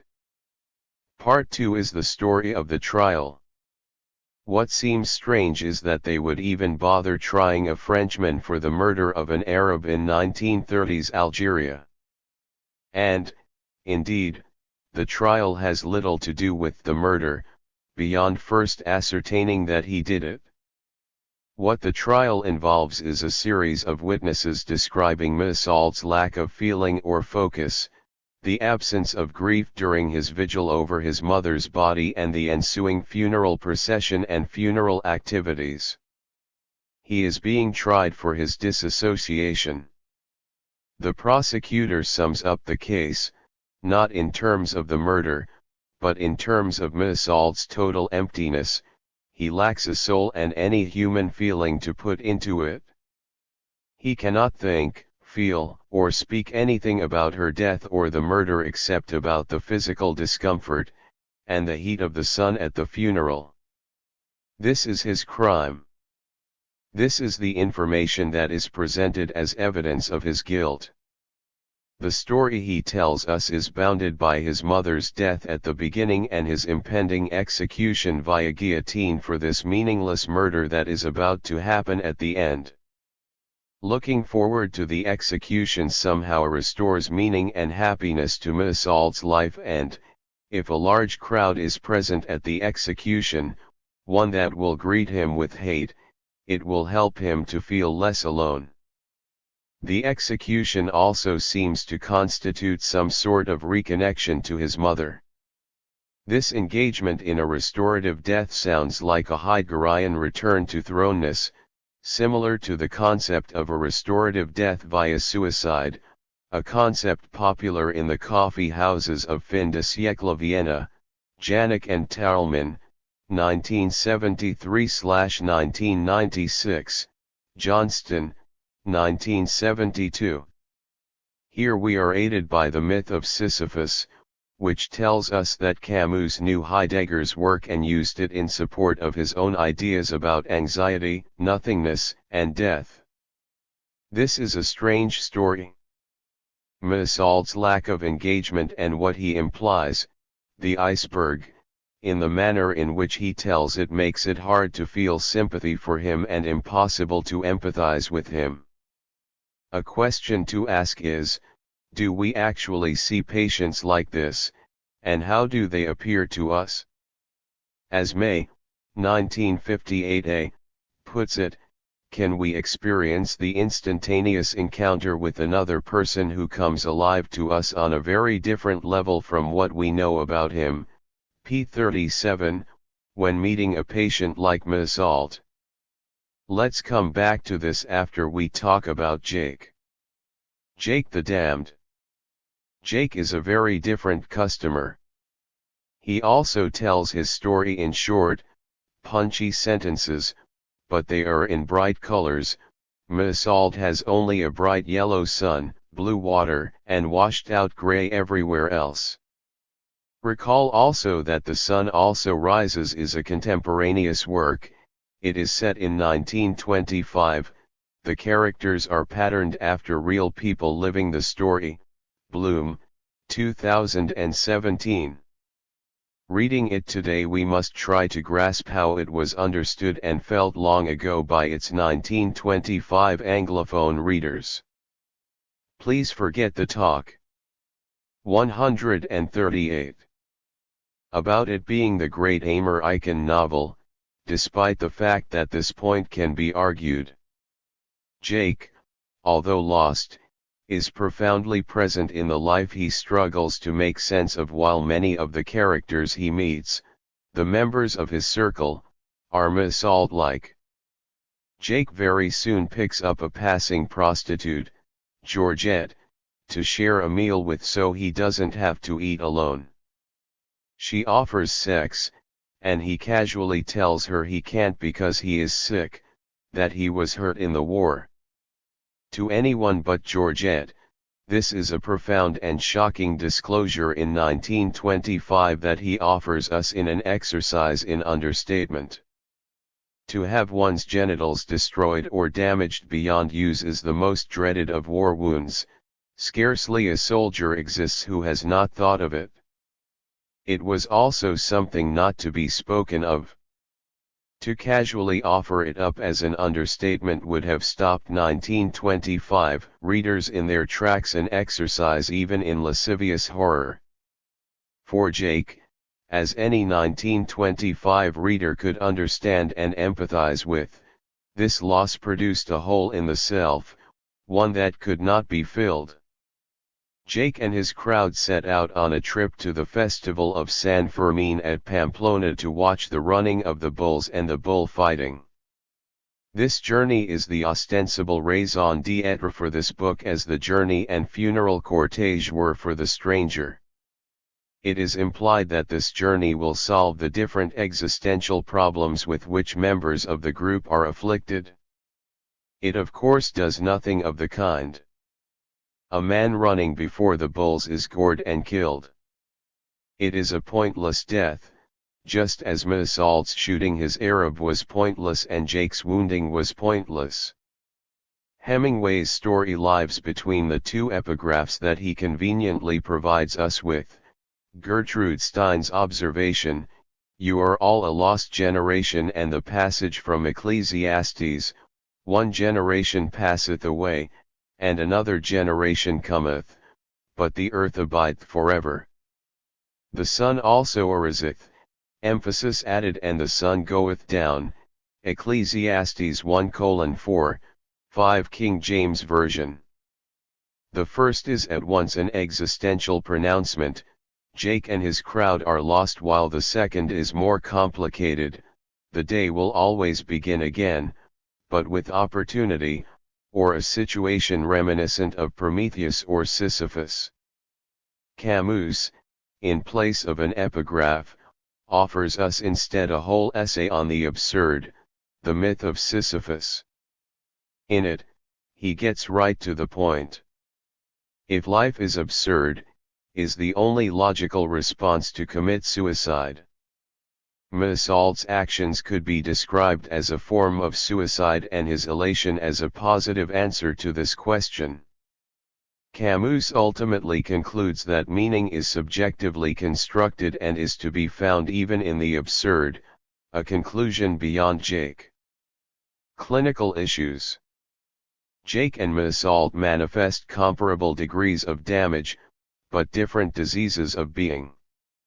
They manifest different iterations of the absurd. This language might seem strange, even meaningless, to some psychotherapists and psychoanalysts. The clinical question we want to come back to is whether or not and how often we see patients like these. Misault exhibits an existential failure that, although I have rarely encountered it in so extreme a form, is by no means uncommon. Shifting our frame of reference. 139. For a moment, the description of his symptoms fits comfortably within the categories of the Diagnostic and Statistical Manual of Mental Disorders, 5th edition, DSM-5. He meets the criteria for the dissociative disorders, specifically depersonalization/derealization disorder, F48.1. The old term schizoid is also of use here, Guntrop, 1971. We understand these conditions as often arising clinically out of severe trauma, although nothing we are told about Misault meets any of the DSM criteria for post-traumatic stress disorder, PTSD. We have, in recent years, become very interested in trauma having to do with real-world events, not inner fantasies and their elaborations. Assault, like Jake, offers us very little information about how he got to be himself. We are left to infer, looking in the spaces for the rest of the iceberg, that some trauma or traumas led Assault to fall out of the world, and it is in this fallen state that we encounter him when he hears of his mom's death. Jake has suffered a wound to the self that does not heal. Unlike Assault, he perceives the damage clearly but has concluded, we would in the 21st century say erroneously, that nothing can be done about it. As we understand the term, Jake's situation is absurd. We could describe, using older language, his having suffered a narcissistic injury, or, going back to still older language, a castration or an Oedipal defeat. Both languages fail to address the extent of the trauma or its grounding in a real world that acted disastrously on the self and became meaningless. This is not about fantasy. This is part of a quiet shift in clinical thinking that includes an emphasis on world, Mitwelt plus Umwelt, acting on the self rather than trying to see around or through it to get at an unconscious with its incumbent fantasies, which has been, and often still is, thought to be the real business of psychoanalysis. Jake has suffered a major trauma, but does he now, in 1925, suffer from PTSD, DSM-F 43.10? There is no mention of any of the symptoms of PTSD in the narrative called The Sun Also Rises. Jake offers the absolute minimum of information to tell us what happened. He is sick because of the war, and how it affects his life. He cannot have a relationship with Brett, the woman he loves, because he cannot perform sexually. But, given that this is an iceberg narrative in which what is left out and subject to inference is as important as what is stated, it would not be surprising to hear that he did suffer from flashbacks, nightmares, sleep disturbances, intrusive memories, and the other symptoms in the PTSD package. This descriptive language is more clinically relevant than is metapsychological speculation. Erickson, 1950-1953, 1950-1963, offers us psychoanalytic ways of understanding both of their conditions that does not involve a return to theory. He speaks in terms of failing to meet developmental challenges encountered in the world throughout the life cycle, developmental failures leading to identity diffusion, and the suggestion that life crises can be weathered by a healthy personality in ways that Jake and Assault could not weather theirs. Erickson's language is more existentialist friendly.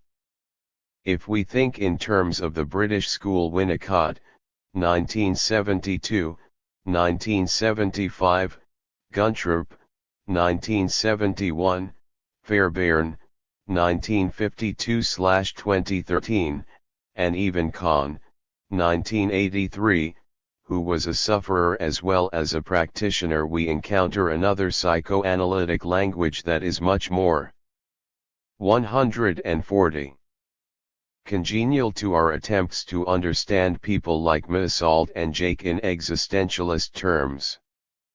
We need not be reductionists in our thinking here. This proviso should apply to all clinical thinking. By making them into potential patients, we do not lessen their essential humanity. They are still people, lost souls struggling, or not, to find a place in the world. So let's talk about a patient. The most dramatic example of a Assault-like patient I have encountered in my own practice was Bill, 10, a young man I treated in the 1970s and whose case I described at some length in a very different context. Leffert, 2017, Chapter 4. Bill had served in the Coast Guard during the Vietnam War. He was stationed far from combat at a small, population 70, give or take, base in the South China Sea. He had, in some fashion that he never understood, offended one of the men at the base a couple of months after he arrived, and he had been shunned by all of the enlisted men for the rest of his one-year tour of duty on the island. He would sit alone in the mess hall. If he tried to sit next to someone, they would move away. No one spoke to him. He was never threatened with any sort of physical harm. For Bill, this was a severe trauma. He met the criteria for PTSD, and, driven by social anxiety, he withdrew from the world. A different person might simply have ordered in a supply of books and journals and proceeded to have a wonderful vacation. When I knew him, he lived alone in a Volkswagen microbus, avoiding people and social contacts whenever possible. He was referred to me by the Veterans Administration. I did not consider at the time how hard it must have been for him to come and see me for the first time, and I did not know then to welcome him as I would such a patient now. I could find nothing in his history or childhood to explain the severity of his reactions or the fact that they did not heal over time. In 1975, I knew nowhere else to look. He was on good terms with his still living parents, whom he enjoyed visiting for several days every few months. They would have been happy to have him live with them. He could not live with anyone. I could infer that his mother was deeply concerned about him, but the family did not seem to speak much about feelings. So what was wrong with Bill, and what could be done about it? Psychoanalytic language is not much help here, and, although descriptively he had suffered a trauma, this also did not help us much. What Bill was suffering from was just the kind of existential failure we have been talking about. His life in the South China Sea was absurd. At the time, all I had to offer him was genetic interpretations that were useless, encouragement, and an attempt, mostly unsuccessful, to get him to take small steps to re-engage his world. All that 1970s talk therapy could do was to convey the fact that I wanted to care for him. Leffert, 2016, Chapter 6, even if I could not, at the time, formulate that I did, and to provide a vehicle for establishing and maintaining a healing relationship. When I wrote about him last, Leffert, 2017, Chapter 4, I suggested a mode of therapy designed to move this so impaired man back into the world, an existential therapy. It would have involved physically taking him out into the world 11 that he had so fearfully left and talking with him about the process. What I would also have done, and would still do, would be to get him involved in aesthetic. 141.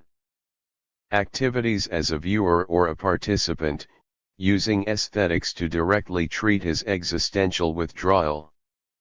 In patients with a less severe form of Bill's condition, I would offer these remedies in smaller, less physical doses, and would expect psychotherapy or psychoanalysis to offer more than just a substrate for a healing relationship.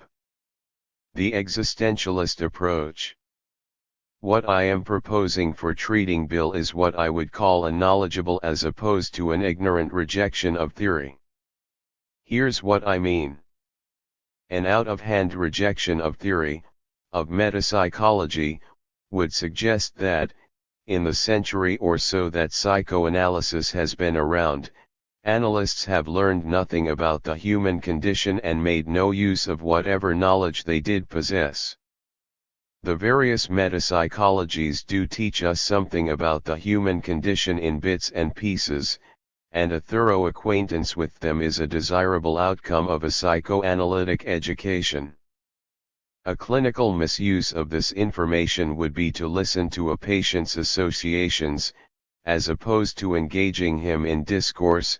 Leffert, 2010, 2013, 2016, 2017, which I strongly recommend, until ascertaining a more than passing resemblance to one of these points of view, and then interpreting everything that follows in that light. As an example of what I mean, a colleague is the second analyst at bat in the treatment of a patient he describes as a poster child for an Oedipal neurosis. After many years without clinical progress, he reformulates his understanding of the patient as suffering from a narcissistic disorder. Progress is then made, and it's a big but. It's not clear whether this is a metapsychological success or a result of the patient finally having an analyst actually listen to him and care for him. The change in perspective also rekindled the analyst's enthusiasm for the work with his patient. I suspect this to be more generally true and to account for why analytic patients get better in spite of their analyst's theories. This brings us to the question of what I am offering instead. Do not believe for a moment that I am suggesting that I am the first person to raise these issues. As Rollo May, 1958b, put it a half-century ago, many psychiatrists and psychologists in Europe and others in this country have been asking themselves disquieting questions, and others are aware of gnawing doubts which arise from the same half-suppressed and unasked questions. p. The problem, as May put it then, was the mounting numbers of patients suffering with anxiety that will not be quieted by theoretical formulae. Emphasis added. p. We have beautiful theories, but, when we meet a patient, are we meeting him as he is or as a projection of those self-same theories? To rephrase the question in a different language, are we simply employing a representativeness heuristic? Kahneman, Slovic, and Tversky, 1982. The complementary question is, when a patient tells us about his world, how do we know if this is really the world he lives in? These questions, according to May, were taken up by an existential analytic movement in Europe. Binswanger, 1958, Boss, 1963, derived from the phenomenology of Martin Heidegger, 1987/2001, 1927/2010. May 12, 1958b, further posits that the existential movement arose in clinical psychoanalysis and psychotherapy to be more rather than less scientific. 13. Its practitioners. 142. Believed that then traditional scientific methods, in mid-century, did not do justice to the therapeutic situation and, in fact, concealed more than they revealed. What exactly is it that we do need to do justice to? 14. If we treat this as a phenomenological question that can be answered by observation, then it is the human condition as it is manifested in both clinical and social situations. What we are interested in looking at and treating is damage to the self and it being, damage to Dasein. Framing it in these terms makes it sound esoteric, and you are to be forgiven if it seems impossible to intuitively grasp these ideas. Remember the definition of the self I have insisted on. What I am talking about then is simply damage to the whole person and how she is in the world. Let me offer an illustration. Sam, a cardiologist, was in his late 60s when he first came to see me. 15. He was the only child of a cold, depressed mother and a passive, ne'er-do-well father, both deceased, who distanced themselves from him even more when, as a teenager, he told them he was gay. Many years ago, he had served as a combat medic in Vietnam. Without manifesting any signs of trauma, he transitioned smoothly into civilian life. He found that he had acquired a taste for medical work and, using his veterans' educational benefits, went to college and on to medical school and a residency in internal medicine. All seemed well. He then began to suffer lower back pain. Diagnostic findings were equivocal, but, on the advice of his orthopedic surgeon, he tried several weeks of bed rest, which sort of helped and sort of didn't. As the years passed, other somatic conditions appeared for which no diagnoses could be found. After a minor injury, he developed pain in his right shoulder that persisted and intensified long after whatever questionable injury he had sustained would have been expected to heal.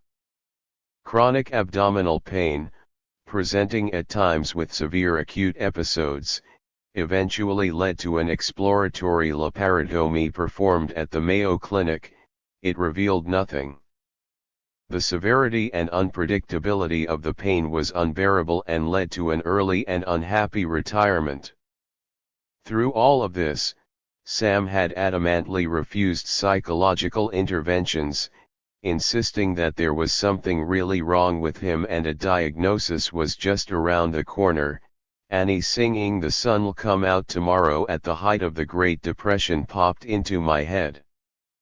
Finally, depressed and at his wit's end, he took the advice of a colleague I had successfully treated and grudgingly came in to see me. 10 minutes into his story, I knew that I did not have endless time to listen and understand, sometimes excuses for doing nothing. If I were to interest him in therapy, I would have to do so quickly. Besides, I had served as a Navy psychiatrist in the Vietnam era, and brought to the table some knowledge of the disease Sam was suffering from. In getting Sam to tell me about himself through discourse rather than mostly silent listening, two things emerged. I observed that he had nothing to say about his combat service, treating it as a non-psychological event, and he observed that I was deeply interested in talking with him but not particularly talking about the etiology of his pain. The reason for my lack of curiosity was twofold. I trusted the work UPS he had had, and I thought I had a pretty good idea what was going on with his pain. I thought that, existentially speaking, Sam was a lot like Jake, only his wound 143 involved his total body. In other words, Sam was suffering from PTSD.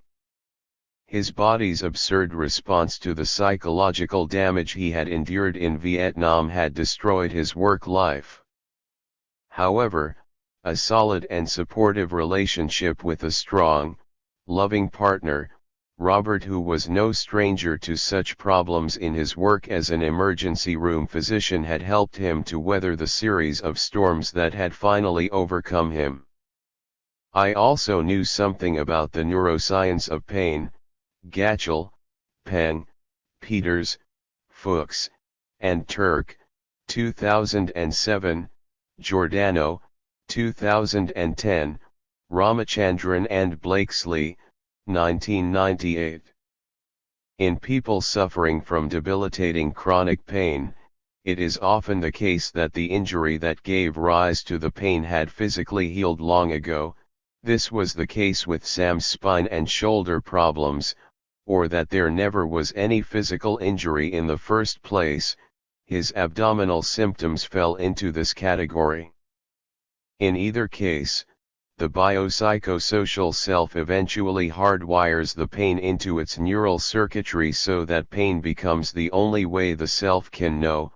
Again, connaissance works so much better here, the affected parts of its body. There is a psychodiagnostic/psychotherapeutic literature, Gatchel et al., 2007, Lewitton, Van Houdenhove, Lemma, Target, and Fonagy, 2012, Beyond the Existential Literature That I Am Developing, on Sam's Problems. In it, Sam would be thought to suffer from a functional somatic disorder, FSD. FSDs are a heterogeneous group of diseases, differing in their etiologies and the parts of the self that they affect. Lewitton and colleagues describe a mentalization-based approach to these disabling biopsychosocial disorders. 16. Mentalization is the process in which we develop feelings and thoughts with which to make sense of ourselves and the social world in which we exist. Note the phenomenological language. A particular sort of failure involves an inability to mentalize bodily states. Mentalization is profoundly interreferential and intersubjective. It is involved in being in the world. It is a clinically useful concept in that it helps us to mentalize what it is like for patients who lack these capacities in some area and to empathize with that lack. Our mentalization can also teach our patients to mentalize a problem area where it has been absent. Authors writing about mentalization, example Bateman and Fonagy, 2013, often imply that it is globally absent, whereas its absence tends to be more focal. Sam's failure in mentalization applied to his experiences in Vietnam and to his subsequent somatic symptoms. Careful inquiry revealed that he was not adequately mentalizing his symptoms, the parts of the body in which they seemed to be taking place, or his behavior connected with trying to relieve them. In his attempts to physically lessen his symptoms, it emerged that Sam was over-exercising to the point of collapse, making his pain worse. Secondary failures in mentalization occur in situations in which these abilities are present but may not be employed for conflictual reasons. Primary failures occur when those abilities are absent in some situation. Although these authors seem to be unaware of it, their approach to mentalization and the construction of meaning is essentially an existential one. A failure in mentalization is an existential failure.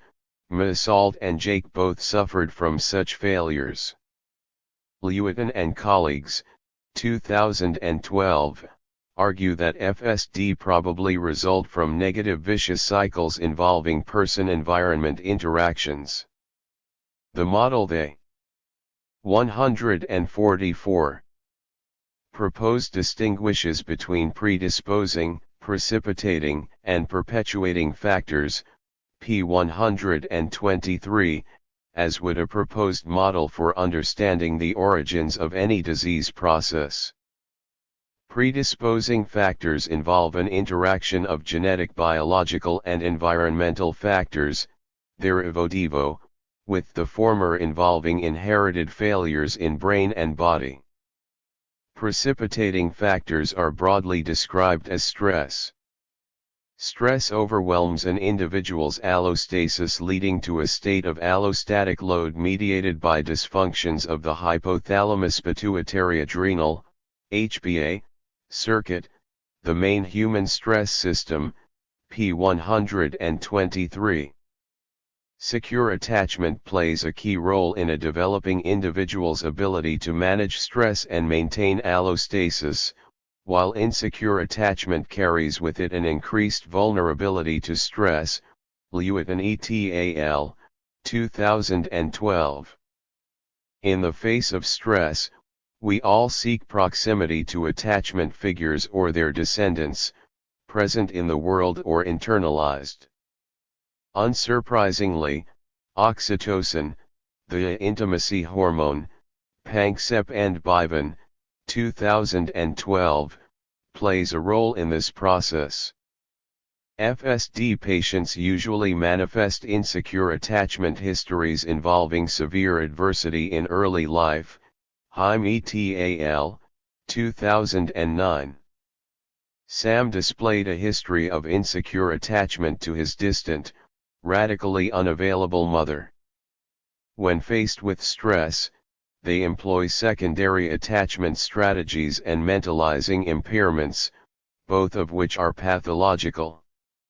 These may also appear as a consequence of FSD, Leffert et al., 2012, a distinction that does not change the clinical situation or our approach.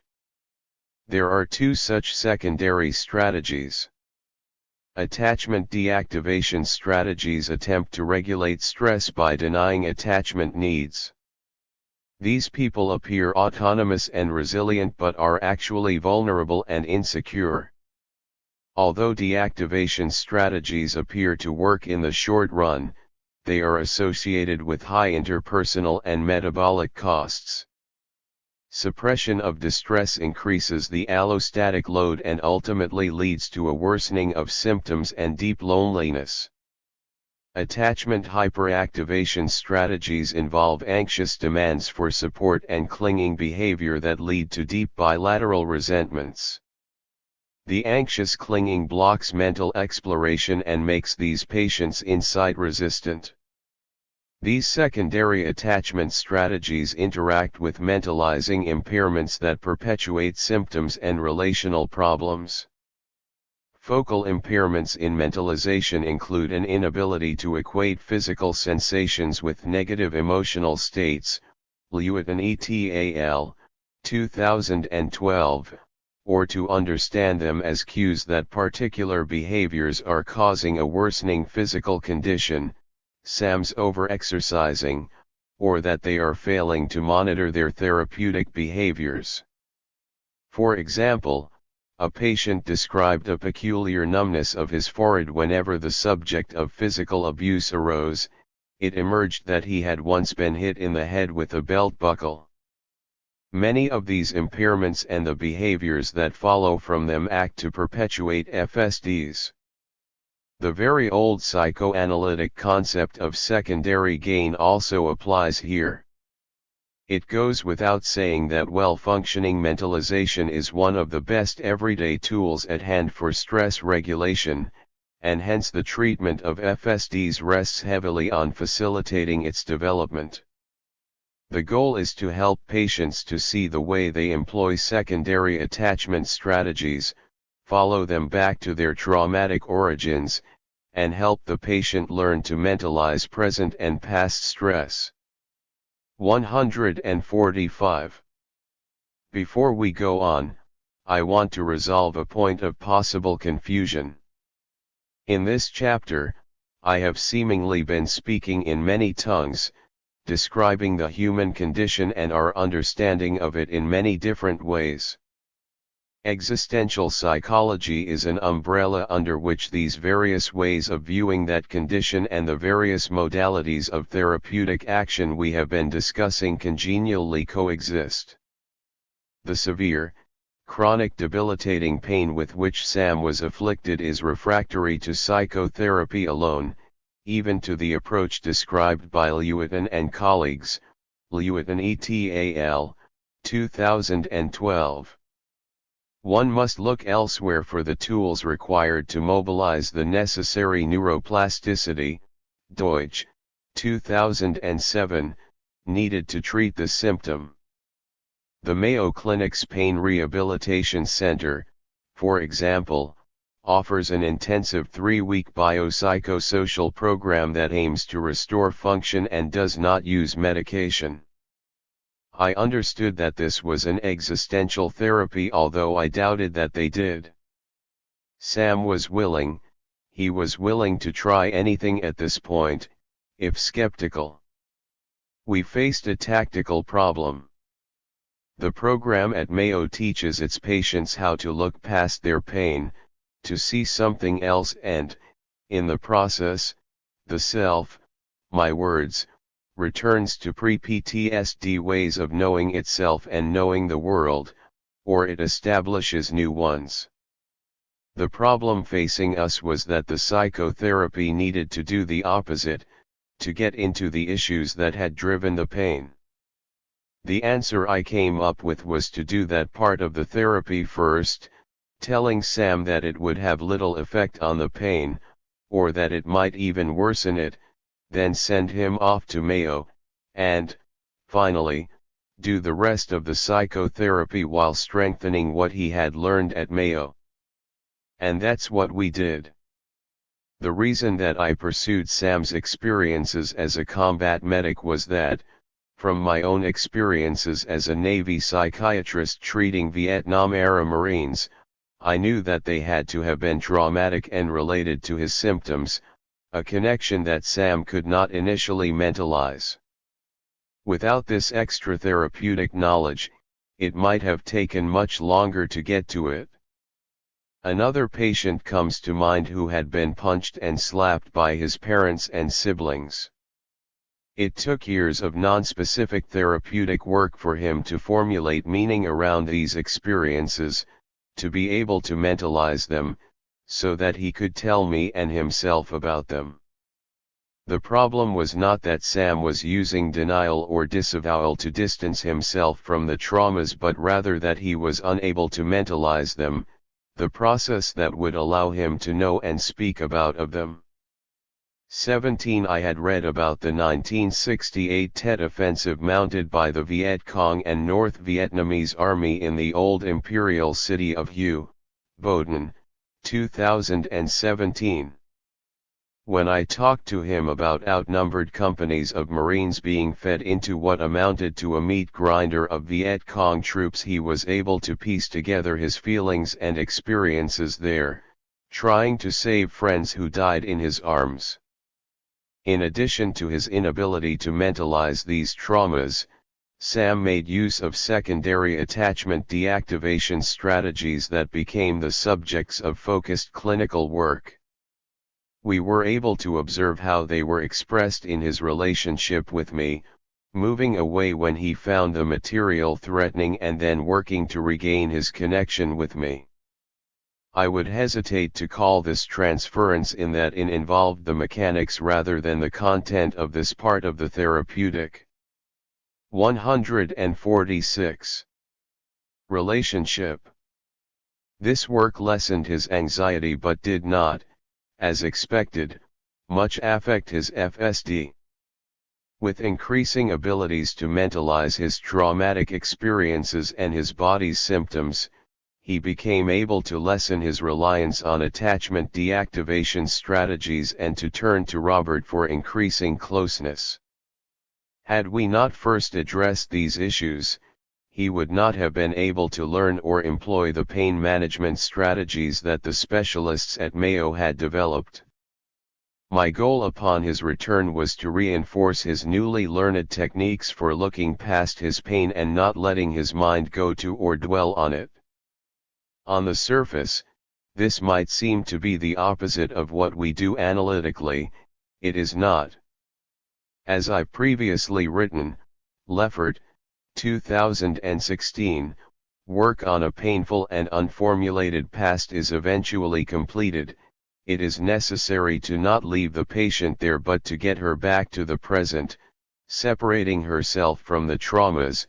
We do know that spending too much time with traumas makes a patient worse, not better. We moved into working through a final separation from his parents, which led to his being able to take pleasure being with Robert's warm, supportive family, and his now adult nieces and nephews. The absurd and the emotions that accompany it. An existentialist approach to the psychoanalytic therapies focuses on an absurdity of being with which an individual self can be afflicted. To start at the beginning, Merriam-Webster's Collegiate Dictionary, 2004, defines the absurd as having no rational or orderly relationship to human life, meaninglessness, or the state or condition in which human beings exist in an irrational and meaningless universe and in which human life has no ultimate meaning. p. 5.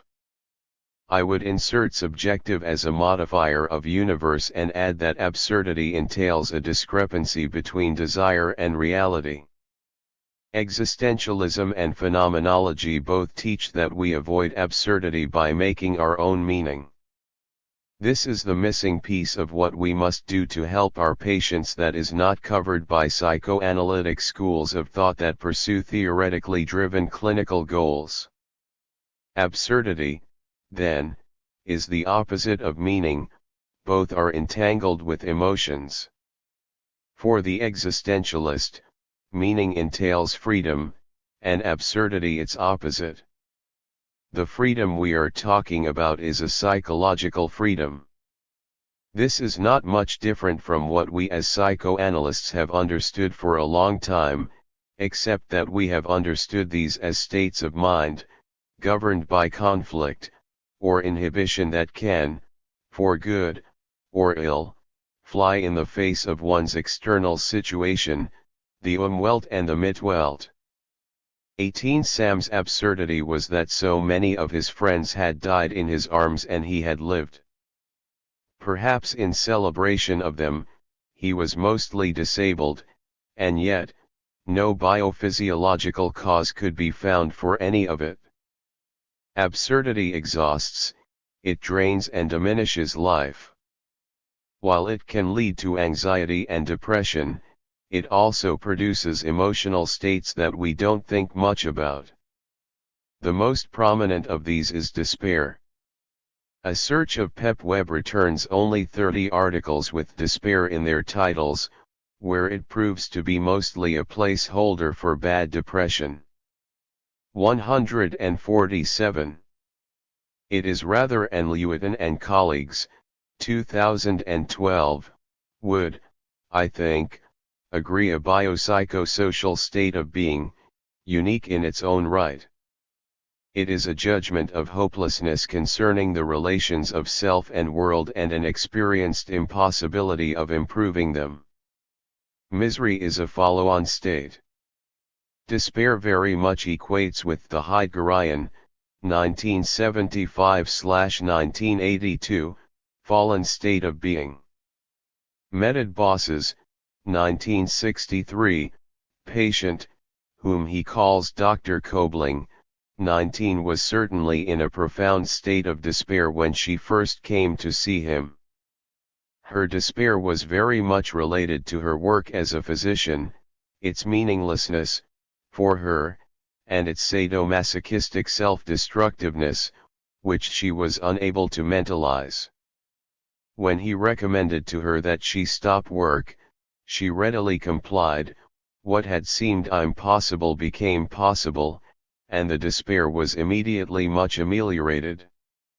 Returning to our two fictional characters, Massault uses being thrown into death as a subjective way of restoring meaning to his life.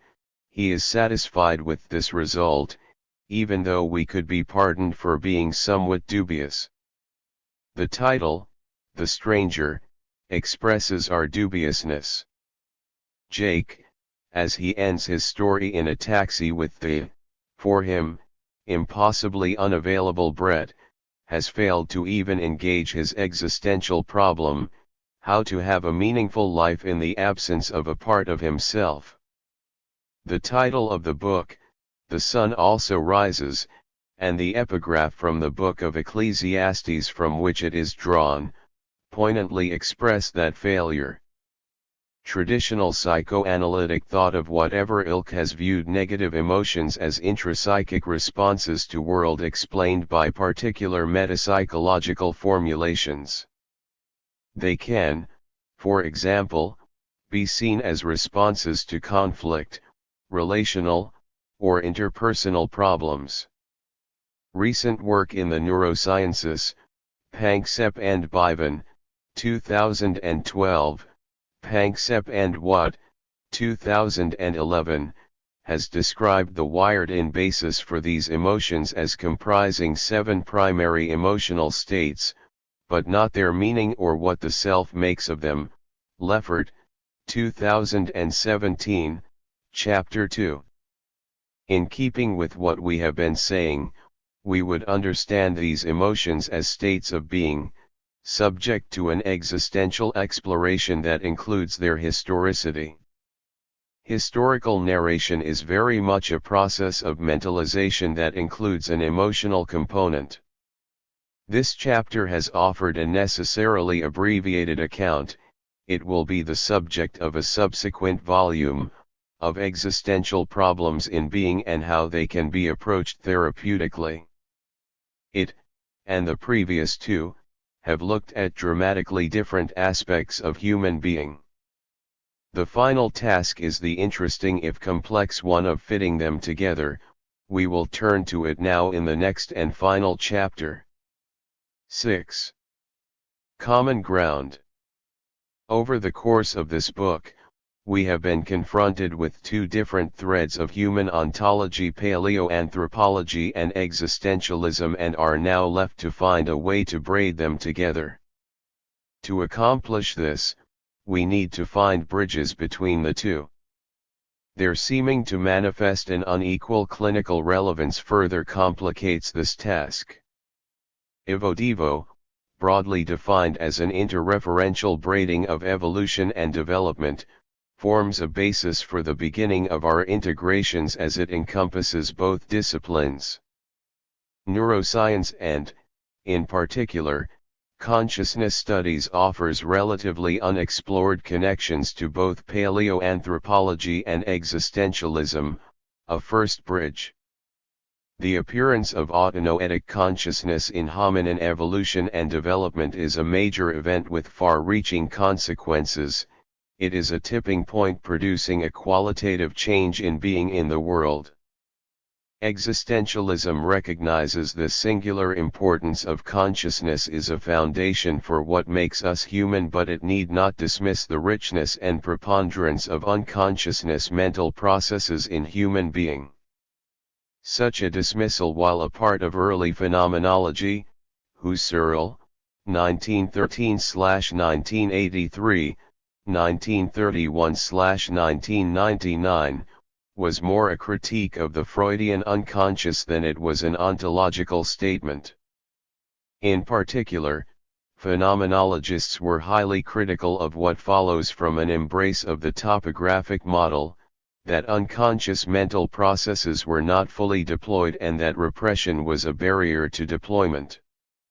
Many of us, to phrase it in an unfamiliar way, believe that a major task of clinical psychoanalysis is to increase deployment and that the therapeutic task is to get past what is conscious in order to explore unconscious processes.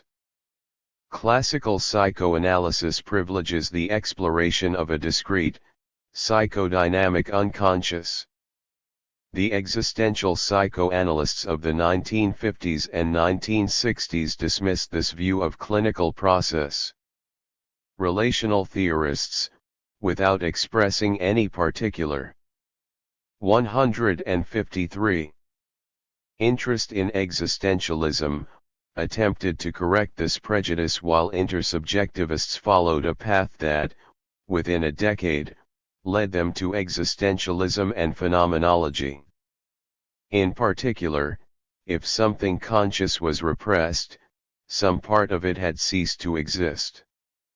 The existential and later phenomenological position is that all mental processes are fully deployed and that consciousness, or unconsciousness, is simply a changing aspect of that deployment. The iceberg theory could be considered an expression of this position. The origins of consciousness have been the object of speculation by paleoanthropologists but have been largely shunned by neuroscientists, who much prefer the hard science and accompanying neuroanatomical investigations that can be performed on living mammals, birds, and humans. Although their preference for hard science over informed speculation is understandable, it leaves unaddressed important questions about our evodevo, one particularly our first question: where do we come from and when did we arrive? A second bridge involves what paleoanthropology and existentialism have to say about death. The appearance of consciousness as part of the Upper Paleolithic package and the increased understanding of the human condition that went into it forced our ancestors to deal with the concept of individual death, and the terror that it had for us. Some of the techniques they developed are still in use. Roughly 50,000 years later, phenomenology and existentialism developed as attempts to manage the terror by an increased understanding of the human condition. One could, and can, easily spend one's professional life as a psychoanalytic psychotherapist knowing little or nothing about either thread. I did so for the first 30 years of mine. So why even bother? Let's leave that question for a moment while we ask it about interdisciplinary studies. Many of us have been writing about how interdisciplinary studies enlighten psychoanalysis for some time. Again, some thankfully decreasing number of us still have no such interests, attempting to use psychoanalysis as a sufficient means of explaining the human condition, using it in an attempt to answer the questions, where are we, and where do we come from?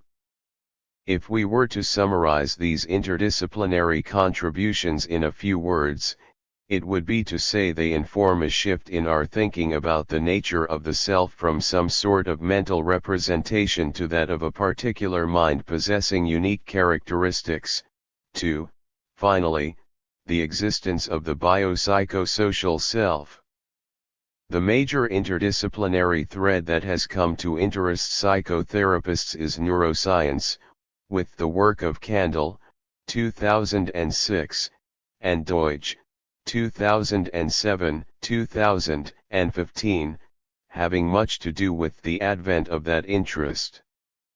It has, over the past 20 years or so, become respectable for psychoanalysts to do neuroscience and for neuroscientists to focus their interests on psychoanalysis. We have, more recently, Leffert, 2016, been able to say similar things about the threads of psychoanalysis and existentialism and phenomenology. Paleoanthropology too and existentialism teach us about the same things from radically different perspectives: how we became human beings and what is the nature of the human condition. It is very easy to argue the negative: how could these things not help us to be better psychotherapists? I'm looking at the 154. 350,000-year-old church chopper sitting on my desk that I told you about in chapter 4, and trying to imagine my British ancestors that made and used it. Can we perform our work without being students of the human condition and what it means to be a human being? The alternative, an alternative that May 1958 wrote critically about, is to apprentice oneself to some particular theoretical school and then spend one's professional life observing how human beings fit into it. Consciousness is central to this inquiry into what makes us human beings. Consciousness and the evo-devo of the self. In the book of Deuteronomy there is a particular parsha or portion entitled Re'ah, pronounced Re'ai. Speaking to Moses and the Israelites, God says, I set before you this day a blessing and a curse. He goes on to assign them a difficult task with catastrophic results if it is not fulfilled. They are to cross the river Jordan and go into a new land, they are to possess it and dwell in it. I will argue that autonoetic consciousness is just such a new land and that it imposes upon us new and at times difficult tasks. It is a land we reached, evolved to, less than 70,000 years ago and that each of us develops into between the ages 4 and 6. Let me begin by offering a graphical representation of ourselves, the biopsychosocial selves that inhabit it. Imagine, figuratively, a biopsychosocial self sitting in world. We can think of it as a sphere wearing a cap. It is not homogeneous. The cap part represents consciousness and the rest of the self is unconscious, not the unconscious, just unconscious. Consciousness is constantly shifting, as is its composition of different parts or fragments 3 of the self. Although we have to use lines to draw our representation of the self, these lines all represent semi-permeable membranes whose permeability can vary over time and from place to place. The outer lines are comprised of the organs of sensory perception and the skin, the part of the self that is its container. The graphical representation does not distinguish physical and mental, for they both are contents of the sphere and its hat that change with time. There is no exact spatial representation for what it is best to call the conscience. 5. It and the self's collection of memory, heuristics, and biases, Kahneman, 2011, develop out of conscious and unconscious contact with world, and we might think of conscience as being concentrated but not limited to the cap and nearby areas of the rest of the self. Conscious and conscience, along with their origins and maintenance, are profoundly social. Autonoetic consciousness appears in two different contexts, evolutionarily in H. sapiens sapiens and developmentally in our children. I have used the purposefully evocative term awakening for this process of coming to the evolution of consciousness. Let's first look into the evolution of consciousness. I can tell you roughly when, how, and why it evolved.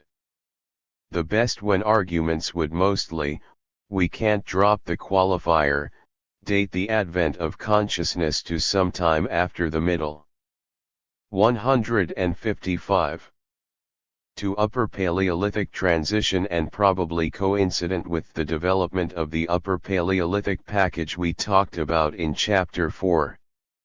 Whether consciousness facilitated the development of the package or was simply a part of it is unclear. We are, of course, talking about the appearance of H. sapiens sapiens in southern Africa c.70,000 years ago, yeah, and they're showing up in Europe 40 to 50,000 yeah. 6. They were the first primates to possess full autonoetic consciousness, although rudimentary compartmentalized consciousness is thought by some to have existed in Neanderthals and must have existed in H. sapiens. Noetic and anoetic consciousness are present in mammals and birds as well as human beings and their ancestors. Tulving, 1985/2003, 2005. The individual frames of noetic consciousness may have come faster and faster and, eventually, like early motion pictures, blurred into a continuous autonoetic stream, jerky at first and becoming gradually smoother. Alternatively, narratives may first have appeared noetically, I know that story, and then found to also include the self. The origins of consciousness follow two biological principles of change. Incremental elements of quantitative change eventually become qualitative and, in evolutionary biology, structure and function begin as rudimentary elements that evolve through a process of adaptation into fully realized new parts of the self. Fully developed features do not simply appear. There is some evidence that the evolution of a neural structure encircling and connecting all of the brain and called the claustrum, Crick and Kook, 2005, had a lot to do with the coming of consciousness. A short answer to the question of why consciousness evolved involves the increasing complexity of life, making a living in an increasingly complex Mitwelt and Umwelt, the world of relationships and the physical world. As Bars, 1993/2003, observed, bottom-up researchers into the design of the most powerful artificial intelligence, AI, systems had concluded that a system capable of solving very complex problems required the interaction of a slow, serial, and integrated conscious system with a fast, mostly parallelly organized distributed processing unconscious system. The complexity of the Umwelt involved surviving, reproducing, and thriving in the intermittent ice ages of Europe, which, even in that distant time, struck us as ecological disasters. Larger groups of hominins would have a survival advantage. Dunbar, 2016, has much to say about group size. He first looked broadly at how individuals met their caloric needs, something many of us take for granted even though much of the world still goes hungry. It turns out that the larger brains of H. sapiens burned more calories than did those of our smaller-brained ancestors. Dunbar posited that larger group size correlated with a superior ability to fulfill the caloric needs of its members. Based on the relationship of social and cognitive capacities to brain size, Dunbar calculated how many people an individual could maintain contact with, that is, group size. The number increased with hominin evolution, reaching 110 in Neanderthals, and then 150 in us. He also posited that, at least for us, these groups formed connections with each other into tribes having looser social and economic ties. Christakis and Fowler, 2009, studying us in the present, determined that our social network size was also 150 with overlapping networks and loose connections across larger and much larger groups. 156. Consciousness was a feature of these large brains that made larger group size possible. In addition to bringing narrative memory, future time travel that allowed planning purposeful activity, and at-will access to semantic knowledge to the table, it also made possible a new kind of knowledge and intelligence, and the behavior that went along with it. Membership in these comparatively large groups also brought with it a number of requirements. One needed to be able to function socially and be able to maintain at least some kind of minimal relationship with the other 149 group members.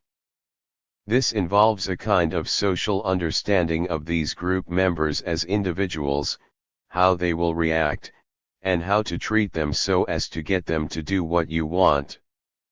This ability is termed Machiavellian intelligence. Humphrey, N.K., 1976/1988, and we alone of the living primates possess it. In existential terms, it is certainly a form of relational knowing. Machiavellian intelligence is accompanied by and is facilitated by an awareness that others like us, including strangers, think and feel and act much as we do. This is called a theory of mind. Baron Cohen, Tager Flusberg, and Cohen, 2000, and, again, we humans alone possess it, Premack, 1988. N. Humphrey, 1992/1999, puts it rather well. For it is consciousness, with its power to make the vanishing instant of physical time live on as the felt moment of sensation that makes it like something to be ourselves and so sweetens and enriches the being of the external world for us. p. 228. The development of consciousness.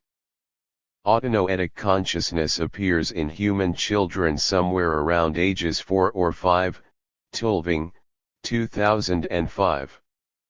As Nelson and Fivish, 2004, put it, autobiographical memory, a marker of consciousness, emerges 7 gradually across the preschool years through processes of social interaction and cognitive development, p. 486. There is great interest and some controversy, Tulving, concerning this developmental milestone in the interdisciplinary literature.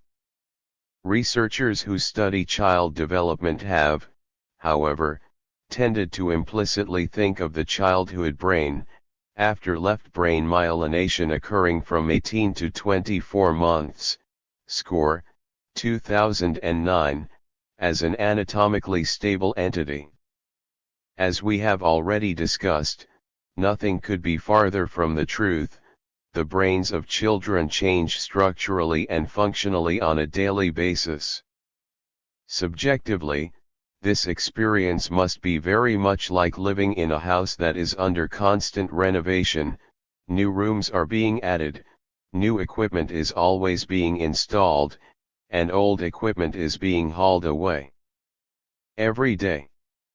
We could learn a lot about consciousness if we were to make use of fMRIs and PET scans to study what changes in the brain of a child when this new capacity appears. We are ready to offer the first answer to the question, why, as psychoanalytic psychotherapists, do we need to know any of this? Let's first consider a research study that demonstrates what we mean by the development of episodic memory and the autonoetic consciousness that goes with it. Gonick and Graf, 1988, 8. 157. Studied the way 3-, 4-, and 5-year-olds remember things. They had children in each age group learn about the contents of a drawer in one of three ways. One group was shown the drawer. The second group was told the contents without seeing them. The third group was given clues from which the drawer's contents could be inferred. The researchers then asked the children to tell them two things.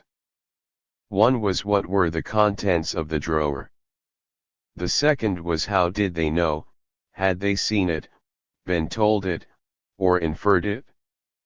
The first question tested acquired semantic knowledge, but to answer the second question the children would have had to recollect how they found out the drawer's contents, and this would be an episodic memory. With regard to the first question, Gonick and Graf found no age differences in the children's responses, even with tests of delayed recall. The second question was different. It turned out that, while the 5-year-olds mostly remembered how they had found out about the drawer's contents, the 3-year-olds' responses were no better than chance. The 5-year-olds had developed narrative memory, and this requires the capacity for self-reflection. These research findings are at once problematic for psychoanalysts and psychotherapists who are accustomed to working with adults' presumed narrative memories of events that happened to them as very young children, frequently before the age of 5.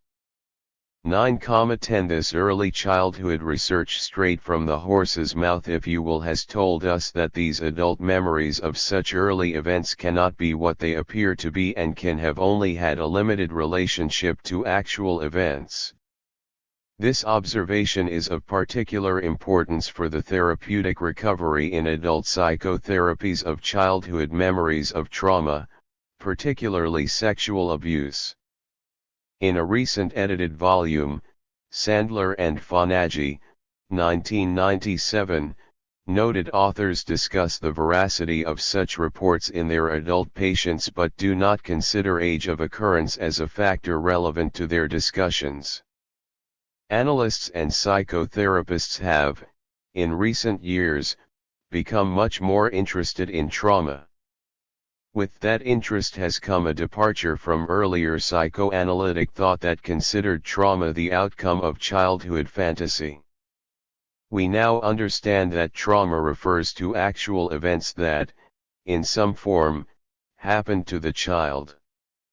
We have, following Fonagy's 1999 example, hypothesized that there are individuals whose experience has led to a disruption of the entire memory system. Such individuals are most common amongst those with persistent and pervasive experiences of trauma. Emphasis added, p. 220. However, we already know that, although this formulation may fit the effects of trauma on the memory systems of children older than the age of 5, it cannot apply to younger children because the memory system in question simply doesn't exist at that time. Before we dismiss these putative memories out of hand, we should ask, since they are so frequent, if they are not autonoetic memories, just what are they? Gonick and Graf's, 1988, work tells us that the only thing they can be are semantic memories for these events as facts with a superimposed later narrative context.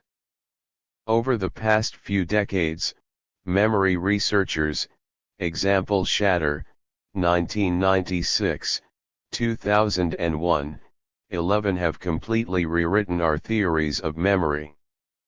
What we had been calling relatively stable, archived memories are, in fact, fluid acts of recall, each a unique. 158. Never to be repeated construction. These memories vary situationally and interpersonally, and the act of recall itself can corrupt stored memory data. Working with our patients' memories, although necessary, is thus a dicey business. Although we don't have autonoetic memory before age 5, the noetic and anoetic memory systems are functional at age 3 or before. 12. What, then, exactly are these autonoetic seeming early memories if they are not autonoetic?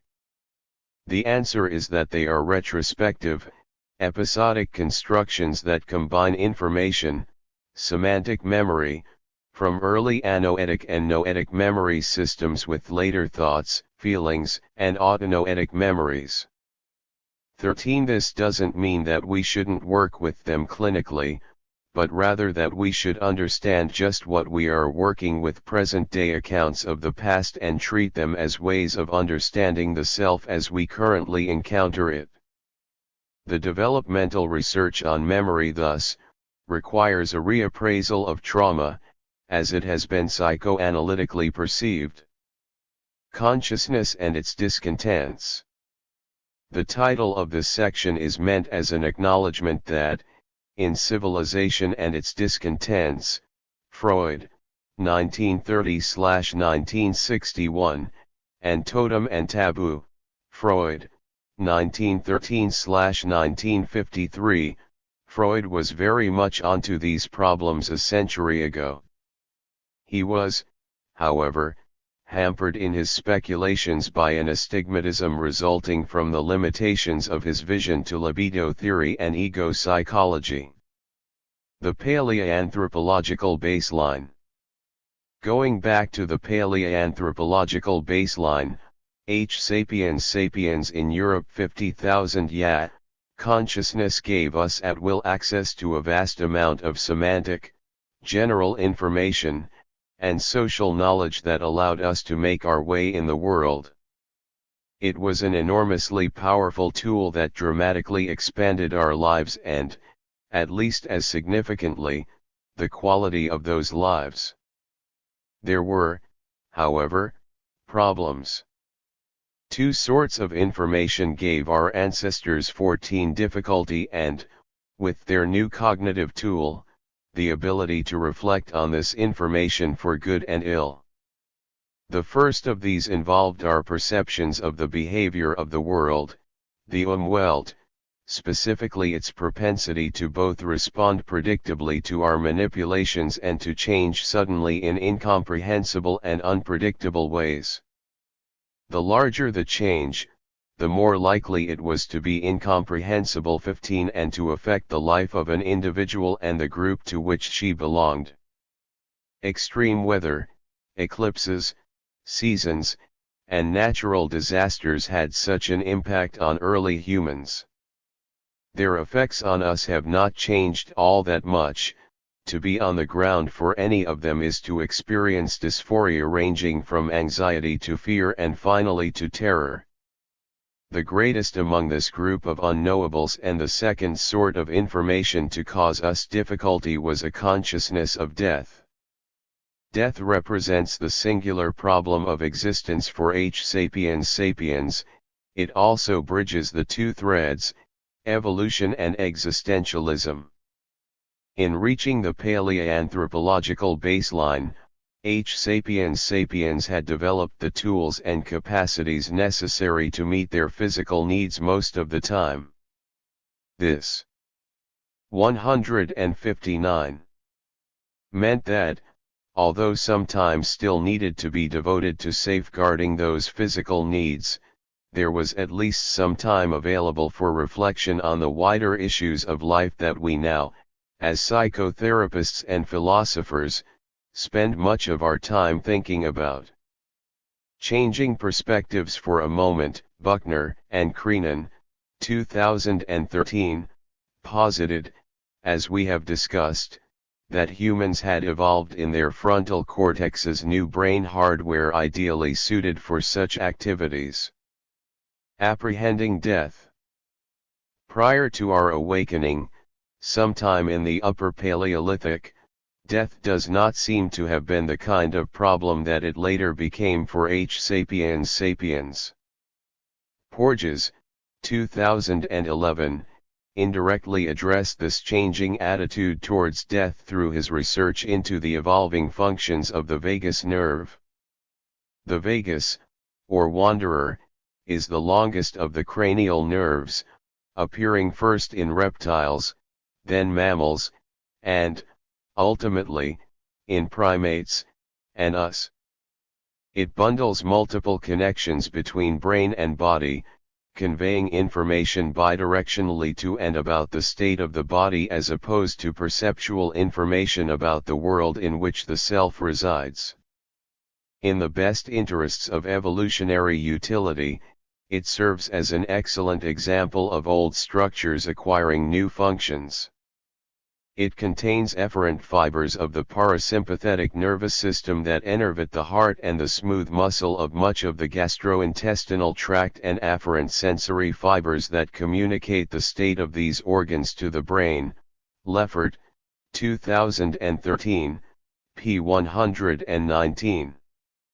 It is a part of what is called the brain-heart vagus circuit, BHVC, that includes, in primates, the expressive muscles of the face, wired through the V6 and 7 cranial nerves. The vagus mediates a response to the apprehension of death, at least beginning with mammals and birds, that grows out of a freeze response to danger in which the heart slows, cognition quiets, and fear seems to be suppressed. Panksepp and Bivan, 2012. In extremis, it provides a path to death with dignity.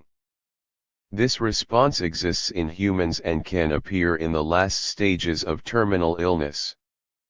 It can, however, be cognitively overshadowed by emotions ranging from anxiety to terror. For as long as we have been human, that is, autonoetically conscious, we have seen our loved ones die around us, and mental time travel tells us both that they will continue to do so and that we too will die. As we have evolved into individual reflective beings, our anxieties over personal death, the cessation of the self, have increased. Consciousness and the attendant death anxiety originally had great adaptive value. Humphrey, N. 2011. It made humans struggle harder to stay alive in a dangerous world, and was evolutionarily conserved across generations. But as we shifted from encountering world to reflecting on it and ourselves, death morphed into a psychological problem of major proportions. We have struggled to understand it and to mitigate its finality. The name for systems that first formed to accomplish this mitigation is, of course, religion, and they function through the operation of belief, not logic. These systems undoubtedly had prehistoric origins. We find evidence of them in our ancestors' mortuary practices, perhaps going back as far as 200,000 years. Existing into the present, they have, comparatively recently, encountered a postmodern response to 160. Death, existentialism and phenomenology. In our contemporary world, the latter exists as a higher level of cognitive practice, with people mostly having recourse to the older, more primitive solutions to the problem. Denial of death is common at least at some points in the life cycle. A recent survey, Humphrey, N.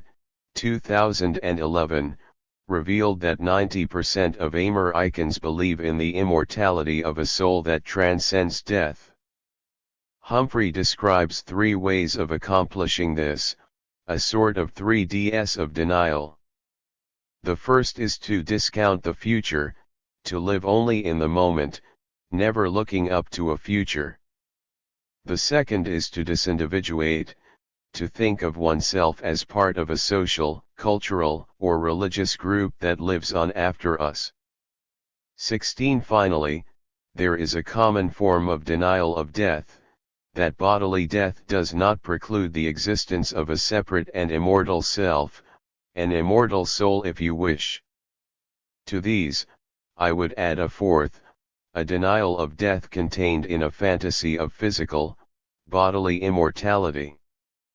Although we don't often think of it this way, patients do consult us when one or more of these mechanisms break down, even if the problem is displaced onto something more mundane like failing to receive a promotion at work. Apprehending the social. If one group involves our ability to grasp death, a second involves a form of social knowledge. We've just spoken about how Machiavellian intelligence and theory of mind offer ways by which human beings can navigate the social groups to which they belong. Some kind of supraordinate rules of behavior facilitates this process. In their most basic form, they involve socially derived information concerning right/wrong and good/bad. The kind of knowledge that enabled one to make a fire or, for that matter, to boot up a computer was of no help here.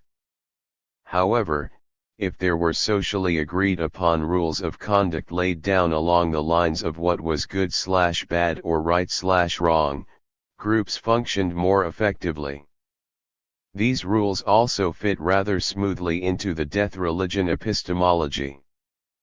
Problems occurred, and still do occur, for individual group members who didn't buy into the system or, on a larger scale, when different groups clash because of disagreements about the content of these rules, or the religious ones. Problems dealing with the dangerous unpredictability of the Umwelt and the social unpredictability of the Mitwelt led to the development of 2 new kinds of knowing, belief and judgments made under uncertainty, Tversky and Kahneman, 1974/1982. Belief is to be found in the spaces between the bits and pieces of demonstrable knowledge of these worlds, with many of those spaces appearing as a result of the newfound capacity for future time travel. Shatter, Addis, and Buckner, 2008. And indeed, belief, in its various forms, offered common answers to problems arising out of dealing with life in these 2 worlds and death. Belief resides in the conscious hat and the nearby parts of the sphere we talked about at the beginning of the chapter. It bridges conscience 17 and reality testing. Judgments made under uncertainty employ heuristics and biases and are, despite appearances, made unconsciously in the rest of the sphere, outside of the conscious hat. Ultimately, we moved beyond these ways of 161. Apprehending the world to engage our inner world, the Eigenwelt, 18 and the attendant study of being. Being in world. Consciousness brought us the knowledge that we had to be careful about being in the world and would be rewarded for doing so, but burdened us with the knowledge of physical death that, inescapably, we, and those around us, are bound to die. This reality was so painful and frightening that we turned, sooner rather than later, to the religious sector of belief in an attempt to mitigate it. And it is at this point that we stepped upon a bridge between the paleoanthropology and philosophy that led, by a very circuitous path, to phenomenology and existentialism. The distinction between the two, phenomenology and existentialism, has been at best obscurely rendered in the postmodern literature. Some tendency to identify the former with Heidegger and the latter with Sartre and Camus has not proven instructive. My own ideas about that distinction have evolved over the course of this volume and the two preceding ones, Leffert, 2016, 2017. I have come to view phenomenology as the study of being in the world, the study, to employ Heidegger's very difficult term, of Dasein, and its geography. It is a general study of ontology. Existentialism constitutes a much more specific, complementary study, that of the psychology of being. If phenomenology strives to locate Dasein, existentialism looks at what is going on in her mind. In keeping with this, literature and the performing arts occupy an important place within it. Camus makes this point most eloquently in his early notebooks, 1962-1963, when he asserts, "If you want to do philosophy, write novels." In their different discussions of being, both disciplines engage in the related discourses of man's search for meaning. Frankl, 1959-2006, and how finding it enables her to creatively face death. Going back even before our awakening, humans have tried to comprehend death and mitigate the terror that has accompanied it. Beliefs in some form of afterlife, life in a heaven, reincarnation, or searches for ways of extending life beyond the possible all offer mitigations or denials of the finitude of life and the inevitability of death.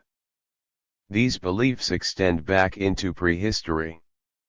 A phenomenological critique of these posited solutions would describe these as fallen states, whereas phenomenology and existentialism, to the contrary, attempt to deal with the finitude of life and the inevitability of its ending in death.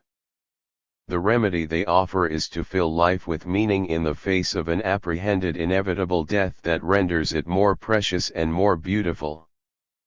Permanence need not be a characteristic of such strivings or of what they accomplish. Failure to come to terms with these realities involves an existential collapse, which is also a kind of death. Death contains the possibility of an impossibility of Dasein having any existence at all. Leffert, 2016, p. 46.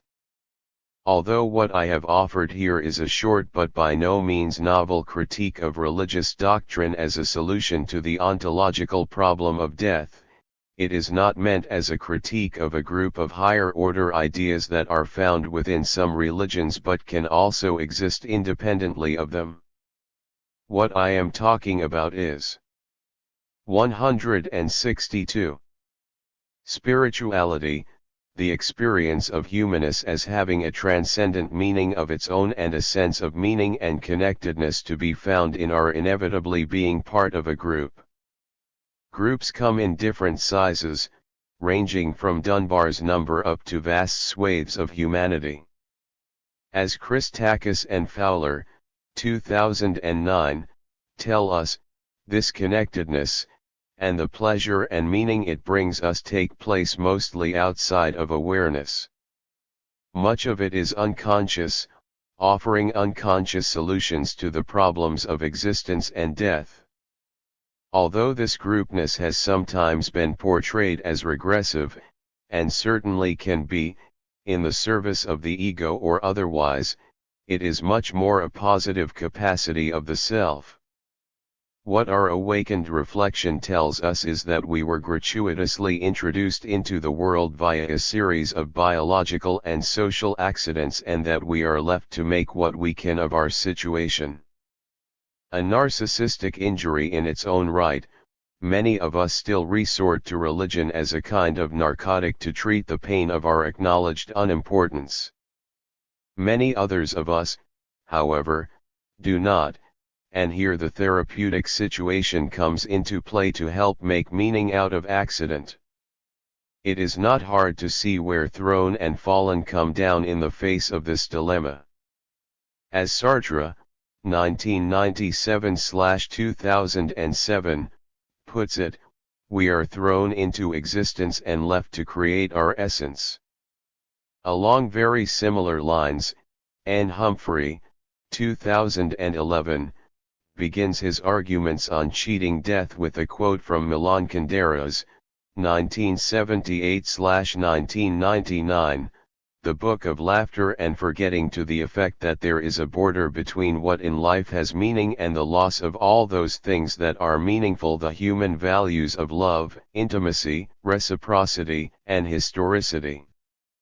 And it is in these borderlands, with the descent into meaninglessness always a risk, that we live our lives. Perhaps paradoxically, it is the presence of that border that also makes our lives meaningful. It is in just these borderlands that we psychotherapists have set up shop. What do we do, really, other than help our patients move to the meaningful borderlands? Another way of describing the wrong side of the border in terms other than the antithesis of meaning is to say that it is characterized by the absurd, accompanied by despair, and that the analysis of the absurd is, in the end, what we are about. If this last chapter has seemed incomplete, it's because it is. Adequate explorations of existentialism, absurdity, and death proved beyond the limitations of space that they needed to conform to in this present volume. I hope to address them shortly in a subsequent one. References: Bars, B.J. 2003. How does a serial, integrated, and very limited stream of consciousness emerge from a nervous system that is mostly unconscious, distributed, parallel, and of enormous capacity? In B.J. Bars, W.P. Banks, and J.B. Newman, eds, Essential Sources in the Scientific Study of Consciousness, pages 1123 to 1129. Cambridge, MIT Press. Original work published in 1993. Baron-Cohen, S., Tager Flusberg, H., and Cohen, D.J. 2000. Understanding Other Minds, Perspectives from Developmental Cognitive Science, 2nd ed. Oxford, Oxford University Press. Buckner, R.L., and Creenan, F.M. 2013. The Evolution of Distributed Association Networks in the Human Brain. Trends in Cognitive Sciences, 17, 648 to 665. Camus, A. 1963. Notebooks 1935 to 1942, P. Thody, Transaction. Chicago, Yvonne R.D. Original work published in 1962. Christakis, N.A., and Fowler, J.H. 2009. Connected, The Surprising Power of Our Social Networks and How They Shape Our Lives. New York, Little, Brown and Company. Crick, F.C., and Cook, C. 2005. What is the function of the claustrum? Philosophical Transactions of the Royal Society Biological Sciences, 360, 1271–1279.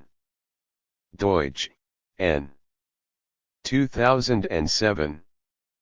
The Brain That Changes Itself. New York, Viking. Deutsch, N.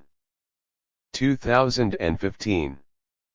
Remarkable Discoveries and Recoveries from the Frontiers of Neuroplasticity. New York, Viking. Dunbar, R. 2016. Human Evolution, Our Brains and Behavior. Oxford, Oxford University Press. Falk, D. 2011. The Fossil Chronicles, How Two Controversial Discoveries Changed Our View of Human Evolution. Berkeley, University of California Press. Falk, D., and Clark, R. 2007. Brief Communication, New Reconstruction of the Tongue Endocast. Amer Icon Journal of Physical Anthropology, 134, 529–534. Fonagy, P. 1999. Memory and Therapeutic Action. The International Journal of Psychoanalysis, 80, 215–224. Frankel, V.E. 2006. Man's Search for Meaning, Eyelash, Transaction. Boston, Beacon Press. Original work published in 1959. Freud, S. 1953. Totem and Taboo. In J. Strachey, ed., Standard Edition, Volume 13, pages 1–161. Original work published in 1913. Freud, S. 1961. Civilization and Its Discontents. In J. Strachey, ed., Standard Edition, Volume XXI, pages 64–145. London, Hogarth Press. Original work published in 1930. Gonick, A., and Graf, P. 1988. Knowing How You Know, Young Children's Ability to Identify and Remember the Sources of Their Beliefs. Child Development, 59, 98–110. Humphrey, N. 1999. A History of the Mind, Evolution and the Birth of Consciousness. New York, Springer. Original work published in 1992. Humphrey, N. 2011. Soul Dust, The Magic of Consciousness. Princeton, Princeton University Press. Humphrey, N.K. 1988. The Social Function of Intellect. In R. Byrne and A. Whiten, eds. Machiavellian Intelligence, Social Expertise and the Evolution of Intellect in Monkeys, Apes, and Humans, pages 13–26. Oxford, Oxford University Press. Original work published in 1976. Husserl, E. 1983. Ideas Pertaining to a Pure Phenomenology and to a Phenomenological Philosophy, Book 1, General Introduction to a Pure Phenomenology, F. Kirsten, Transaction. New York, Springer, original work published in 1913. Husserl, E. 1999.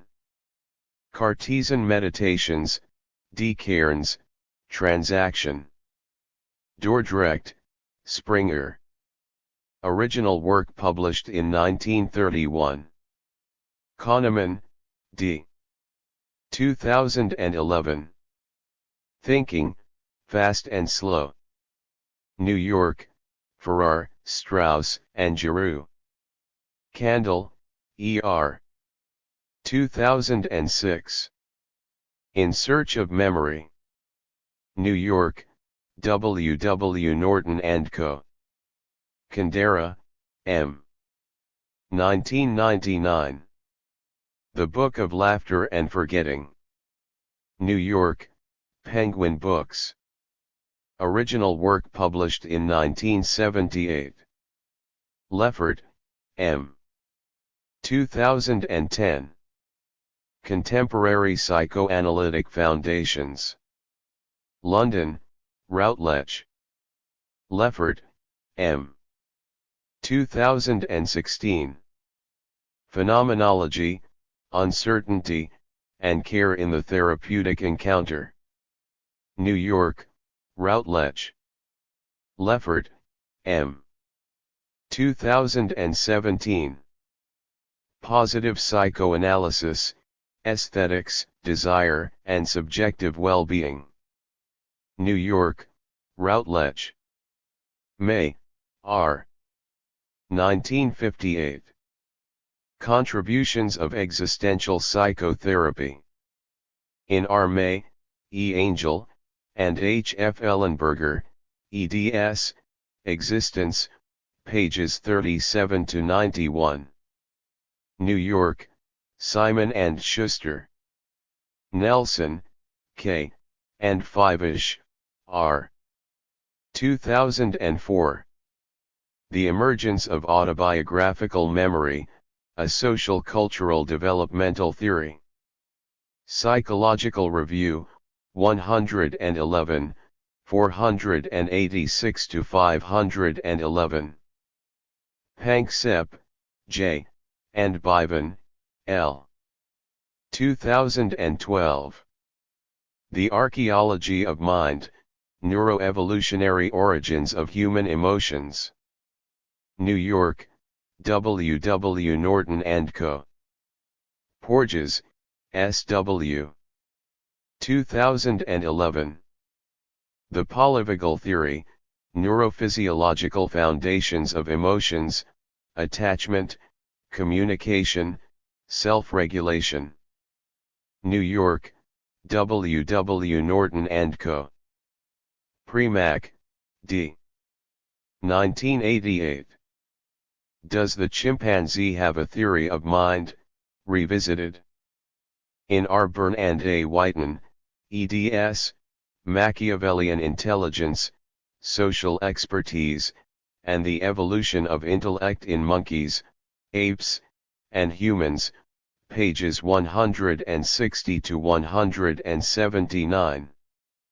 Oxford, Clarendon Press. Sandler, J., and Fonagy, P. eds. 1997. Rediscovered Memories of Abuse, True or False? Madison, International Universities Press. Sartre, J.P. 2007. Existentialism is a Humanism. New Haven, Yale University Press. Original work published in 1997. Shatter, D.L. 1996. Searching for Memory. New York, Basic Books. Shatter, D.L. 2001. The Seven Sins of Memory. Boston, Houghton Mifflin Company. Shatter, D.L., Addis, D.R., and Buckner, R.L. 2008. Episodic Simulation of Future Events Concepts, Data, and Applications. Annals of the New York Academy of Science, 1124, 39-60. Score, A.N. 2009. Right brain affect regulation, an essential mechanism of development, trauma, dissociation, and psychotherapy. In D. Fosha, D. J. Siegel, and M. F. Solomon, eds, The Healing Power of Emotion, Affective Neuroscience, Development and Clinical Practice, pages 112 to 144. New York, W. W. Norton & Co. Tulving, E. 2003. Memory and Consciousness.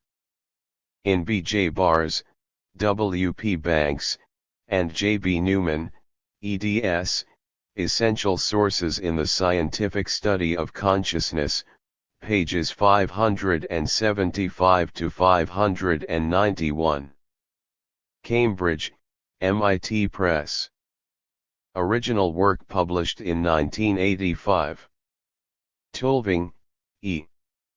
2005. Episodic Memory and Autonoesis, Uniquely Human? In H. S. Terrace and J. Metcalf, eds, The Missing Link in Cognition, Origins of Self-Reflective Consciousness, pages 3 to 56. Oxford, Oxford University Press. Tversky, A., and Kahneman, D. 1982. Judgment Under Uncertainty, Heuristics and Biases. In D. Kahneman, P. Slovic, and A. Tversky, eds, Judgment Under Uncertainty, Heuristics and Biases, pages 3 to 20. Cambridge, Cambridge University Press. Original work published in 1974.